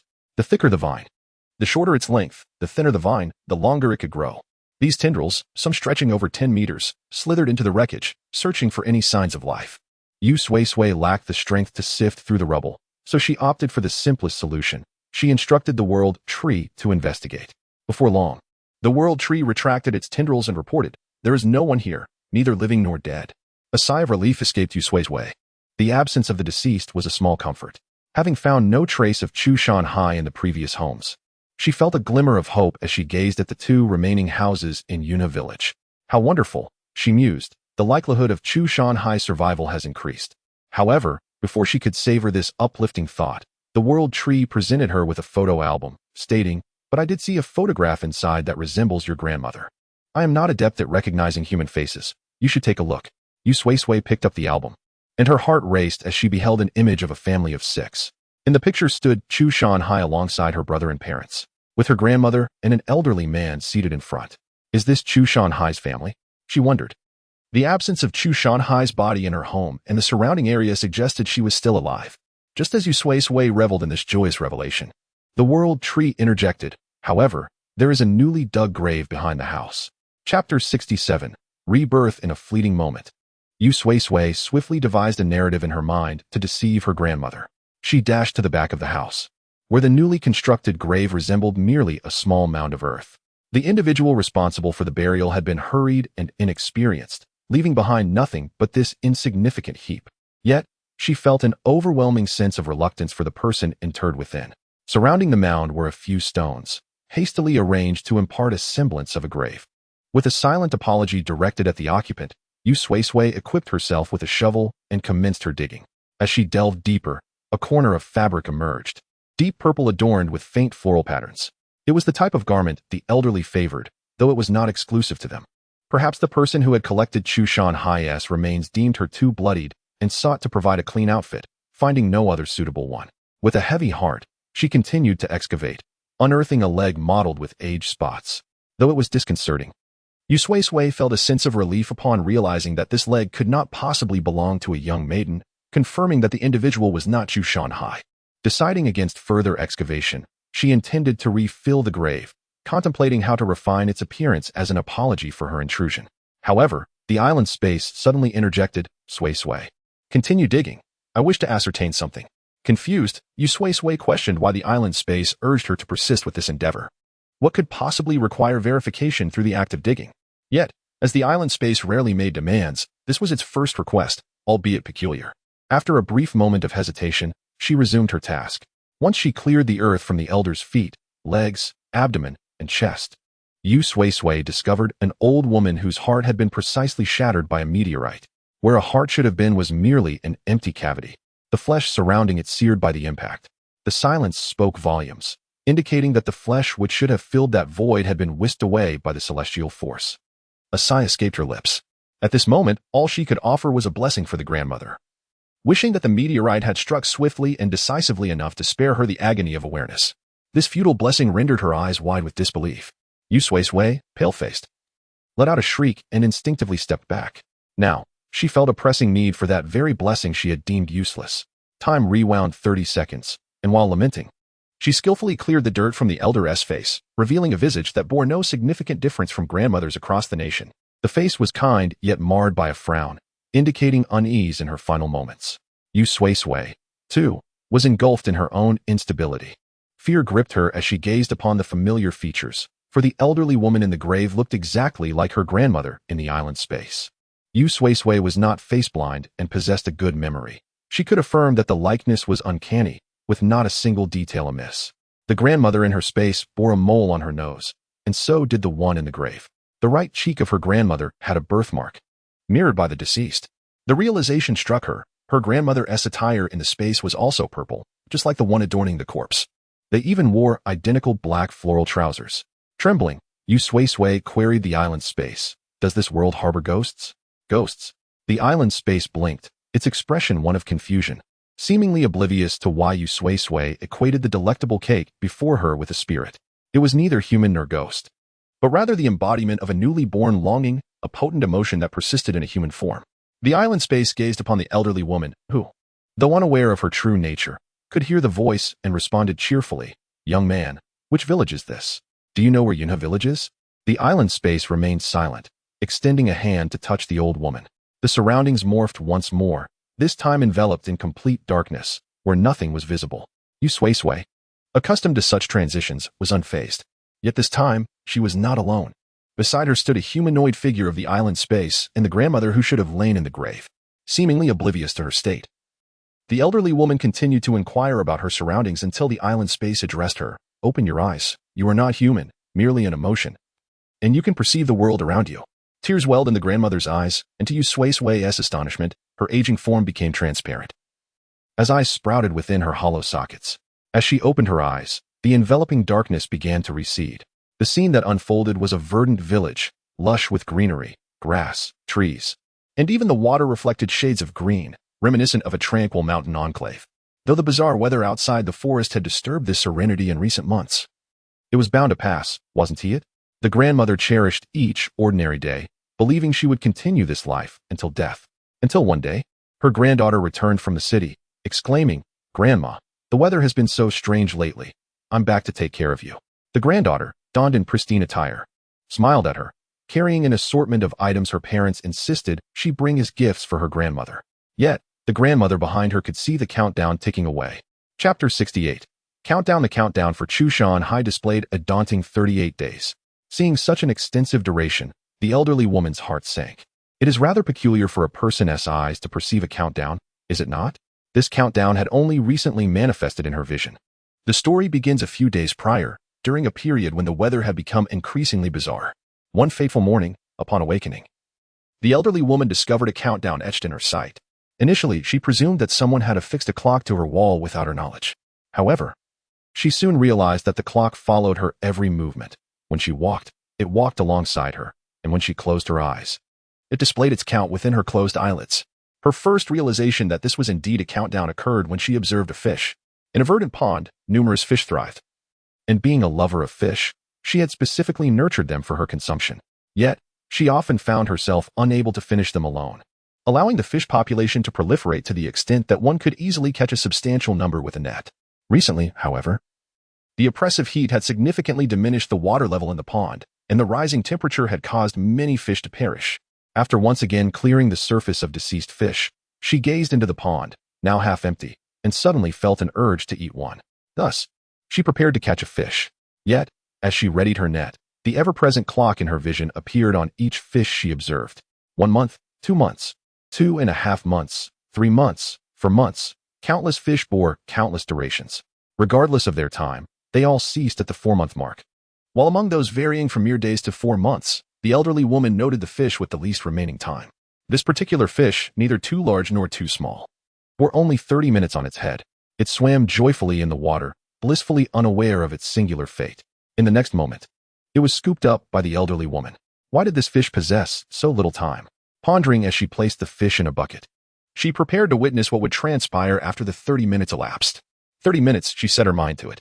At 27 minutes, she brought the fish back home. At 15 minutes, she began to prepare ginger, scallions, and chili. At 7 minutes, she commenced washing rice to cook. At 4 minutes, she retrieved the cutting board and knife. With a minute remaining, her stomach growling, the elderly woman lifted the fish from the bucket and, with a swift motion, struck it down. As time reached its end, the alarm rang. Observing the lifeless fish alongside the countdown that had reached 0, the elderly woman trembled. How did I suddenly desire to consume this fish? Wasn't she intending to see what would unfold when the fish's time expired? Yet, she had witnessed the outcome. The fish had perished, struck down by her own hand. Determined to experiment further, she caught several more fish. The ones she had deliberately left in the pond, those with shorter durations, all met various unfortunate ends as their time concluded. Conversely, the fish she had drawn ashore, endowed with longer lifespans, persisted defiantly, regardless of her treatment. One fish, in particular, was placed in a bucket devoid of water. How could it survive without water? The elderly woman intended to let it perish from thirst before the countdown concluded. Yet, days passed, and the fish not only survived, but thrived. A visitor to her home, witnessing the fish in the waterless bucket, expressed astonishment. Why not place the fish back in water? This guest, a brilliant scholar, piqued the elderly woman's curiosity, prompting her to inquire. I caught this fish from the river, yet it has been in this bucket for 3 days without food or water. How does it still live? The scholar, taken aback, could hardly believe that a fish could endure 3 days in a dry bucket. As she examined the fish more closely, her astonishment grew. Elderly woman, where did you acquire this toy? It resembles a real fish. A toy. Indeed, the scholar handed the fish back to the elderly woman, marveling that it was a battery-operated fish, capable of lasting for an additional 2 months. It appeared so lifelike. The elderly woman found herself enveloped in disbelief. How could others not perceive the truth? This was indeed the fish she had caught from the pond, still slippery and writhing with life. Yet, this living creature had transformed into a cybernetic fish. The following day, the elderly woman returned the fish to the pond. By noon, the scholar returned to apologize. My sincere apologies, dear lady. I often experience sleepwalking episodes during which I utter nonsensical things. Did I say anything to offend you? If so, I am truly sorry. The elderly woman shook her head, gesturing toward the pond. It is nothing. You merely mentioned that there was a battery-operated fish within. They both chuckled at the scholar's sleepwalking remarks. The elderly woman, observing the once again genuine fish in the pond, sensed a dawning realization. Perhaps she was succumbing to senility.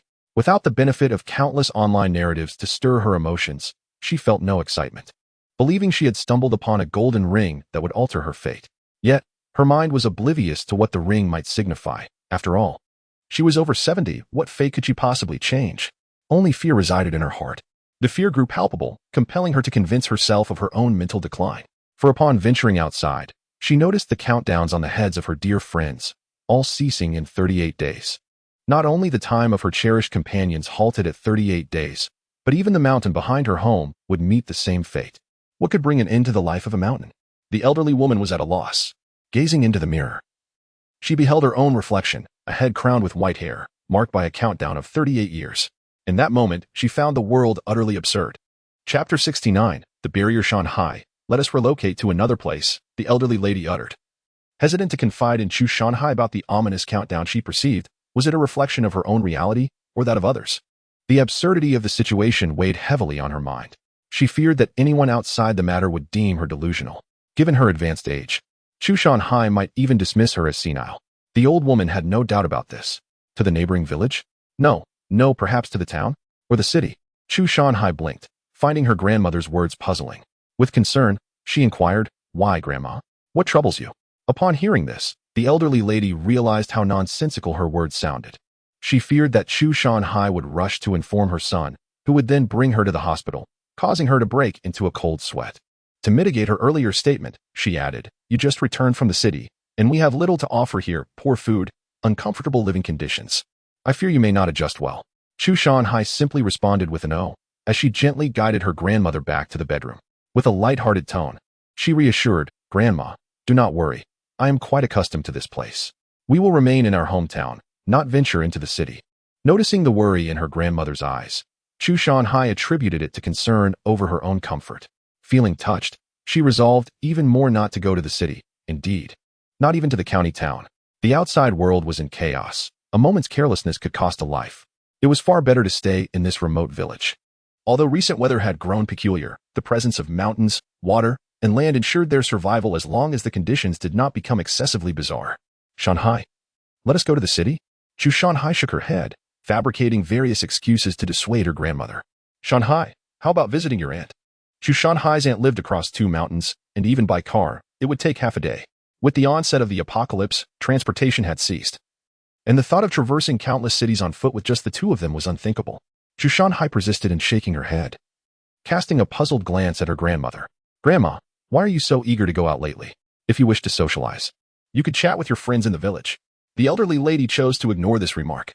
Recently, she had no desire to converse with her friends. The sight of the countdown hovering above their heads filled her with dread. As night fell, the stars twinkled, and the sounds of insects and birds filled the air.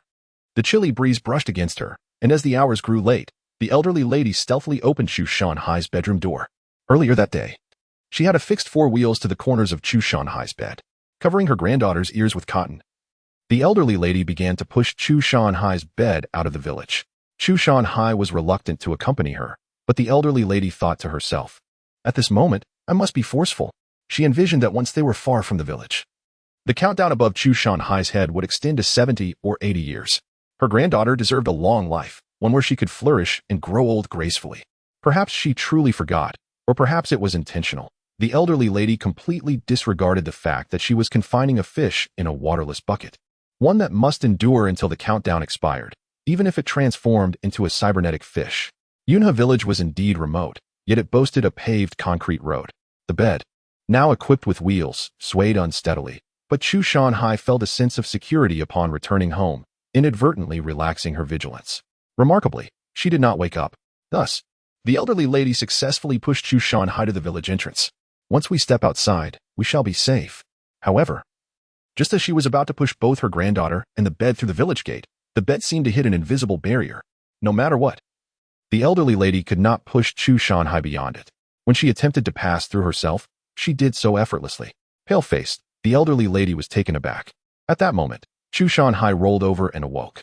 Opening her eyes, she was greeted by a canopy of stars. "Huh," she thought. "Wasn't I sleeping soundly at home?"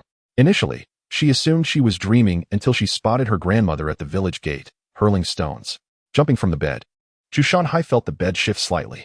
Looking beneath, she was bewildered by the sudden appearance of wheels on her bed. But that was not the priority. Her gaze returned to her grandmother, who continued to throw stones at the village gate, her expression filled with worry. "Grandma, what are you doing?" Upon noticing Chu Shanghai had awakened, the elderly lady urgently beckoned, "Head towards the village gate. We must leave." Her eyes were anxious, her voice trembled, and her lips moved as if conveying something of utmost importance. Yet Chu Shanghai heard nothing. "What are you saying? I can't hear you." Out. "You must go outside." "Grandma, are you here to stargaze at this late hour?" "No, I am not. We need to leave." "All right, you are no longer stargazing. Are you picking a type of wild vegetable that only appears at night?" "Grandma, there are no vegetables that come out in the dead of night." After a series of disjointed exchanges, the elderly lady despaired. Realizing that any mention of leaving the village resulted in Chu Shanhai either not hearing her or interpreting her words as nonsensical ramblings. Unable to bear it any longer, the elderly lady forcibly attempted to drag Chu Shanhai toward the village gate, yet her granddaughter remained trapped within the confines of the village. An invisible barrier held Chu Shanhai captive, regardless of her grandmother's efforts to pull her out. Such strange behavior went unnoticed by Chu Shanhai, who perceived her grandmother as irrationally insisting on leaving the village. Reluctant to depart, she tugged her grandmother back toward the village, stifling a yawn. Her eyes still heavy with sleep. "Grandma, what is so urgent that we must go out tonight? Can we not wait until tomorrow? It's so late. And I am so tired. Let us rest first, shall we? There is no need to rush." Chapter 70. Reversing Fate. The blinding countdown atop Chu Shanhai's head continued unabated, now dwindling to a mere 29 days. With less than a month remaining, how could the elderly woman remain unperturbed? "Shanhai, we must go out today?" As she spoke, her voice faltered, and she gazed in astonishment and terror at the hand of Chu Shanhai that she held. It had grown cold, reminiscent of a cybernetic fish, transforming into something lifeless, resembling stone, while Chu Shanhai remained oblivious. Yushu did not know how the elderly woman had reacted upon witnessing this scene, but her own fear was palpable. Beneath the luminous moonlight, the girl, gradually becoming petrified, used her stony hand to wipe away the tears that streamed from her weary eyes. In the moon's glow, Lu Yuhan's raised arm had become rigid. With a voice that had stiffened without her own awareness, she looked at the elderly woman and coldly remarked, "Grandma, there's no need to rush." The elderly woman fell silent. Ultimately, she accompanied Chu Shanhai back home. If she had forcibly taken Chu Shanhai out, would the girl she brought forth still be the same? The elderly woman dared not contemplate it. The island's consciousness dared to respond. No, she was incapable of taking Chu Shanhai outside. If she persisted, the girl would transform into an immovable stone of considerable weight. After a moment of contemplation, the island's consciousness added a more terrifying statement. A stone with a faint breath, destined to perish here after the 29th day.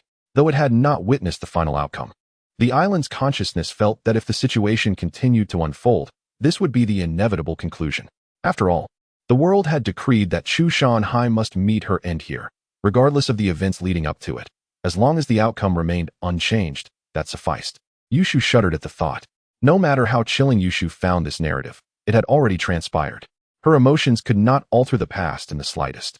Days in that scene gradually passed. Following the fright of that night, the elderly woman quickly regained her composure.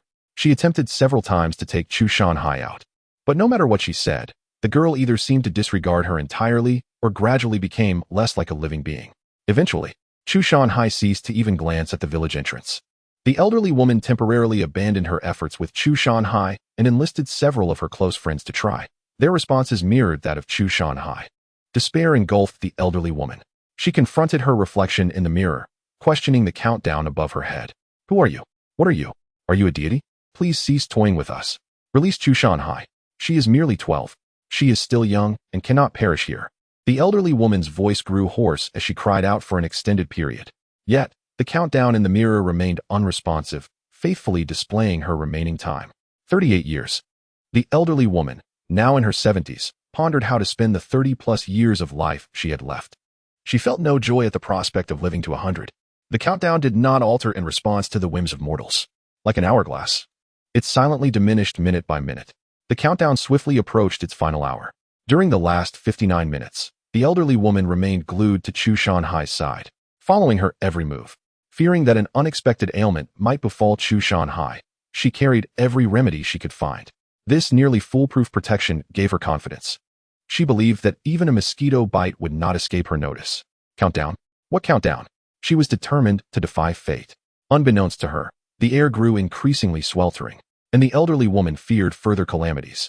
She urged Chu Shanhai to return home, but the girl lifted her head, prompting the elderly woman to do the same. A colossal meteor, hurtled down from the sky, directly aimed at them. While meteors had occasionally fallen, they had always landed in the forest or uninhabited areas at night. This was the first time they had appeared before humans, targeting two individuals, the elderly woman and Chu Shanhai. During this time, the elderly woman had been on edge, fearful of unforeseen events. Upon seeing the meteor, she was gripped by terror, yet she quickly reacted, pulling Chu Shanhai away from the impending danger. She looked up at the sky, only to find the meteor following them. Despair washed over her. Even more disheartening was when Chu Shanhai stumbled and fell, unable to rise. "Grandma, Don't worry about me. Just run. How could the elderly woman abandon her granddaughter, lying helpless on the ground, with the meteor a mere 10 meters away, its searing heat threatening to ignite their clothes? The elderly woman crouched down to embrace Chu Shanhai, whose countdown read 2 seconds. In that fleeting moment, the elderly woman believed she would perish alongside her granddaughter, crushed by the meteor. Suddenly, the oppressive heat vanished. Even Chu Shanhai's nearby breath was silenced, rendering her as rigid as stone. The elderly woman raised her gaze and saw a leaf suspended in midair on a distant tree, as if time itself had been paused. The countdown box, the most familiar yet dreaded sight over the past few dozen days, materialized before her. Without a mouth, the countdown box inquired, "If you hold her, you will die." Before she could register the anomaly of this countdown suddenly possessing a voice, the elderly woman, cradling Chu Shanhai, who had become rigid as stone, firmly declared, "I may die, but my granddaughter cannot perish." The countdown box slowly replied, "I offer you a singular opportunity to alter your fates. But do you truly wish to change the destiny of the one in your embrace? Are you truly willing to forsake 30 years of your life for one person?" The elderly woman nodded with unwavering resolve. "Very well. I hope you do not come to regret this." Time resumed its relentless march. The colossal meteor plummeted, mere 10 meters away. The elderly woman could not discern what was happening, yet she acutely felt her own life suspended. In that final second of suspended existence, her thoughts were consumed by one question. Had Chu Shanhai managed to escape? Was she still alive? Chapter 71. 24 hours in that final fleeting moment. The elderly woman uncontrollably lifted her head, and through a haze of white dust brought by the meteor shower, she beheld a visage. A countdown of 70 years loomed above that head. Then, darkness enveloped her. The grandmother's memories concluded at this point. Yu Sui-Sui, the island space, and the world tree, along with a throng of onlookers, were all cast aside. Whether Chu Shanhai managed to escape remained unknown to Yu Sui-Sui. Gazing at the increasingly translucent figure of the grandmother before them, Yu Sui-Sui was certain that she had not escaped. Perhaps after witnessing those memories, the grandmother began to comprehend her true condition. She stared at her ethereal form, murmuring, "Am I dead? Yet I feel alive." Yu Sui-Sui, too, sensed that this soul still lingered. "Have you turned into a ghost?" she asked. The island space shook its head, clarifying, "No, she is not a ghost. That grandmother perished long ago. The entity before you is merely a lingering obsession." Upon uttering these words, the grandmother suddenly hunched over, clutching her head. As waves of pain surged through her mind, with countless thoughts burrowing into her consciousness. In her dazed state, she seemed to hear someone calling her name. First, it was Yu Sui-Sui, inquiring if she was all right. Then, it was Chu Shanhai, crying out for her to flee. Finally, a chilling countdown echoed in her mind. "I ensured your granddaughter's survival, but altering fate comes at a price you must pay with your life." She had not perished by being struck down. She had sacrificed herself to alter her granddaughter's destiny. In truth, she had died before the meteor struck. Yet, in her final moments, her profound concern for her granddaughter had left behind a potent obsession, transforming into a lingering sentiment. As memories flooded back, the grandmother's vision began to clear. Amidst a lush green thicket, she glimpsed Yu Sui-Sui, who appeared to be of a similar age to her granddaughter. Thoughts of Chu Shanhai surfaced in her mind, yet the grandmother understood that regaining her memories meant her time was limited. Moreover, she was not truly the grandmother. She was merely an echo of an obsession, one that Chu Shanhai could not normally perceive. With a sigh, the grandmother gazed kindly at Yu Sui-Sui and said, "Child, if you happen to see Chu Shanhai in the future, could you please check on her well-being for me?" It was not an unreasonable request, and Yu Sui-Sui nodded in agreement. The spectral essence of longing acknowledged her with a gentle nod. In the blink of an eye, the grandmother's voice grew fainter until she became completely transparent, merging with the ether, leaving Yu Sui-Sui unable to perceive her any longer. Once the grandmother vanished from sight, the island space rejoiced and celebrated Yu Sui-Sui. This newborn sentiment of longing was remarkably nourishing. "Congratulations, Yu Sui-Sui. You may reside in this space for 24 hours. 24 hours. A full day." Yu Sui-Sui was momentarily overwhelmed by this astounding revelation. When she regained her senses, she discovered herself in the space. Having joyfully bounced her way to the seaside, the ocean's vista, shrouded in pure white mist, remained unchanged, like a sticker affixed to reality. Yet, it felt so distant to Yu Sui-Sui that she paid it no mind. The azure waves crashed against the golden sands, and as Yu Sui-Sui trod upon the clean, soft beach, the pristine surf lapped at her feet. With her spirits lifted, even the ever-chattering world tree seemed lively and endearing. "This space is simply too small," exclaimed the world tree. "It is merely a space, Do not hold it to such lofty standards, Yu Sui-Sui replied. I have never resided in such a diminutive place. The World Tree protested. Yes, indeed, it is quite small, Yu Sui-Sui conceded. You are being dismissive. The World Tree retorted. I am not, Yu Sui-Sui insisted. Despite her playful deflection, Yu Sui-Sui genuinely believed that this space was not small at all. At this moment, the island space had grown to the size of a province. The World Tree's notion of smallness was purely comparative, juxtaposed against the entirety of the blue planet. In terms of human experience, the island space was vast. Many individuals, particularly from the older generation, had never ventured beyond their province in their entire lives. Yu Sui-Sui had only lived to the age of 15 in her previous life, and her first excursion beyond her province occurred during the global exodus precipitated by the apocalypse, which ultimately led to her demise before she could traverse many regions. Lost in thought, Yu Sui-Sui unwittingly wandered from the beach into the sea. The cool waters enveloped her ankles, and her white dress danced gently in the breeze.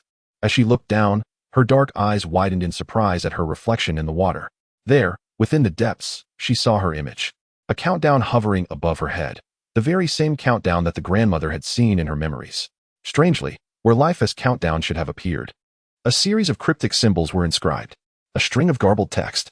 Yu Sui-Sui felt no fear regarding the unknown duration of her life. Rather, she found comfort in the desire to understand how many years she had ahead of her. Knowing her life as countdown would provide her with a sense of security. She reached out, tapping her finger against the countdown on her head. With a tone of bewilderment, she inquired, "What's wrong? And why has this countdown suddenly appeared?" It wasn't there just moments ago.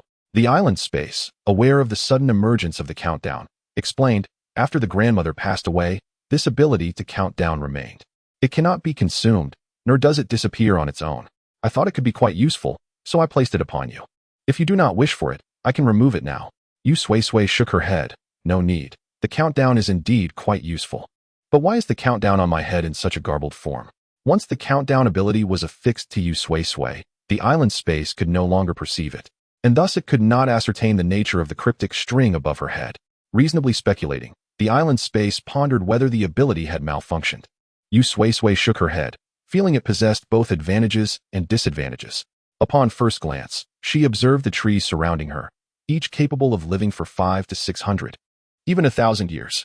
If this ability were functioning correctly, it indirectly indicated to Yu Sui-Sui that the island space would endure for at least the next 500 to 600 years without vanishing or being destroyed. Chapter 72. Together Yu Sui had her suspicions about this newfound ability, and her reasoning was quite straightforward. Standing beside her was the World Tree, its head adorned with chaotic symbols akin to her own, yet the confusion on the tree was significantly more pronounced.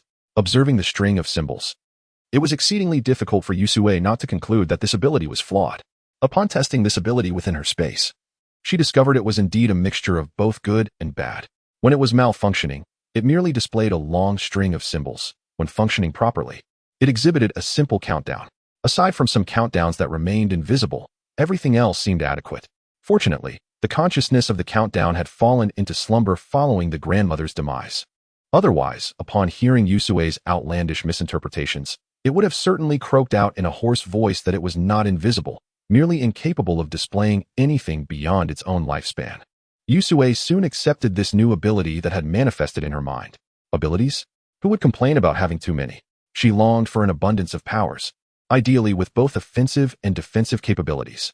If she could inexplicably acquire numerous abilities, it would bring her immense joy, albeit such a notion existed solely within her dreams.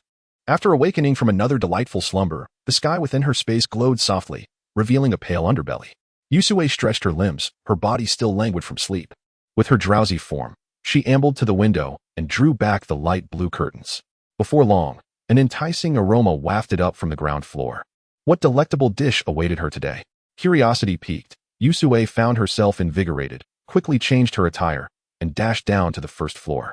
In the kitchen of the villa, the silver-haired, green-eyed island spirit was engaged in a spirited debate with the World Tree.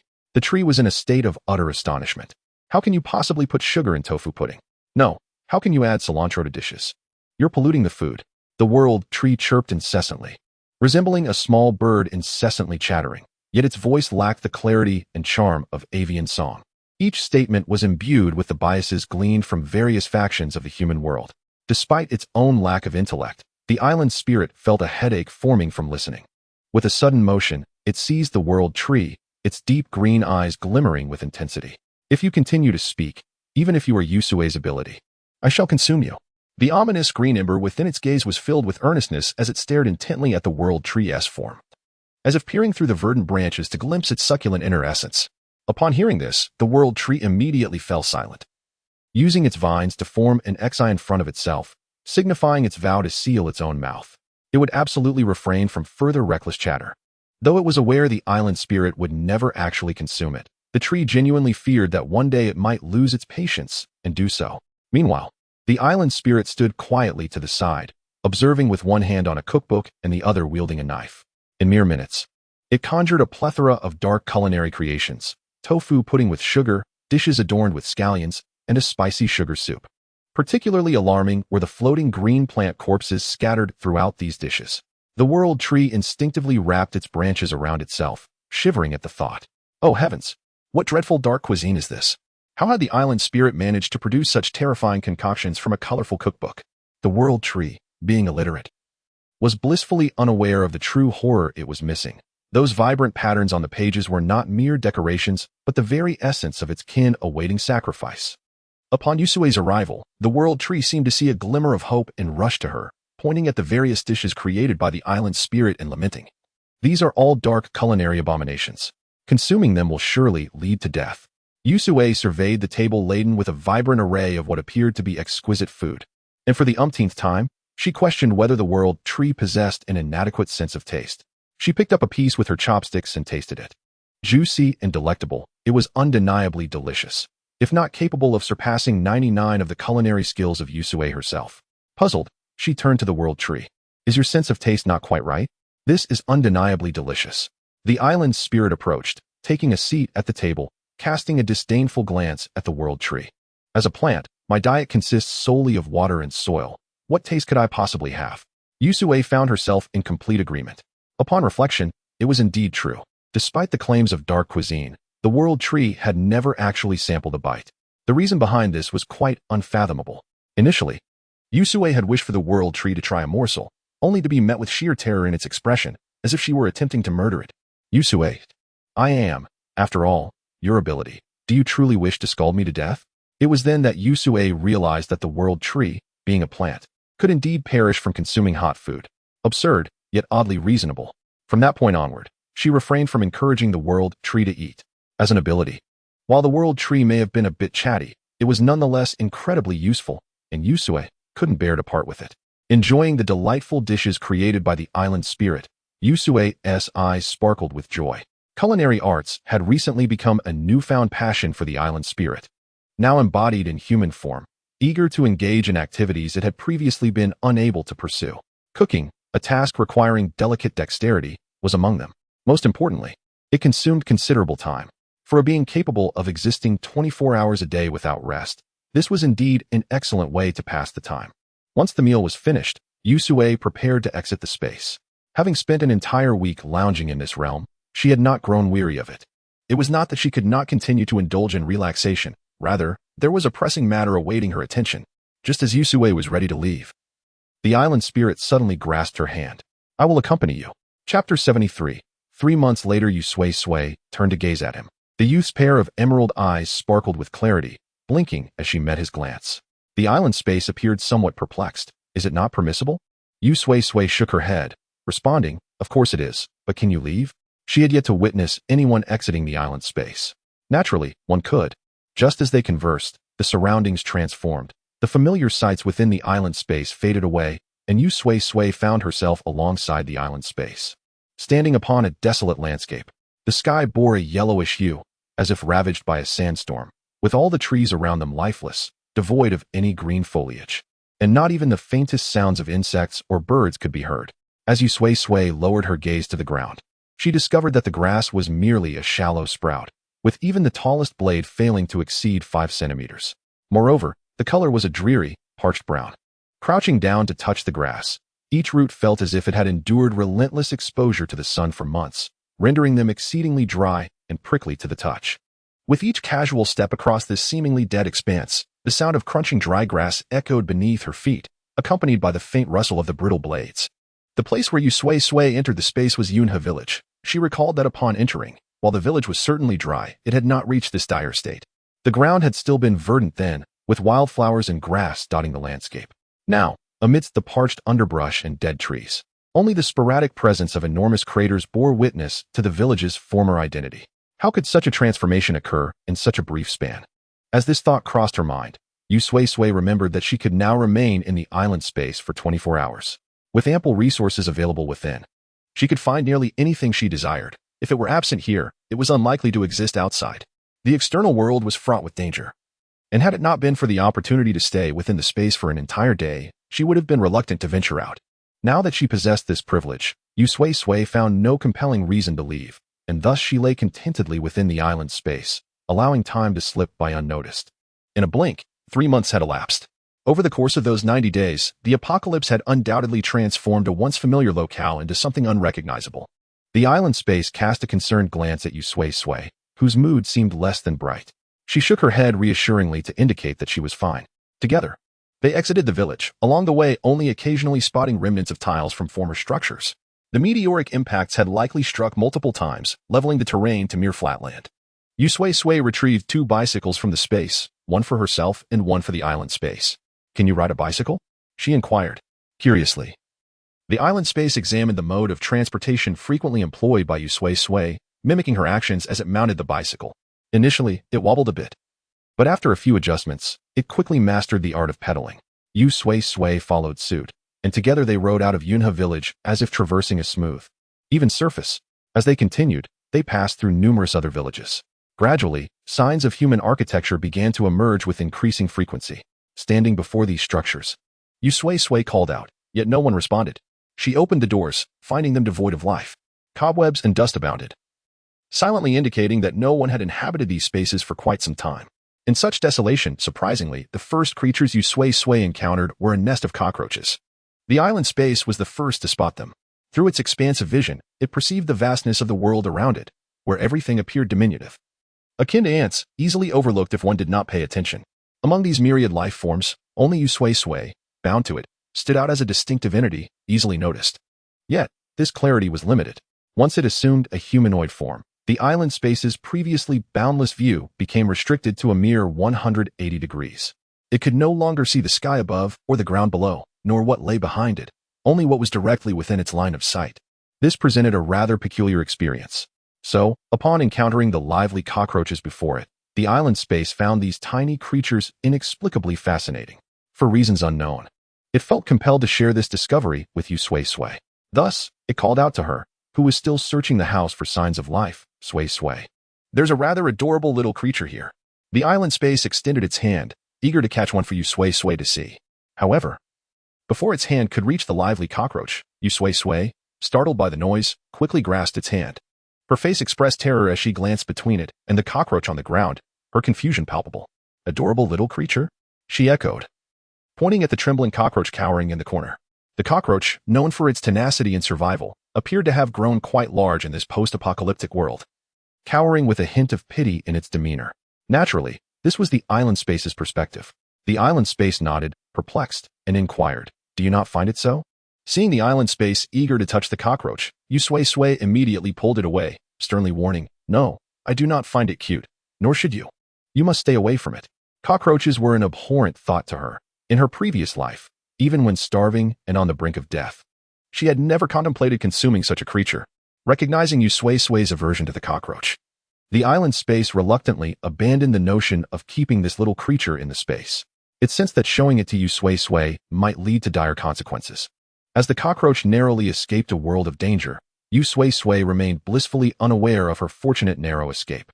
She unfolded a map, tracing the route toward Zhou province and Hiching, destination she should have reached long ago, but had been delayed for various reasons.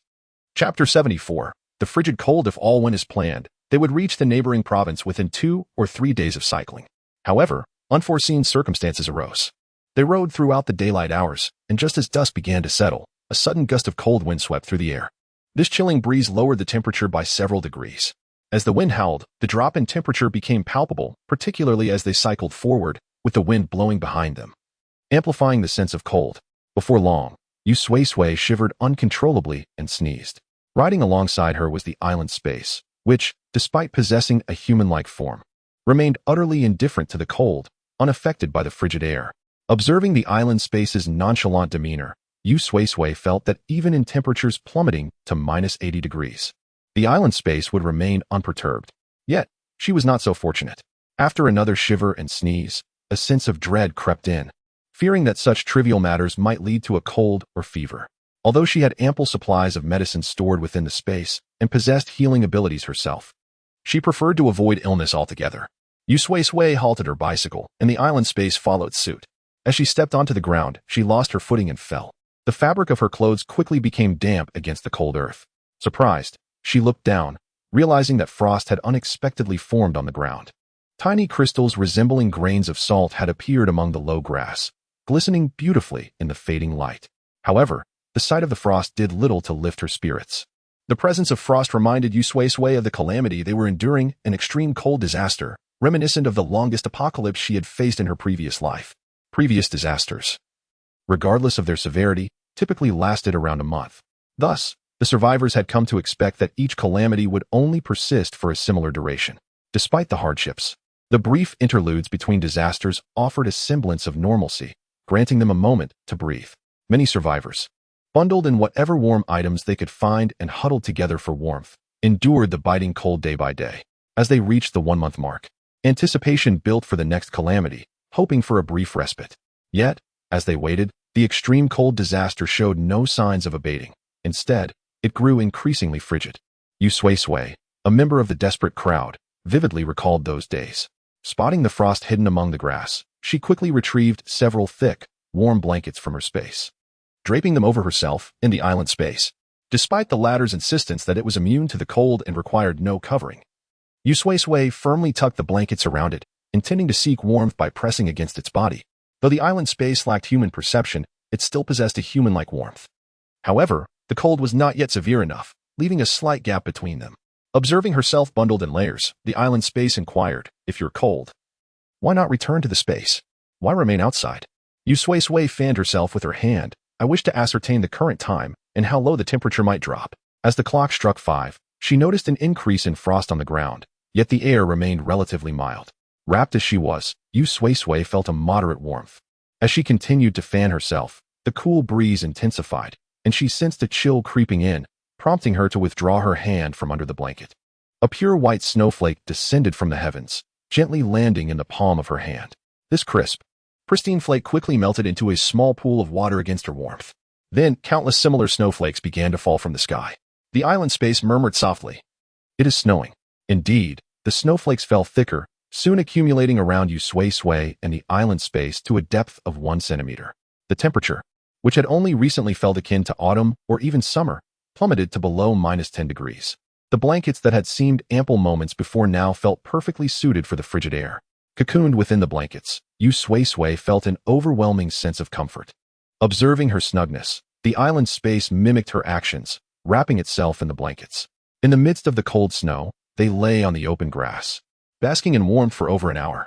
The once gentle snowfall transformed into a torrential downpour, akin to a deluge, rapidly accumulating several centimeters of snow. At that moment, the temperature outside dipped below -20 degrees, yet the snowfall showed no signs of ceasing, nor did the temperature stop its descent. Amid the swirling snow, even the thick layers of blankets began to feel the chill. Unconsciously, Yu Sui-Sui edged closer to the warmth of the island space, their bodies pressed tightly together.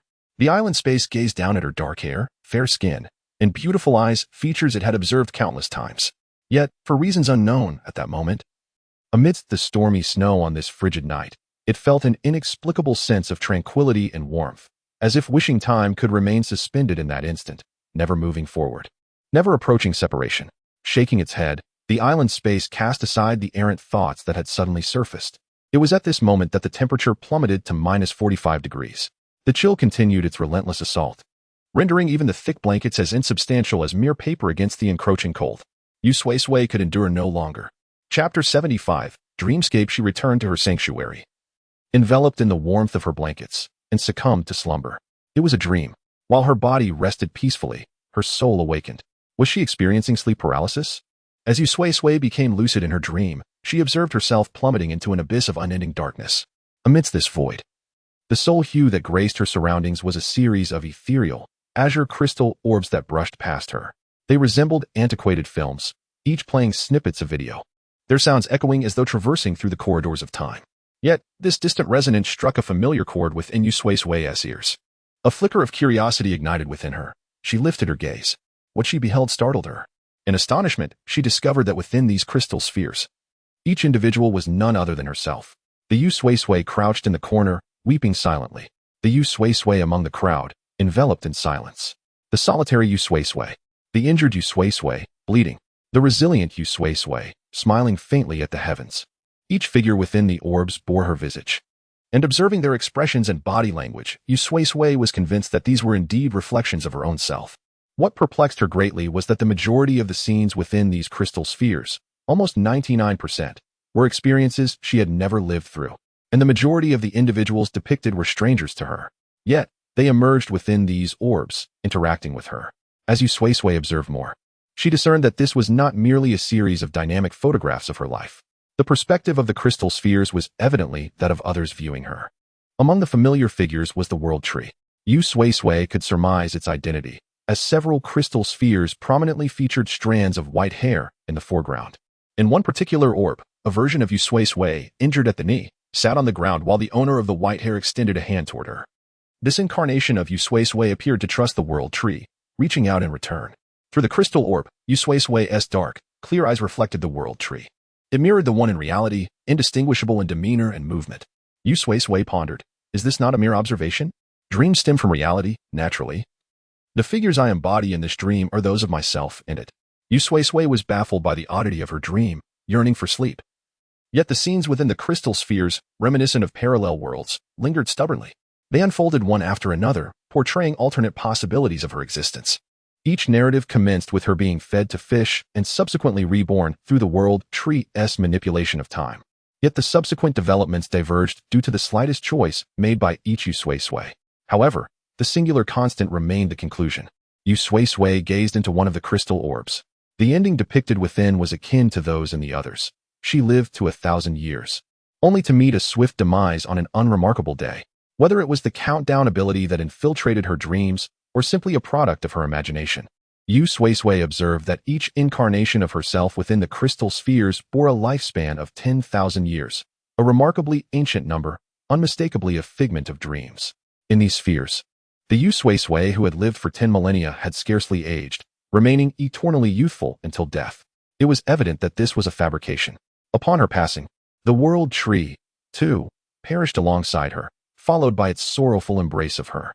It was unclear what the world tree had conjured, but a hazy blue light enveloped them. Time reversing back to the moment when Yu Sui-Sui was cast into the river to feed the fish. Thus began yet another tale. Each crystal orb narrated such a story. Initially, Yu Sui-Sui found herself intrigued, but as time passed, ennui set in. She yearned to escape. Just as this thought crossed her mind, a heavy weight pressed upon her, dispelling her paralysis, yet nearly overwhelming her. Yu Sui-Sui jolted upright, grasping the world tree, which had intruded upon her sanctuary. The world tree, unfazed by its disruption of her slumber, exclaimed, "You're finally awake. Come, the world outside is breathtaking. Take me out to see it." The world tree swayed, pleading with Yu Sui-Sui, jolting her fully awake. She dismissed the peculiar yet somewhat tedious dream from her thoughts and rubbed her eyes. The world outside remained unchanged. It was not as though she had never witnessed its beauty before. How magnificent could it truly be? Moments later, Yu Sui-Sui stood amidst a pristine expanse of white snow. She acknowledged that she had spoken rather harshly to the world tree. The snowfall from the previous night had intensified, descending like pure lilies, each flake delicately floating to the ground. The snow had accumulated to knee-height overnight, enveloping the world in a velvety embrace. The surrounding barren trees had donned silvery cloaks, and nearby lay a tranquil lake, frozen in serenity, reminiscent of the enchanted Swan Lake. In the south, snow seldom fell, only the chill that accompanied a light frost. This tranquil and beautiful scene was not new to Yu Sui-Sui. She had experienced it in her past life. Yet then, such beauty had brought her only hunger and cold. Far from appreciating its allure, she had refrained from cursing it daily, knowing that such thoughts would only deplete her mental capacity. Now, however, with ample resources and security, this once frigid landscape appeared to her as an ineffable beauty. Su-su catch. Suddenly, a snowball struck Yu Sui-Sui's face. Turning around, she found the world tree. its tendrils forming a pair of hands, busily crafting a snowball. Once completed, it hurled the snowball at Yu Sui-Sui. The charming snowball, while delightful to behold, was far from enjoyable upon impact. Though not painful, it sent a shiver through her. Yu Sui-Sui gazed at the bare world tree, lacking any protective layers, yet seemingly impervious to the cold, and a mischievous thought crossed her mind. Chapter 76. Seeking Kin. The world tree appeared to be a resilient entity, seemingly impervious to the cold, much like its botanical kin. Yet, even the most robust of plants possess vulnerabilities to frigid temperatures. Yu Sui-Sui crafted a sizable snowball and hurled it towards the roots of the world tree. Upon impact, the snowball caused the world tree to shiver, prompting it to retaliate by scooping up some snow and forming a snowball to toss back at Yu Sui-Sui. Are you two engaged in? Once the island space emerged from its own realm, it was immediately pelted by two snowballs. Dazed and confused, upon regaining composure, it found itself unwittingly participating in this whimsical snowball fight alongside the human and the plant. It was not until a distant, unfamiliar voice echoed through the air that the trio paused their childish antics of snowball throwing. "Boss, did you hear that sound?" Xiao Xin, clad in a military coat, could not suppress his shivering in the frigid temperatures exceeding -40 degrees. He anxiously inquired of Lu Yezi, who walked ahead of him. Lu Yezi perked up his ears. "What sound?" "I hear nothing." Xiao Xin, unconvinced, retorted, "Really? Boss, don't deceive me. What purpose would I have to deceive you?" Lu Yezi lightly tapped Xiao Xin's head, his tone admonishing. "Did you hear something?" Xiao Xin strained to listen once more.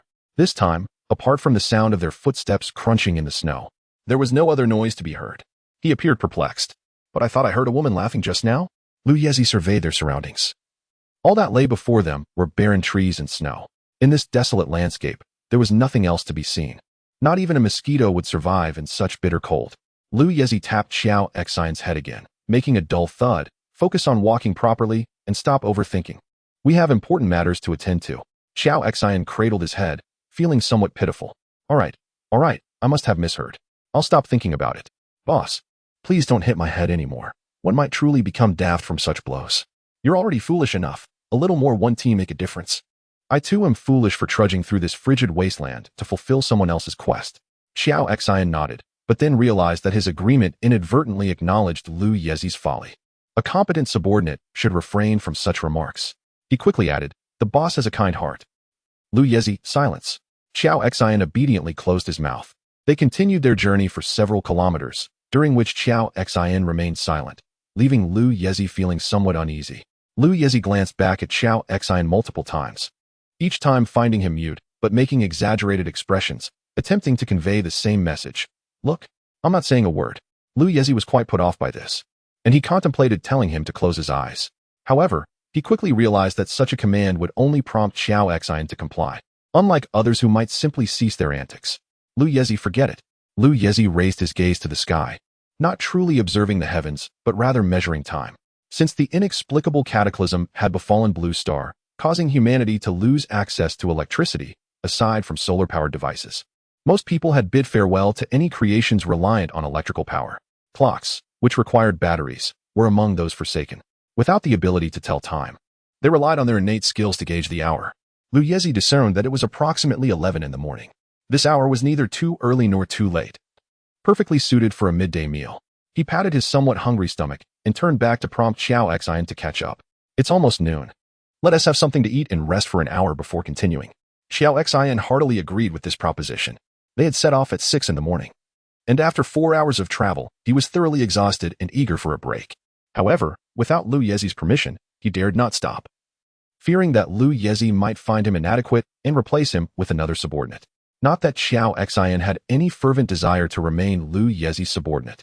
It was merely a matter of circumstance. He gathered a few dry twigs to create a barrier against the snow, allowing him to sit without direct contact with the cold ground, thus preventing himself from becoming chilled or damp. Once seated, Xiao Xin envied the golden glow emanating from Lu Yezi's palm. As the luminescence faded, 2 loaves of bread materialized in Lu Yezi's hand. These golden loaves, once commonplace before the end times, had become a rare delicacy amidst the apocalypse. Notably, Lu Yezi possessed the ability known as honey bread, and all the bread he conjured bore the delightful flavor of honey. Sweet honey was an exceptionally scarce commodity in the post-apocalyptic world. Until now, Xiao Xin had not encountered another source of honey aside from Lu Yezi's creations. Lu Yezi handed one loaf to Qiao Xian, who took a bite of the soft bread, feeling the weariness of the past 4 hours dissipate in an instant. He closed his eyes in bliss. Boss, if I had such an ability as yours, why would I venture into these desolate outskirts? I could simply revel in comfort at the base. Lu Yezi rolled his eyes. Stop daydreaming about being pampered. One must have ambition. Where is yours? Eaten away by this cursed cataclysm, Qiao Xian replied, causing Lu Yezi to fall momentarily silent. Indeed, many had been consumed by this disaster. Their current employer had lost a relative to the ravages of the end times. Boss, what do you think our client is thinking? Her grandmother has been deceased for quite some time, yet she still wishes to find her, to retrieve her remains? Lu Yezi tapped Qiao Xian on the shoulder. Do not speak ill of our client behind her back. 10 packs of instant noodles is payment. Wouldn't you be willing to assist her in recovering the remains? Qiao Xian chuckled. Of course. 10 packs of instant noodles are a considerable bounty. I'm merely astonished that someone would go to such lengths for a relative. Especially for the remains of an elder. Lu Yezi nodded in agreement. Indeed, most requests they received involved heinous acts of violence against family members for resources, or worse, cannibalism. It was rare to encounter someone willing to spend 10 packs of instant noodles for the sake of a deceased relative, leaving a profound impression on Lu Yezi.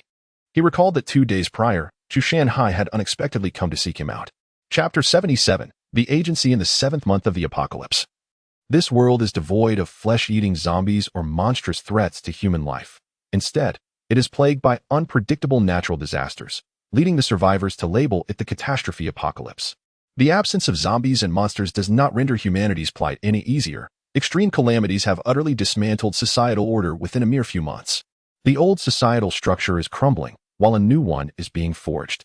Those who have managed to survive amidst these absurd calamities have converged in areas that are densely populated and seemingly most suitable for human habitation. They reside in a city located in the Zhou province, now dubbed the survivor base of Hiching. The city derives its name from a meandering river that flows through it. Remarkably, despite the onset of these disasters, the river has not been dried up by the preceding drought nor obliterated by the colossal meteorites that sporadically fell from the sky. Its waters gently cascade from higher elevations, providing ample sustenance for the gathered populace and nurturing the scant flora and fauna that struggle to thrive in this unpredictable climate. Though the catastrophe apocalypse has arrived, the plentiful water supply, along with a modicum of surviving plants and animals, coupled with food remnants from the pre-apocalyptic era, allows the inhabitants to sustain themselves, albeit barely. Only a fortunate few, particularly those endowed with special abilities or those associated with them, manage to live well. Despite the dire circumstances, life has found a glimmer of hope. A select few among humanity, as well as some plants and animals, have miraculously awakened extraordinary powers. These abilities encompass a vast array, including but not limited to water manipulation, fire control, healing, transformation into bread, enhanced strength, accelerated speed, bat-like transformation, and the growth of gills. Essentially, they're all-encompassing, limited only by one's imagination. However, such abilities are exceedingly rare among the tens of thousands of survivors in Hiching. There are only slightly over 100 individuals with powers. Those whose abilities are not utterly useless and possess even a modicum of utility thrive remarkably well. Lu Yezi possesses an ability called honey bread. Not only is it a delectable honey-flavored bread that he can conjure 4 of each day, but it also carries a buff that alleviates fatigue. Relying on this skill to stave off hunger and exhaustion, Lu Yezi had a flash of inspiration and established an agency. His daily tasks involve searching for valuable items left behind by clients, locating lost family members, and retrieving the bodies of their loved ones. Aside from the unpredictable disasters like falling meteorites and colossal fireballs or tornadoes, the calamities generally manifest as extreme heat or cold. After enduring the first few days of each newly updated disaster, one can discern the forthcoming weather conditions. Lu Yezi is unperturbed by the prospect of venturing far for his business. 2 days prior, the extreme cold had persisted. The anguished cries of those mourning the loss of loved ones who succumbed to the bitter cold reverberated around his agency. In Hiching, remnants of bedding and blankets from former residents are still abundant. Merely entering an abandoned house reveals a multitude of such items. Currently, the nighttime temperature plummets to minus 50 degrees Celsius, yet those in reasonable health can survive with ample blankets. The unfortunate souls who perished did so from starvation. Turning over in his warm blankets, Lu Yezi covered his ears, unwilling to hear the heartbreaking wails outside. Such sorrow would only deepen his own melancholy. After all, Lu Yezi can only conjure 4 loaves of bread each day, not 40,000. Of these 4, he consumes 2 himself, leaving only 2 to sustain his younger brother. Lu Yezi feels powerless to change anything. All he can do is retreat into slumber. However, this day, sleep eludes him.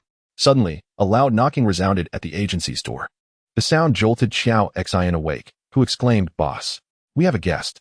Lu Yezi, with his head buried under the covers, felt disoriented from the lack of oxygen and had no desire to rise. He turned over and groaned. "Close the door. We're closed today?" His muffled voice sounded like a mosquito buzzing, and Xiao Xian could scarcely hear him. Glancing at the reward brought by Chu Shanhai, Xiao Xian shouted, "Boss. This time the reward is 10 packs of instant noodles." Lu Yezi's ears perked up at the mention. Xiao Xian continued, "Their beef flavor, spicy pepper flavor, bamboo shoot flavor." Lu Yezi's body involuntarily rose from the bed, drawn to Chu Shanhai's presence. Gazing at the youthful client, Chu Shanhai, Lu Yezi felt a moment of surprise, yet it was fleeting. Those who have managed to survive, regardless of age, possess their own unique skills. Often, the elderly and the young exhibit particularly remarkable talents. Lu Yezi poured Chu Shanhai a glass of pure water, for beverages have become a rare commodity. "Now, what would you like to commission? Just so you know, I want you to take on tasks that are too difficult, complex, or dangerous." As he spoke, Lu Yezi cast a wistful glance at the instant noodles in Chu Shanhai's possession. It had been months since he last laid eyes on them. Surviving on honey bread day after day has left him craving instant noodles. To deny such a desire in the face of survival would be impossible. Yet, Lu Yezi had mentally prepared himself to forego the 10 packs of noodles should the commission prove excessively perilous. Chu Shanhai, a slender youth already beginning to show muscle, stated earnestly, "I want you to retrieve my grandmother's body." Lu Yezi perked up. Is it really that simple?" Such simplicity is seldom found in tasks worthy of instant noodles. However, though the commission posed no immediate threat to life, it was indeed a considerable distance away. Chu Shanhai's grandmother's body lay in the neighboring mountain province, far from Zhou province. The round trip would take at least a week. Nevertheless, Lu Yezi accepted the task. His desire for instant noodles overwhelming. The mere thought of embarking on a week-long journey to return with a body in exchange for 10 packs of noodles filled him with joy. Moreover, given the current extreme cold, as long as he dressed warmly and remained cautious to avoid freezing or encountering large predators or hostile humans, the journey should be relatively safe. During their meal, the two carefully surveyed their surroundings, confirming the absence of human traces, and peacefully enjoyed their honey bread while discussing details pertinent to the commission. Suddenly, Chapter 78, the River City base, as Xiao Xian mentioned Chu Shanhai again, suggesting that 5 packs of instant noodles would suffice to appease them. Lu Yezi urged him not to undervalue their worth, yet conceded that 5 packs were not entirely unreasonable. Suddenly, the crisp sound of branches snapping echoed from afar. Both Lu Yezi and Xiao Xian held their breaths, their eyes darting toward the source of the noise, fearful that it heralded a large animal, starved and desperate, emerging from the winter wilderness in search of food. They had already picked up nearby sticks, preparing to confront the hungry creature in a battle for survival. Out of the desolate woods, a girl appeared. She appeared no older than 16, her hair dark and voluminous, freshly washed. She wore clean, vibrant clothing.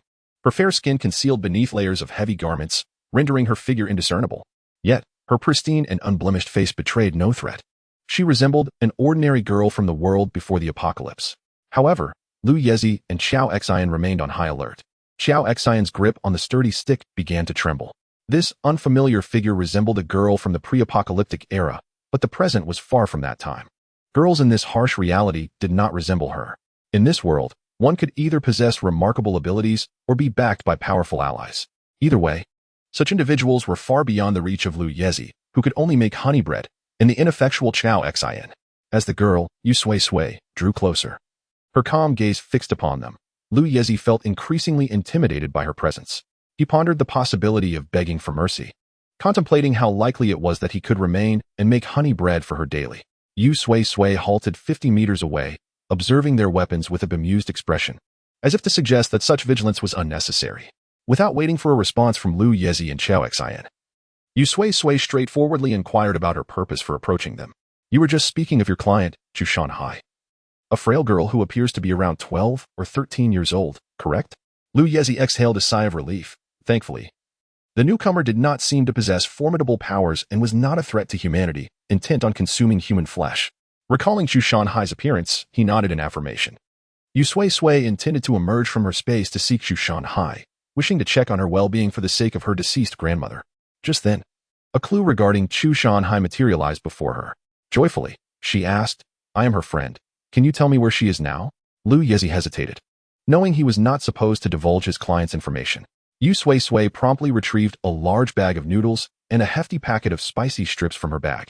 Upon seeing the spicy strips, which Lu Yezi had not seen for months, he felt a shameful wavering in his resolve. It's not entirely out of the question. We can bend the rules, he conceded, providing detailed directions to his office. We maintain a purely contractual relationship. I don't know Chu Shanhai's exact residence, but you may visit this place. It's my office, and I believe Chu Shanhai will come to see you. Yu Sui-Sui expressed her gratitude for the unsolicited information. As a token of her appreciation, she shared the precise location of an elderly woman and gifted them a map to assist in completing their quest in order to obtain 10 packs of noodles. After obtaining what they desired, as they prepared to part ways, Lu Yezi noticed Yu Sui-Sui hesitating to speak. Ultimately, he suggested, the River City base is quite chaotic. Your attire is too conspicuous. Perhaps you should change your clothes? If you lack other garments, I can provide some for you. Yu Sui-Sui opened her hand, revealing a vine from the world tree. Lu Yezi gazed in envy, exclaiming, such a useful ability. You could chop it down and use it as firewood. The world tree, startled, responded, what? You intend to use me as firewood? It was furious, yet its anger was known only to Yu Sui-Sui in the island space. Notably, the island space merely observed without intervening. Yu Sui-Sui retorted, why are you angry with them? They have no idea you can speak, and you cannot converse in their presence. Having encountered several ability users, Yu Sui-Sui noted that none of them could communicate verbally. Her ability was indeed unique, and she preferred not to reveal her exceptional nature to others. After 2 more days of travel, Yu Sui-Sui and her companions arrived at the gates of River City. She glimpsed the wafting smoke within the city and heard the intermittent sound of footsteps. Shortly after, she encountered a multitude of individuals near the entrance, armed with various weapons. They prepared to venture into the nearby forest to hunt for food. Despite the frigid daytime temperatures plummeting below 20 degrees Celsius, they were bundled tightly against the cold. None wished to brave the harsh weather in search of sustenance, knowing that should they encounter a large animal, the outcome could be fatal for either party. However, staying within the city was not an option. Food supplies had dwindled significantly, leading to frequent skirmishes among different factions within the River City base. Those unable to compete faced dire consequences. In such severe cold, even the grass had succumbed to frost, leaving them without forage. The hunters, clad in thick clothing, felt a profound sense of despair as they gazed into the distance at the skeletal trees, their minds clouded with uncertainty about finding food. As Yu Sui-Sui brushed past them, the hunters remained oblivious to the presence of another individual. River City had always been open, allowing anyone to enter or exit at will. Occasionally, drifters from other regions chose to settle here, while others from within the city ventured out, never to return. In the aftermath of a bitterly cold night that had claimed many lives to hunger and frost, no one took notice of the stranger among them. Yu Sui-Sui made her way unobstructed to Lu Yezi's office. Chapter 79. The Everything Accepting Agency. Though referred to as an agency, it is merely a dilapidated shop, slightly refurbished. The sole indicator of its identity is a sign hanging at the entrance, inscribed with the words Everything Accepting Agency. It is situated on a street opposite a school that seems to have endured a meteor strike and subsequent fire. The interior now resembles ruins, with only the school gate fortuitously escaping devastation, standing intact. Nearby, several individuals wander about, yet they exhibit no reaction upon seeing Yu Sui-Sui, only raising their heads slightly when she pushes open the door to the agency. Their vacant eyes scrutinize her as if contemplating who has come to seek Lu Yezi and what business could possibly warrant a commission. However, their fleeting curiosity quickly dissipates, and they lower their heads once more. As Yu Sui-Sui enters, she finds the agency in disarray, cluttered with a hodgepodge of items strewn across the floor. After a prolonged search, she finally locates a place to stand. The shop encompasses 2 stories. Yu Sui-Sui thoroughly explores both levels but finds no sign of Chu Shanhai. However, it is unlikely that Chu Shanhai would remain in Lu Yezi's agency waiting for his return after commissioning him. Should she seek Chu Shanhai herself, or wait for him to come to her? She does not ponder for too long. Chu Shanhai arrives unexpectedly. The door to the agency swings open, and a slight figure enters. Clad in a black hoodie and matching trousers, a pure black hat obscures most of her face, leaving only a portion of her nose and mouth visible. Bundled up, Yu Sui-Sui can discern no exposed skin apart from that half of her face. Yet, she recognizes her instantly. This is Chu Shanhai, the person the elderly lady wished to confirm was still alive. Chu Shanhai lifts her head, her voice laced with astonishment. You returned so soon after just a few days. Upon recognizing Yu Sui-Sui's face, her surprise deepens. You're not Lu Yezi. It's you, Yu Sui-Sui? Perhaps due to the long absence from familiar faces, a hint of joy infuses her tone. I can't believe I would encounter you here. You still live. I never anticipated this. As Chu Shanhai's black hat falls away, her face is revealed, noticeably paler from prolonged absence from sunlight. Though her features remain unchanged, she has visibly lost weight and matured significantly. The elderly lady would surely feel a pang of sorrow upon seeing Chu Shanhai in this state.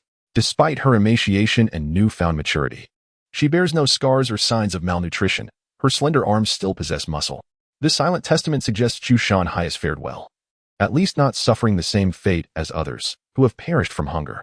At that moment, as Yu Sui-Sui forms this judgment, a voice resonates in her mind, an echo of the elderly lady expressing her gratitude. Yet, the voice fades quickly. And had it not been for her deepening mastery over the countdown ability, Yu Sui-Sui might have mistaken it for a mere illusion. Blinking, she smiles at Chu Shanhai and says, "Indeed, what a coincidence. I just arrived here, not expecting to find you in Heqing. You seem to have changed quite a bit." Chu Shanhai regards Yu Sui-Sui. "You appear much the same as before." This friend, whom she has not seen for months, looks nearly unchanged, even more vibrant, and she has visibly grown taller, an evident sign of a good life. Chu Shanhai then recalls their surroundings and naturally assumes Yu Sui-Sui has come to seek Lu Yezi as well. Lu Yezi has been occupied with a commission these past few days and is not here. "Are you here to request something from him?" Yu Sui-Sui shakes her head. She has come to fulfill another's commission, one that entails checking on Chu Shanhai's well-being. However, she cannot possibly articulate this to Chu Shanhai, lest she be deemed insane. Instead, she fabricates a simple excuse. "I wanted him to help me find a long-lost friend, but if he is busy, then perhaps it's best to let it go." Exiting the agency, Yu Sui-Sui and Chu Shanhai meander through Heqing, which offers little in terms of exploration. Before the apocalypse, Heqing was a small locale, and now it has become even more desolate, devoid of commercial streets. They stroll aimlessly, taking in the scenery and engaging in conversation.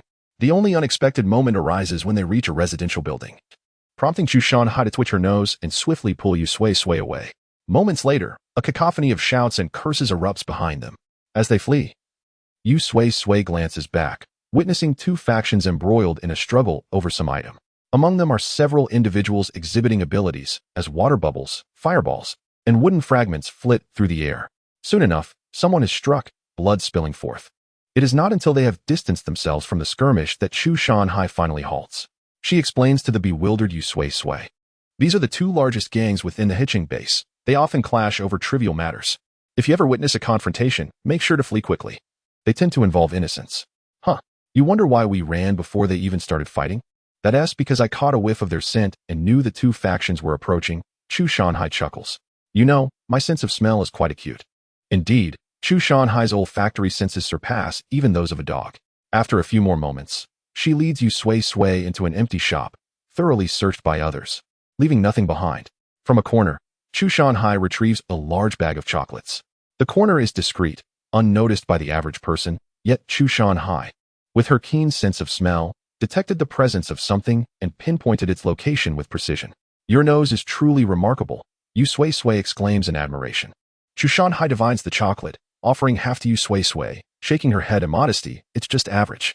Chu Shanhai confides in Yu Sui-Sui that while this ability allows her to locate 99% of the food within the Heqing base, she can also perceive the scents of every individual, the scent of blood, and the decay of both flora and fauna throughout the entire Heqing.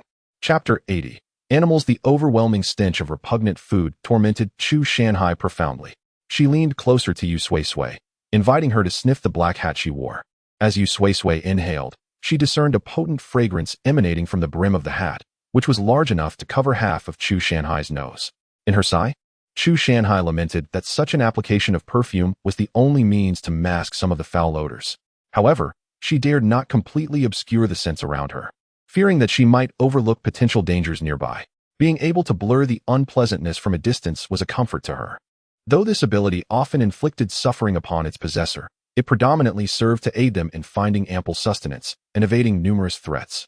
Overall, the advantages outweighed the disadvantages. Seeing that Chu Shanhai was faring well, Yu Sui-Sui felt utterly relieved for the elderly woman. After a day filled with playful activities, Yu Sui-Sui mentioned that she had other matters to attend to, and thus the two parted ways with great cheer.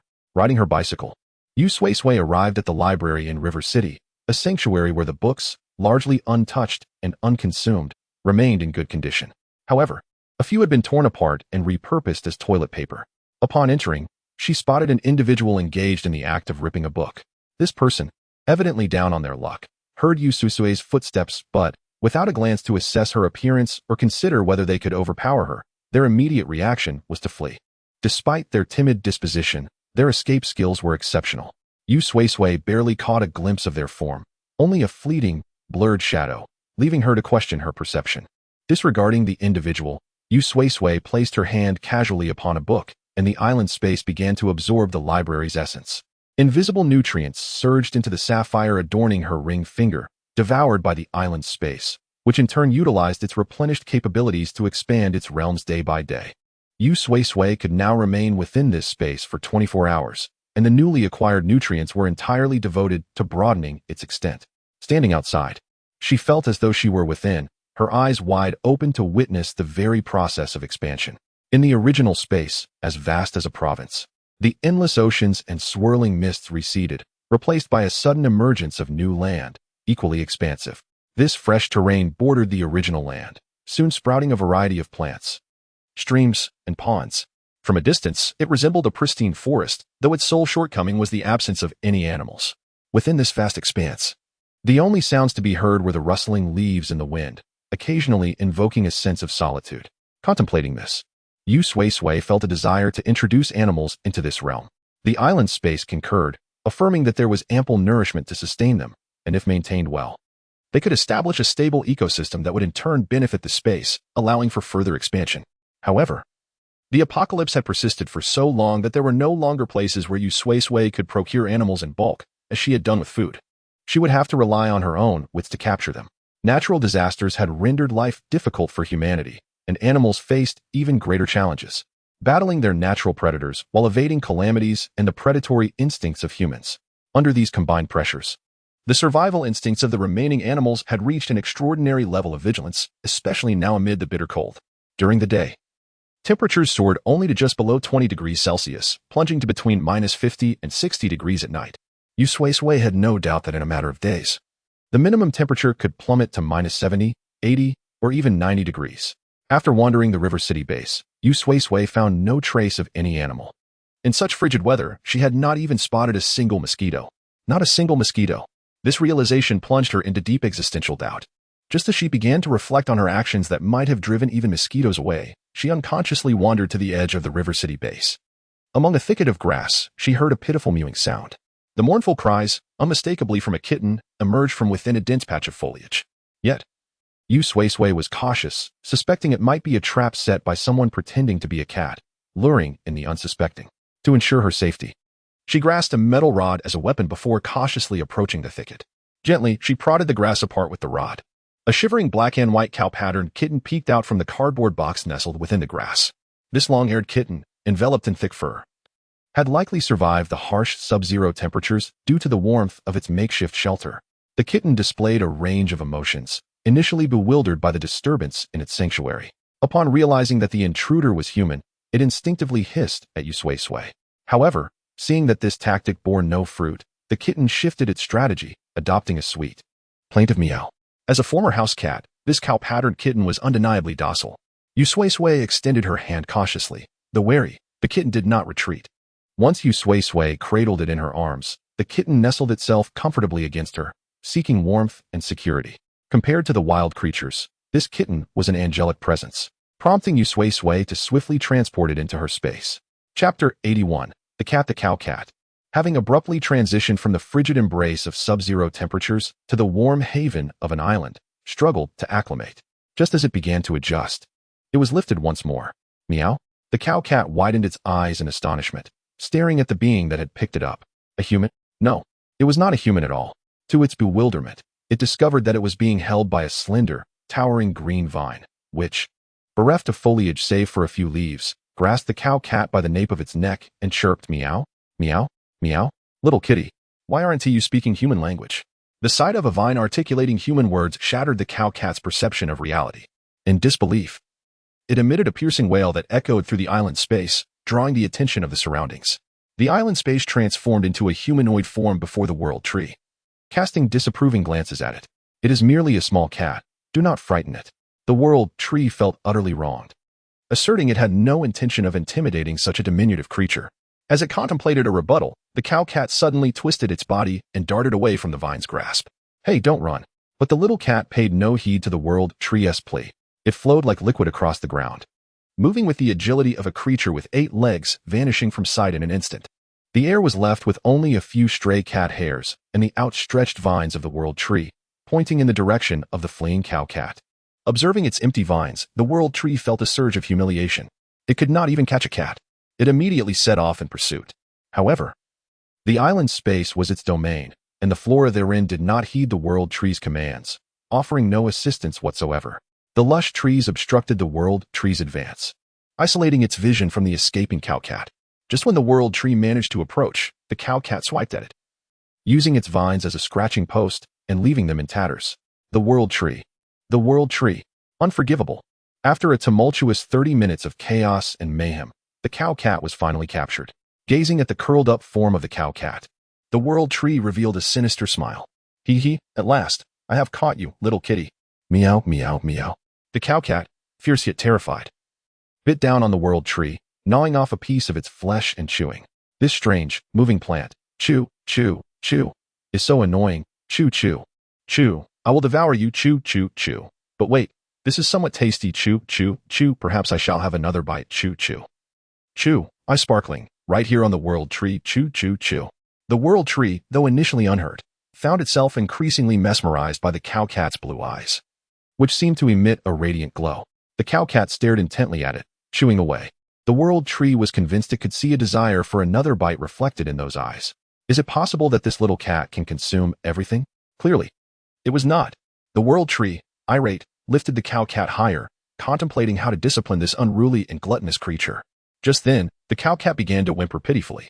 The world tree, perplexed by this sudden change in demeanor, wondered if it had inadvertently caused the cat pain. At that moment, a figure appeared within the space. Yu Sui-Sui had searched the vicinity, and, upon discovering that the cow-cat was the only feline present, returned to find the little creature in such a woeful state. Snatching the cow-cat from the world tree's grasp, she comforted it. "Do not fear, do not fear. It is merely a plant and will not harm you." The world tree. It widened its non-existent eyes in disbelief. Meanwhile, Yu Sui-Sui continued to soothe the little cat with gentle words, transforming it into an innocent angel in her eyes, while the world tree appeared as a villain. The pure, innocent little angel of a cat mewed pitifully to Yu Sui-Sui, its voice sweet and pure like glutinous rice, further accentuating the world tree's role as the antagonist. The world tree? Displaying the marks left by the cat's bites, it questioned Yu Sui-Sui, who, precisely, is trying to eat whom? Mew.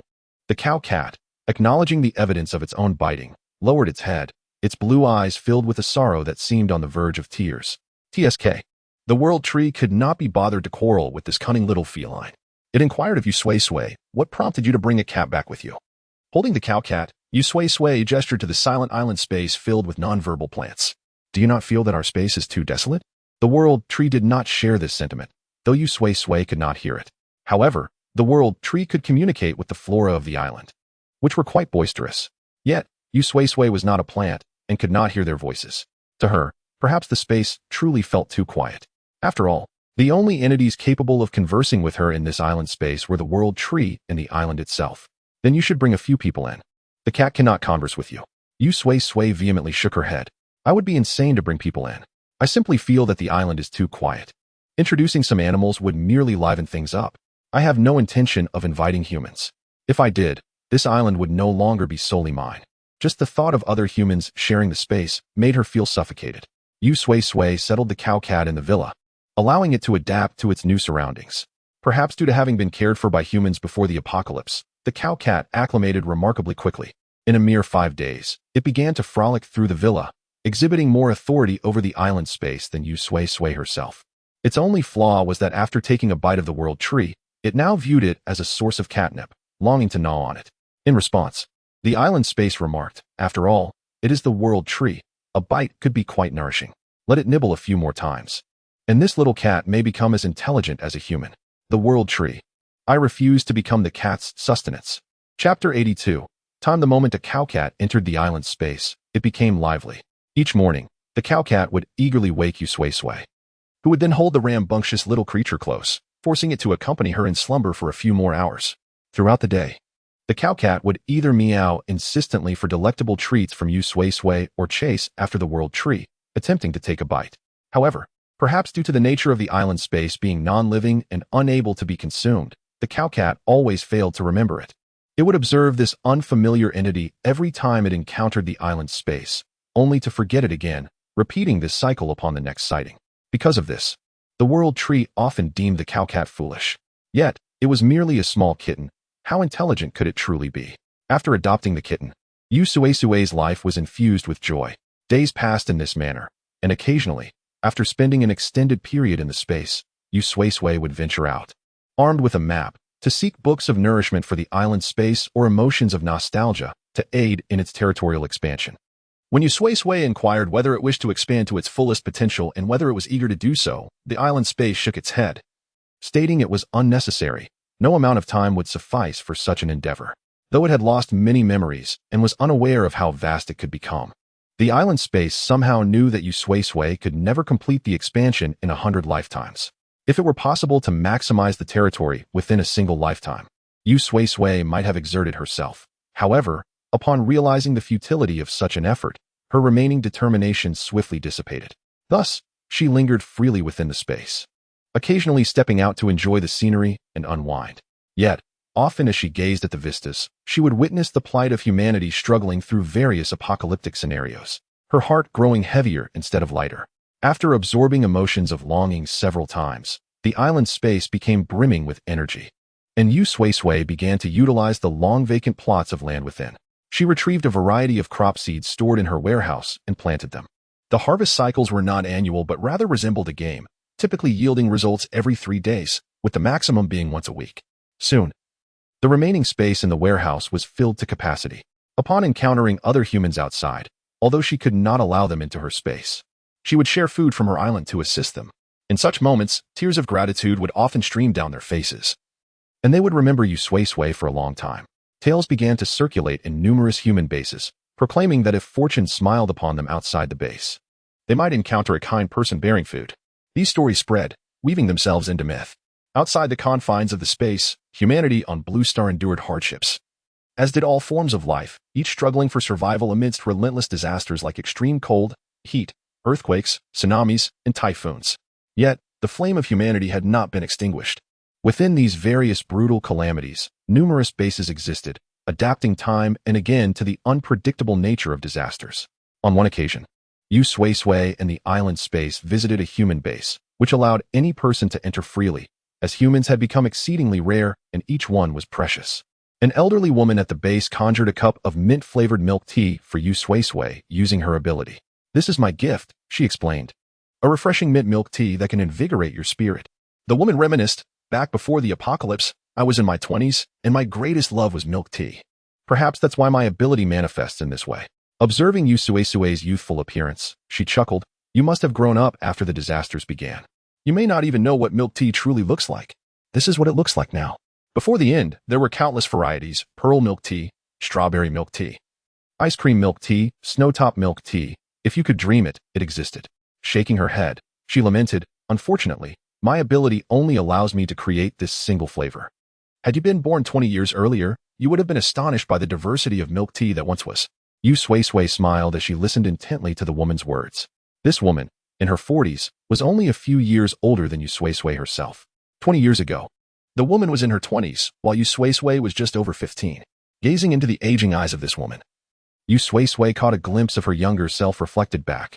In the depths of those eyes, the image of a youthful girl with fair skin, clad in the simplest of garments, sparkled with life. After turning 18, Yu Sui-Sui's growth had ceased, and time had pressed pause on her, leaving her eternally youthful while everyone else aged and approached death. Yet, Yu Sui-Sui felt no fear or arrogance. Within her space, she had the island space, the world tree, and companionship. After bidding farewell to her fellow elder now in decline, Yu Sui-Sui wandered aimlessly through the vast world. Occasionally, she encountered various insects and animals, capturing a few to introduce into her space, providing it with a touch of amusement. She had been doing this for over 20 years. Those creatures she brought into the island space thrived and multiplied rapidly in the absence of any disasters. Some had already produced over 20 generations, while others had multiplied into the hundreds. During her travels, Yu Sui-Sui met many people, some for mere hours, others for days, and a few with whom she journeyed for months or even years. With each new acquaintance came the inevitable farewells. After parting from yet another individual, that person offered Yu Sui-Sui a gift. From their backpack, they produced a notebook and said, "I found this notebook. I believe someone within it resembles you. Perhaps this person is your ancestor. Here, take it." Chapter 83. The 3rd century. At this point, it has been a century since the cataclysm. In the aftermath, the lifespan of ordinary individuals has drastically diminished, with 50 years now considered a ripe old age. Conversely, there have been no recorded instances of natural death among the gifted. The individual whom Yu Sui-Sui encountered during her travels is one of countless generations born after the apocalypse. Her previous base was exceedingly diminutive, and following yet another natural disaster, it was on the brink of demise. The inhabitants, burdened with their families, fled towards larger bases, and she was no exception. Orphaned and lacking siblings, she felt no affinity for the destinations sought by others from her base, opting instead for solitary exploration, traversing various bases to discover one that resonated with her spirit. It was within one such base that Yu Sui-Sui met her. They departed together from that base, journeying to the next. After approximately a year of wandering, she finally discovered the base where she wished to reside. Upon parting, she gifted Yu Sui-Sui a notebook from her belongings. This sketchbook, a common item before the apocalypse, bore a weathered yet pristine yellow-white cover, a testament to its careful preservation. Strangely, Yu Sui-Sui felt an uncanny familiarity with this sketchbook, as if she had encountered it before. After bidding farewell, she returned to her space and opened the remarkably familiar notebook. The first page depicted a vast ocean, the sky unusually clear. Beneath a splendid rainbow bridge stood a magnificent library, the sole structure emerging from the water, with countless boats seemingly making a pilgrimage towards it. The second page showcased the sky. The third illustrated a curtain of rain. The subsequent pages presented a myriad of individuals and landscapes. On one page of the sketchbook, Yu Sui-Sui beheld an image of herself. It was unclear when Baya had captured this likeness, and while she had no recollection of the moment, she could unmistakably identify the figure as herself. In the nocturnal scene, the young girl donned a flowing black dress, her dark hair cascading gently down her back. She sat upon a boat, her features obscured by the night. Baya had rendered her facial features deliberately vague, yet even so, it was evident that she gazed up at the starry sky. It seemed Baya had discerned her likeness in the figure based on her silhouette. However, she did not consider the possibility that the girl depicted was indeed Yu Sui-Sui, as every drawing bore a timestamp. This was an artwork from over a century ago. How could it possibly represent Yu Sui-Sui? Following this, the pages continued to reveal various characters and scenes: a feverish girl, a weeping man, a chorus of singers. They were captured in stillness or motion, laughter or tears. Perhaps some of these souls had already departed, while others remained, yet at that moment, their lives were immortalized on paper. The sketchbook bore not only the drawings but also remnants of torn pages, likely given as gifts to those portrayed. Speaking of which, she too had retained one. Yu Sui-Sui suddenly recalled this fact. She continued to peruse the pages until she reached the final one, which presented an unfinished draft. In the azure sky, upon land dampened by gentle rain, a tuft of fuzzy grass reached upward in growth. Baya had evidently not completed this piece. For reasons unknown, it remained without conclusion. Yu Sui-Sui allowed her island space to sense the sketchbook. The island space shook its head, indicating the absence of longing. Regrettably, Yu Sui-Sui abandoned the notion of uncovering why Baya had left this artwork unfinished through that method. She carefully placed Baya's sketchbook in the library of her space. As she exited the library, a fleeting flash of green caught her eye, followed by a shadow of black and white in pursuit. Meow, meow, meow. Please don't nibble on me. Why do all you cow cats love to gnaw? It was a 3-month-old cow cat, seemingly just a playful kitten, but endowed with the ability of swiftness. Even at this tender age, it exhibited remarkable agility, darting around the space in pursuit of the world tree. Although it was indeed a cow cat, it was not the first of its kind that Yu Sui-Sui had raised. The first cow cat had lived for over 20 years within the space before passing away. This lively new addition had been brought back from the outside world less than a month prior, yet it seemed to be an E-class cat, having quickly adapted to its surroundings and discovered delectable morsels. The world tree, once a favored target of the previous cow cat's gnawing, now found itself similarly pursued by this new arrival, as if it were a walking catnip. Yu Sui-Sui had even placed catnip and the world tree before the little cow cat. The kitten, with its head bobbing, regarded them for several moments, visibly conflicted, before leaping towards the world tree with a triumphant awu. Not only cats but all creatures within the space seemed drawn to the world tree. prompting it to ponder whether it possessed an irresistible charm that attracted all animals. The island space advised it to refrain from reading too many novels from the library, remarking, "Others' charms compel beings to willingly do anything for the protagonist, yet for you, it seems to incite a desire to consume you." The World Tree. The World Tree began to question whether it had somehow acquired an unappealing aura.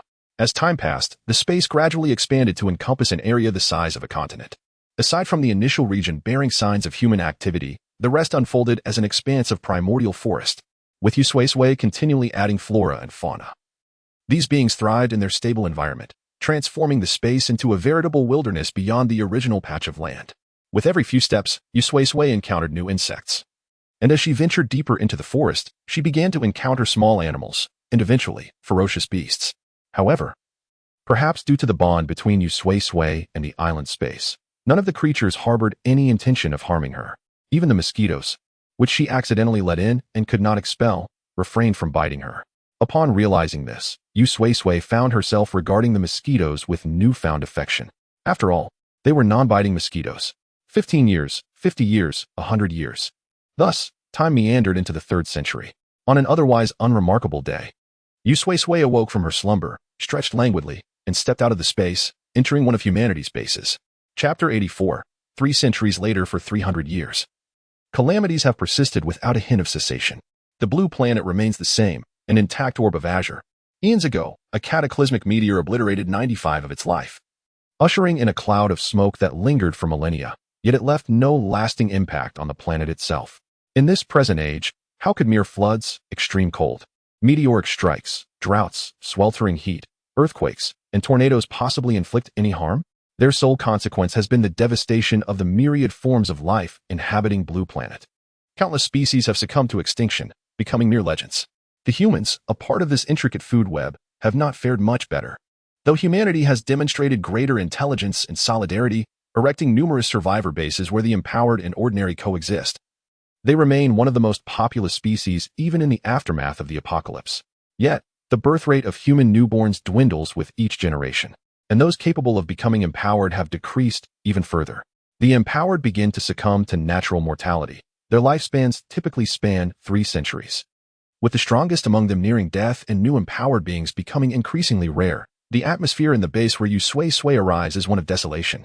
Her youth brings an unprecedented welcome, as many hope she will choose to remain, a beacon of hope for the future of humanity. One individual informs You Sui-Sui that this year, only one newborn has been born, the sole infant among several neighboring bases. Yet, despite the grim reality, she maintains a resolutely optimistic demeanor. One is better than none. So what if dinosaurs are extinct? If humanity faces extinction, it is merely the inevitable fate of every species. You Sui-Sui asserts it won't be the end, it is simply the only one here. There must be others elsewhere. The individual dismisses her words with a wave of disbelief. You may deceive others with such talk, but not me. How many other bases could possibly remain? I have witnessed our region's bases dwindle from thousands to mere single digits. She continues, even in our relatively prosperous area, with mountains, rivers, and fertile land, and devoid of those formidable threats from empowered beings, we can manage all disasters that are not climate-related. Other regions, sigh? I doubt there are many left. You Sui-Sui cannot deny the truth in her words. As she traverses the landscape, she encounters numerous abandoned bases, some dwindling in population until they are entirely deserted, others obliterated by calamities, and many overrun by dangerous, empowered beings. The reasons for their demise are manifold, but they have all met their end. The base where You Sui-Sui has recently arrived is considered a bastion of hope, yet it too is on a path toward oblivion. The individual continues. Do not let our somber expressions fool you. We are not lamenting for humanity's future. Our concern is futile. We grieve for the loss of our base's most powerful empowered being, who has lived since the onset of the apocalypse and has now reached the end of her life. She was the strongest and longest lived among us. My mother knew her as the leader when she was born, and now, in my 50s, she has still been with us. We always believed she would endure forever. Tears glisten in the eyes of this optimistic middle-aged woman as she guides You Sui-Sui to view the remains of their strongest protector, who has safeguarded the base for over 2 years. Her body has lain in the square for 3 days, and tomorrow she will be buried. Otherwise, decomposition will commence. At the square's entrance, many from the base gather, each holding wildflowers plucked from the wilderness, placing them before her coffin. Their sorrow palpable as they shield their eyes and depart. Amidst the silence of mourning, You Sui-Sui stands before the coffin of the woman who had sheltered this community. The deceased is an elderly lady with hair ashen, her visage bearing the gentle traces of time, adorned with strength and compassion. Yu Sui-Sui inquires about her name, and the woman accompanying her replies, her name is Lu Yuhan. Gazing once more at the figure within the coffin, Yu Sui-Sui envisions the distant youthful days of the elder. Yu Sui-Sui remains at the base until Lu Yuhan's burial, and on that day, a rare drizzle graces the sky. After the funeral, Yu Sui-Sui bids farewell to the middle-aged woman who had implored her to stay. Perhaps witnessing the aging visage of a once familiar peer and the inevitability of death stirs a sense of her own mortality. Yet, each time this thought crosses her mind, the island space presents her with a mirror, reflecting her unchanging youthful countenance. In a serene, deep green pool, she once again beholds her perpetual beauty.